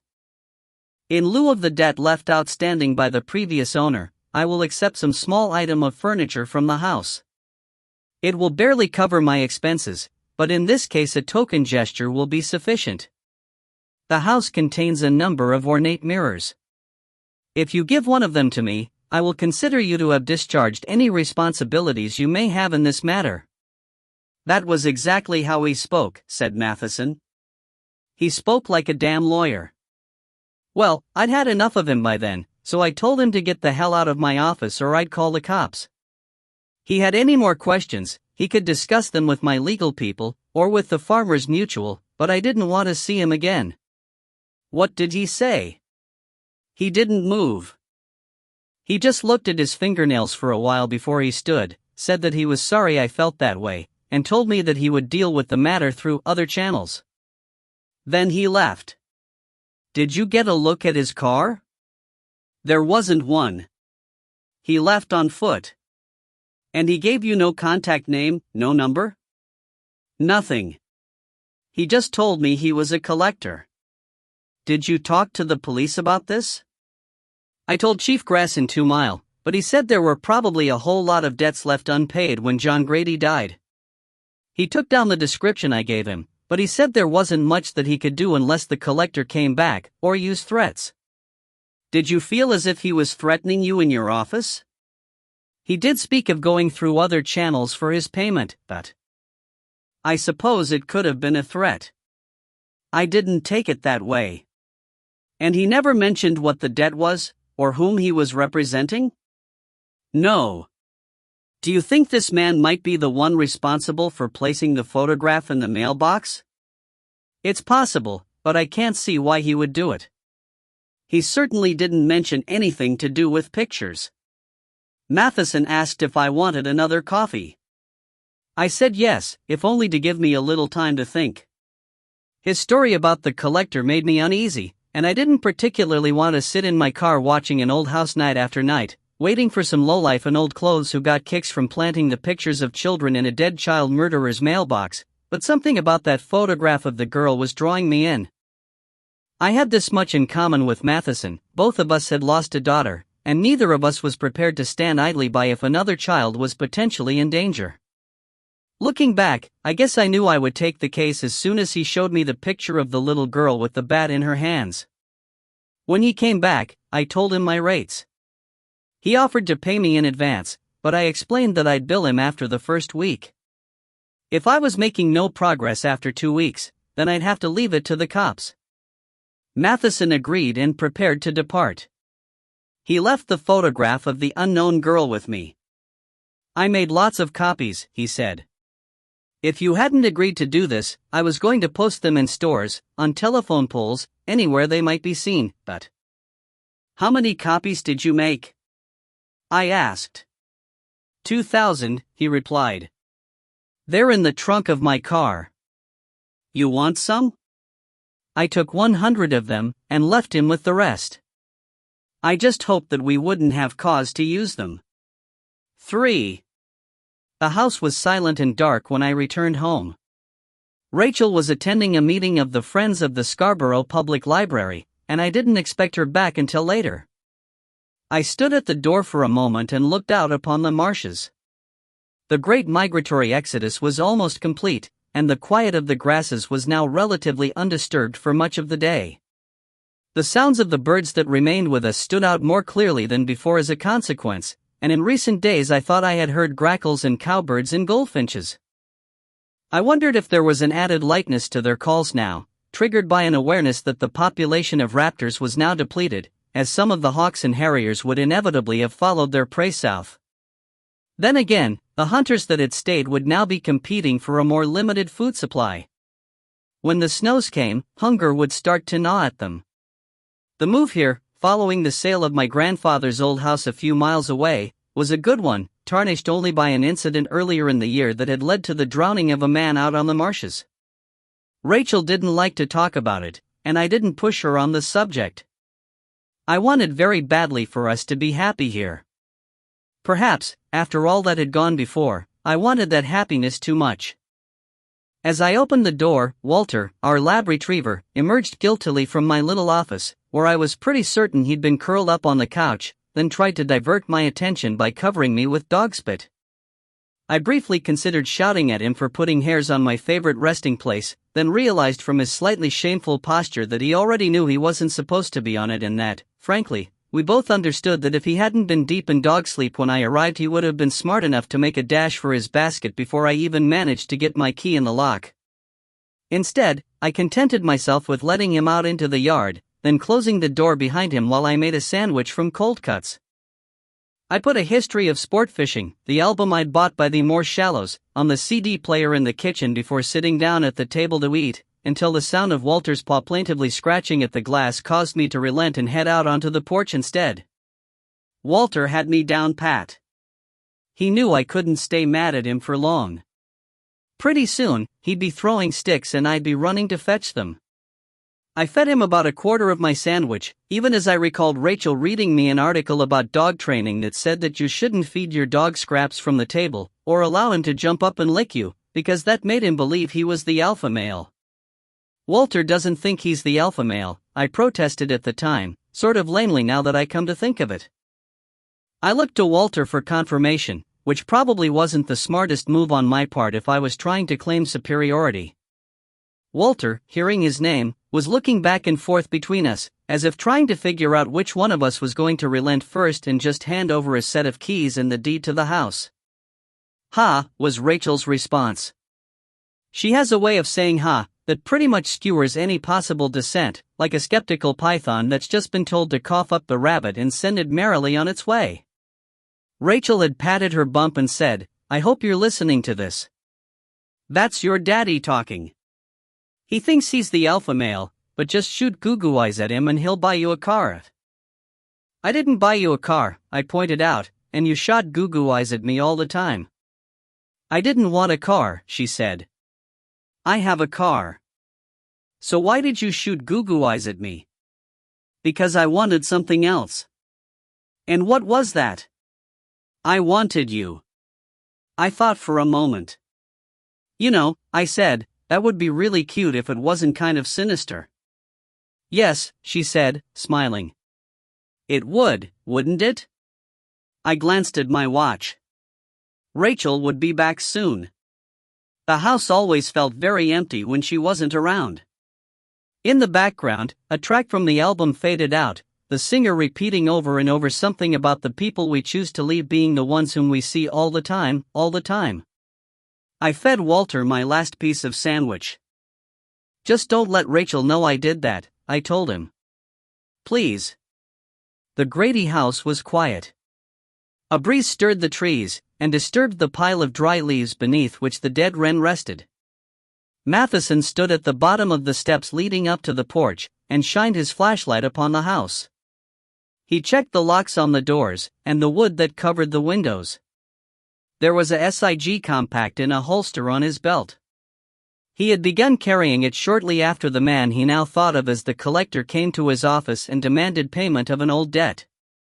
The sound of approaching footsteps came to him, but he did not turn around. The beam of a second flashlight joined his own. "Everything okay?" asked the patrol cop. He had seen Matheson pull up at the Grady house, and had offered to accompany him up the dark road. Matheson had been grateful for the offer. "I think so," said Matheson. "It's getting colder." "Yes. Snow is coming. It'll make it easier to tell if anyone's been snooping around here." Matheson nodded, then turned to go. The cop followed him, then stopped short. He turned his flashlight upon the woods. "What is it?" asked Matheson. "I don't know." He inched forward, his hand already drawing his gun. Matheson added his own light to the cop's, and together they scanned the trees. Suddenly there was the sound of movement in the undergrowth, and a gray shape with red underparts darted through the low greenery before disappearing into the shadows. Both men let out a long, relieved breath. "Fox," said the cop. "That wasn't good for my nerves." He replaced his pistol and headed back to his car. Matheson remained staring into the woods for a moment more, then followed him. They made their farewells, and both cars drove away. There was silence for a time before the figure of a man detached itself from a bank of pines in the darkest reaches of the woods and approached the Grady house. He stood at the very edge of the tree line, then began circling the building, never once straying from the safety of the woods, as though the ground beyond them was somehow unsafe to tread upon. He made one full circuit of the property, then a second, slower this time, seemingly searching for something that had been lost. Eventually, he stopped as he faced the eastern side of the house. He knelt, and, using a pocket knife, commenced digging beneath a small cairn of pebbles that lay almost hidden by grass at the verge of the yard. After he had dug about 6 inches into the earth, a pale totem was revealed, the skull of a dog. Symbols and lettering had been carved into the bone. The man sat back on his haunches, but he did not touch the skull. Instead, he let out a suppressed hiss of anger and disgust. Carefully, making sure that his hands did not come into contact with the dog's remains, he replaced the earth upon it, then folded the knife and put it back in his pocket. In total, the collector had counted 8 such cairns, each representing a compass point. It was as he had suspected, the house was impregnable. He retreated into the forest, and then was gone. Later that night, I watched from our bed as Rachel undressed in the moonlight. She eased the straps of her slip over her shoulders and let it fall to the floor, then stared at her reflection in the mirror, turning first to one side, then the other. The moonlight touched the swelling of her belly and cast the shadow of her breasts upon the wall. "I'm big," she said. "Bigger." I ducked my head just in time to avoid being hit by a shoe. "I look like a whale." Whales are lovable. Everybody loves whales, except the Japanese and the Norwegians, and I'm neither. "Come to bed." She finished undressing and slipped under the covers, then lay awkwardly on her side, looking at me. "Did you meet your client?" "Yep."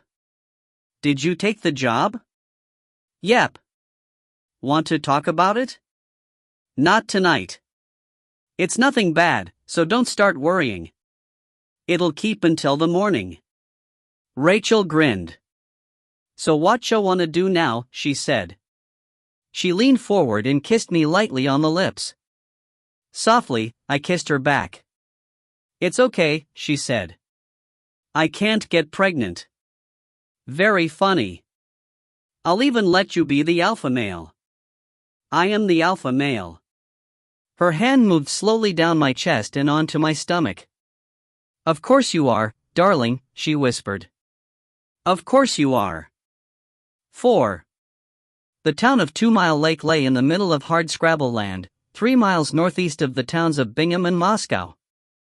Here the Kennebec River fed into Wyman Lake before proceeding on its way toward the coast, enlarged further by countless small streams and tributaries. This area was part of the Bingham Purchase, named after a Philadelphia landowner named William Bingham who owned so much of the state at the end of the 18th century as to be able to bequeath his heirs sufficient to cover half of Massachusetts. There was even a territory dam named after him on the Kennebec, which put him right up there with Hoover. North of 2 Mile Lake, up by the confluence of the Kennebec and Dead Rivers, lay the Forks, one of those strange main places where the past and the present appeared to have reached an uneasy accommodation.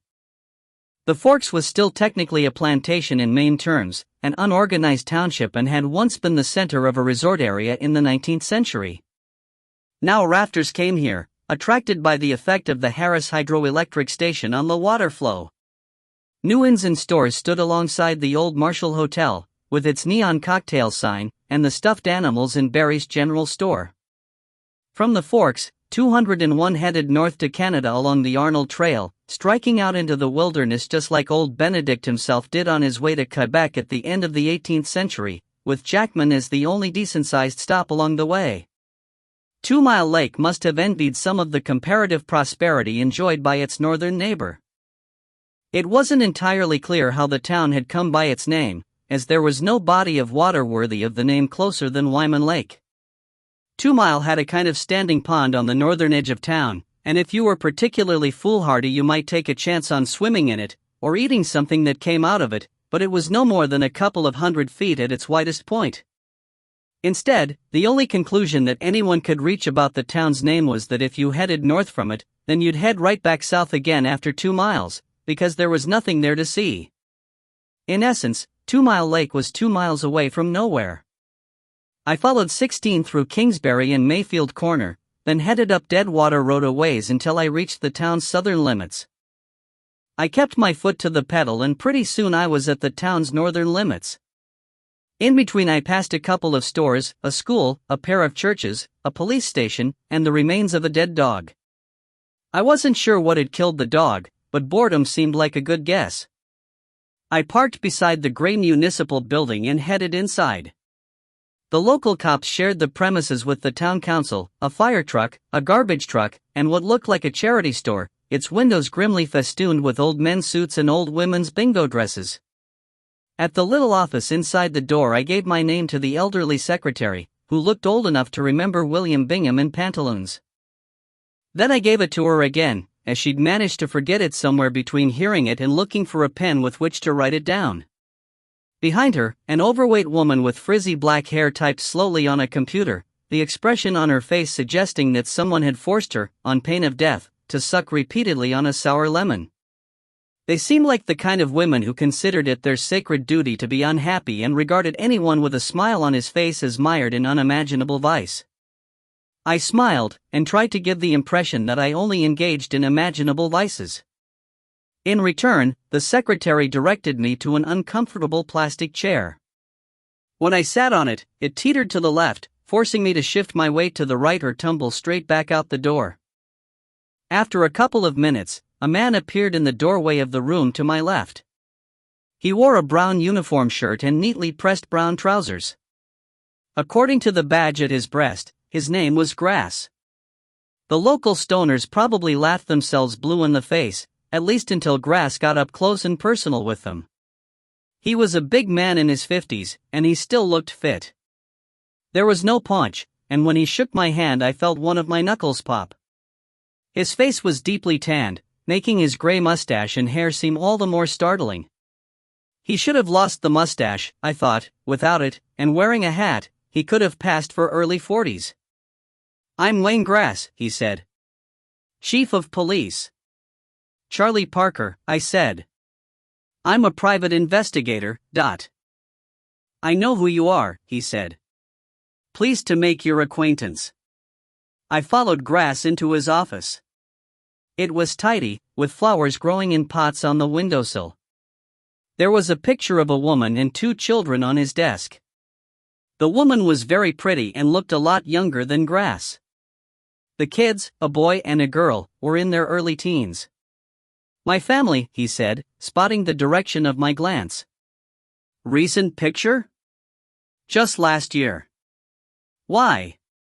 "No reason," I said. "My wife is a little younger than I am, if that's what you mean." "Nice work," I said. Grass grinned and reddened. He offered me coffee. I declined, and he settled back into his chair. "So what can I do for you, Mr. Parker?" "I've been hired by a man named Frank Matheson. He's worried about a photograph that he found in the mailbox of a house that he owns. It's the photograph of a child. The house is the old Grady house." I waited, watching the smile on Grass's face melt away. "I'm disappointed," he said at last. "Why would you be disappointed?" "I told Frank Matheson that I'd take care of it, and I will, but I'm not going to let him scare some little girl and her parents half to death, and maybe start a panic among others, just because he found a picture in a mailbox." "You think that's what he wants to do?" "I don't know what he wants, but that will be the result. We need to tread softly on this thing. We'll circulate the picture, see what comes up. Hell, it may not even have been taken in the state. That photograph could have come from anywhere. But if Frank Matheson or anyone else goes to the newspapers and the TV stations and starts telling them that this little girl's picture was placed in a dead child killer's mailbox, what do you think is going to happen? Maybe you'll find the girl. Or maybe we'll be accused of starting a panic over nothing, of overreacting to what's probably just a sick practical joke. Next thing, I've got the media down here showing images of the Grady house, and then the freaks will start to arrive. Maybe the whole shitstorm will give one of them an idea, and then we really will be looking for an endangered child. Like I said, we're going to work at getting the photograph out to local and state law enforcement, then school boards. We find that little girl, then we can just take her parents quietly to one side and tell them what we know, which is squat. In one way, I knew Grass was right.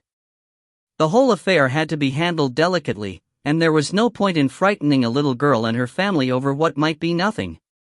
But I realized that Grass was approaching the issue from one perspective, and Matheson was approaching it from another. Grass believed that the child probably wasn't in any danger, because there was no evidence to suggest otherwise, but, heightened, or, perhaps, tormented, by his own loss, Matheson's instincts told him that the child was at risk. I was stuck in the middle, wanting to believe Grass, but half persuaded by Matheson's concerns. "Were there any prints on the envelope?" "None, apart from Matheson's, and we don't suspect him of putting an envelope in his own mailbox and then bringing it to us." I agreed that it didn't sound likely, mainly in an effort to diffuse what felt like growing tension between us. Small-town cops don't like people questioning their decisions. Even big city cops don't like it very much, but they tend to be less protective of their patch. "Have you been out to the Grady house recently?" I asked Grass. "We check it pretty regularly. The place is locked down tight. I was back there after Frank Matheson found the photograph. There was nothing out of the ordinary. When you say we have 4 officers in total, myself included, 3 male, 1 female. They're good people. So sometimes one of them will go by there and open up the house?" "Well, occasionally. Mostly, I do it myself. Easier that way. I don't have to worry about the keys getting lost, or someone getting spooked." "Spooked?" "You know what happened in that house. It's not a place to visit unless you have to. It's got a bad feel about it, and always will have. It stinks too. Something in the paints and pastes that Grady used. It just seems to get worse and worse. After 20 years, I'm used to it. It doesn't get to me so much. Someone else, someone new."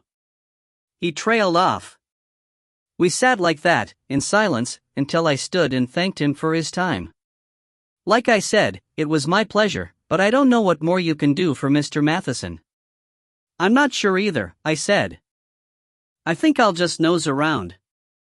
If I find out anything, I'll let you know.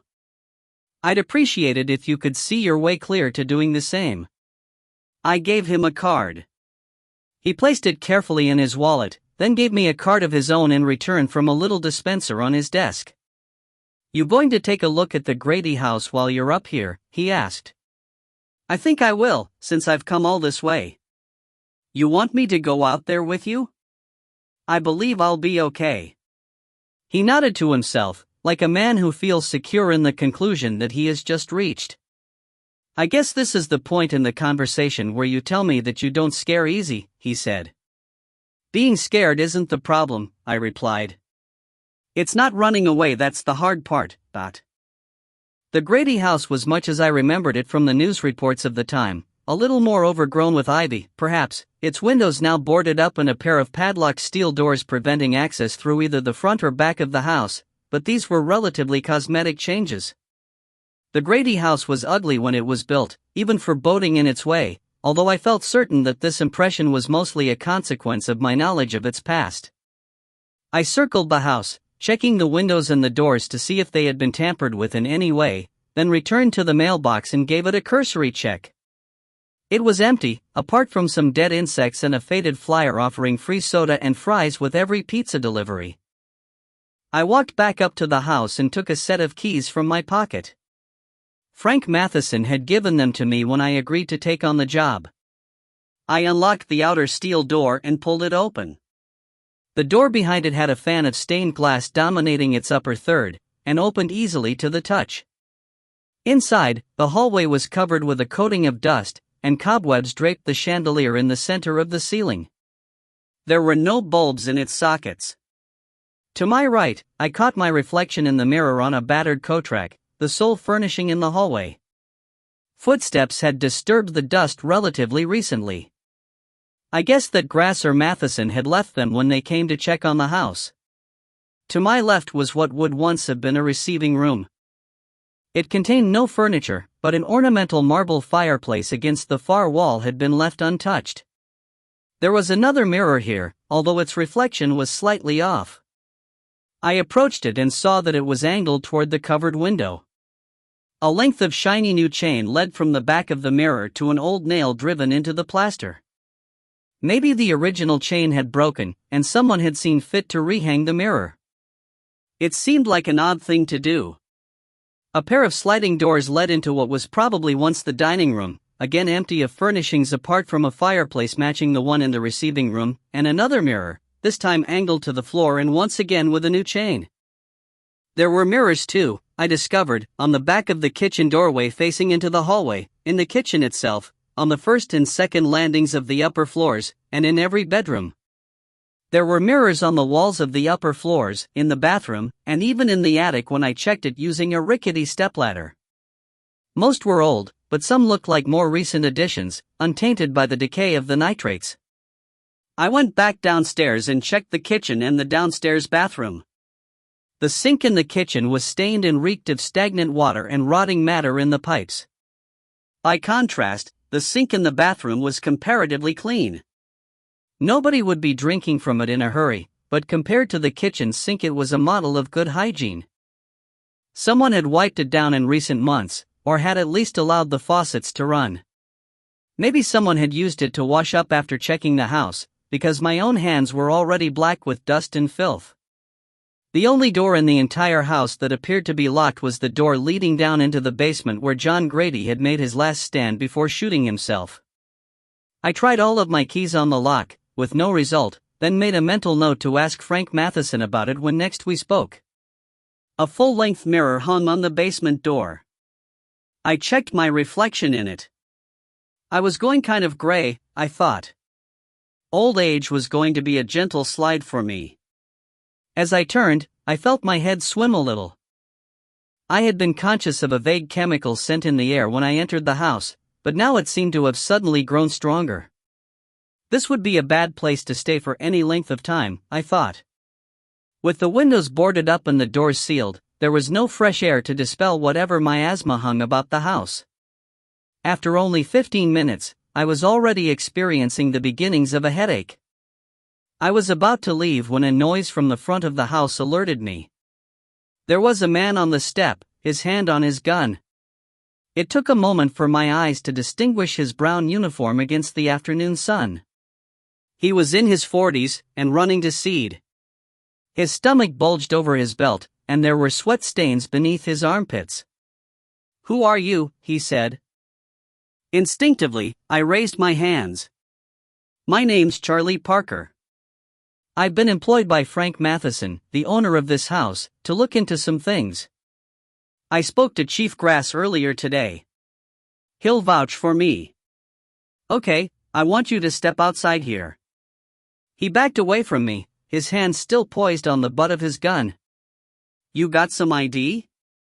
I nodded, walking slowly toward him, my hands still raised.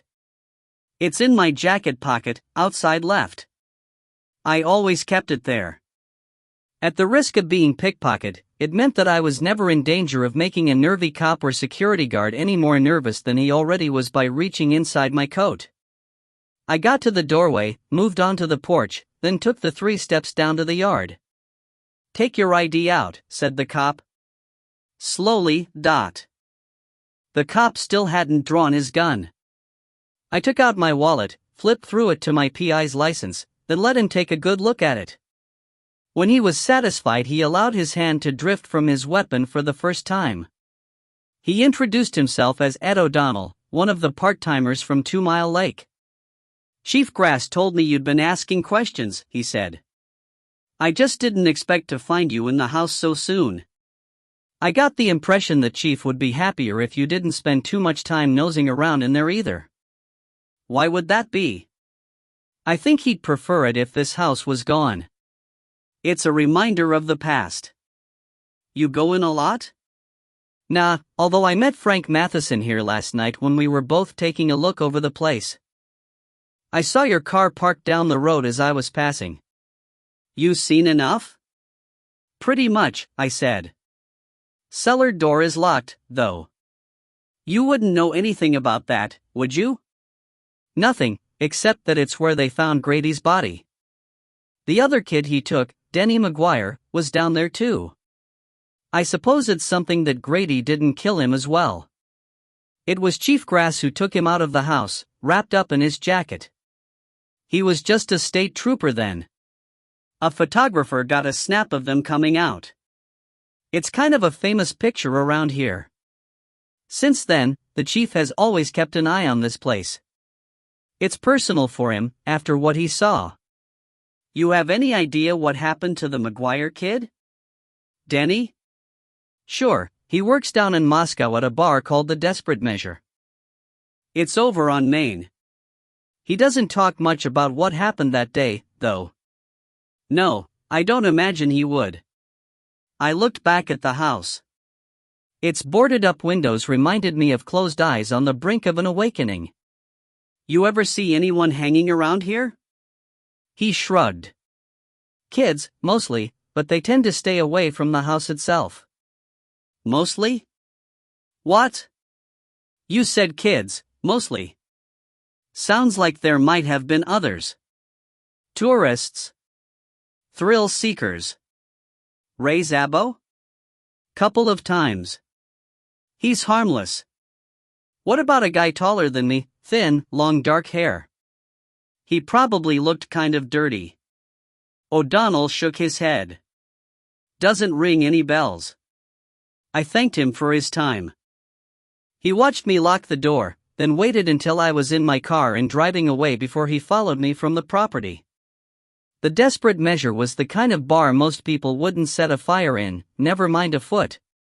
A green shamrock barely stood out from the dirty white of the illuminated sign outside, and the bar's windows were small beveled panes of blue and orange. It was a place where men went to drink and think about hitting other men, and where women went to drink and think about hitting men as well.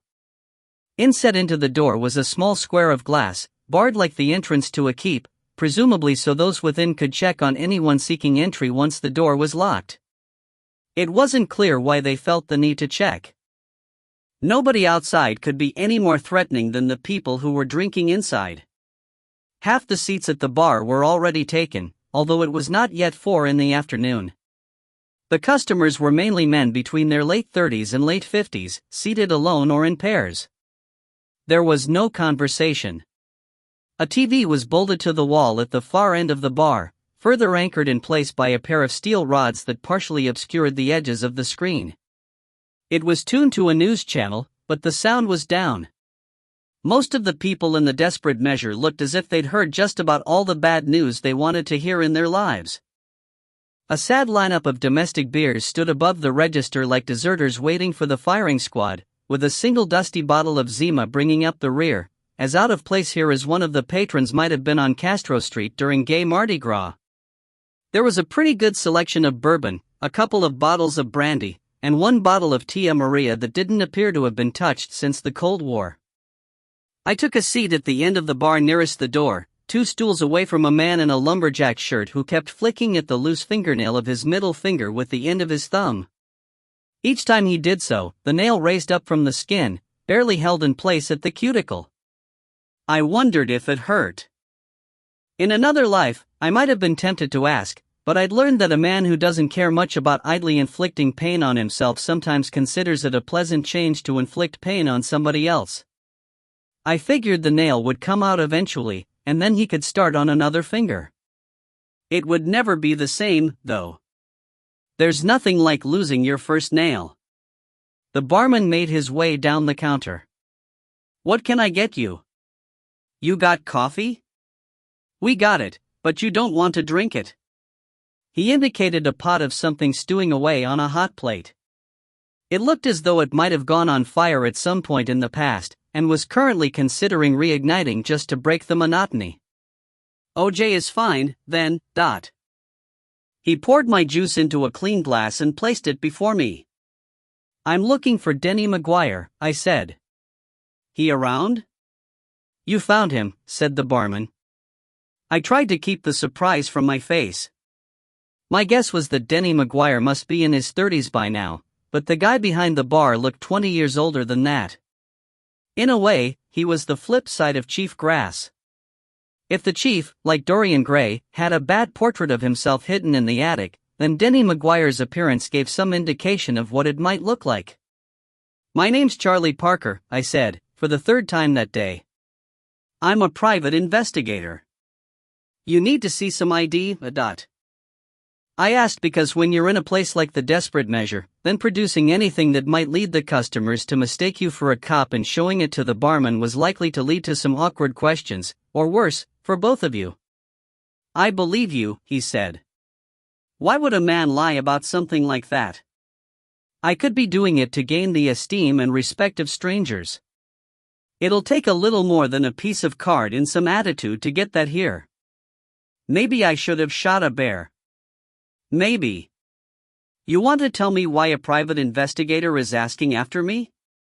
I could see that Fingernail Man had found something to divert his attention from his own decaying fingers, so I suggested to McGuire that maybe we could talk somewhere away from the bar. He agreed, and summoned a woman who was reading a magazine at one of the deuces over by the men's room. I got 5 more minutes, she said. Bill me, said McGuire. The woman shook her head in disgust, killed her cigarette, and made her way slowly to the bar. You have to keep them motivated, I said. Motivated? It's all I can do to keep her moving. He made his way along the bar, grabbed a soda from the cooler, and patted the woman on the ass as he went by. I'm gonna bill you for that and all, she said. Said McGuire. You got change of $1? Asshole. McGuire took a seat across from me, lit up a cigarette, and laid its tip beside the still smoldering remains of the waitress's butt. So? I'd been hired by a man named Frank Matheson, I said. McGuire gave me nothing. You know who Frank Matheson is? I said. I know. What's it to me? He's concerned that someone with knowledge of the history of the Grady house may have gotten some ideas from what happened there in the past. He's afraid that the someone in question may have targeted a child. Like I said, what's it to me? What happened there took place before my time. I got some of it from the newspapers, a little more from Matheson, a little less from the chief over in 2 Mile Lake. I was hoping you could tell me more. Because I was there, you mean? Yes. Because you were there. You were there when John Grady died. McGuire waited for a while before answering. He watched the woman moving behind the bar, joshing sourly with 1 or 2 of the regulars who had perked up some now that they were being exposed to a little female company. He seemed to take in the grim walls, the faded posters on the walls, the hole that someone had punched in the door of the men's room. You know, I own this place, he said at last. Bought it 3 years ago from a man named Gruber. He was a German Jew. Never could understand why he had a shamrock on the sign. When I asked him, he told me that nobody ever lost money on a bar that looked Irish. Didn't matter what happened once you got inside. Kind of people who come into a place like this, they're not too concerned about decor. They want to drink some more, have one for the road, then stagger home and be left to themselves from start to finish. So when Gruber said he was going to retire, I bought it, because it suited my disposition. I like being left to myself. I don't like people asking about my present or my past. Why do you think I'd make an exception for you? Now it was my turn to pause before answering. There was a game being played, and I think McGuire knew it. I had come here in part to find out what he could tell me about the Grady house, because to understand the present you have to understand the past. But I also wanted to take a look at him. He was the only child to have entered the Grady house and survived, and I didn't like to think about the kinds of scars that experience had left upon him. While those who have been abused in the past, or who have suffered in the way that he had, do not automatically themselves become abusers, it does happen, and it was something that needed to be considered. I came here to look into your eyes, I said. McGuire met my gaze levelly. And what do you see? I know what I don't see. I don't see a man who has been transformed by his own pain into the very thing that caused that pain to begin with. You thought I might have been behind whatever is troubling Frank Matheson. He said it softly, but without blame or anger. I had to consider it. He took a long pull on his cigarette, releasing the smoke slowly through his nostrils. Along with the fumes, some of the suspicion seemed to ease from his body. What made him hire a private investigator? I handed him one of the copies of the photograph, the unknown girl caught in her pose, ready and waiting for the ball to be released, for her chance to strike at it. McGuire picked it up and examined it for a time. Do you recognize her? I asked. No. Where did it come from? Matheson found it in the mailbox of the Grady house. He doesn't know why it was left there. He thought that it might be some kind of tribute to John Grady. McGuire was quiet for a long time. I knew that at the end of his silence, he would either stand up and tell me to leave or open up to me. The decision would be his to make, and if I spoke before he reached it, I felt certain I would get nothing from him. An offering, said McGuire. Perhaps. He used that word, when I was with him. He called the Matheson girl that. He said she was an offering. An offering to what? I don't know. Maybe to whatever he believed made him do the things that he did. He talked all the time I was there, but only some of it was addressed to me. I don't remember so much of it. I was too scared to listen while I was conscious, and when I came to he was dead. I blanked out most of the rest. I didn't do so good in high school, so they sent me to a doctor, a shrink, and he said I needed to confront what happened in that house, but I prefer it the way it is. Hidden. Locked up, just like I was. It wasn't for me to comment on how he chose to deal with what he had endured, but I had a brief flash of a barred cellar door, and inside a small boy was being tormented by John Grady, over and over again.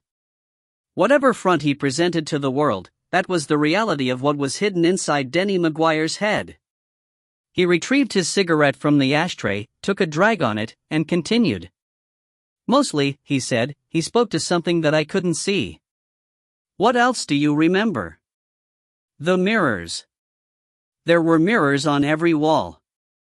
I could see him reflected in them. It was like the room was filled with John Gradis.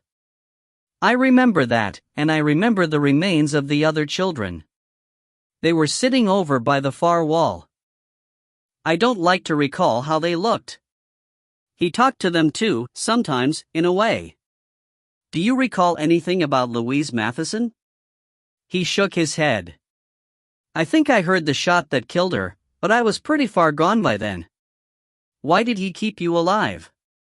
McGuire pretended to think about the question, but I guessed it was one that had troubled him all his life, ever since grass had led him from that terrible place. I was the only boy he took, he said. He spoke to me some, told me about himself, about the house he wanted to create. He hated the little girls, but me, I was different. I still think he'd have killed me, in the end, Or maybe just let me fade away and die. Could be he saw something of himself in me? I hope to Jesus he was wrong, but I think that's what he believed. The cigarette had almost burned down to the filter. A column of ash toppled like a condemned building and exploded into dust upon the tabletop. Can you remember anything else that he said? I asked. He looked at me, then stubbed out the cigarette and rose. Like I told you, I don't remember the details. I do recall that he didn't talk directly to the other children, he said. It sounded as if there was dust caught in his throat. He talked to their reflections in the mirrors.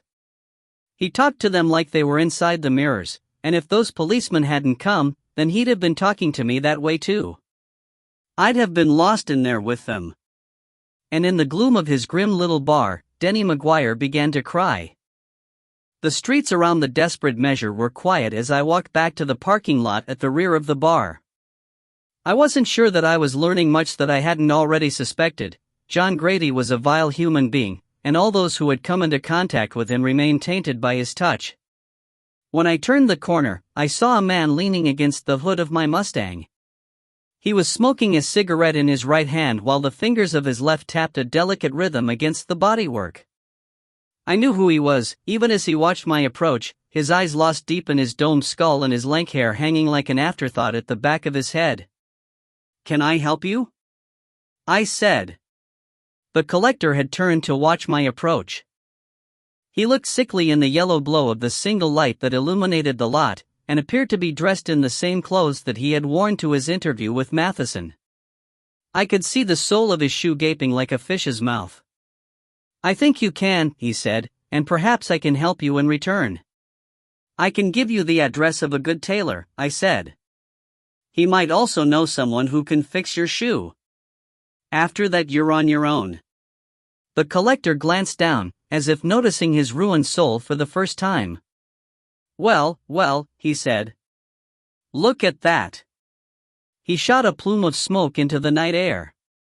It went on for a long time, as though he were manufacturing it deep inside his lungs. "You want to step away from my car?" The collector considered it for a moment. Just when it seemed as if I'd have to drive off with him draped across the hood, he tossed his cigarette to the ground and stamped it out with his good shoe, then moved a couple of feet away from my car. "My apologies," he said. "You work for Mr. Matheson." "I think we have a misunderstanding," I said. "I wasn't offering to exchange information in return for you finding someplace else to rest." I stood by the Mustang, but I didn't take out my keys. If I tried to open the car door, then I might have to take my eyes off the man in the lot for an instant, and I didn't want to do that. Matheson was right. The collector's appearance, his greasy hair combined with his filthy clothes, was a distraction, a ruse to fool the unwary. His movements were slow and precise because he chose to make them that way. When he wanted to, I sensed, he could move very quickly indeed, and his old coat and tattered trousers concealed strong bones and lean, stringy muscles. "I suspect Mr. Matheson told you about me." I didn't reply. I wasn't going to reveal anything to him. "I know about the picture," he said. Everything changed. "What picture?" "The picture of the little girl." "Do you know who she is?" He shook his head. "Do you know who took the photograph?" Again, he shook his head. "Then you're no use to me. Go find another dark place to haunt." I made a show of fiddling with my keys. "She's at risk," said the collector. "If you give me what I want, some of that risk will diminish. I wondered if he had taken the photograph, if its placement in the mailbox was all part of his efforts to receive payment for whatever old debt he believed he was owed.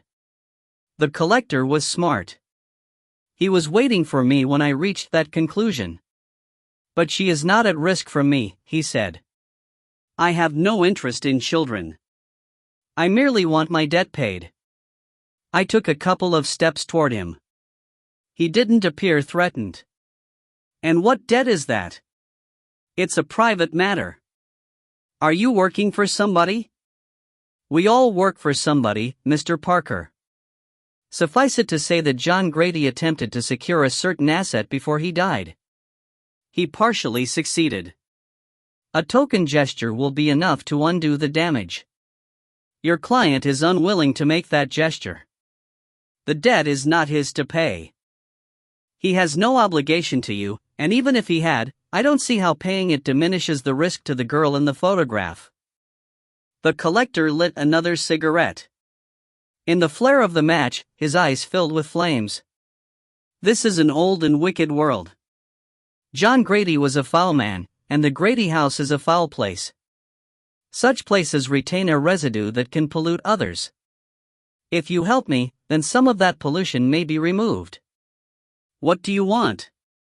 A mirror from the Grady house. It has many mirrors. One will not be missed. Why don't you just take one yourself? The house is secured. Not so secure that a man couldn't get into it if he wanted something badly enough. I am not a thief, said the collector.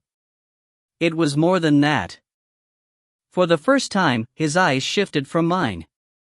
He was scared of the house. No, not scared, but wary. For whatever reason, he was unable to enter the house himself. I think you need to talk to the lawyers, or the bank, I said. Talk to somebody, anybody, but just don't talk to me again. I can't help you. As I spoke, I opened the car door. He remained standing, isolated in the middle of the lot, watching me. I closed the door and put the key in the ignition. When I looked up, the collector was gone, or so I thought until the tapping came at my side window. He was close to the glass, so close that I could see the lines in his face and the veins running beneath his pale skin. It looked too thin, as though only the slimmest of membranes concealed the bloody redness beneath. I will collect, he said. Remember that. I gunned the engine and pulled out so quickly that he was forced to throw himself back against the big Toyota in the next space. He hung in the rearview mirror like an infected wound in the flesh of the night, and then I turned the corner and he disappeared from my sight. There was no moon over Scarborough as I drove home. Great swaths of cloud hid the light. Soon the marshes would flood, and a fresh round of feeding and dying would begin. I wondered what effect that cycle might have on me, and if the water in my own body might somehow be prey to the revolutions of a chunk of dead rock in space. Perhaps it affected my behavior, making me act in odd and unpredictable ways. Then I thought of Rachel, and what she might say if I shared those thoughts with her. She would tell me that my behavior was odd and unpredictable anyway, and that nobody would notice a difference if they tried to make a lunar connection. Our first child was due, and every time my cell phone buzzed I expected to hear Rachel's voice telling me that it was time. I had long given up cosseting her, for not only was she fiercely independent, but she saw in my actions an attempt to guard against the loss of another child. My daughter and my wife had been stolen from me only a few years before. I was not sure that I could live if another was taken from me. Sometimes that made me overprotective of those I now held dear. I stopped my car before entering the driveway to our home. I thought of Matheson and his wife. How did they see themselves now, I wondered. Was one still a father, a mother when one's child was dead? A wife who has lost her husband becomes a widow, and a husband bereaved of his wife a widower, but there was no name for what one became when one's only child was wrenched from this world. But perhaps it didn't matter. In my own mind I was still her father, and she was still my child, and regardless of the world in which she now dwelt, that would always be. I could not forget her, and I knew that she had not forgotten me. For she came to me still. In the lost time, in the pale hours, in those moments between waking and sleeping when the world was still forming around me, she was there. Sometimes her mother was with her, cloaked in shadows, a reminder of my duty to them, and to those like them. I used to dream of being at peace, of no longer experiencing these visions. Now I know that it is not meant for me, not now, and that my peace will only come when I close my eyes and at last take my place beside them in the darkness. Rachel was lying on the couch, reading, her hand resting on her belly and her long red hair descending in a braid across her left shoulder. I kissed her forehead, then her lips. She placed my hand alongside hers, so that I could feel the child within. You think the kid is planning to leave anytime soon? I asked. If the baby stays there any longer, we can start charging rent. Get used to saying that, she said. You'll be asking the same question until our child goes to college. Anyway, I'm the one who has to carry another person around inside me. It's about time you started shouldering some of the burden. I went to the kitchen and took a soda from the fridge. Yeah, what about all the ice cream I have to keep bringing home? It doesn't float here on its own. I heard that. I stood at the kitchen door and waved a carton of Len Liddy's orange sherbet at her. Tempted? Ha! Do we want a little spoonful for the road? She threw a cushion at me. How I ever allowed you to get close enough to impregnate me, I really don't know. I guess it was a moment of weakness. Literally a moment, in your case. Harsh, I said. You're not including cuddling time, . I sat down beside her and she folded herself into me as best she could. I shared my soda with her, despite her hurtful comments about my alleged lack of stamina. So how did it go? She asked. I told her about my day, the cops, the Grady house, my conversation with McGuire. None of it added up to very much. Rachel had spent some time going through the files Matheson had left with me. Now that the birth was imminent, she was not taking on any new academic or professional work, and consequently the Grady case offered her an opportunity to stretch some underused psychologist's muscles. Mirrors, said Rachel. Conversations with an unseen other. A display of victims yet without any real interaction. No actual sexual or physical abuse of the children, beyond the final act of taking their lives. Even then, he seemed determined to put them through as little pain as possible, a single blow to the head to render them unconscious, then suffocation. Then there's the house, I said. He had great plans for it, yet never did much to improve it from what I can see. All he did was start wallpapering and put too many mirrors on the walls. And what do you think he saw in them? Asked Rachel. He saw himself. What does anyone see in a mirror? She pursed her lips and shrugged. Do you see yourself when you look in a mirror? I had the feeling that I often got with Rachel, that she had somehow moved 3 steps ahead of me while I was being distracted by a passing cloud. I stopped as I tried to consider the question properly. Well, I said at last. I see a version of myself. Your reflection is informed by your own self-image. In effect, you create part of what you see. We are not as we are.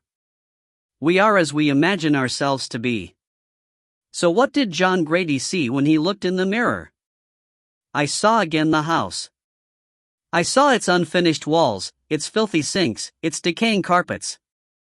I saw the cheap sticks of furniture, the empty bedrooms, the warped boards. And I saw the mirrors. He saw his house, I said. He saw his house as he wished it to be. Or as he believed it to be, in another place. In the world beyond the glass. And maybe that world was more real to him than this one. So if the house was more real in that world, then, then so was he. Perhaps that's who he was talking to while he was waiting to kill Denny McGuire. Maybe he was talking to John Grady, or what he perceived to be the real John Grady. And the children? What did Denny McGuire say? That he never spoke directly to them. He said that Grady spoke to their reflections in the glass. Rachel shrugged. I don't know. I've never heard anything quite like that before. She moved in closer to me. You will be careful, won't you? She asked. He's dead, I said. There's a limit to the harm dead men can do. In the Grady house, something stirred. Dust was raised in ascending spirals. Papers rustled in empty grates. It was the north wind, whistling through rotting frames and broken boards, that created the sense of movement in the silent rooms. It was the north wind that made doorknobs rattle and doors creak. It was the north wind that caused coat hangers to jangle against one another in locked closets, and dirty glasses to clink in closed kitchen cupboards. And it was the north wind that made the trees move, creating faint shadows that fell through cracks in the boarded windows, their shapes drifting across the old mirror above the fireplace in the dining room, the world reflected in its depths subtly different from our own, the shape moving within it finding no companion in the old house. There should have been photographs on the mantel, for there were photographs in its reflection in the glass. Instead, the mantel within the house itself was empty. It was the wind, then, that had carried these black and white images of unknown children through the glass and into another world. It was the wind, just the wind. Surveillance is difficult work. Even the worst donut head, the kind of guy who wore a hockey helmet to school in case he fell over, is going to catch someone who's watching him regularly for any length of time. The cops are lucky. It's harder for a suspect to spot a handful of people on his tail than just one, and cops can split the job up between them, give one another a break, and generally help the other guy to remain on alert throughout, because surveillance, as well as being difficult, is also tedious, and the mind tends to wander. A good surveillance detail therefore requires a lot of manpower, which is why even the cops tend to sit on their hands some when the subject comes up. Taking 2 or more cops off regular duties to watch some jerk who may or may not be worthy of the attention has a knock-on effect on morale, overtime, and probably crime in general. Private investigators generally don't have the luxury of surveillance teams, and their clients aren't always so wealthy that they can afford to hire a whole bunch of operatives to cover a job, so checking up on someone can be difficult work. The Grady house detail was different. The house wasn't about to go anywhere, or attempt to make a break for freedom through the woods. Nevertheless, watching it continuously was going to be a problem, which meant that someone would have to be found to share the burden. To be done well, even a simple task like monitoring an empty old house required someone with patience, self-discipline, a steady nerve, and an eye for detail, someone who didn't spook easily and who would know how to handle himself if anything went down. In the absence of such an individual, I needed someone with a lot of time on his hands. I knew just the person. Surveillance, said Angel. Angel and his partner, Lewis, were the closest thing to real friends that I had. Admittedly, they were morally suspect, and Angel had the kind of temperament that might have been helped by a little pharmaceutical intervention, but then I couldn't claim to be perfect either. Most men end up with the friends that they deserve, but I figured that I could probably get away with a lot during the rest of my life and still have some cause for complaint about the ones that I'd been handed. Most of the time, they lived together in an apartment on the Upper West Side, where Lewis's natural tendency toward order and minimalism fought a valiant but losing battle against his partner's fascination with clutter and bargain clothing.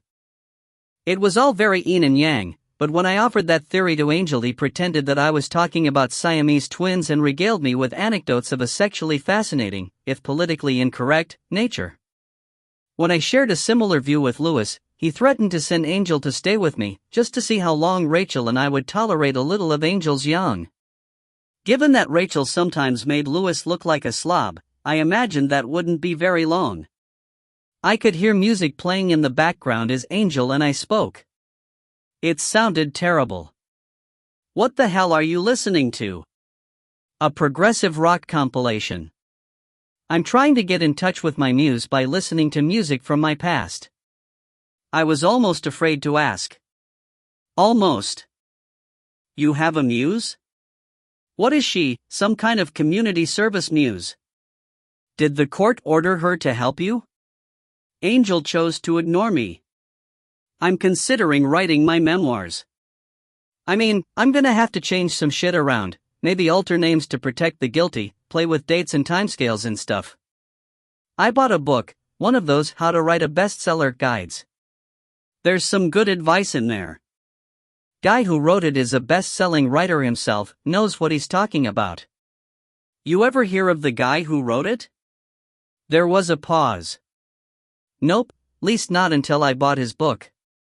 So why do you think he's a best-selling writer if you haven't heard of him? There's a lot of people I haven't heard of, doesn't mean to say that they're not what they say they are. Says on the cover he's a best-selling writer. So what's he written? There came the sound of pages being flipped in a thin, overpriced book. He's written. Yep. Hey, I'm looking. He's written. Okay, he's written a best-selling book on how to write bestsellers. That what you wanted to hear? Happy now? I heard the sound of a book being cast to one side with some force. Still, I figured he'd retrieve it as soon as I hung up the phone, but he probably wouldn't get much further on his memoirs than the first chapter. I certainly hoped that he wouldn't. This surveillance thing you want me to do, it's on a house? Aha. An empty house? Yes. What did the house do, spy on its neighbors? I suspected of stealing underwear from clotheslines. Knew a guy who did that once. He'd steal them, clean them, fold them, then deliver them back to the house with a note describing all the work that he'd done, with some care tips for the owners. He told the judge he was worried about hygiene. Judge advised the prison governor to let him work in the laundry. We had the cleanest overalls in the state. Starchy too. Angel had spent too long in prisons, a lot of hard time. He rarely spoke about them, and it was rarer still that he joked about them. It meant that he was happy in his life, for the moment, and for that I was grateful. He had endured a lot in recent months. That's a nice story. You about done? Doesn't sound like a job. Looking at an empty house has too many prospects. If you turn out to be good at it, we'll promote you to a job watching occupied houses. Look, no offense meant, but you've burgled enough properties. You must have some experience of watching them. Nice. You call me up, ask for my help, and now you insult me. Got any other skeletons from my past you want to throw in my face? It would be like emptying a crypt. I don't have that kind of time. How much does this job pay? $1 a day and all the peanuts you can eat. Salted or roasted? Salted. Sounds good. When can I start? And, hey, can I bring a friend? My next call was to Clem Ruddock. Clem retired from the state police a couple of years back and, like some cops do, bought himself a bar in a place where the temperature never dipped below 70 in winter.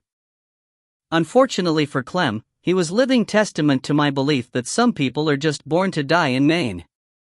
He never quite settled in Boca, so he sold a half share in the bar to an ex-cop from Coral Gables and headed back north.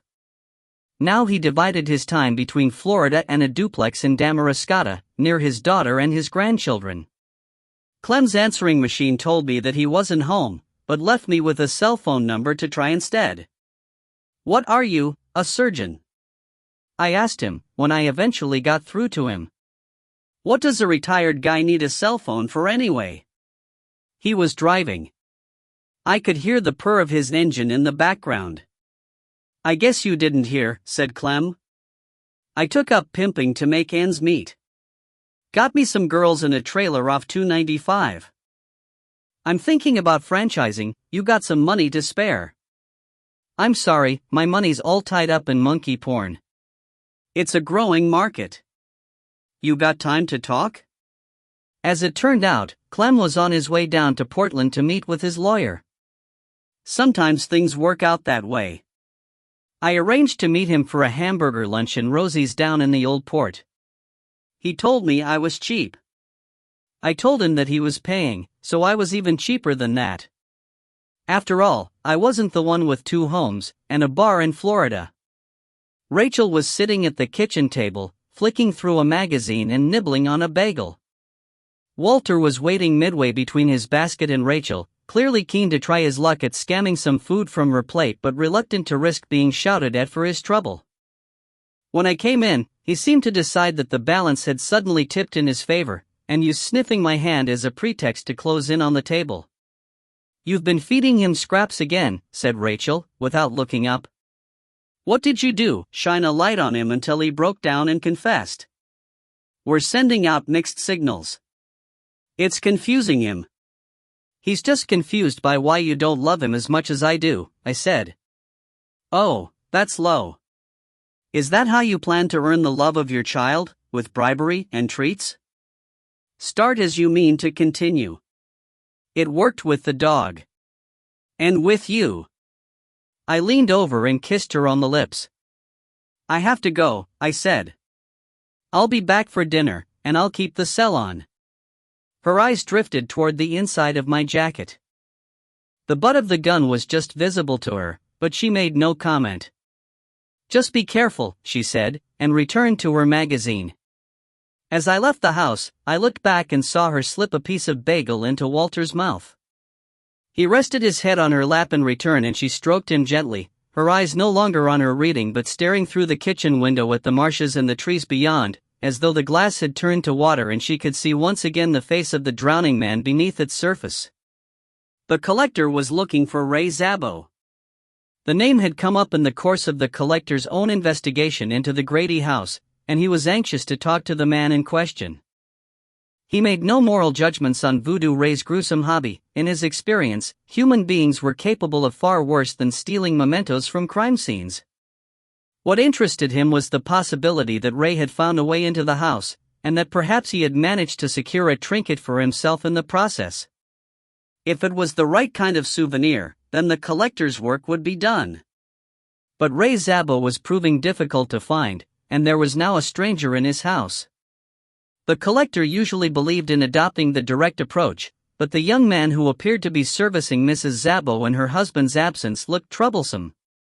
More to the point, the collector had discovered that this was a case of like father, like son, and that Mrs. Szabo's lover enjoyed the protection of a small but efficient criminal operation. The collector had been careless, assuming that his old car and his rundown appearance would allow him to pass unnoticed unless he chose otherwise. He was beginning to wonder if Mrs. Szabo might have conspired with her boyfriend to remove her husband from the scene, whether through threats or actual violence. He was thinking this over as he returned to his car, having followed the lover back to his father's base, when a man emerged from behind a dumpster and blocked his progress. "You want to tell me what you're doing," said the man. He was slightly overweight, and wore a black leather jacket and blue jeans. His face bulged in all the wrong places, as though every bone had been broken and then badly reset.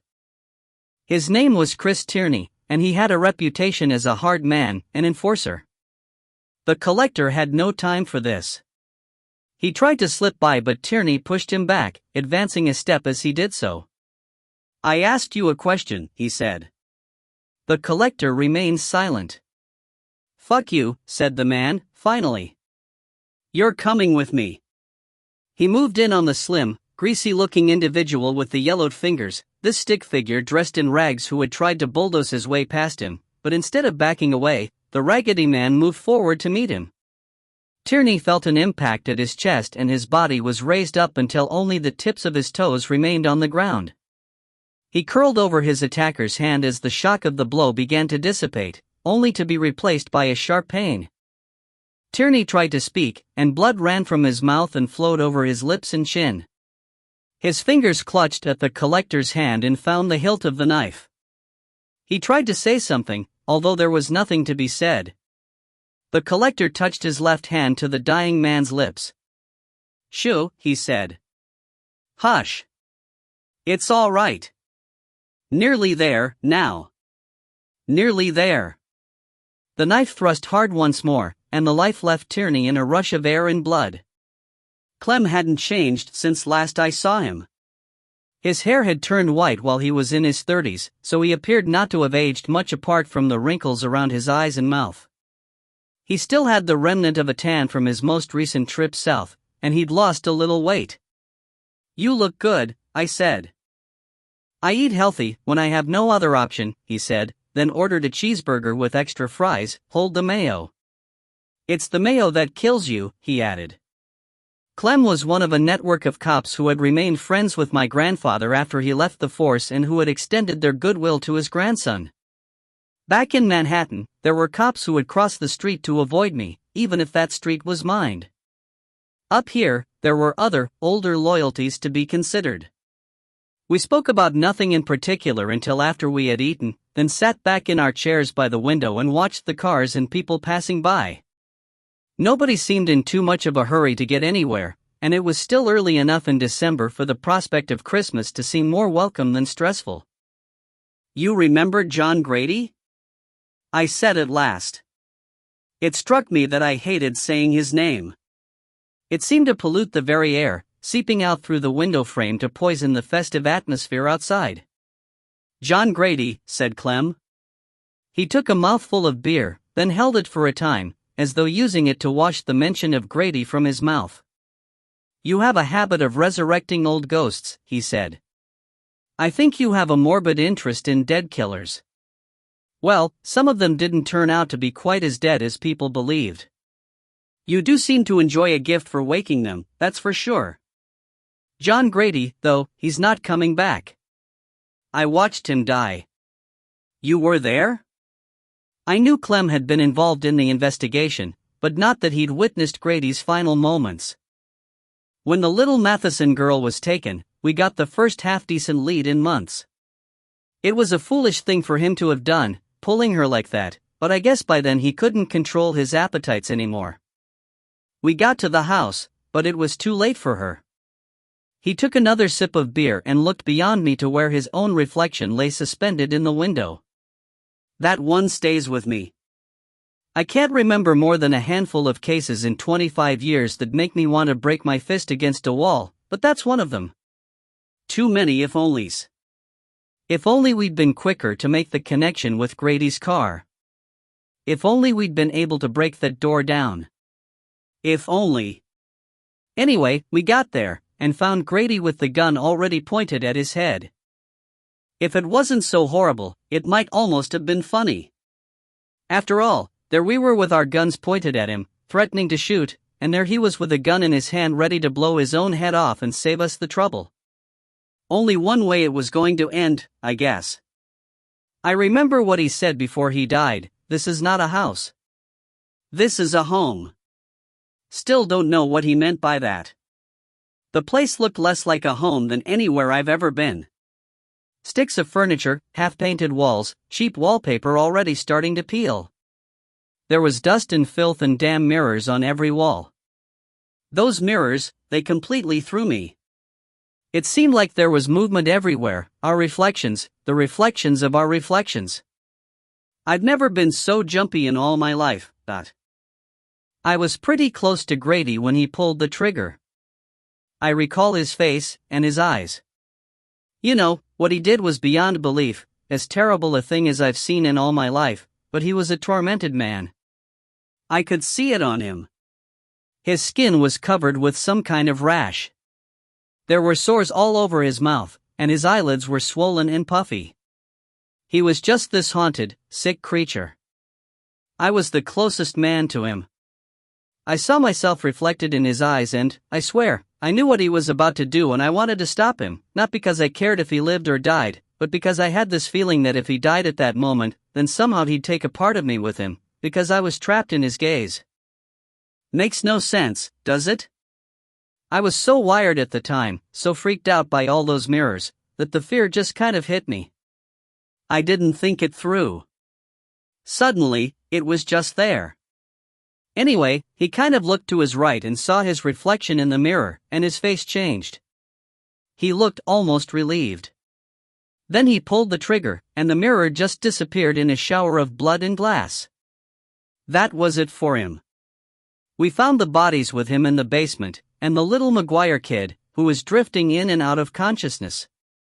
The best thing that can be said about what happened to those kids is that the ME figured they died quickly, but this is children we're talking about.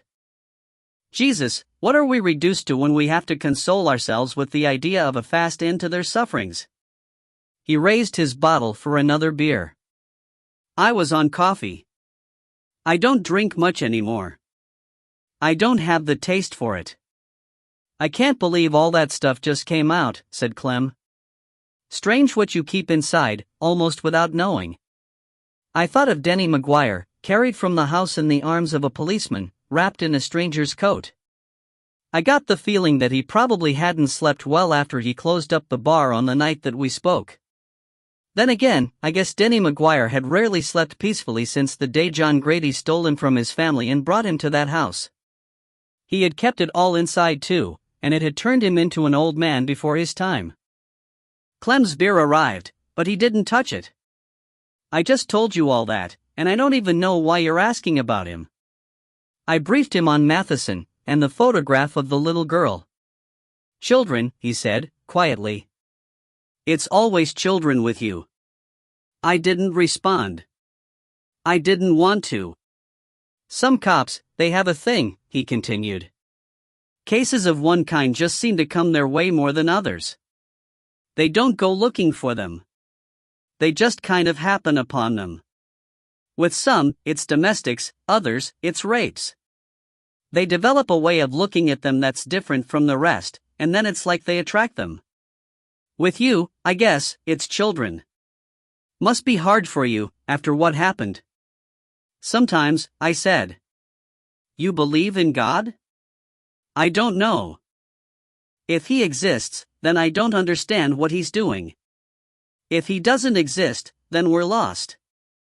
I look around, I think about men like Grady and what he did, and I wonder sometimes if there's anybody beyond this who really cares. And then, it's like the fog clears for a couple of seconds, and I see a pattern. No, not even a pattern, just the possibility of one. You see the hand of God? He laughed, and tapped his cheekbone with his finger. Cop's eyes, I see his fingerprints. I see patterns on the glass. You get older, you start thinking about these things. If there is a God, then you and he are going to be having a serious talk in the near future, so you start thinking about what you might say. Mostly, you figure you're going to be saying sorry. A lot. Clem seemed to remember what he was doing here. I'm rambling. You say Grass is looking into this thing? He's skeptical. He says he wants to be discreet, in case he freaks out some family for no good reason, or starts a panic among parents. Grass is a straight arrow. He was a young man when the Grady thing happened, but, like me, he was there at the end. I don't think it will ever leave him. From what I hear, he takes his stewardship of the place pretty personally. He doesn't want to remind people of what happened there, and I suppose he's right to take that view. Next thing you know, it's on a death trip tourist trail, or somebody takes it into his head to torch the place. No bad thing, if you ask me. I don't understood why Matheson wanted to keep the house to begin with. But, like I said, the Grady house is now Grass's patch. He's taken on the burden of it. I wondered if Clem was right. Grass, Denny McGuire, even Clem himself all seemed to carry with them some remnant of what had taken place in the Grady house, like a splinter in the soul. Perhaps wiping it from the earth would help to bring some relief to them and to all those whose lives had been touched by John Grady. Even Matheson must have begun to reconsider his urge to preserve it as a monument, now that it had found a way to extend its reach into an unknown girl's life. Anything else you can tell me? I asked. There's not much more to tell, he said. Grady was a blank slate. I don't even know if that was his real name. His fingerprints weren't on record, and nobody came forward after his death to claim his body. He cost the state a funeral and a cheap cross. He pushed the bottle of beer away from him. Don't know why I ordered this. I drink more than one bottle in the afternoon and I'm napping for the rest of the day. I'm already finding it hard to think of details that might be helpful to you. I suppose the only thing I can add is that we took some material from the house books, mostly that was kind of odd. Odd how? It was woo-woo stuff. You know, witchcraft, demons, pictures of those star things. Pentagrams. Yeah, trust you to know the name for them. It wasn't low-end stuff, either. Some of those books were pretty old. I hear they made some money for the widows and orphans when they were sold. They were sold off? Well, there was no reason to hold on to them in the first place, since Grady was dead, and it wasn't like there was going to be a trial or anything. Someone put them to one side and forgot about them, and they lay around in a basement for 20 years. Then there was that big clear-out last fall. I went over to take a look, just in case there was anything worth holding on to as a souvenir. Those books turned up, and someone decided to get a valuation on them. The word went out to some of the dealers in the state, and literally the next day a guy showed up to take a look at them. He offered $1,000 for the lot, and walked out with them 5 minutes later. Do you know who bought them? I can find out for you right now, if you want. He took out his cell and tapped in a phone number. See, I did have a use for this after all, he said, as his call was answered. Hi, can you put me through to Detective Brian Harrison, please? I didn't know Harrison. He came on the line and he and Clem exchanged greetings for a while and caught up on news of mutual friends. Eventually, Clem asked him about the sale of the Grady books. After a lot of ahas, he thanked Harrison, promised to meet him for a drink, then hung up. Wouldn't you know it, he said. There had to be a woo-woo angle. The guy who bought the books claimed to be working for Bo and Heinrich. He said he was Milton Bo's nephew. Bo and Heinrich was a well-known firm of rare book dealers based in Bangor. Let me guess, I said. Bo and Heinrich never heard of him.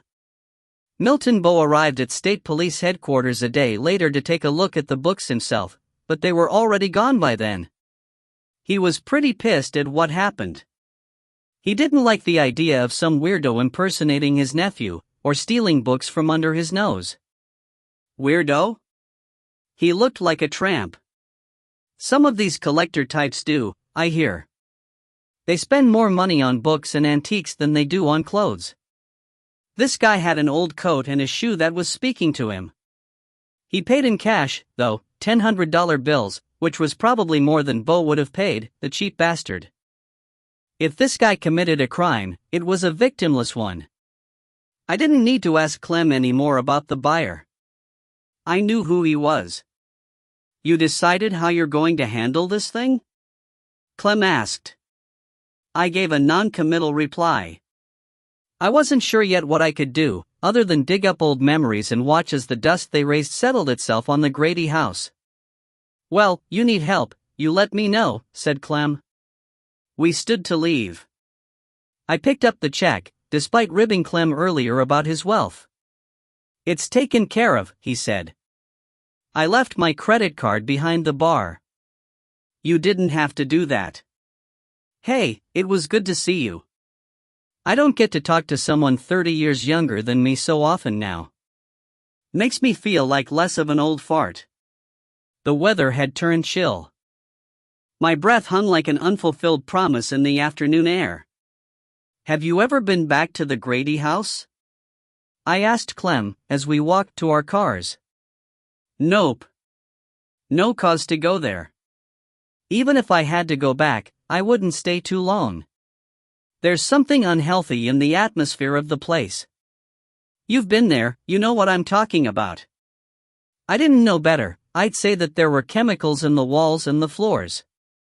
In the days after Grady killed himself, most of the men who spent time in the house complained of nausea and vomiting. I had headaches for weeks afterward. That was more than 20 years ago. It could be that it's not as strong now, but I don't doubt that it's still there. His words brought back my own disorientation after spending a little time in the Grady house. Clem was right. Whatever had infected the house was still present, engaged in a process of slow decay like the half-life of radioactive waste. We parted on commercial. Clem gripped my hand tightly in both of his. No if-onlys, he said. Remember that. Don't let anything happen to that little girl. There are too many lost children. You know that better than anyone else. There are just too many lost children. 6. I drove up to Bangor that afternoon. Voodoo Ray Szabo and his wife had moved back up to Maine so that she could be closer to her mother, which proved that not only was Ray kind of unpleasant, he was also dumb as well. When a woman like Edna Szabo says she wants to be closer to her mother, then you might as well start packing your bags and looking for a bachelor apartment, because no good can come of it. The talk was that Ray Szabo's marriage was on the rocks. Ray was a skinny guy who dressed neatly, smelled nice, and could be superficially charming when the necessity arose, but his fascination with suffering and the vicarious pleasure and actual profit he derived from it left him a couple of rungs below blowflies on the moral ladder. I'd never had the joy of making Mrs. Szabo's acquaintance, but from what I heard she made Ray seem like good company. There were 2 vehicles in the driveway, a sensible Nissan and a souped-up Firebird, when I pulled up outside the Szabo's nondescript single-story house, surrounded by similarly anonymous houses with marginally newer paintwork. The grass in the yard was patchy and unkempt, and the trees and bushes that bordered their property hadn't been pruned that year. Light was already fading as I walked up to the door and pressed the buzzer. After a couple of minutes, the door was opened by a woman in a pale blue bathrobe. Her feet were bare, her hair was tousled, and she had the smoking butt of a cigarette in her hand. I picked out the remains of lipstick at the corners of her mouth, and her chin and cheeks were red and irritated. "Mrs. Szabo?" I said. "That's me, Dot." She finished the cigarette, seemed to look for somewhere to put it out, then contented herself with tossing it onto the step by my feet. I stamped it out for her. "I was looking for your husband." "Who are you?" I showed her my license. "My name's Charlie Parker. I'm a private." "Yeah, I know all about you. You broke Ray's nose." "I didn't break his nose. He ran into a wall." "He ran into a wall because he was running away from you." I conceded the point. "I still need to talk to him." "What's he done now?" "Dug up a corpse?" "I just have some questions for him." "He's not in any trouble." "Yeah, well, Ray don't live here no more. He moved out a couple of months ago." "You know where he is?" She picked at something between her teeth. Her fingers emerged clutching a short hair. I tried not to think of its possible origins. "He does his thing, I do mine. I don't pay no heed to his business." I heard a toilet flush in the house and a man appeared in the hallway with a towel wrapped around his waist. He was younger than Mrs. Szabo by a decade, which made him about my age, but he looked bulkier and stronger than I was. He glanced at me, then asked her if everything was okay. "I'll holler if I need you," she said.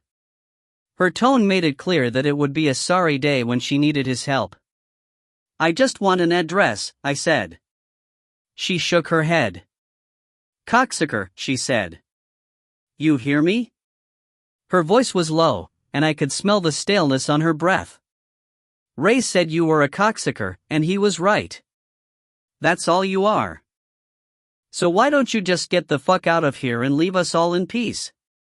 "Gee," I said, "you're a nice lady." She made a gesture using her tongue and her right hand, just in case I wasn't clear on what being a cocksucker entailed, then closed the door in my face. My cell phone rang as I walked down Edna Szabo's garden path. I didn't recognize the number on the caller display. It turned out to be Denny McGuire. "Can you talk?" he asked. I leaned against my car and looked at the Szabo house. A drape twitched in one of the front windows. "Sure," I said. "Look, this could be nothing. You asked me if I remembered anything that Grady said while I was in that basement. Like I told you, I was pretty out of it before they rescued me, so most of it's a blur, but I do recall him telling me that he was afraid." "Afraid of what?" "He said that he was going to be punished for what he'd done to those kids, and for what he was going to do to me eventually, I guess. He said that he was damned, but that he wouldn't go without a fight. He told me that he'd taken precautions."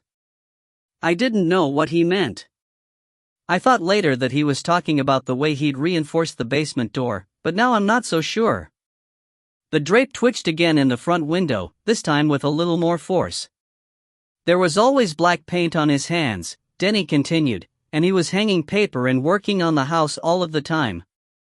I remember that most of the walls had been covered while I was kept in the basement, because he'd nearly finished the job when the police came for him.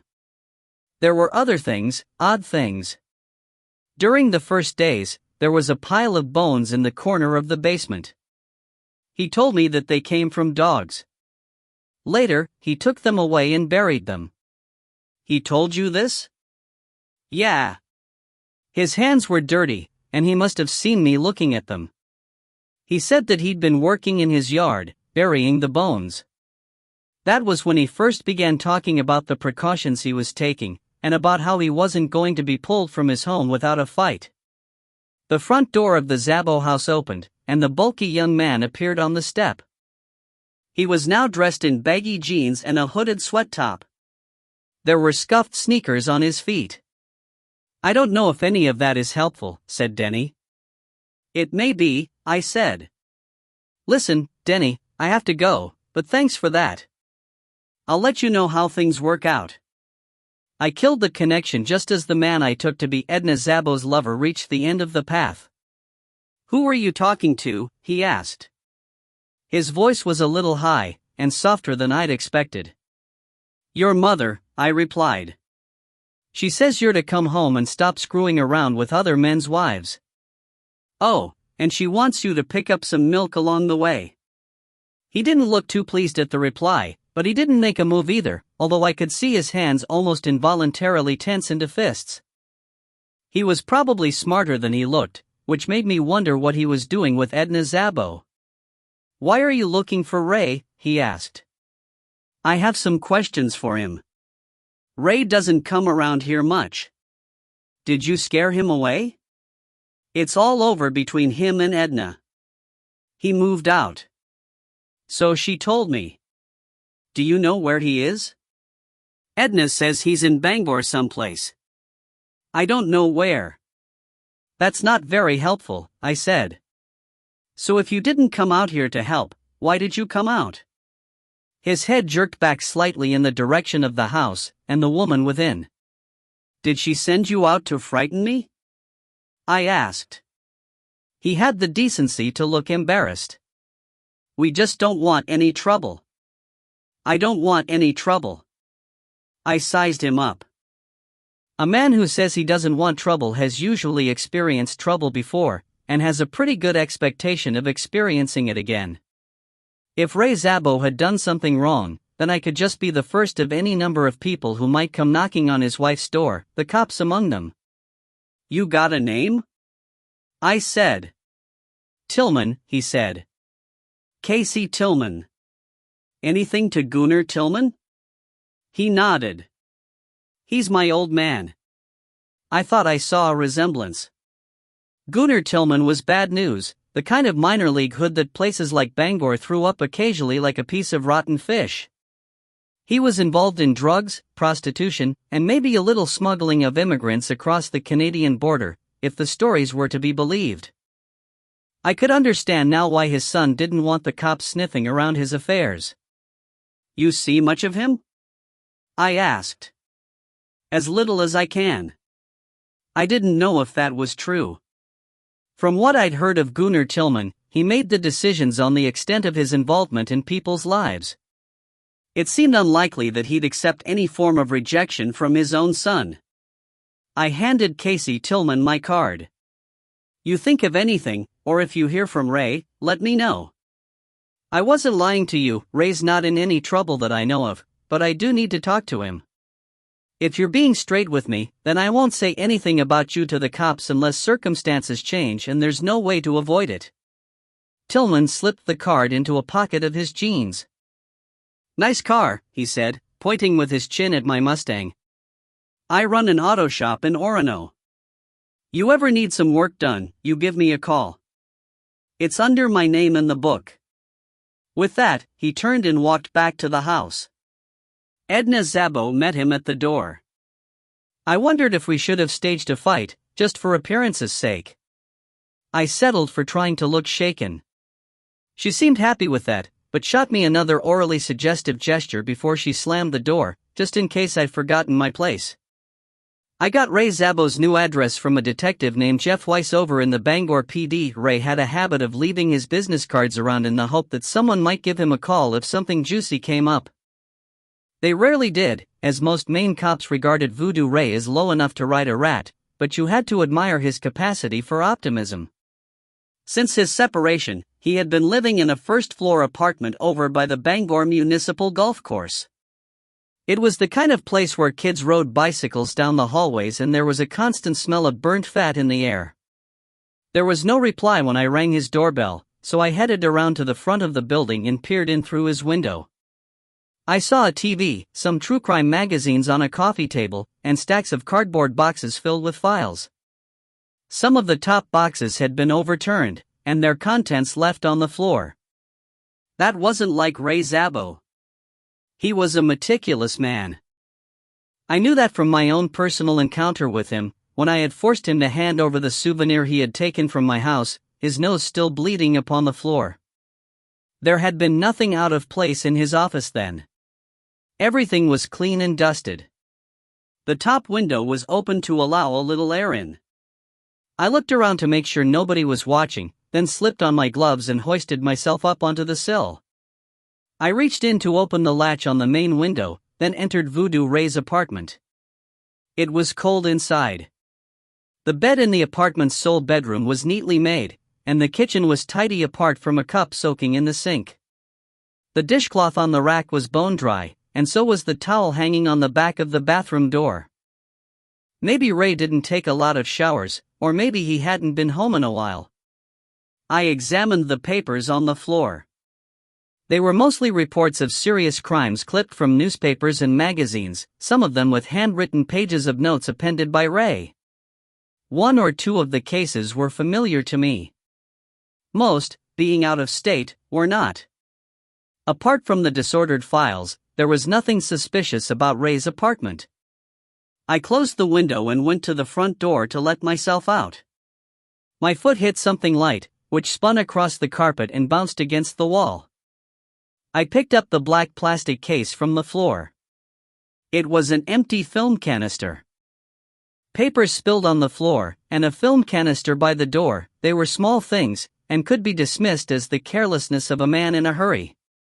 If it was Ray's doing, then I wondered why he had been in such a rush to leave, and if the photographs he had taken included one of a little girl with a baseball bat in her hand. I hadn't seen any developing equipment in Ray's closet, but that didn't mean that he wasn't responsible for the picture. The other possibility was that someone had searched Ray's house before me, and that among the items that person had removed was at least one roll of film. I left the apartment, closing the door gently behind me, then stuck my card underneath it in case Ray came back. I still had questions I wanted to ask him about the Grady house. As I stood, the door across from Ray's opened and an elderly man in a clean blue shirt peered out from across a security chain. "I'll call the police," he said. "Why?" I said. He squinted at me. "You shouldn't be in there. That's Mr. Szabo's apartment." I had to admire the old guy. There were few neighbors in this kind of place with the courage to stand up for those around them. I showed him my ID. "I'm a private investigator."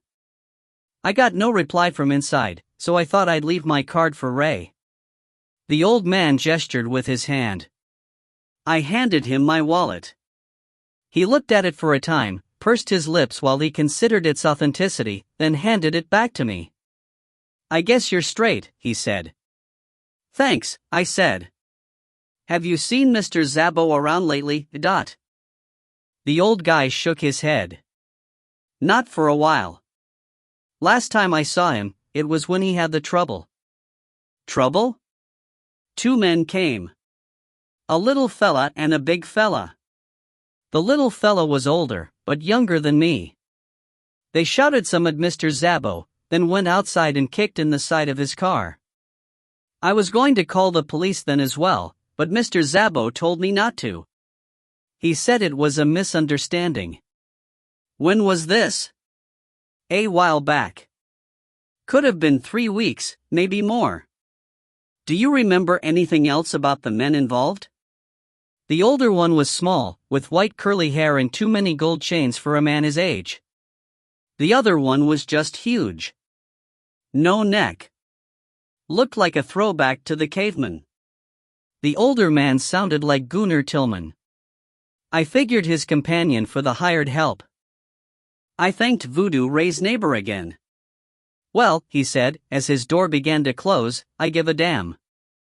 This place will go to shit if people don't look out for each other." "You're a dying breed," I said. "Maybe, but I'm not dead yet," he replied, and then he closed the door. A few minutes from Ray's place was a strip mall, anchored by a large drugstore. It was a slim chance, but I pulled into the lot and parked outside the store. The photo desk was beside the registers, staffed by a bored-looking teenager in a bright yellow polo shirt. "Hi," I said. "I think my wife left some photos in here maybe a week ago. We can't find the receipt, but we'd really like our pictures." "You sure she left them in here?" I did my best impression of a frustrated husband. "She thinks this is where she left them to be developed. She's distracted at the moment. We're expecting our first baby." I wasn't sure which was worse, lying or embellishing the lie with the truth. The photo guy didn't seem to care much either way. "What's the name?" he said. "Zabo." He flicked wearily through the envelopes behind the counter. About halfway through, he stopped and removed 2 of them from the cabinet. "Zabo," he said. 2 rolls. He didn't ask for ID.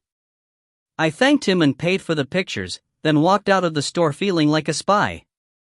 I opened the envelopes in the car.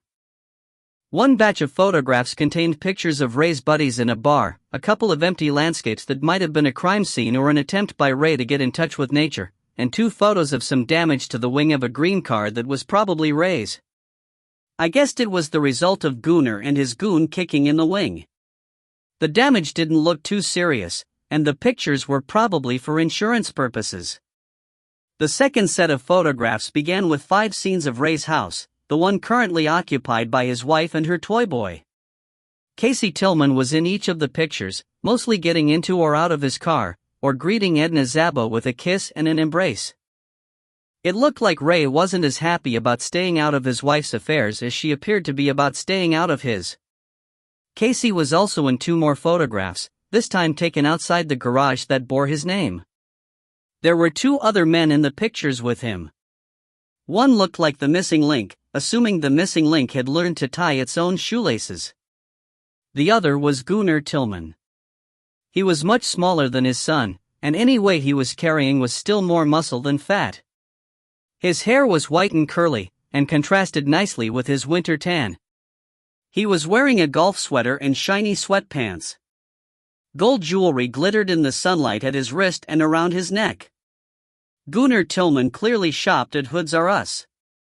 It wasn't a good idea for Ray Zabo to be shooting clandestine photographs of Tillman, but maybe he hoped to win back his wife by showing her that her lover hadn't entirely cut off relations with his criminal father.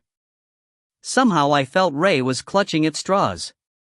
Edna Zabo had a new man in her life, one that was a lot younger than the old one, and with a little grit to him. Since she wasn't running for the presidency, or leading her local Girl Scout troop, I didn't think she would be too concerned about him meeting up with his old man occasionally. The last photographs were all images of the Grady house, taken from every possible angle short of dangling upside down from the drainpipe. According to the digital date imprinted in the right-hand corner of the frames, they were all shot a couple of weeks before, in the space of about 15 minutes. Ray had even managed to photograph the interior of the house through cracks in the window boards. I quickly flicked through them once, and saw nothing to make them stand out in any way. I went through them again, this time more slowly, and found a detail in the second-to-last photo that made me pause. It was the photograph Ray had taken by pressing the camera to the boards. Most of the image was obscured by the reflection of the flash on the glass, but the left-hand side was relatively clear. It showed the mirror on the wall of the reception room, the same mirror that I had seen when I first entered the house. Reflected in the glass was the shape of a man. I could just make out his back, which was clothed in a dark jacket, but his face was not visible. His reflection was turned away from the camera. I flicked back through the images one more time, to confirm what I had seen, then laid them to one side. In Ray Zabo's photographs, all the doors and windows in the Grady house were clearly padlocked from the outside. There was no way that anyone could be inside. Yet someone was. That night Rachel complained of pains in her stomach, so I took her to Maine Medical and spent 2 hours in the waiting room while the doctors looked her over. I read the newspapers for a time, but they seemed to be filled with suffering and I didn't need to read about people dying while Rachel was in pain. Eventually, the doctors let her out. They told us that there was nothing to be concerned about, and that everything looked fine. We got home at about 2 a.m., and Rachel began crying shortly after. I couldn't console her, and she couldn't seem to bring herself to speak, so I held her in my arms until her crying stopped and she at last fell asleep, her final moments of wakefulness punctuated by small hiccuping sobs. The next morning she acted as if nothing had happened, and I didn't know what else to do except to let her be. 7. They arrived at the Portland airport shortly after 10 a.m. Its official title was the Portland International Jetport, which had a kind of Buck Rogers ring to it, although futurism and Portland weren't concepts that sat easily together. I kind of liked it that way. They were getting older, I realized. We all were. True, the changes in Angel, the new pain lines in his face and the creeping gray in his previously soot-black hair, were too sudden to go unnoticed, but his partner was also graying slightly. Lewis's satanic beard was slowly speckling with white, and there was now also a considerable dusting of it in his hair.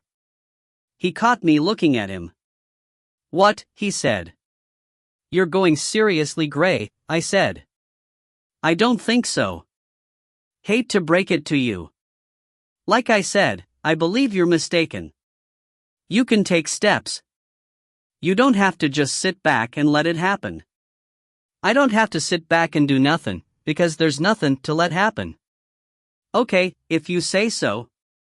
But you know, you let that hair grow out some and you can sign on as Morgan Freeman's stunt double." "He has a point," chipped in Angel. "Morgan ain't as young as he used to be. Studios would probably pay good money for a younger guy who just looks as old as Morgan Freeman." Lewis stopped at the door leading out of the terminal building. "You going to sulk?" I asked him. Maybe he's just forgotten where he's going. That happens as you get. For an older man, Angel could still move pretty quickly when he wanted to, so Lewis's Colhan missed him by an inch. The first time. We sat at a table in the Bayou Kitchen, a tiny little diner over on Deering that until recently had only opened for lunch but now did weekend dinners as well. It could seat maybe 20 people, and its counter was piled high with sauces that carried warnings advising that they shouldn't be used by pregnant women or people with heart complaints. The food was good, and in winter it was mainly locals who went there. Angel was still rubbing his shin occasionally and casting hurt glances at Lewis, so it was left to me to do most of the talking. I told them a little more of the history of the Grady house, and about my encounters with Chief Grass, Denny McGuire, and Gunnar Tillman's boy, among others. "You sure McGuire's clean?" asked Lewis. "I didn't get anything bad from him." "You tell Matheson about him?" "No. I had spoken with Matheson that morning. He told me that he had a key for the basement in the house, and he thought that the cops had one too, but he hadn't realized that there was no copy on the set of keys he had given to me. He promised to get one to me by the end of the day. He also told me that he'd had a shouting match with Chief Grass after Grass had questioned the wisdom of hiring me." "Matheson is edgy enough as it is," I said. "The last thing I need is for him to start bothering McGuire about the past." "What about Szabo?" "I'd call him a suspect, but there hasn't been a crime. Still, the photo in the mailbox isn't his style. He's a watcher, not a doer." "And the antiques guy? The collector?" I had begun to think of him by that name. After all, I had no other. He told me he had nothing to do with the photograph. He said he just wanted a mirror from the house, but he knows something. "Could be he's a grave robber, like Voodoo Ray," said Angel. "Maybe if you just gave him a mirror, he'd tell you what he knows," suggested Lewis. "I don't think so. Anyway, nothing in the house is mine to give away." "You think he's a threat?" I put my hands up in the air. "A threat to what? To us? We haven't done anything. For once, we're free and clear. Nobody hates us on this case." "Yet," said Angel. "Always happens, though," said Lewis. "If only they took the time to get to know us a little better," said Angel. "I've taken the time to get to know you a little better," I said, and look where it got me. "You're on the payroll, by the way, so it's not a charity case." Matheson signed off on the surveillance. Lewis finished off his jambalaya, soaking up the last of the sauce and rice with some fresh bread. For how long? As long as it takes, was what he said. I told him we'd give it a week, then review our options. Sounds like it could be nothing, said Lewis. A photograph in a mailbox, that's all you got? That's all. I reached into my pocket and removed a copy of the Matheson picture. I carefully unfolded it, then pushed it slowly across the table. But do you want to take the chance? The two men looked at the image of the young girl. Angel answered for both of them. No, he said. I guess not. Later that afternoon they stopped by the house to say hi to Rachel. She was a little distant, but neither of them remarked upon it. I thought that she was just tired after the night before, but it was the first sign of troubles to come. The pain and danger that she had endured by remaining with me, and the fears that she felt for herself and our child, seemed to her to be rendered more acute by the presence of two men who were friends yet who always carried with them a potential for violence. They reminded her of what had befallen her in the past, and what might befall the child she carried. Looking back, perhaps they also caused her to reflect on my own capacities, and the possibility that I might always draw violent men to me. She had attempted to explain these things to me before, and I had tried to reassure her as best I could. I hoped that, in time, her worries would fade. I think she hoped so too, even though she feared that they would not. I wanted to ask her again about the visit to the hospital, and the tears that followed, but there was no time. Instead, I held her and told her I'd be home before midnight, and she squeezed me and said that would be fine. I drove to 2 Mile Lake as the afternoon light began to dim, Angel and Lewis following behind. It was dark by the time we arrived, and the bare trees slept over us as we passed the Grady house and took the next turning on the right. The road led up to a rundown, single-story farmhouse. Like the Grady house itself, it had been bought by Matheson after his daughter's disappearance. It seemed to me that he wanted to seal off the whole area from the possible depredations of strangers, as though his loss were inextricably tied up with the very fabric of the Grady house, with its surrounding fields and with the buildings that had silently borne witness to the events that had occurred in their purview. Perhaps he envisaged her, lost and alone, desperately trying to seek a doorway back into the world that she knew, and felt that any change to the place from which she had vanished would make it impossible for her to return, or maybe this was all simply one great monument, an ornate offering upon which her name and the names of the other children were deeply inscribed yet never seen. I opened the door to the farmhouse and let Angel and Lewis inside. It had been cleaned recently, for there was little dust on any of the surfaces. Most of the rooms remained empty, apart from the kitchen, where there was a table and 4 chairs, and the sitting room, which contained a sofa bed and a radiator. In one of the bedrooms there were some ladders and tins of varnish and paint. An envelope on the table, addressed to me, contained a set of keys to the Grady house for Angel and Lewis, and a single key with a note from Matheson identifying it as the one for the basement. Nice, said Angel, as he took in his surroundings. Very minimalist. Who knows that we're here? Asked Lewis. We do, and so does Matheson. The cops? No. Anyone asks, you tell them you're here to do some work on the house and Matheson will back you up, but this place is pretty much invisible from the road so we shouldn't be bothered. You two will take the lion's share of the duty 24 on, 12 off. There's a motel about 3 miles out of town. I've rented a room there for the next week. This place has no hot water, and we can't risk too many lights. There are blackout shades in the kitchen, so if you want to read, then that's the place. There's a radio and TV in there too. I led them to the back bedroom. There, a single window looked down upon the Grady house, framed by a gap in the trees. It would be hard for anyone to approach it from north, south, or east without being seen, and the west side of the house had no point of entry. There it is, I said. You been in there? Asked Angel. Yes. Do you want to check it out? Among the items left by Matheson was a plan of the house. Lewis spread it out on the floor and examined it. Is this accurate? I looked it over. Looks like it. There's not much to add. Mirrors on the walls. Some old furniture, but most of it is stacked away, so the floors are clear. Louis shrugged. Maybe we'll take a look in daylight if we get bored. We watched the shape of the house, darker yet against the night sky. So we wait, he said. We wait. Nothing happened that night. I drove home to Rachel after a couple of hours, then returned the following evening. It set the pattern for the week that followed.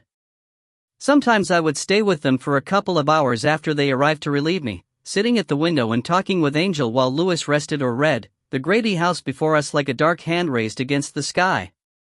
Conversations with Angel were not always a good idea. Are me and Louis the only gay men you know? He asked, on the second night. You're certainly the most irritating gay men I know. We bring color into your life. Seriously, you got any other gay friends? I considered the question. I don't know. It's not like you all wear lavender loon pants and Village People t-shirts, or introduce yourselves with, hey, I'm Dan, and I'll be your token homosexual for the evening. Just like I don't walk up to people, shake their hands, and tell them, I'm Charlie, and I'm proud to be a heterosexual. It worries people. It would sure worry me. Well, you wouldn't be my target market. You have a target market? What is it? The needy.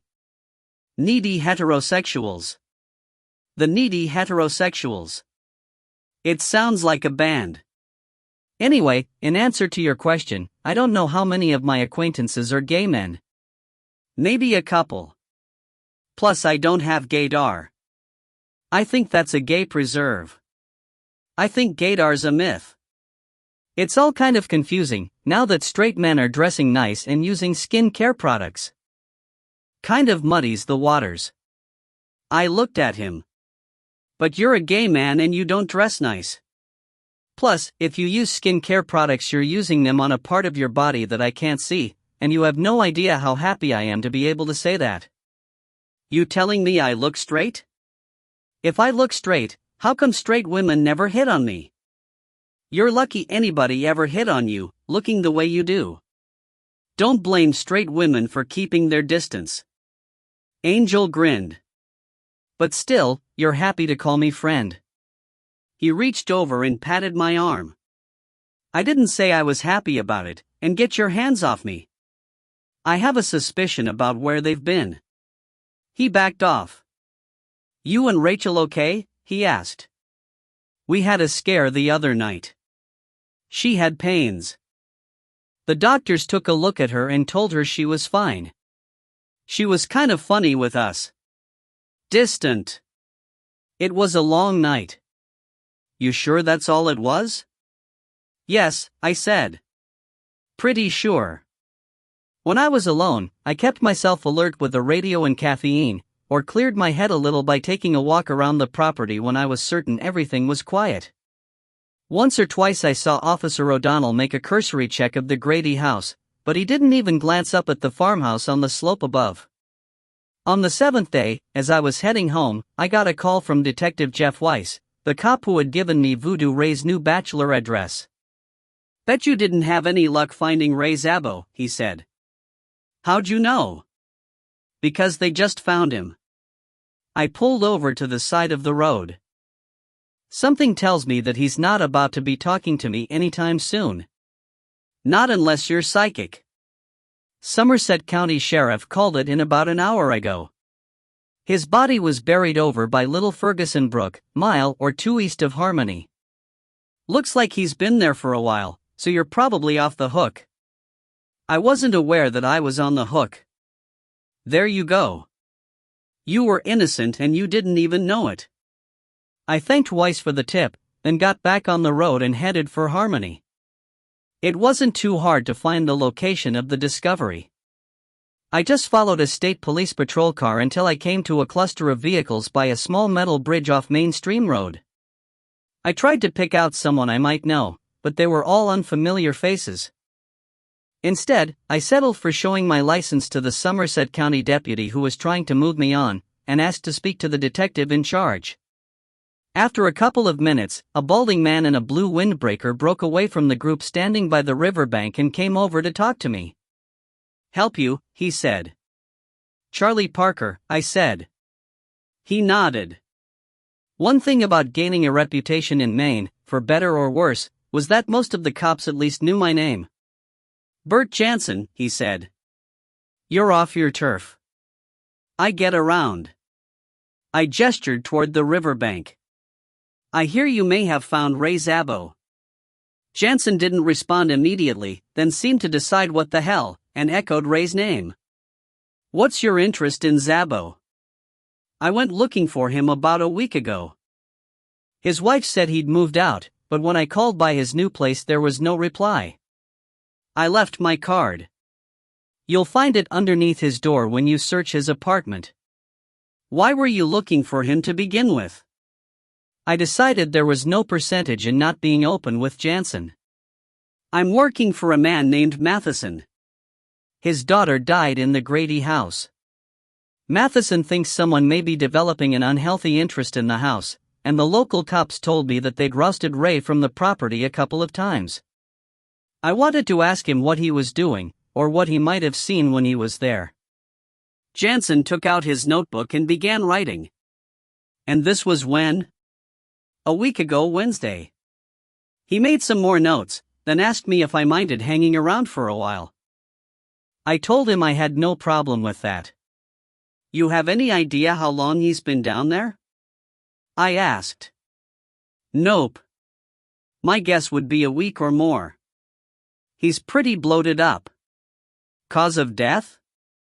"Shot in the head. 3 close entry wounds, no exits.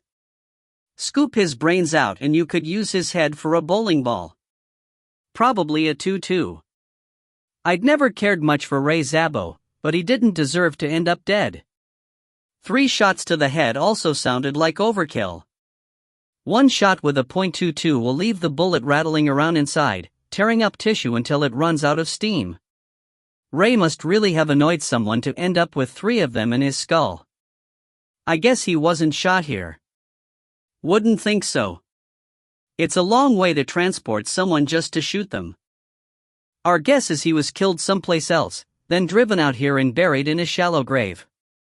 A dog dug up his hand. "It hasn't rained in a while, but there's a whole bunch of it due." I knew what Jansen was saying. The rain would come and the river would rise, covering the burial site. Then, with winter settling in, it would freeze over until March, maybe even April. By the time the thaws came, there would be no evidence left that the ground had ever been disturbed. I went back to my car, turned on the radio, and listened to NPR until the ME arrived. I watched her descend to the body and then, finally, the corpse was taken from the riverbank in a white body bag. Jansen came over to speak to me shortly after and told me that the ME estimated that Szabo had been in the ground for up to 2 weeks, then let me go. I called Rachel, told her I'd be a little late, then headed for Orono. Orono is a college town, housing part of the University of Maine. It has an intimate feel to it, and most people know one another's names, so the first guy I stopped was able to direct me to Casey Tillman's garage. The second thing I noticed once I got there was the Lexus parked outside. The first thing I noticed was the missing Link, who had to step aside before I could see the Lexus. Link wasn't much more than 6 feet tall, but he was probably the same width across. His head looked too small for the rest of his body. In fact, it looked too small, period, but I suspected that he hadn't been hired for his brain power. He had slightly Asian features, and his dark hair was tied back in a ponytail. He also seemed to have shopped in the same hood store as his boss, except his clothes came from the big man section. "We're closed," he said, when I stepped from the Mustang. "Come back later." "I'm here to see Casey," I told him. "You haven't eaten him, have you?" Link blinked. I figured him for the kind of guy who heard a joke at midnight, and started laughing at about 8 a.m. I kept walking until I was standing in the garage's entrance. Link lumbered after me and stopped me from going any farther by the simple measure of standing in front of me and tapping me in the chest with his index finger. It barely involved him stretching a tendon, but it nearly sent me sprawling in the gutter. "You got a problem with your hearing," he said. Inside the garage's office, I could see Gunnar Tillman talking to his son. His voice was raised and he was doing a lot of finger pointing. Casey looked over his father's shoulder, saw me, and raised a hand to stop the older man's diatribe. Gunnar turned around and glared at me. He didn't look happy, but I didn't think it was personal. Gunnar Tillman wasn't someone whose smiling muscles got a lot of exercise. Casey stepped from behind his desk and walked toward me. "What are you doing here?" he asked. "Ray Szabo's dead," I said. "I know. Edna called me. And you called your father. I figured he should know." Link stood beside us, looking from me to Casey and back again. He reminded me of my dad, but without the capacity to learn. I was about to ask him to give us a little breathing space when the issue became redundant. Gunnar Tillman pushed his way between Casey and Link.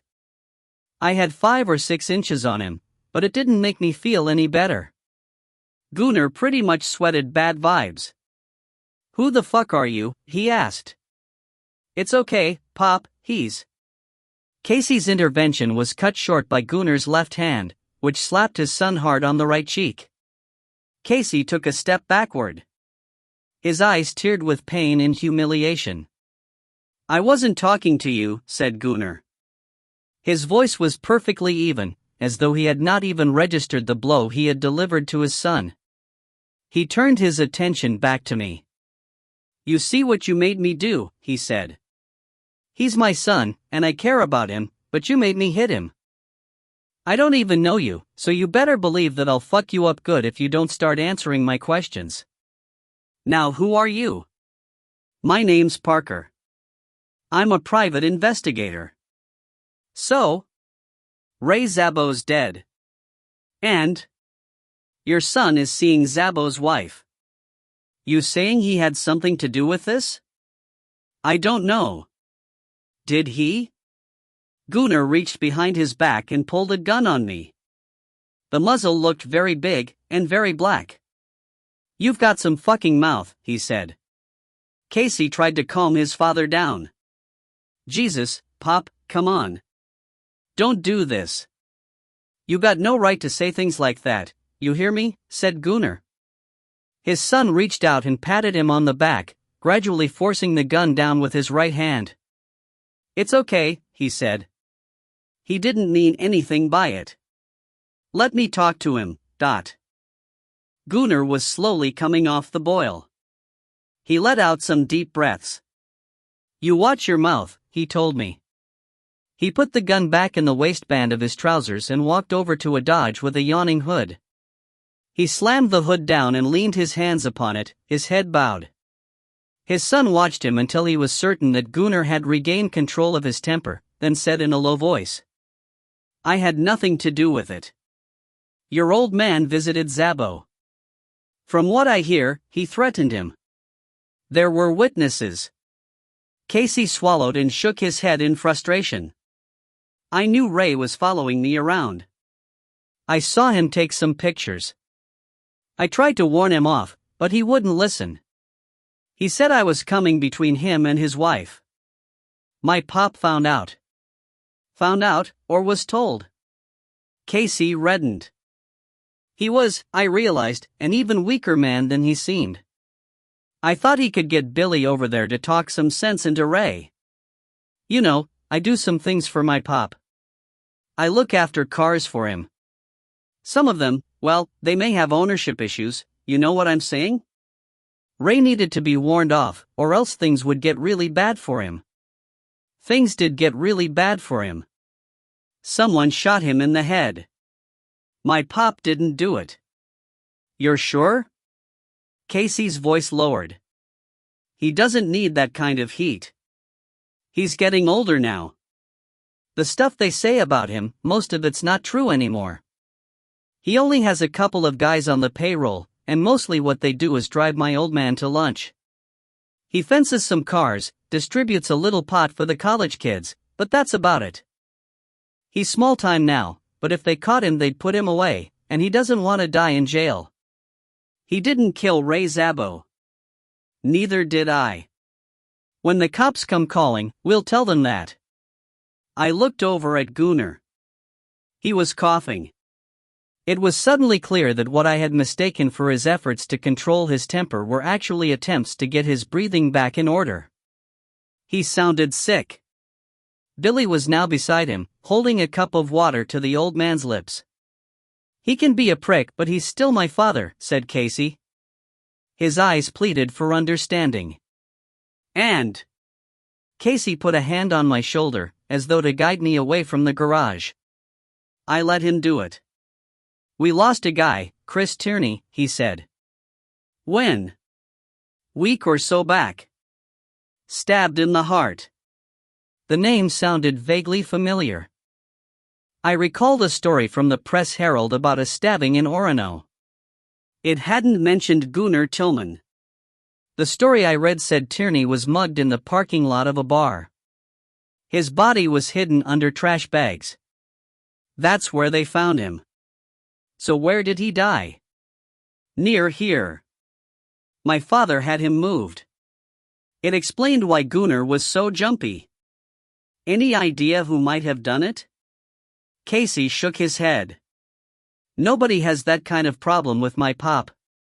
Like I told you, he's not into all that stuff now." I didn't believe Casey, but it didn't matter. "There was a guy," said Casey. "Billy said he'd seen him around. Thin, kind of greasy, long coat, looked like a bum, but a bum couldn't have taken out Chris. No way a dot." I let him think that, even as I walked to my Mustang and remembered the sound that the collector's fingers had made as they danced upon its body. Detective Jansen called again later that day, when I was about to head over to 2 Mile Lake to relieve Angel and Lewis. "You say you were over at Szabo's place?" he asked. "That's right." "And you left your card?" "I slipped it under the door." "Why?" "There was no card there when we searched the apartment. The landlord says that he hasn't been near the place, and his wife told us that she doesn't have a key. By the way, she spoke highly of you." "I'll bet." "Do you like her for this?" "I don't like her, period. If Szabo hadn't been hit more than once, I would have put this down as a suicide." "Does she have an alibi?" "Yeah. His name's Casey Tillman. He's a mechanic. He claims they went to New Hampshire a few weeks back for a couple of days R&R. If the dates match, they may be in the clear. We're checking it. Tillman says there was no bad blood between him and Szabo. I'm inclined to believe him. The only thing suspect about him is his taste in women." I wondered if Jansen had made the connection between Casey Tillman and his father. I recalled my promise to Tillman not to mention it unless I had to. I decided to keep it, for the present. Neither did I mention the photographs taken by Ray Szabo that I had in my possession. I hadn't yet figured out a way to tell Jansen about them without landing me in serious trouble. Instead, I thanked him for keeping me informed. Jansen replied by letting me know that he wasn't doing it out of the goodness of his heart, and he expected me to reciprocate. I told him that sharing was at the heart of any good relationship. He said he'd rather have a relationship with Ray Szabo's old lady, then hung up. I thought about Ray Szabo on the way to 2 Mile. He was no angel, and his actions in the past had led to him being beaten up more than once, usually with some justification, but it was unlikely that his ghoulish tendencies would lead someone to kill him. I recalled the collector, standing in the flickering light behind Denny McGuire's bar. I wondered if he kept a gun under those layers of old clothes along with a knife. Then again, Jansen might be wrong about Ray's estranged wife, but I didn't think so. A woman who has just killed her husband, or conspired in his death, is not going to be too concerned about an old injury to him caused by someone else. When Mrs. Szabo reminded me of my first encounter with her husband, the one that had left him with a broken nose, she seemed genuinely aggrieved on his behalf. She could simply have been putting on an act for my benefit, but I could see no percentage for her in that. All I knew for sure was that Ray Szabo's death roughly coincided with the appearance of the photograph in the mailbox of the Grady house, and that someone had returned to his apartment after I'd been there, maybe to resume the search for something that had been missed the first time, or to ensure that there was no evidence left lying around.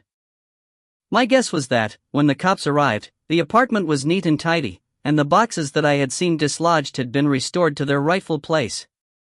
If all of those events were linked, then a possible conclusion was that one of Ray's excursions down to 2 Mile had coincided with the appearance of the individual responsible for the photo in the mailbox, and that person had killed Ray in order to ensure that he didn't tell anyone what he had seen. If that was the case, then Matheson had been right all along to worry. Pranksters don't shoot people with a .22, because it's hard to laugh with holes in the top of your head.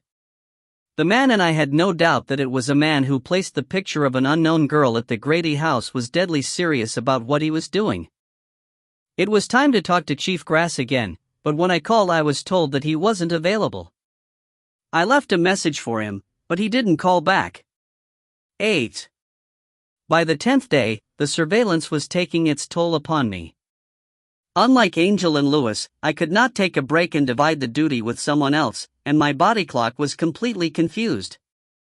Even though I slept when I returned home to Rachel, or grabbed a couple of hours on the sofa bed once Angel and Lewis arrived, I still found myself drifting at times. Colors appeared too bright, and sounds were either muffled or painfully clear. Sometimes I was unable to tell if I was dreaming or waking. I spoke to Matheson once or twice, and informed him that what we were doing was untenable in the long term. I agreed to complete the second week of surveillance, once I had spoken to Angel and Lewis and secured their consent, but it seemed like a lost cause. I was considering taking up Clem Ruddock on his offer of some help, especially as Rachel was due any day now and I wanted to be with her. I spent most of my time worrying about her. My cell phone was always close at hand, its ringtone muted but still audible, even in sleep. On the 10th night, I saw a figure moving among the trees beside the Grady house. I had heard no car approach, although in my shattered state I couldn't be certain that I had not simply missed its approach. I rose and made my way through the farmhouse, stopping to retrieve my gun from the holster hanging on the back of the unmade sofa bed. It felt both strange and familiar in my hand, for it had been months since I had held it with even the vaguest intention of putting it to use. Finally, I made a call to Angel and Lewis. If I was just being jumpy, the worst they could do was shout at me a little. I left through the front door, pulling it closed silently behind me so that the wind would not catch it and alert the presence in the woods to my approach. I made my way down the slope, sticking close to the trees, until I could smell the rotting of timbers and faint odor of smoke that hung about the place. I circled the trees, hoping to come up on the intruder from behind, but when I reached the spot where I had seen him he was gone, and there was only a stamped-out cigarette but where I felt certain that the collector had recently stood. I retreated to the periphery of the forest, shielding myself behind a tree, and scanned the property. I could see no sign of movement. It didn't make me feel any less nervous. After a while, I made my way to the Grady house, keeping my back to its walls. I checked the sides, then approached the window of the old receiving room at the front of the house, to the left of the door. I thought of the figure in the mirror, caught by Ray Szabo's flashbulb, but when I pressed my face to the crack in the wood I could see nothing in the darkness. I stepped away, and aimed my flashlight at the steel door barring entry to the house. The padlock was gone. I moved closer, and tested the door by pulling it toward me. It opened with some resistance, and a lot of noise. The main door behind it was already ajar. I pushed it open a little farther and stepped back, not sure what to expect, but there was no sound from within. After a couple of seconds spent debating my choice of career, I stepped inside. The smell of rot was stronger now, as was the chemical stench of the wallpaper pastes. A large strip of paper had come loose from the wall of the entrance hall since I had been there last, and it hung at an angle like a bookmarked page, exposing the damp plaster beneath. I shined the flashlight on it and saw what looked like fragments of letters and drawings beneath the paper.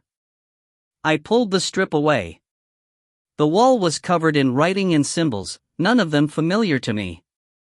I thought that the language might have been Latin, but the script was so faded it was impossible to tell. I tore another strip from the wall, and more writing was revealed, this time adorned with circles and stars. There was a purpose to this, but I could not guess what it might be. The smells of the house, seemingly intensified by my action in pulling away the paper, made me feel ill. I jammed a handkerchief to my nose and tried to breathe shallowly through my mouth as I moved toward the dining room door. I pushed at it with my foot and entered. The connecting doors between the two rooms were open, as though in expectation of some great party that would now never take place. The mirrors stared down upon dusty floors and torn drapes. They should have reflected what I saw, but they did not. Instead, I saw in their decaying glass the gleam of lighted chandeliers and expensive, hand-printed paper on the walls. The drapes were no longer faded and ripped, but vibrant and fresh. There were thick carpets upon the floors, and a dining table set for 2 people. I felt my shoe scuff the dust upon the bare boards under my feet. There was nothing in this room but filth and dead bugs, yet in the mirror I saw the house as it might have been. I passed through the connecting doors into the receiving room, and there glimpsed thick couches and matching smoking chairs, and walls lined with books, all reflected in the depths of the mirrors upon the walls. It's his house, I thought. It's Grady's house, as he saw it in his own mind. I felt a presence behind me, but when I turned I saw only my own reflection in the mirror in the hallway, set against the wonders of the ornate rooms at my back. But something else was there, waiting in the glass. I sensed it, even as my vision swam and a coughing racked my body as the stench of old glue and damp seemed to grow stronger. Then I noticed for the first time that the door to the basement was no longer closed and locked. I knew there was another mirror on the door, and that if I looked into its face I would see more figments of John Grady's imagination, somehow wheedling their way into my consciousness. "Who's there?" I called. And a voice answered, and I thought it sounded like the voice of a little girl. "I'm here," it said. "Can you see me?" I moved the flashlight, trying to find the source of the voice. "Here. I'm here. Behind you." And when I spun there was a mirror, and in the mirror I saw a child, her hair matted and dirty, her red dress torn. Farther back I saw another little girl, with pale cheeks and torn skin. The girl who had spoken pressed herself to the mirror as though it were glass, and I saw her skin flatten against it. "He's here," she said. "He never left." From the corner of my eye I saw a darkness pass across the mirror in the dining room. It was the figure of a man, blurred like a bad projection. It moved quickly, shifting from mirror to mirror, progressing toward the hallway. "He's coming," said the little girl, and then she and her companion were gone. I raised my gun. It seemed that everywhere I looked there was movement, and I thought I heard a child's voice raised in fear. I shook my head. Now the sounds came from below me, from the basement, and I made my way toward them. In the mirror upon the door, I saw myself trapped in the Grady house that never was. The stairs to the basement descended before me. The flashlight beam illuminated strands of cobweb, the stone floor, and a single chair that stood beneath the empty light socket. It was small, too small for an adult to use, but the perfect size for a child. There were more mirrors on the walls here, but they showed no beautiful furnishings, no carpets or drapes. This was Grady's killing place, and he had no need of beauty here. I passed from mirror to mirror, my light angled away from the glass. I saw myself reflected, again and again and again. And for a brief instant I saw another man's face, suspended behind mine, before it retreated once again into the shadows. I raised my gun, aimed it at the glass. Then stopped. There came the sound of footsteps above me, approaching the cellar door through the main hallway. I killed the flashlight and retreated into the darkness, just as another light came from above.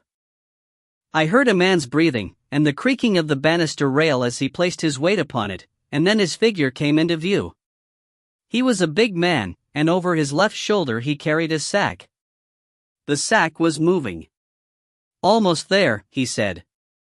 The flashlight jogged in his hand as he reached the floor of the basement. Gently, he placed the sack on the ground, then unscrewed the head of the flashlight so that its bulb became a candle, and in its glow I saw his face. "Don't move," I said, as I emerged from the darkness by the stair. Chief Grass didn't look as surprised as he should have done, under the circumstances. Instead, his eyes had a slightly glazed look to them. I saw the gun in his left hand, previously hidden from me by the sack. It was lodged against the head of the child inside. "You shouldn't be here," he said. "He won't like it." "Who won't like it?" I said. "Mr. Grady. He doesn't like strangers in his home."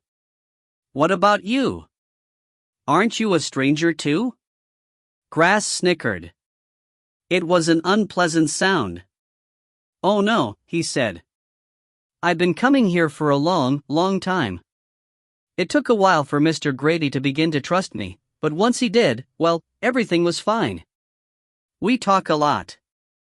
He's lonely. I brought him some company, some new blood. He kicked the sack, and the child within gave a muffled cry. "What's her name?" I asked. "Lizette," replied Grass. "She's very pretty, but then, you've seen her picture." "Pretty." I heard a distant voice echo the word, and in the mirror at Grass's back I saw John Grady reflected.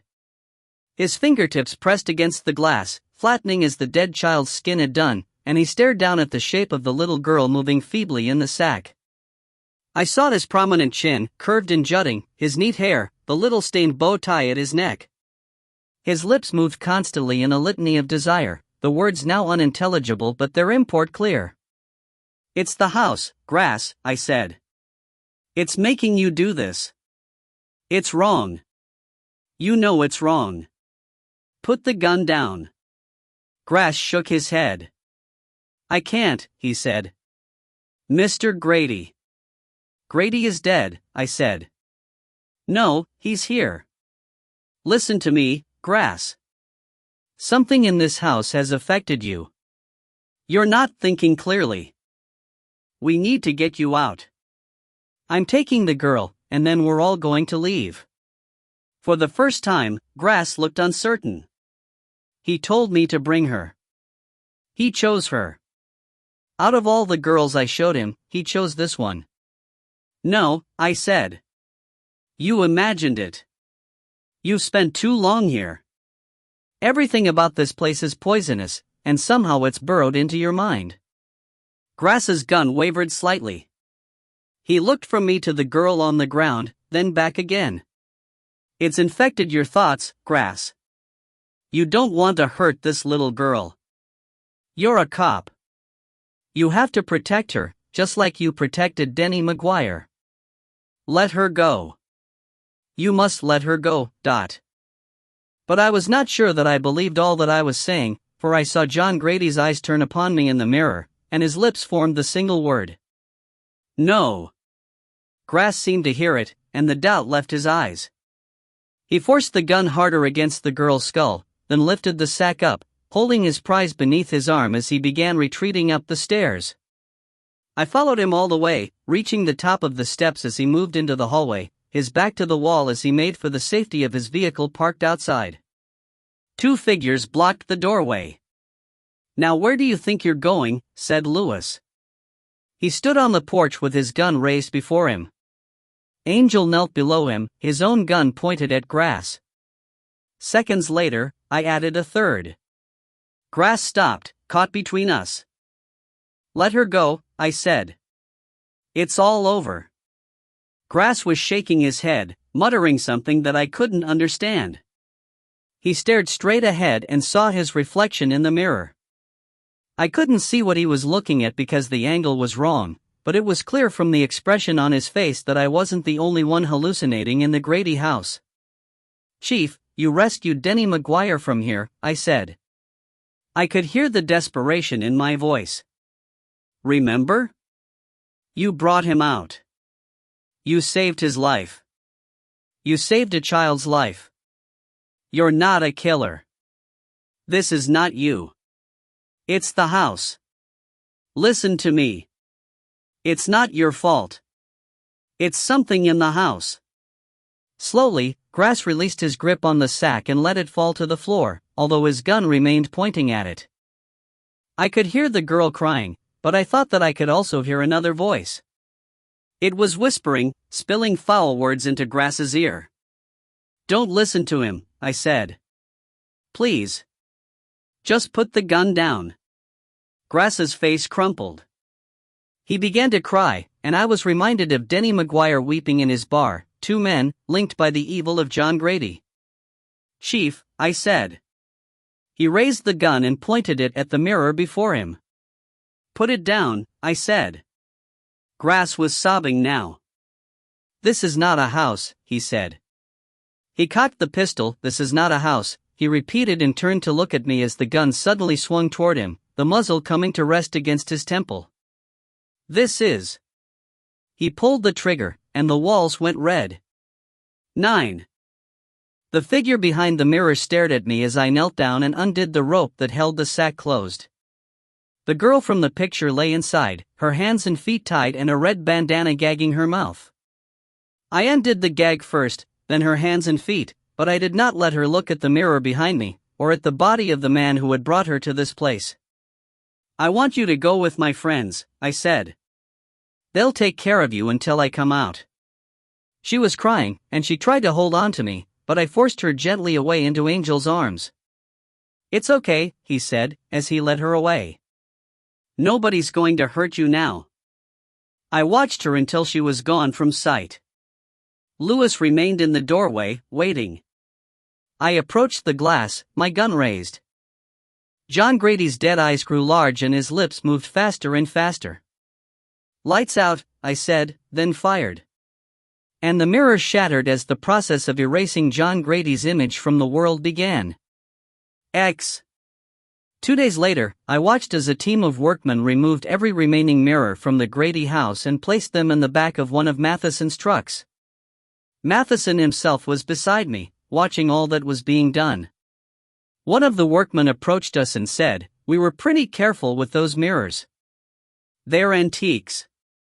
Could be worth some money, you was to restore them some." "They're going to be destroyed," I said.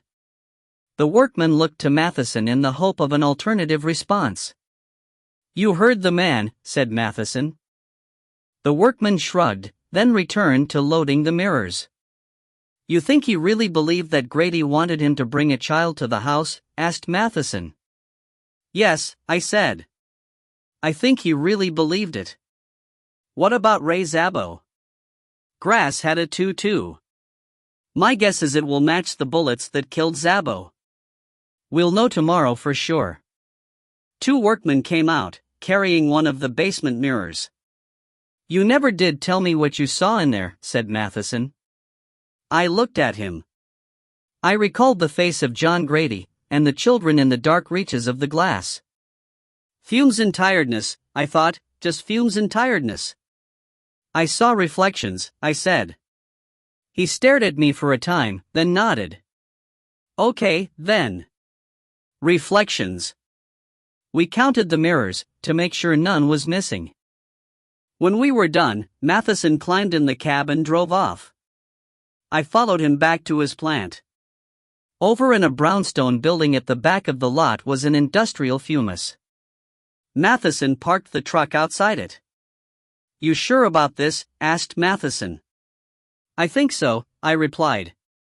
"I'll get some of the boys to give us a hand." He left me and headed for the main building. I leaned against the truck and watched the light fade. Already, it was growing dark.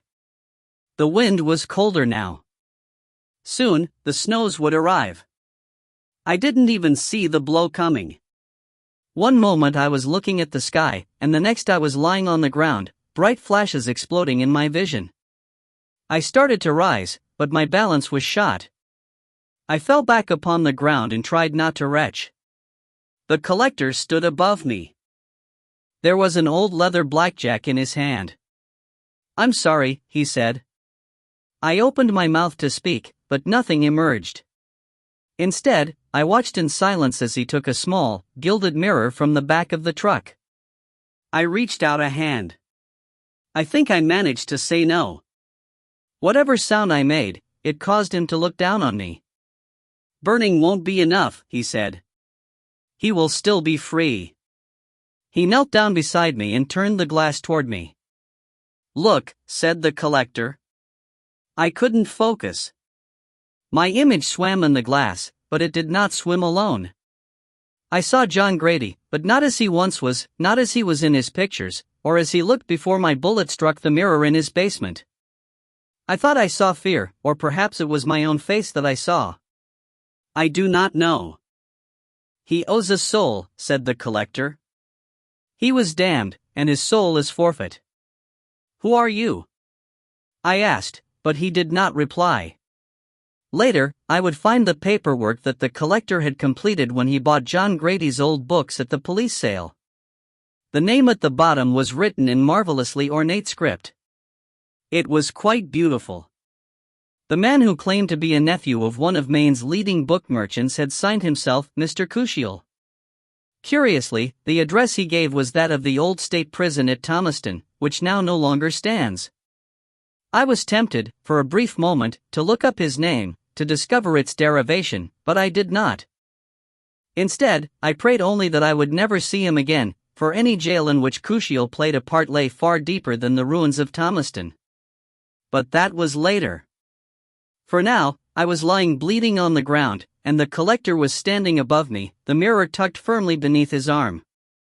By the time Matheson returned he was long gone, and John Grady's debt was about to be paid for eternity. 11. On December 12th, Rachel gave birth to our daughter. We named her Samantha, Sam for short. I was there when she was born. I held her in my arms, and smelled the blood upon her as the past and the present came together, interweaving, combining, binding me to what I was and what I had become. One child born, another saved. Perhaps Clem Ruddock was right. It is children with me, and there is a pattern to be seen, if I choose to look closely for it. There is a pattern, and I am part of it.